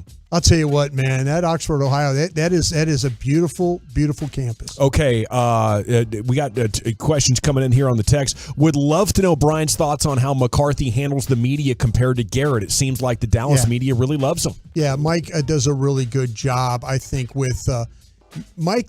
Garrett used to do the walk-off stuff and kind of give you some insight. I think Mike understands that they have a job to do, and I think he's built a relationship with several of those guys. I think he respects the job that they do. I don't think Mike is always happy with them, man. Because he's respectful. Most of the time. Respectful. But I think you're in a situation too where Mike would like to keep some things really under wrap. That whole thing with Tyron Smith playing right tackle. Yeah. And then guys like Michael Gelkin, who are really great at their jobs, are writing stuff about it. I kind of feel like that Mike's like, what the hell, bro? Yeah. You didn't have to do that. You guys do a really good job of finding things out on your own, he said today. Yeah, exactly. That was kind of tongue-in-cheek a little bit. Brian, have you watched Johnson, the number 2 running back out of Texas? What are your thoughts on him? No, I have not. I've watched, actually, I've done 50 players so far. I've watched, when you start to talk about the running backs, Bijan Robinson is a guy that I've watched. I love him. Jamar Gibbs from Alabama is another kid that I've watched. This Gibbs kid, you talk about a complete back, run, catch, block. He's a guy that, I'll take him. Yeah, absolutely. Dane Brugler, if you're kind of following along, he's the 20th best player out of Dane Brugler's top 100. I'll take him into second round. Yeah, and that's where. And Bijan Robinson. Yeah, but and again, there was a kid last night. Well, there's the kid out of Ole Miss that I watched last night as well, Zach Evans, who's a transfer from TCU. There's got some running backs in this draft for sure. Okay. 214 says running to work, but wanted to get my question off And if you could text back, that would be great too. I don't want to miss it, as I'll probably start work when you answer this. It says, for G-Bag of the Year, has the show been on for 10 years? And if so, maybe can we get a G-Bag of the decade? It has been on for 12 years. I think it's actually been on for just over 12 years now. And that might require some work, but that's a great idea. We'll look into it. 817, if Brian was asked to be a scout again, would he take it? It depends on where it would be and with who. I'm not just going to go do that. I would much rather do pro personnel stuff because I don't want to travel. Yeah. I don't want to travel. And like, I'm too old. Like 60, soon to be, well, I'm 59, just turned 59. It's a young man's game out there on the road. But if I could be in-house and just evaluate tape and go to work every day, I would sure consider it. But I'd rather do pro personnel stuff and evaluate other teams. Yeah, it's a good life right there. Well, it's just I don't want to travel anymore. I just don't want to get out. It's like the difference of being a play-by-play guy and hosting a talk show. Yeah, I'm just chilling. I'm just hanging out. I got my life going here. I got my schedule. For some people, they like being on the road. Yeah, there's some people like being away from home. I'm just kind of, like I say, I'm working really, really hard to kind of get through this and then get to the lake one day. Okay, how about this? Ronnie from Sunnyvale. All right. Says, honestly speaking, and not just a hot take, I'm not talking bleep about Dak and the Cowboys, just an honest question. Can he lead the Cowboys to a Super Bowl? I'm not seeing it, says Ronnie from Sunnyvale. To a Super Bowl? Absolutely. Yeah. Beating one of these AFC teams? That'll be tough. Yeah, I think the thing about with Dak, it's going to be, I love how he competes. I love his willingness, the toughness and all that. I think the one thing that could get Dak in trouble in one of those types of games would be his willingness not to just, hold the ball and fight for another day. He's always going to try and make a play, and that's probably going to get you in trouble in one of those types of games. Like the 214, let's be honest, are the Cowboys a real Super Bowl contender? I think so. Sure. Everybody else in the NFC is really flawed. They do a great job of converting third downs. They make people turn over the ball. They're well coached on defense. They have the ability to put pressure on you from a standpoint of pass rush. They can run the ball when they it's not always running the ball, but they're good enough at running the ball. And so, there's a lot of really positive things about this team. All righty, it is the G-Bag Nation here on 105.3 The Fan. The TruckWreck.com fan text is open at 877-881-1053. Dawson, since you're on vacation, I would like to know your thoughts on Dak's game against the Eagles. I thought it was his best career game, says the 405. Yeah, I thought it was a pretty good game. You scored consistently throughout it. I liked how he ran. I think my issue was more about the defense that game and the running game. That game. That was really the start of like, whoa, what's going on with this running game now? So yeah, I think Dak played pretty well. I think it's going about as his career has gone. Where I think we are where we are with Dak. You're going to get a great game once a month. You're going to get a bad game a month, and then two others that are kind of in the middle. He kind of felt like this defense could present a lot of problems. They carved him up pretty well. They were able to. They had 6-7 sacks they gave up, but still throwing the football. I kind of felt like that the receivers did a good job of helping him out. The Eagles made some mistakes. That 3rd and 30, that should have never, ever, ever happened, but it did. Awesome. But that's Dak. That's what I go back to talk about. That's Dak's willingness to try and make something out of nothing. You have seen, I think, more complete dimes, and I think it's part of him pushing to be more aggressive. Yeah. We're getting more turnovers, unfortunately. Can we keep the aggressiveness, add the dimes, like the ball to T.Y. Hilton was insane, and there's been a few others, without the increase in turnovers. And that's going to be his challenge. I think he's got 2 or 3 years to establish that. Is Zeke gone after this season, says the 682. What's the contract situation? We got to work that out, right? He's going to have to take an actual pay cut. Yeah, he's going to have to take a pay cut. But, it might be worth it to bring both these guys back. But like I've talked about, there's some running backs initially in this draft, the top 50 I've done. I know 4 of them that are all in the top 50 that might be there in the second round when it's all said and done. It's weird, the Cowboys let guys go all the time, but sometimes, like I think of Jason Witten, there was a relationship there where the coaching staff put him on a pedestal, and it's like the locker room didn't want to go on without him. And DeMarco Murray was the same type of guy. They decided to move on from him, and it dealt that locker room a big blow. So I don't know how you look at those intangibles, but it's clear Zeke is as important to this roster as any Cowboy I've seen in my time covering this team. I mean, I think the combination of Zeke and Pollard together has been actually really, really good. Okay, at 877-881-1053, it's the Cowboys Ask Us Anything. Justin and McKinney, what are the chances the Giants actually play to win against the Eagles? I would hope so. I mean, if you're buying into what Brian Daboll said after the game, that listen, after the season is the time for the rest. You know, some coaches believe in momentum. Some coaches feel like, if, like I said earlier, if you ask a coach, would you rather rest or play? He's going to say play.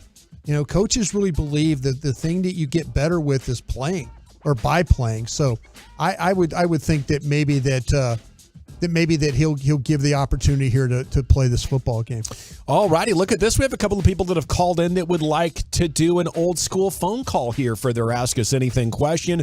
And we start with line 1, Marvin in North Richland Hills. Hey, good afternoon, sir. What's your question? Hey, what's going on, fellas? First of all, I appreciate y'all taking my call. You guys do an amazing job, man. Thank you. Y'all gonna get haters, Brian, Gavin, but keep doing what you're doing, man. You know which fans are really tuned in.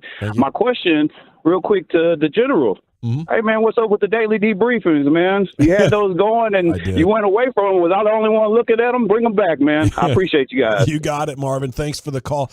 I have fun at the house. I converted a closet off my office into a little studio. You did Pandemic Radio there. I did Pandemic Radio there. I've done a couple of different podcasts over the years. And man, I would love to do it more, but I have so much going on that when I add a podcast to my schedule, I feel like Brian every day, where I'm like, I'm waking up and I'm rushing to do one thing. I'm like, crap, I got to go. I got another thing to do. And then I get there and I'm like, okay, I only got a few minutes for this and then I got to go. And it's like, I didn't get quality time with any of my things that I had throughout the day. I'm sure you do get quality time, Brian, but I couldn't balance it. No, I tell you what, it's hard because like you said, I before I came in, I've got a deal where I do platform with DallasCowboys.com and then, do the podcast with Bobby and do our 5-hour shows. So, there's some days where you'll do 3 things in one day. It's like a 12-hour day. Yeah. And you're kind of glad when it's over. Yeah, I hear you. Brian in Dallas is on line 2 here. It's a G-Bag 2023. Ask us anything. Have at it, sir. Yeah, I'm going old school because I'm driving. I can't text. I just wanted to know if someone could teach Dak how to pump fake the football. I think Big Ben was great at it, and I wish Dak would pump fake. Yeah, he pump faked the ball. It led to an interception against Jacksonville. Remember that? Like he pulled the ball down. It's like he was kind of scrambling to his right. He pulled the ball down because he thought that he had Schultz inside, and then he really kind of saw the flash of that jersey, and then he pulled it back down and tried to throw it, and that's when the ball went high. But I understand what he's talking about, like double move stuff, things like that. Cowboys don't run. They try some double move stuff. They just haven't been able to slip it like some of the other teams have. I think in some of that off coverage, teams are taking advantage of running at these Cowboys corners, outside nod and then up. You get guys to bite, or the slants that we've seen too. Hasn't been so much. Usually when you get a double move, it's somebody like CeeDee Lamb is going to give it to you. Line 3 is Eddie in Stephenville. Eddie, good afternoon. Go for it. Brian, is Sean Payton really interested in coaching Kyler Murray in Arizona? And you also have the Bidwell family to deal with. And I'll hang up and listen. Yeah, it's a good question. I think what Sean is interested in, it gives him the best path to be able to run an organization like he wants. Sean is about the guy. I said this earlier about Sean. Sean is the guy that when they asked him in New Orleans about what color do you want the rally towels to be, do you want them to be black or gold? Sean wanted to be involved in everything. Sean was essentially the general manager. The problem you have, Arizona does have all their picks. Now, the thing about it is the Saints are going to ask for a first-round pick, and rightfully so. So will Arizona be willing to give that up to get their coach? We'll see. But Sean wants to run the entire operation. And the best and the clearest path of doing that with the general managers, it's a little bit in trouble out there. And, and it's a situation, too, where the media is not hounding you every day, much like what he was dealing with in New Orleans. They're not hounding him every day. It's a small deal. But then you're looking at the situation out there. Sean likes being out near the West Coast. and that would give him that opportunity. So he goes to Arizona and says, yeah, I'll be the coach, but you're going to leave me alone. Yeah, what's going to happen is Michael Bidwell's a young guy, and the father and stuff like that may be a little bit different, but Michael's going to leave him alone. And so what that means, though, is that Sean could bring in his own personnel guys. You think he's going to go there? I think there's a possibility. I think that, again, the Saints are going to ask for a first-round pick because they sent that pick to the Philadelphia Eagles. I don't think they're going to let Sean Payton off for cheap if I'm the Saints. Well, I think if you're Arizona, it'd be worth it. You get an opportunity, a guy that could clean up a lot of your problems. And if you're the ownership, it takes a big headache with dealing with a lot of different stuff and consolidates it to one guy who could be your point of contact for a lot of stuff.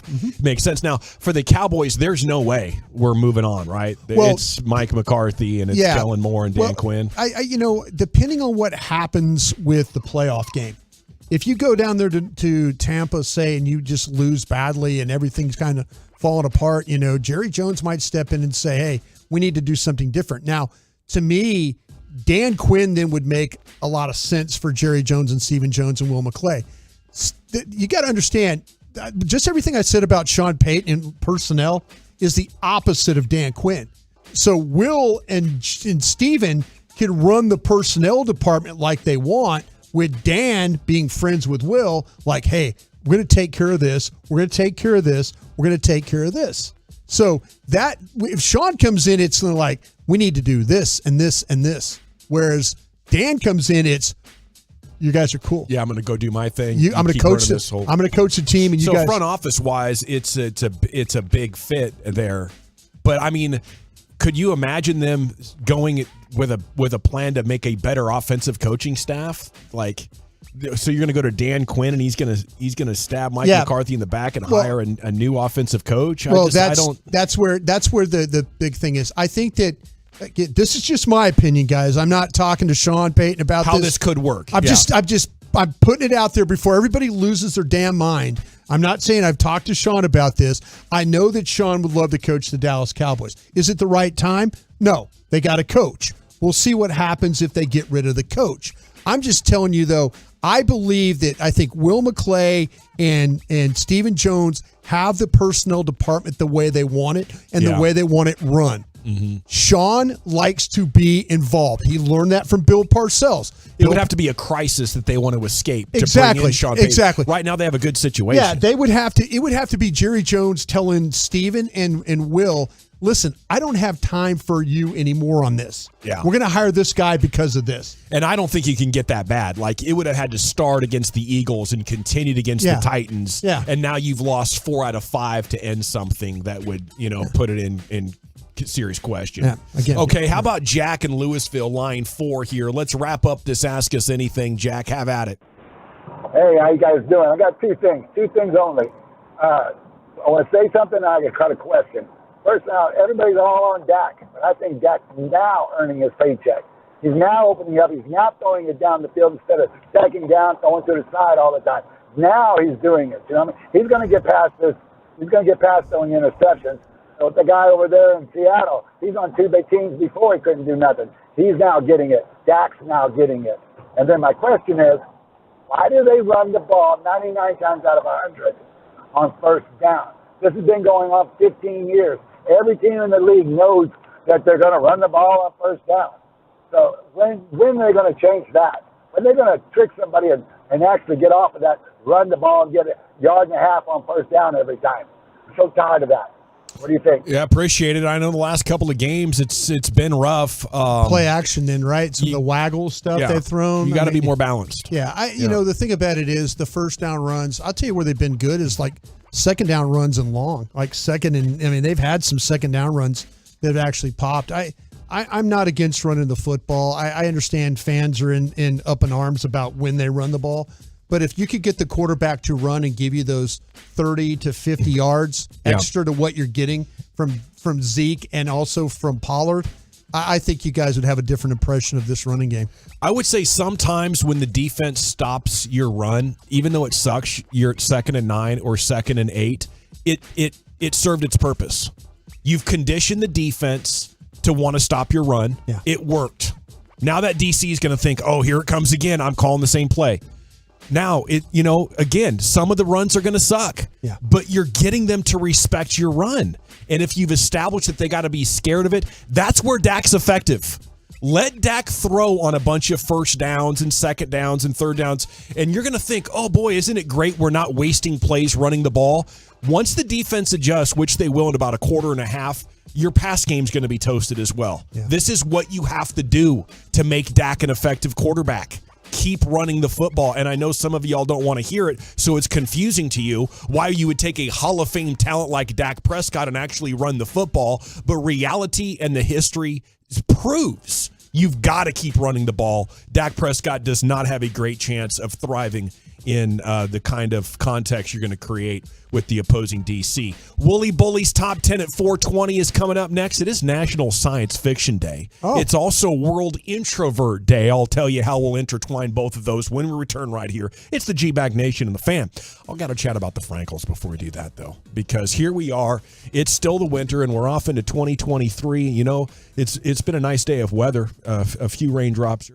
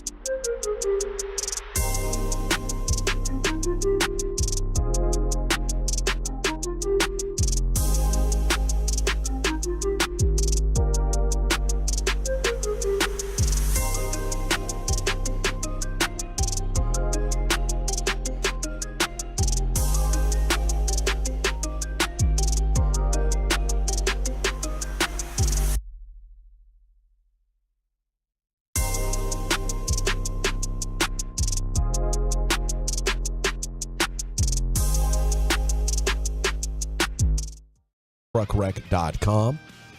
Coach Jeff Saturday talking about Kayvon Thibodeau's sack celebration. Tasteless. Says, not a fan at all. Disappointed. And we protect our own man. I'm just going to tread lightly. Obviously, I didn't like it at all, and that's where I'll leave it. He's suggesting the Colts players should have gone after Kayvon Thibodeau. Yeah. He was doing snow angels right next to Nick Foles. Like, he had to bend his arm so he didn't hit Foles with the arm of the angel. Do you think he just didn't have awareness? I don't know. I mean, I'm trying to think about, do you think he knew he hurt the guy? I don't think so. That's the issue I have. I mean, celebration. And it was just a hand injury. It's not like it was spinal or a concussion or something. He was like convulsing a little bit. Well, yeah, but that wasn't the seizure convulsing from a KO. That was like this owie. The pain. The pain. That was like the pain version of Luka's celebration. Yeah. See, that's where I think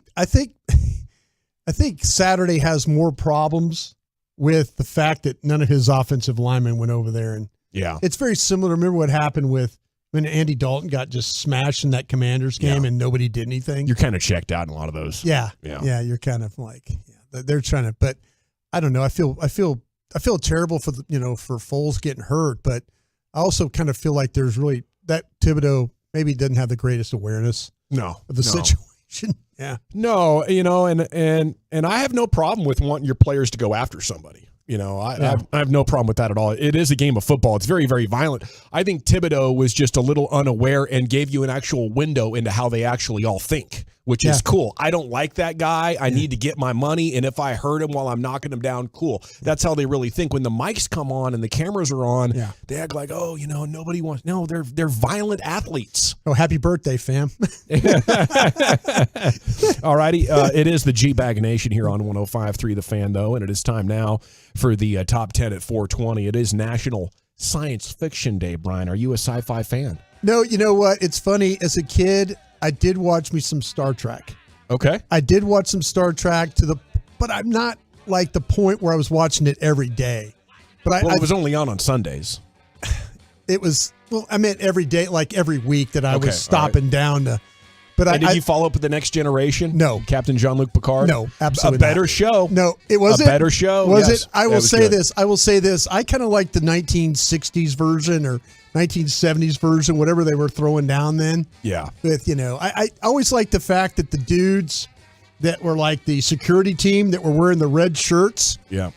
They would always get wiped out. When they beamed down to another planet or something like that, it was like, it was never Kirk or Bones or Spock or somebody that got killed. Rolled up. It was always some dude in a red shirt that like security team guy.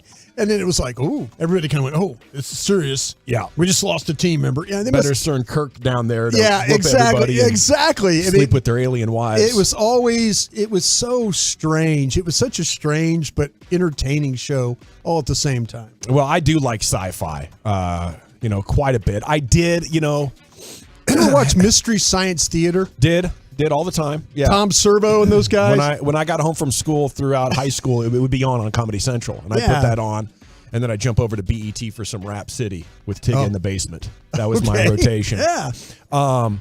But yeah, I did like the sci-fi shows, and I played some Dungeons and Dragons. Okay, I'll admit it. It was middle school, and then maybe some in high school, and maybe still a couple of nights my senior year of high school, but it was fun. Is the Twilight Zone considered sci-fi? Oh yeah, that's good. Okay, that's got some stuff to it now. Yeah, that's fun. Some substance. I do have the top 10 sci-fi movies of all time. Number 10 does come in with a classic from the 80s, 1982, E.T. E.T. Yes, E.T. Phone Home. Yeah.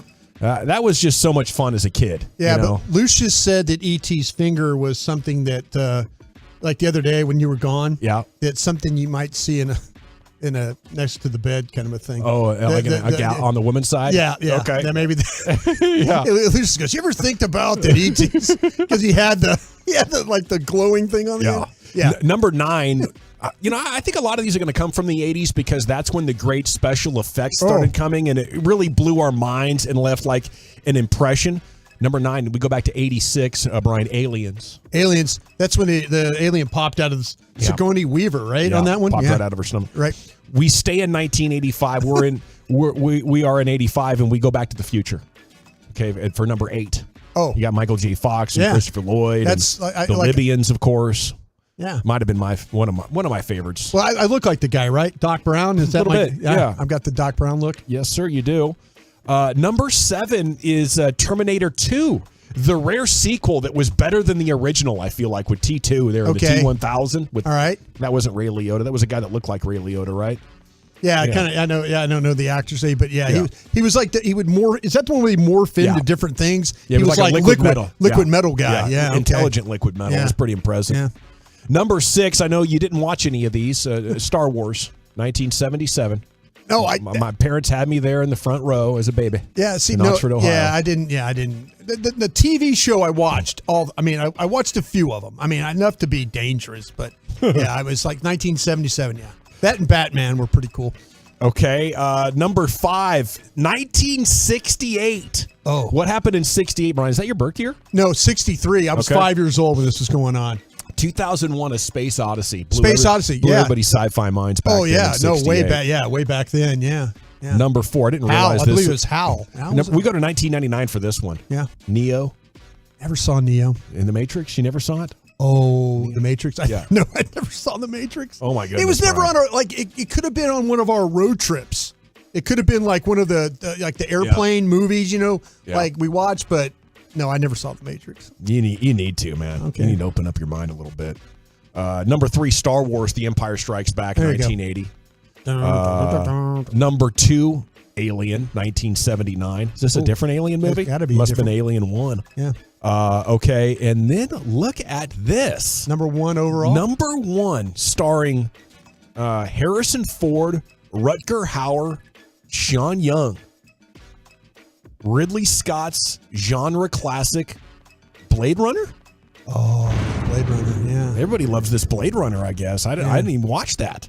I thought Blade with Wesley Snipes, that belongs in my top 10. I loved that movie back in the day, but I'd never I'm trying to remember what the Runner. Blade Runner was all about. Yeah, I've never seen it. Much, yeah. Hadn't heard much of it, but apparently it's number 1 on this list. Cowboys coordinators have spoken. Let's take a look on Cowboys Twitter. What is quotable from the mouth of Kellen Moore and Dan Quinn? We'll get you caught up on everything as the Cowboys approach their Week 18 matchup with Washington, and we're back here. It's the G-Back Nation on the Fan. But I want to chat D&M Leasing. Oh, yeah. That's right. Here we are in a new year. You want a new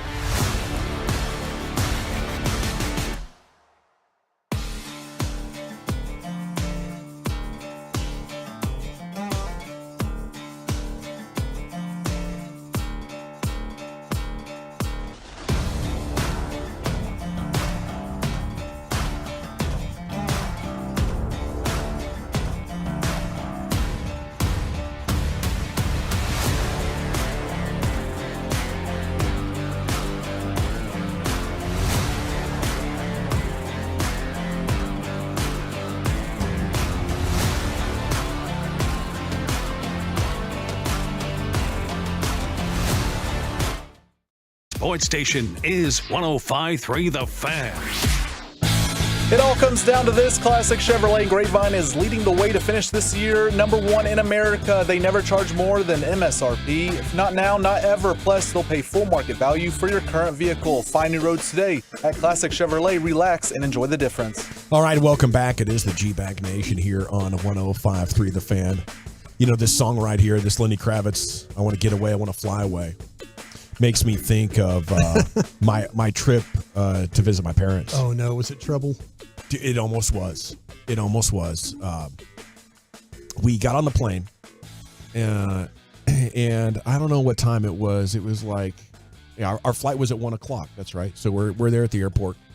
This is a couple of weeks ago, and we get out to the where you make that final turn to get off on the taxiway, huh? Yeah, and next thing I know, we're there for like 30 minutes, and I'm reading a book, so time's moving, and I'm like, okay. And then I look down again, and I look back up, and I'm like, man, we've been here an hour. Yeah. And sure enough, we had to de-ice the plane, and now that we're de-iced, but we had to wait in line there, and the crew timed out. They give you that whole ball, crew's timed out, so we're going to have to go back and let you off the plane, and hopefully we'll find another crew. Okay, this is the thing that I always learned about being in weather where you had to always de-ice. Yeah. You can de-ice and sit out there waiting to take off to the point where you have to come back and de-ice again. Yes. And I was worried about that. I'm like, man, are we going to have to de-ice again? Yeah, and the re-de-icing wasn't the issue, but our crew had timed out.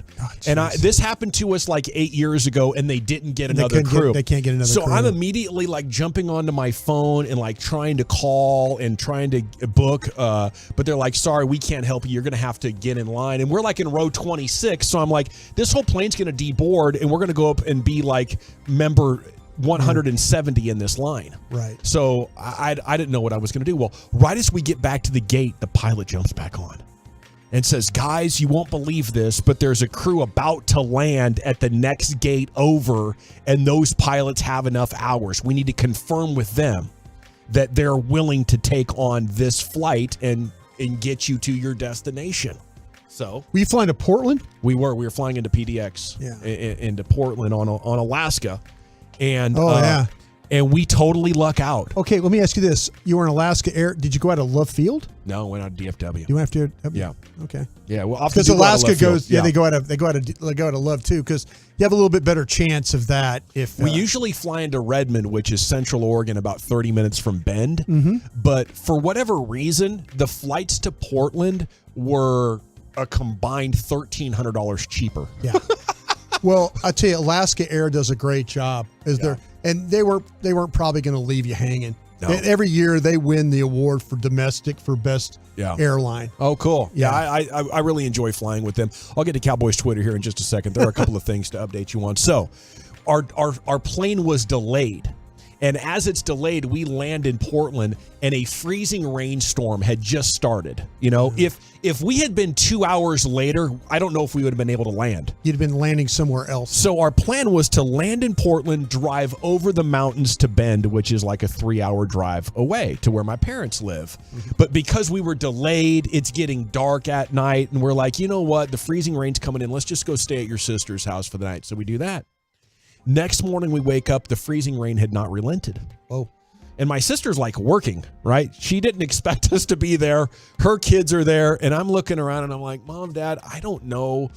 Like, were you feeling like uncomfortable? Well, not uncomfortable, but I'm like, it's like a pain in the ass. I want to get to our destination. Yeah. And I said, I don't think that there's any road condition up there that can stop me from crossing the mountain. Oh, of course not. No. I'm like, we got all-wheel drive and snow tires. Yeah. Let's go. I'm like, they're like, well, the bigger issue is what other people do. Other people aren't going to be paying attention. And I'm like, we got this. Yeah. Okay. And I was stupid. I got a 15-month-old baby, got a fiance wife who has never driven in any snow or ice conditions. Yeah. So we set out at 1 o'clock. Now, I said back at about 10:30 in the morning, I said, the only thing I don't want to do is wait all day before we cross the mountain pass and then go in the afternoon, so we're getting up there at night. Right. I said, I don't want to have zero visibility in potential black eye situation. Right. So we left at 1:30. And no lie, within 5 minutes of going down the highway, I'm going down a slight hill, right? It's a long hill. This hill's probably a half mile long, but it's not that steep. You touched the brakes.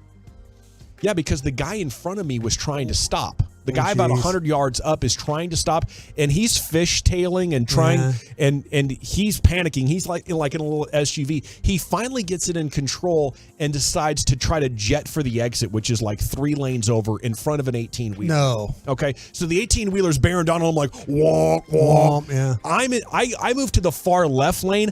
I'm trying to brake, and the ABS is locking up, and the snow tires are doing their job, but I'm coasting down the hill. Yeah. I'm just gliding down this hill. I'm like, okay, this is a little bit more slick than I thought. We finally get to the bottom of that hill. 5 minutes later, traffic stops for a fatality. Oops. Okay, a guy had rolled his Grand Cherokee about 20 times, thinking he was okay to go 70 miles an hour in that part. They had to cut the top off it. So long story short, my parents at that point are like, should we turn around? I'm like, no, we're not turning around. We got this. We're in 2 different vehicles, by the way. Oh. Long story short, the 3-hour drive becomes a 7.5-hour drive. We are supposed to go 70 miles an hour, between 25 and 30 miles an hour for 7 hours, not knowing if the next turn or the next patch. And of course it got super dark out there and rainy, and you got the headlights in your face. You're fighting the ice on the windshield. You got to keep your heater cranked, right? Right. To keep the windshield warm enough so the water doesn't freeze on contact, but you're getting too hot in the vehicle. So you got to roll down your window. Baby's crying. Fiance wife is not happy. It was the single most stressful 7 hours that I've ever spent traveling, period. Did you maintain your composure? Yes. Did you? I got frustrated a couple of times. I did. Yeah. But I never yelled at anybody in the car. There you go. I just yelled at the situation in general. Yeah. Yeah. So I felt like I held up pretty well, but like, you know that feeling, do you get nervous in plane turbulence? Oh, yeah. You know that feeling when it starts to shake? I hate to fly. Yeah. I hate to fly. Yeah. And here I am. I flew for a living. I just was on a plane for 15 hours and I was terrified. I'm like, how am I going to fly across over the ocean? Yeah. And they're like, I'm like, okay. No, I hate turbulence. Any little bump, my hands turn into puddles of water. See, that's what it was. Yeah, my hands kept yeah. getting like really clammy, and your fingers get tight. They're white. And, I'd be clenching the steering wheel, and I'm like, bro, you got to relax. You got to relax. Yeah. Yeah. So like 24 hours into the trip, I'd been traveling one way or another a grand total of 15 hours. And I was just fried. The weather. It was the worst. See, that's the thing about it is, especially, when depending on when you leave, and what time and all that. And, nowadays, I mean, these airports, it's, they can't handle everybody showing up. And Southwest just gave up. Oh, they did. Well, they said the Southwest stuff was because of all their planes were point-to-point planes. And they got an outdated computer. Well, yeah. And they're in a system where they usually what will happen, I was listening to this, usually what will happen, I hope I'm right about this, is if you have to go, like you're going to Omaha, but they'll fly you to Atlanta and then to Omaha because they know they have the resources in Atlanta to get you to Omaha. Where Southwest is point to point, and if you have any kind of, if you don't have the equipment or the delays or the personnel, you can't go point to point. Logistically, it was worse for them. Yeah, it was worse because all their planes were on one side of the country. Yeah. And so they couldn't handle they couldn't sort it all out. They had to cancel flights like 4 days in a row. Yeah, I mean, there were people sleeping at airports for 4 days in a row. It was crazy. So, I mean, mine was incredibly stressful, but not even close to as bad as it could have gotten. Yeah. Okay, Kellen Moore on potential head coaching interest. Not too worried about it right now. We'll go through the process if we have to, but I love it here. Yeah. That's a story we haven't talked about in over 12 months. Yeah, get some another raise, hang around. DC Dan Quinn on handling a head coaching interest. I'm having a blast here. If down the line there's an opportunity that lights me up, we'll discuss it then. Do you think any of these potential openings are a good fit for Dan Quinn right now, Brian? Well, the Denver one would be because he knows the general manager, but he really likes the general manager here. Well, Stephen Jones and Will McClay. He really feels like those guys could take care of him. But there might have been some bridges burned from what I understand with the Denver job. Okay. I know people are talking about him in Denver, but there might be some bridges that got burned and how that whole thing went down and how they hired Hackett, who they have gotten rid of since. OC Kellen Moore on McGovern at center. It's not anything foreign to him. We're fortunate that we have him.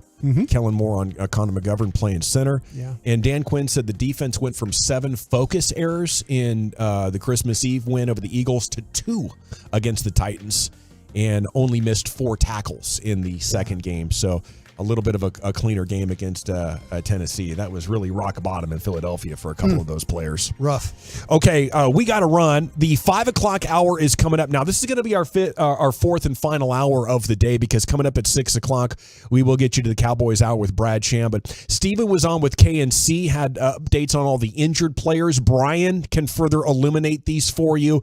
And is the run game failing at the worst possible time? That's coming up next year. It's the G-Bag Nation and the Fan. 35 minutes of commercial-free fan. Holy.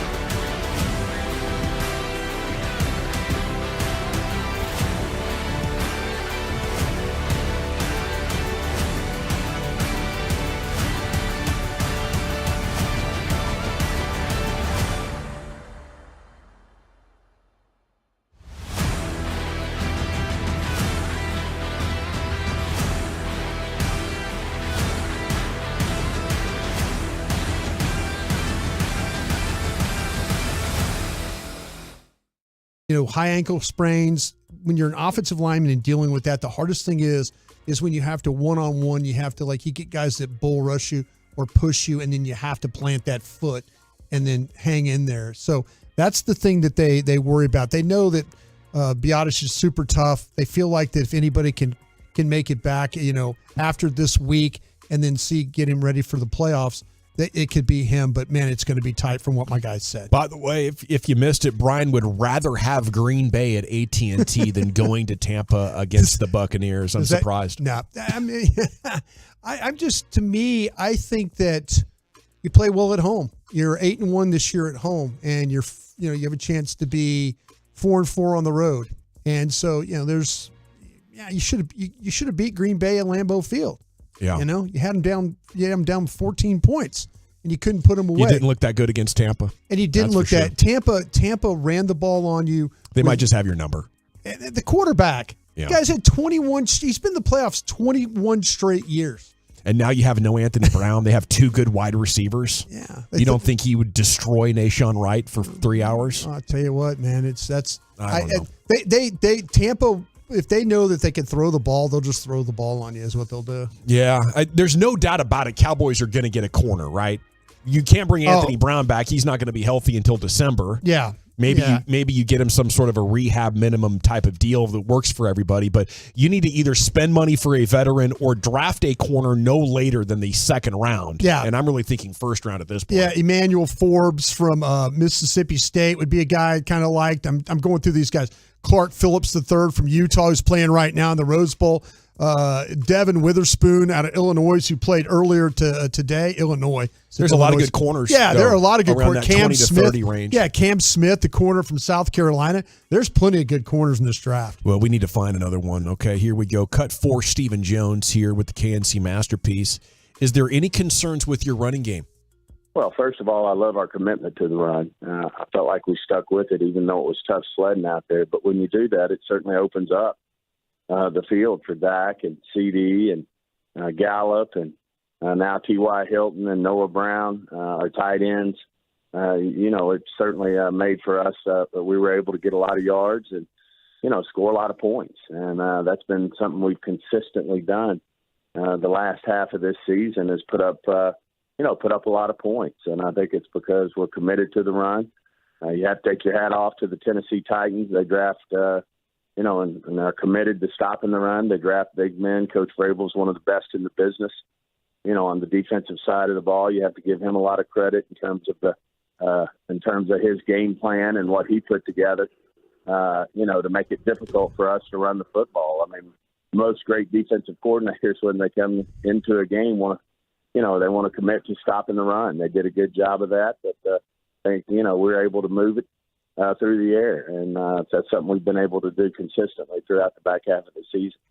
Oh, I love that. And the pass game truthers got to be wanting to just plug their ears right now, because Steven actually said, I think we're getting those points because you remain committed to running the football. You don't run the ball because it adds up to a bunch more first downs or more explosive plays. It doesn't add up to more points. You can sit there with your calculators and go, man, how are we going to score if we're only getting 4.5 on average for the year? And we're only getting 3. We can't even get a first down if we run it 3 times in a row on average. Why are we still running? Why are we passing it all the time? Because it makes the defense honor your run.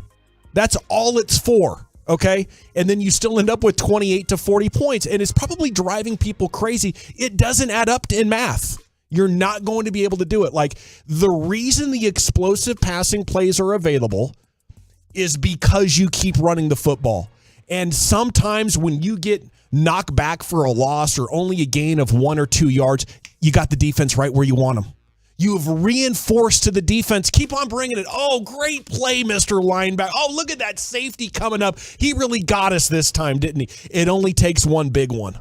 It only takes one big one. You only need 3 or 4 of those throughout the game. And Jason Garrett got absolutely skewered about this same idea. But he knows. He was the head coach of a Dak Prescott quarterbacked offense for a long, long time. I think it was in the first game against the Eagles, or was it Tampa, where he's like, you know what, you're going to have to run it a bunch today, and you might even lose yards, and it might look ugly, but eventually you're going to get the opportunities to make big plays. Football is not a game that you can solve with math. You look at all these plays and you say, well, we're getting this much when we pass it. Why are we ever running the ball? Yeah.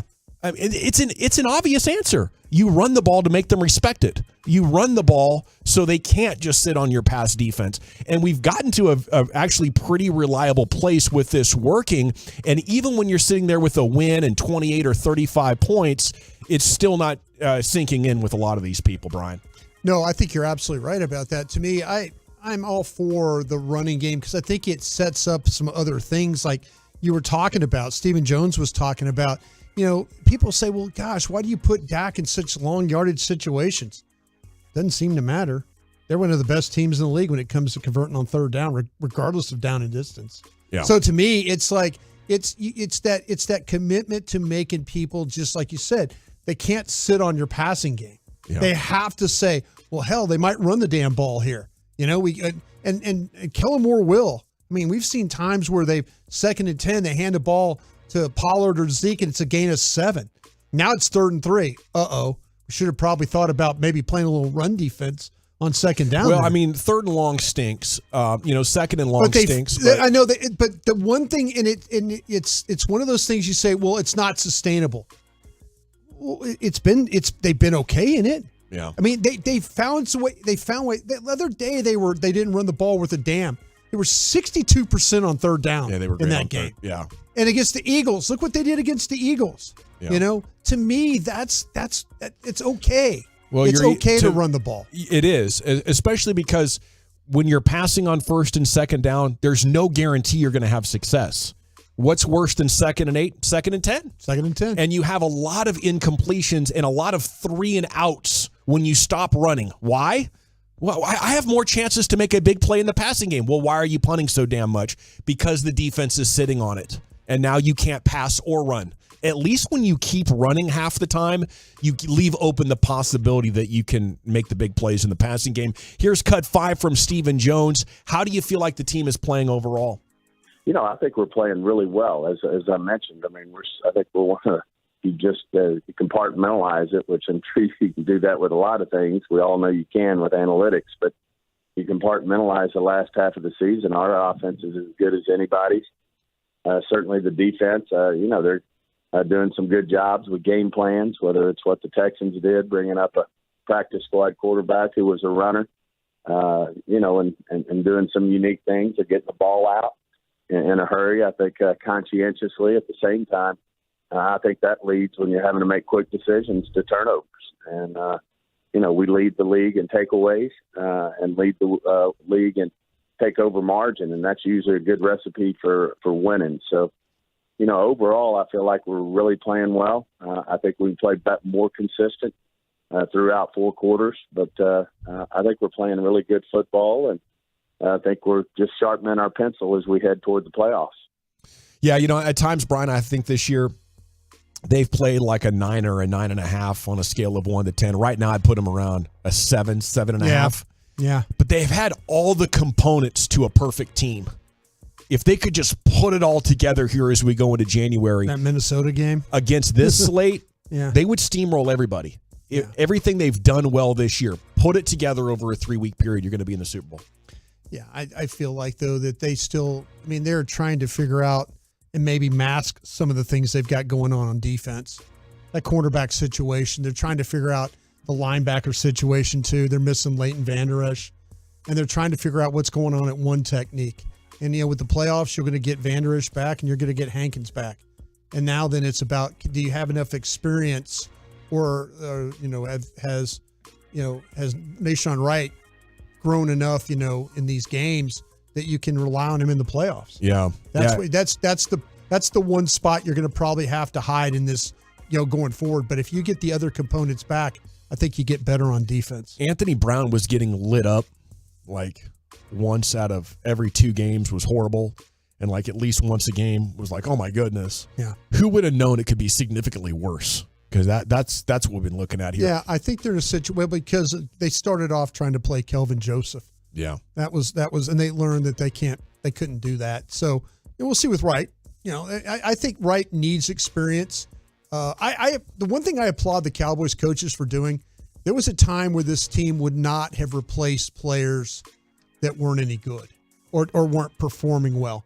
Remember, there was so many times where it was just like the Jason Garrett administration and stuff would just continue on and on and on with, and just go ahead and, give up Jason Witten, Jalen Smith. Opportunities. Yeah. And then finally, Dan Quinn group is like, listen, we're not good enough at linebacker. We need to change. We're not good enough at defensive line. We need to change. We're not good enough at the cornerback. We need to change. That's the thing I appreciate. You think Kelvin Joseph's going to be like a career special teams guy? Well, that's that guy's Dan Quinn's guy. Is he? That's Dan's guy. And but Dan literally bit the bullet and said, "Hey, we're gonna sit there and we can't play with this guy right now." Okay, how about we get cut 6 here real quick? Stephen Jones with an update on that linebacker you mentioned, Leighton Vander Esch. What is the latest with him and his recovery?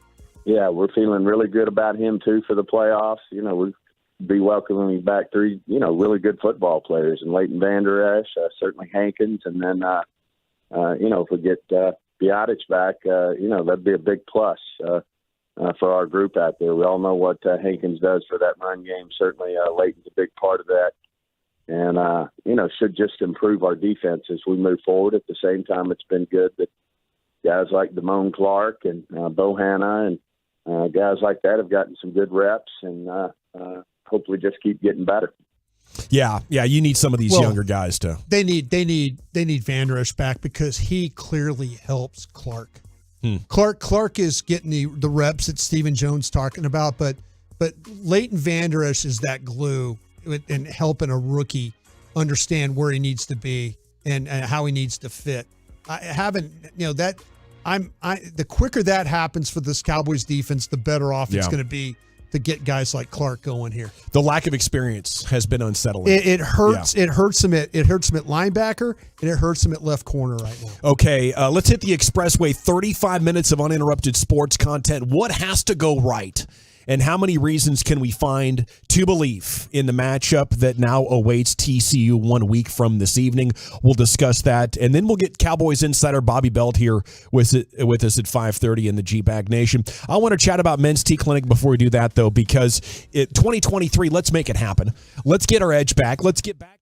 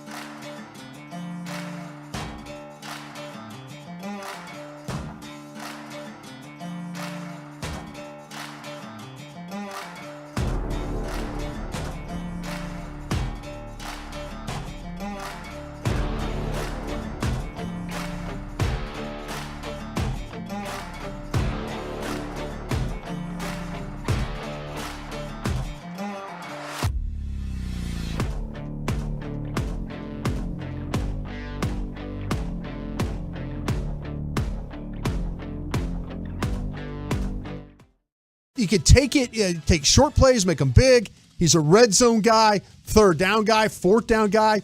You throw the ball to Brock Bowers, he's going to make a play. That's the guy that I think TCU is going to have to take away in this football game. 254 says, hey, last segment, were you insinuating that Witten wasn't good? Yeah, at the end of his career, he wasn't good. They left him on the team, and he would still manage to get like 50 or 60 catches for like 4 yards apiece.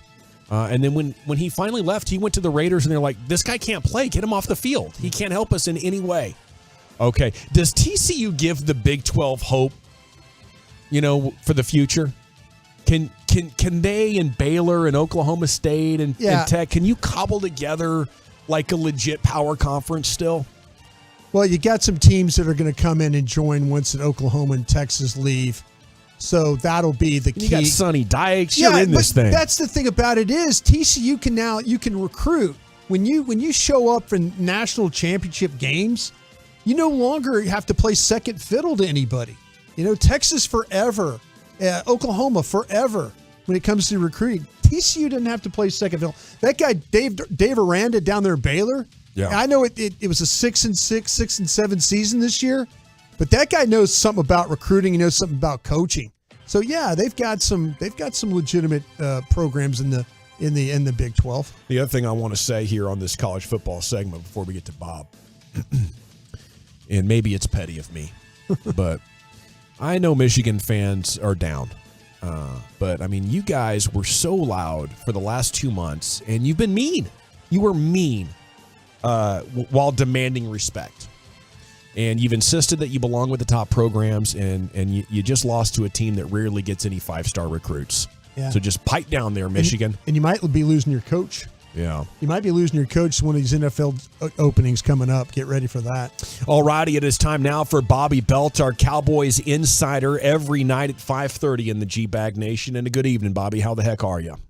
Good evening. Welcome back, General. How are the mountains?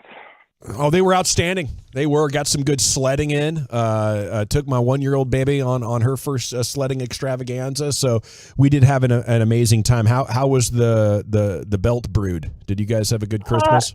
Yeah, it wasn't bad. There's always you have the Christmas Eve where we were playing. The Cowboys were playing, and then Christmas and all the running around and everything. But yeah, we stayed at home this year, but it was good. Spent way too much money because of last minute shopping that I tend to do. In fact, I think I bought about half the presents Christmas Eve morning from the stadium, and then had the wife pick them up from stores. But yeah, it got done. Ultimately, it gets done. Do you do the thing where you're like, I don't know if I got the kids enough. I got to go get more? Yeah, absolutely. Yeah. And the problem with it is that you want to try and match up generally what you're spending on them. Yes. And then the problem is that the older they get, their stuff's more expensive. And so the fewer they have, and you don't know if they're going to interpret that correctly, is like, well, I spent the same amount on you, but it looks like you have a ton left. Yes. And so, I know. Then you got to buy a bunch of little trinkets to populate around to make it look like you have more. And so, it's a whole stressor. It drove me crazy. And you know what? I ended up jumping in my car and driving through the ice for like 30 minutes. And I pull up to this damn Lululemon store in Bend, Oregon. And they were like, yeah, sorry, we're closed. Of course. So then I had to go get a virtual gift card and email it to her from the Elf on the Shelf, and it was a complete disaster. But then you tie in the Elf on the Shelf and everything else, and I thought you might appreciate that. Yeah, it works out well. And my daughter still hasn't been able to let the Elf go. She knows that the magic, quote unquote, is gone now because we're past the 25th. But she still doesn't want to put her up or have her leave. She still wants the fun. I can respect that. Okay, do you think the Giants could really beat the Eagles? I didn't think the Saints could beat the Eagles, even with Gardner Minshew, and so anything's possible. But I just feel like Philadelphia will, in all likelihood, be pretty motivated to get this done. And with Jalen Hurts, it seems like he's going to be coming back here. I have a hard time seeing it, but stranger things have happened. Last year there were different points where you didn't think somebody was going to lose and put you in a certain position and things like that with the Cowboys. And so, never say never. And so that's why you're going to have to, you'll have to go all out. You'll be going all out against the Commanders, and praying that the Giants win for you and that the Cardinals win for you, and you can sneak in with that number 1 seed. But it definitely makes things, even more frustrating just looking back a few weeks ago and saying, man, it was right there for us if we just take care of business in Jacksonville. I mean, we've seen how rough the Eagles can be with Minshew. How much better are the Eagles with Hurts if he's not running? I don't know that he's better than Minshew when you're just talking about an in-the-pocket quarterback. And Brian's, report that he's in trouble and that shoulder's not going to get to a point this year where it can withstand hard to shoot up that SC joint. A lot of work. I think it's possible that Philly as a contender will not be seen here in January because of that injury. Bobby, am I doing too much? No, I mean, it's not a bad thought, I don't think. Here's the only thing is that when we talk about if he's not running, I think doesn't that then increase the likelihood that they would probably try to draw some things up if they are concerned about that shoulder, get him some softer looks, find him some easy throws to make similar to what Houston did with Jeff Driscoll just a few weeks ago, where he was largely running, but there were a couple times where he was able to just, stop down, pass it, get an easy look. And so, look, I mean, they've essentially, they struggled against Dallas with their running game. They essentially abandoned it against New Orleans. It's clearly not been the same threat, the running game, without Jalen Hurts in there. And everything else kind of permeates from that. And so, I still think that when he's in there, there's still a very difficult team to beat. But I mean, I don't think that beating Philadelphia is some tall order. Like, I don't even think beating Philadelphia in Philly is that tall of an order. They're a good team, but I don't see them as leaps and bounds better than San Francisco or Dallas or anything else. I mean, the last power rankings we did on the morning show, I had Philly behind Dallas and San Francisco. So, I think that they're a good football team, but I don't think they're unbeatable. But they absolutely can match up really well against Dallas and San Francisco on the right day and present big challenges that both those teams would have to deal with. What do you not like about San Francisco? There's not much I don't like about San Francisco. But you put Dallas ahead of them? No, I've got San Francisco ahead of Dallas. I'm sorry. I misunderstood you, Bob. Then strike that question. Strike that question. I have question. San Francisco as my third team. They're just behind Kansas City and Buffalo for me. We've heard today that Tampa is going to at least go into that game playing the guys, and Bull says we got a lot of work on. Shouldn't Dayball just play the Giants in Week 18? They're not real contenders, are they? You got a real big game here. I mean, I'm not trying to homer it up. I'm just trying to legit see it through his eyes. I'm not. We're not going on a Super Bowl run, guys. We're worse than the Vikings, for crying out loud. Let's take the opportunity to be on the field against a contender. Yeah, I mean, he's somebody who has the fact that he says they're going to play. I understand him saying that, and he may play it that way. I know that those are there's a lot of guys on that team that understand the stakes, and there's only so much motivating you can do, I think, and only so much Jedi mind tricks you can do to convince them that this game really matters for them. But he's somebody who's been a really good motivator for them before, and they buy in a lot. That was one of the things that he was getting a lot of credit for early in the season, was they play hard and they respect him, and they take their cues from him. So given that that's the case, absolutely, if he really wants them to dig deep and be locked in for this football game, then, they might put out that sort of effort. The only problem is that even if you're getting maximum effort from the Giants and you're getting them fully bought in, there's still a talent deficit there against the Eagles. And it's a team that, just lost pretty bad to the Eagles a couple weeks ago. And so for me, it's you hope for it, but I wouldn't necessarily count on it. Bobby, you think that Mike McCarthy and that staff are happy that they're going to have to play for something this weekend? I think they're given where they were at after losing to Jacksonville. I think they're happy that they have an opportunity to still contend for the division. I just think that quietly they're probably thinking to themselves, if this isn't going to end the way we wanted, it would have been nice to know this, 2 weeks ago or something. It would have been nice for Philly to beat the Saints and we have a better understanding of the rest that we could have and get a couple guys ready for the postseason. But look, they do have an advantage here in the sense that, they came out of the Thursday game. They've got 10 days of rest leading into this. There's going to be an opportunity for them to, be rejuvenated and rested up. And, if they end up getting the Monday night playoff game, that's going to be an extra day of rest there. And so I'm sure they would have liked to have known exactly where they were going to be heading into Week 18 so that they could make those sorts of decisions, those strategic decisions to rest guys. But you remember against Philadelphia last year, Week 18, they didn't really have much to play for, and they went all out. Yeah, and so, sure did. I mean, it may just be something that Mike McCarthy wants to do in general, but it'd be nice if you could give some rest to a Micah Parsons, or, if Tony Pollard's thigh isn't quite back, or you just wanted to be extra conservative with it, give him that rest. It'd be nice to have those things, but I don't think they're going to complain about being in a position to potentially compete for the division title and as much as the number 1 seed. It's Bobby Belt here with you on 105.3 The Fan. Bobby, do you have a strong take on which bay you would rather play? Which bay I would rather play? Yeah, Tampa or Green. Between Green and Tampa. I was sitting here thinking this was a golf question. I was very confused for a second. I'd prefer Green Bay. Because look, you should have beaten the Packers in Lambeau. And it was, I don't think the better team won that day. Week 1 of the NFL season, Tampa Bay came into AT&T Stadium and absolutely manhandled everybody. And I know these are two different teams essentially at this point, Dallas and Tampa Bay, from what they were in Week 1. But they ran all over you. Tom Brady didn't have to be, Superman, and they still beat you by more than 2 touchdowns. Dak couldn't get anything going. CeeDee Lamb was really frustrated that game. And so I don't think I want to take on a team that absolutely dominated the Cowboys and then go into Tampa and face the mystique of Brady.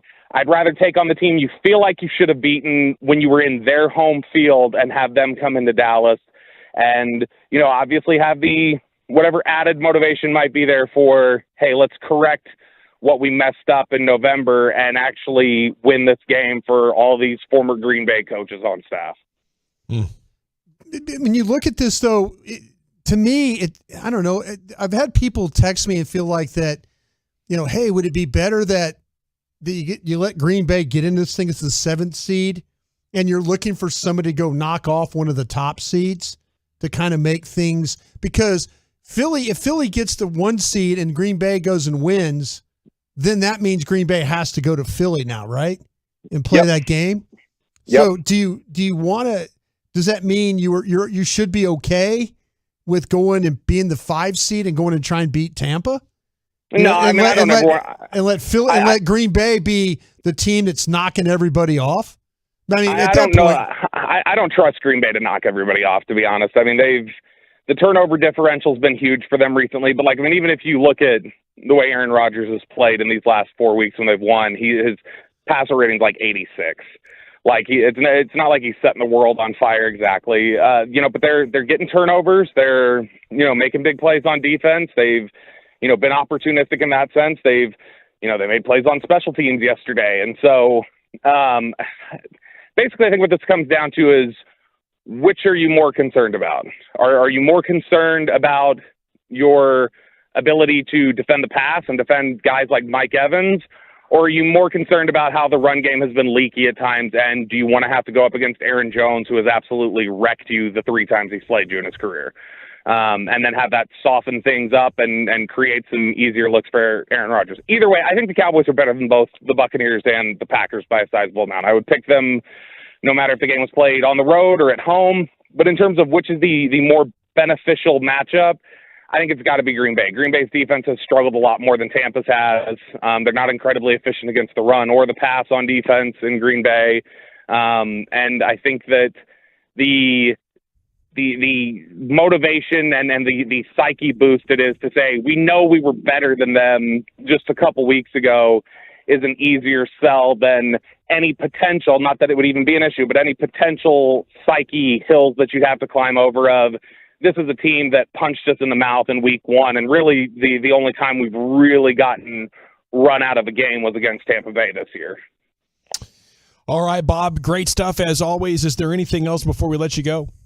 Just that I love you all. Love you too. There he goes. Bobby Belt here with you in the G-Bag Nation. Yeah, Wooly Bully was listening. Zach Wolchuk, he will return with Chiafalo tomorrow. says, good topic, and I couldn't disagree more. I want no part of Green Bay. Yeah, their defense, their running game, like they figured out the complementary football formula like the Cowboys did earlier in the year, like the Giants did earlier in the year. And it was the game against the Cowboys that set them on that path. Like up until that point, they were like, oh, this is who we are. This is what. About midseason, they're like, we have no chance against the Cowboys. Let's try to run the ball a bunch. And you know what? It worked out really, really well. And since then, they're holding teams under 20. And they still scuffled a little bit after that Cowboys game. But now they've won 4 in a row, and they're beating quality teams. Tampa Bay struggling, needing comebacks to beat Atlanta, New Orleans, Carolina. Like, I know you got to go on the road, but, I mean, would you rather face Kansas City at AT&T or the Raiders in Las Vegas? It's not that bad, but it's close, Brian. I'll tell you what, I mean, I understand, like, me, I like home games. That's just, I've always been that way. Give me the home game, give me that chance. Maybe because at Lambeau Field and stuff like that, I kind of felt like we had a little bit of an advantage. But in AT&T, this team is 8-1. So, but I do like what people are thinking about Green Bay being a team that goes and knocks off San Francisco and then knocks off Philadelphia. So that's what I'm saying. Yeah. But if that's the case, then you would get, if you win your game, you win your game. Tampa, Minnesota, Green Bay. Yeah. That's your path. Yeah, I'll take both of them. That's a path for the ages right there. Yeah. I want nothing to do with San Francisco. I wouldn't mind Philadelphia. I just think. But maybe Green Bay's the team that knocks those guys out. Yeah, maybe. Yeah, and that's possible. You need other teams to take care of, those 2 top teams. And then if you don't win it, it would be a massive letdown. It would be the most disappointing thing over this whole 26-year period. Okay, Mike McCarthy press conference earlier talked about Tyron Smith having a better game at right tackle against the Titans than he had against the Eagles. Says he needed that work of the training camp, and his score sheet reflected that he's figuring out what it's going to take over there at right tackle. Matt Farniok will have his 21-day practice window activated Wednesday. So option there. Do you expect that he could be a starter for the playoffs? I tell you what, depending on what happens with Biotish, at least having the window, let him practice this week and then practice another week. You want to get McGovern back at left guard and Tyler Smith at left tackle? If you want to, yeah. I think the quicker you can get things back to normal. Okay. But we might, when at the going through this game, you might look what you see with the current configuration against the Commanders. We'll check that out for sure. Tony Pollard's going to be back at practice. It was no fun watching him on the sidelines, but that thigh is not a big deal, right? We're going to be good. It's not going to be something that's going to. Okay. Mike McCarthy on T.Y. Hilton says I could see him getting even more snaps this week as a steady incline. He went from 12 to 22 in the 2 games, and this thing's been massive.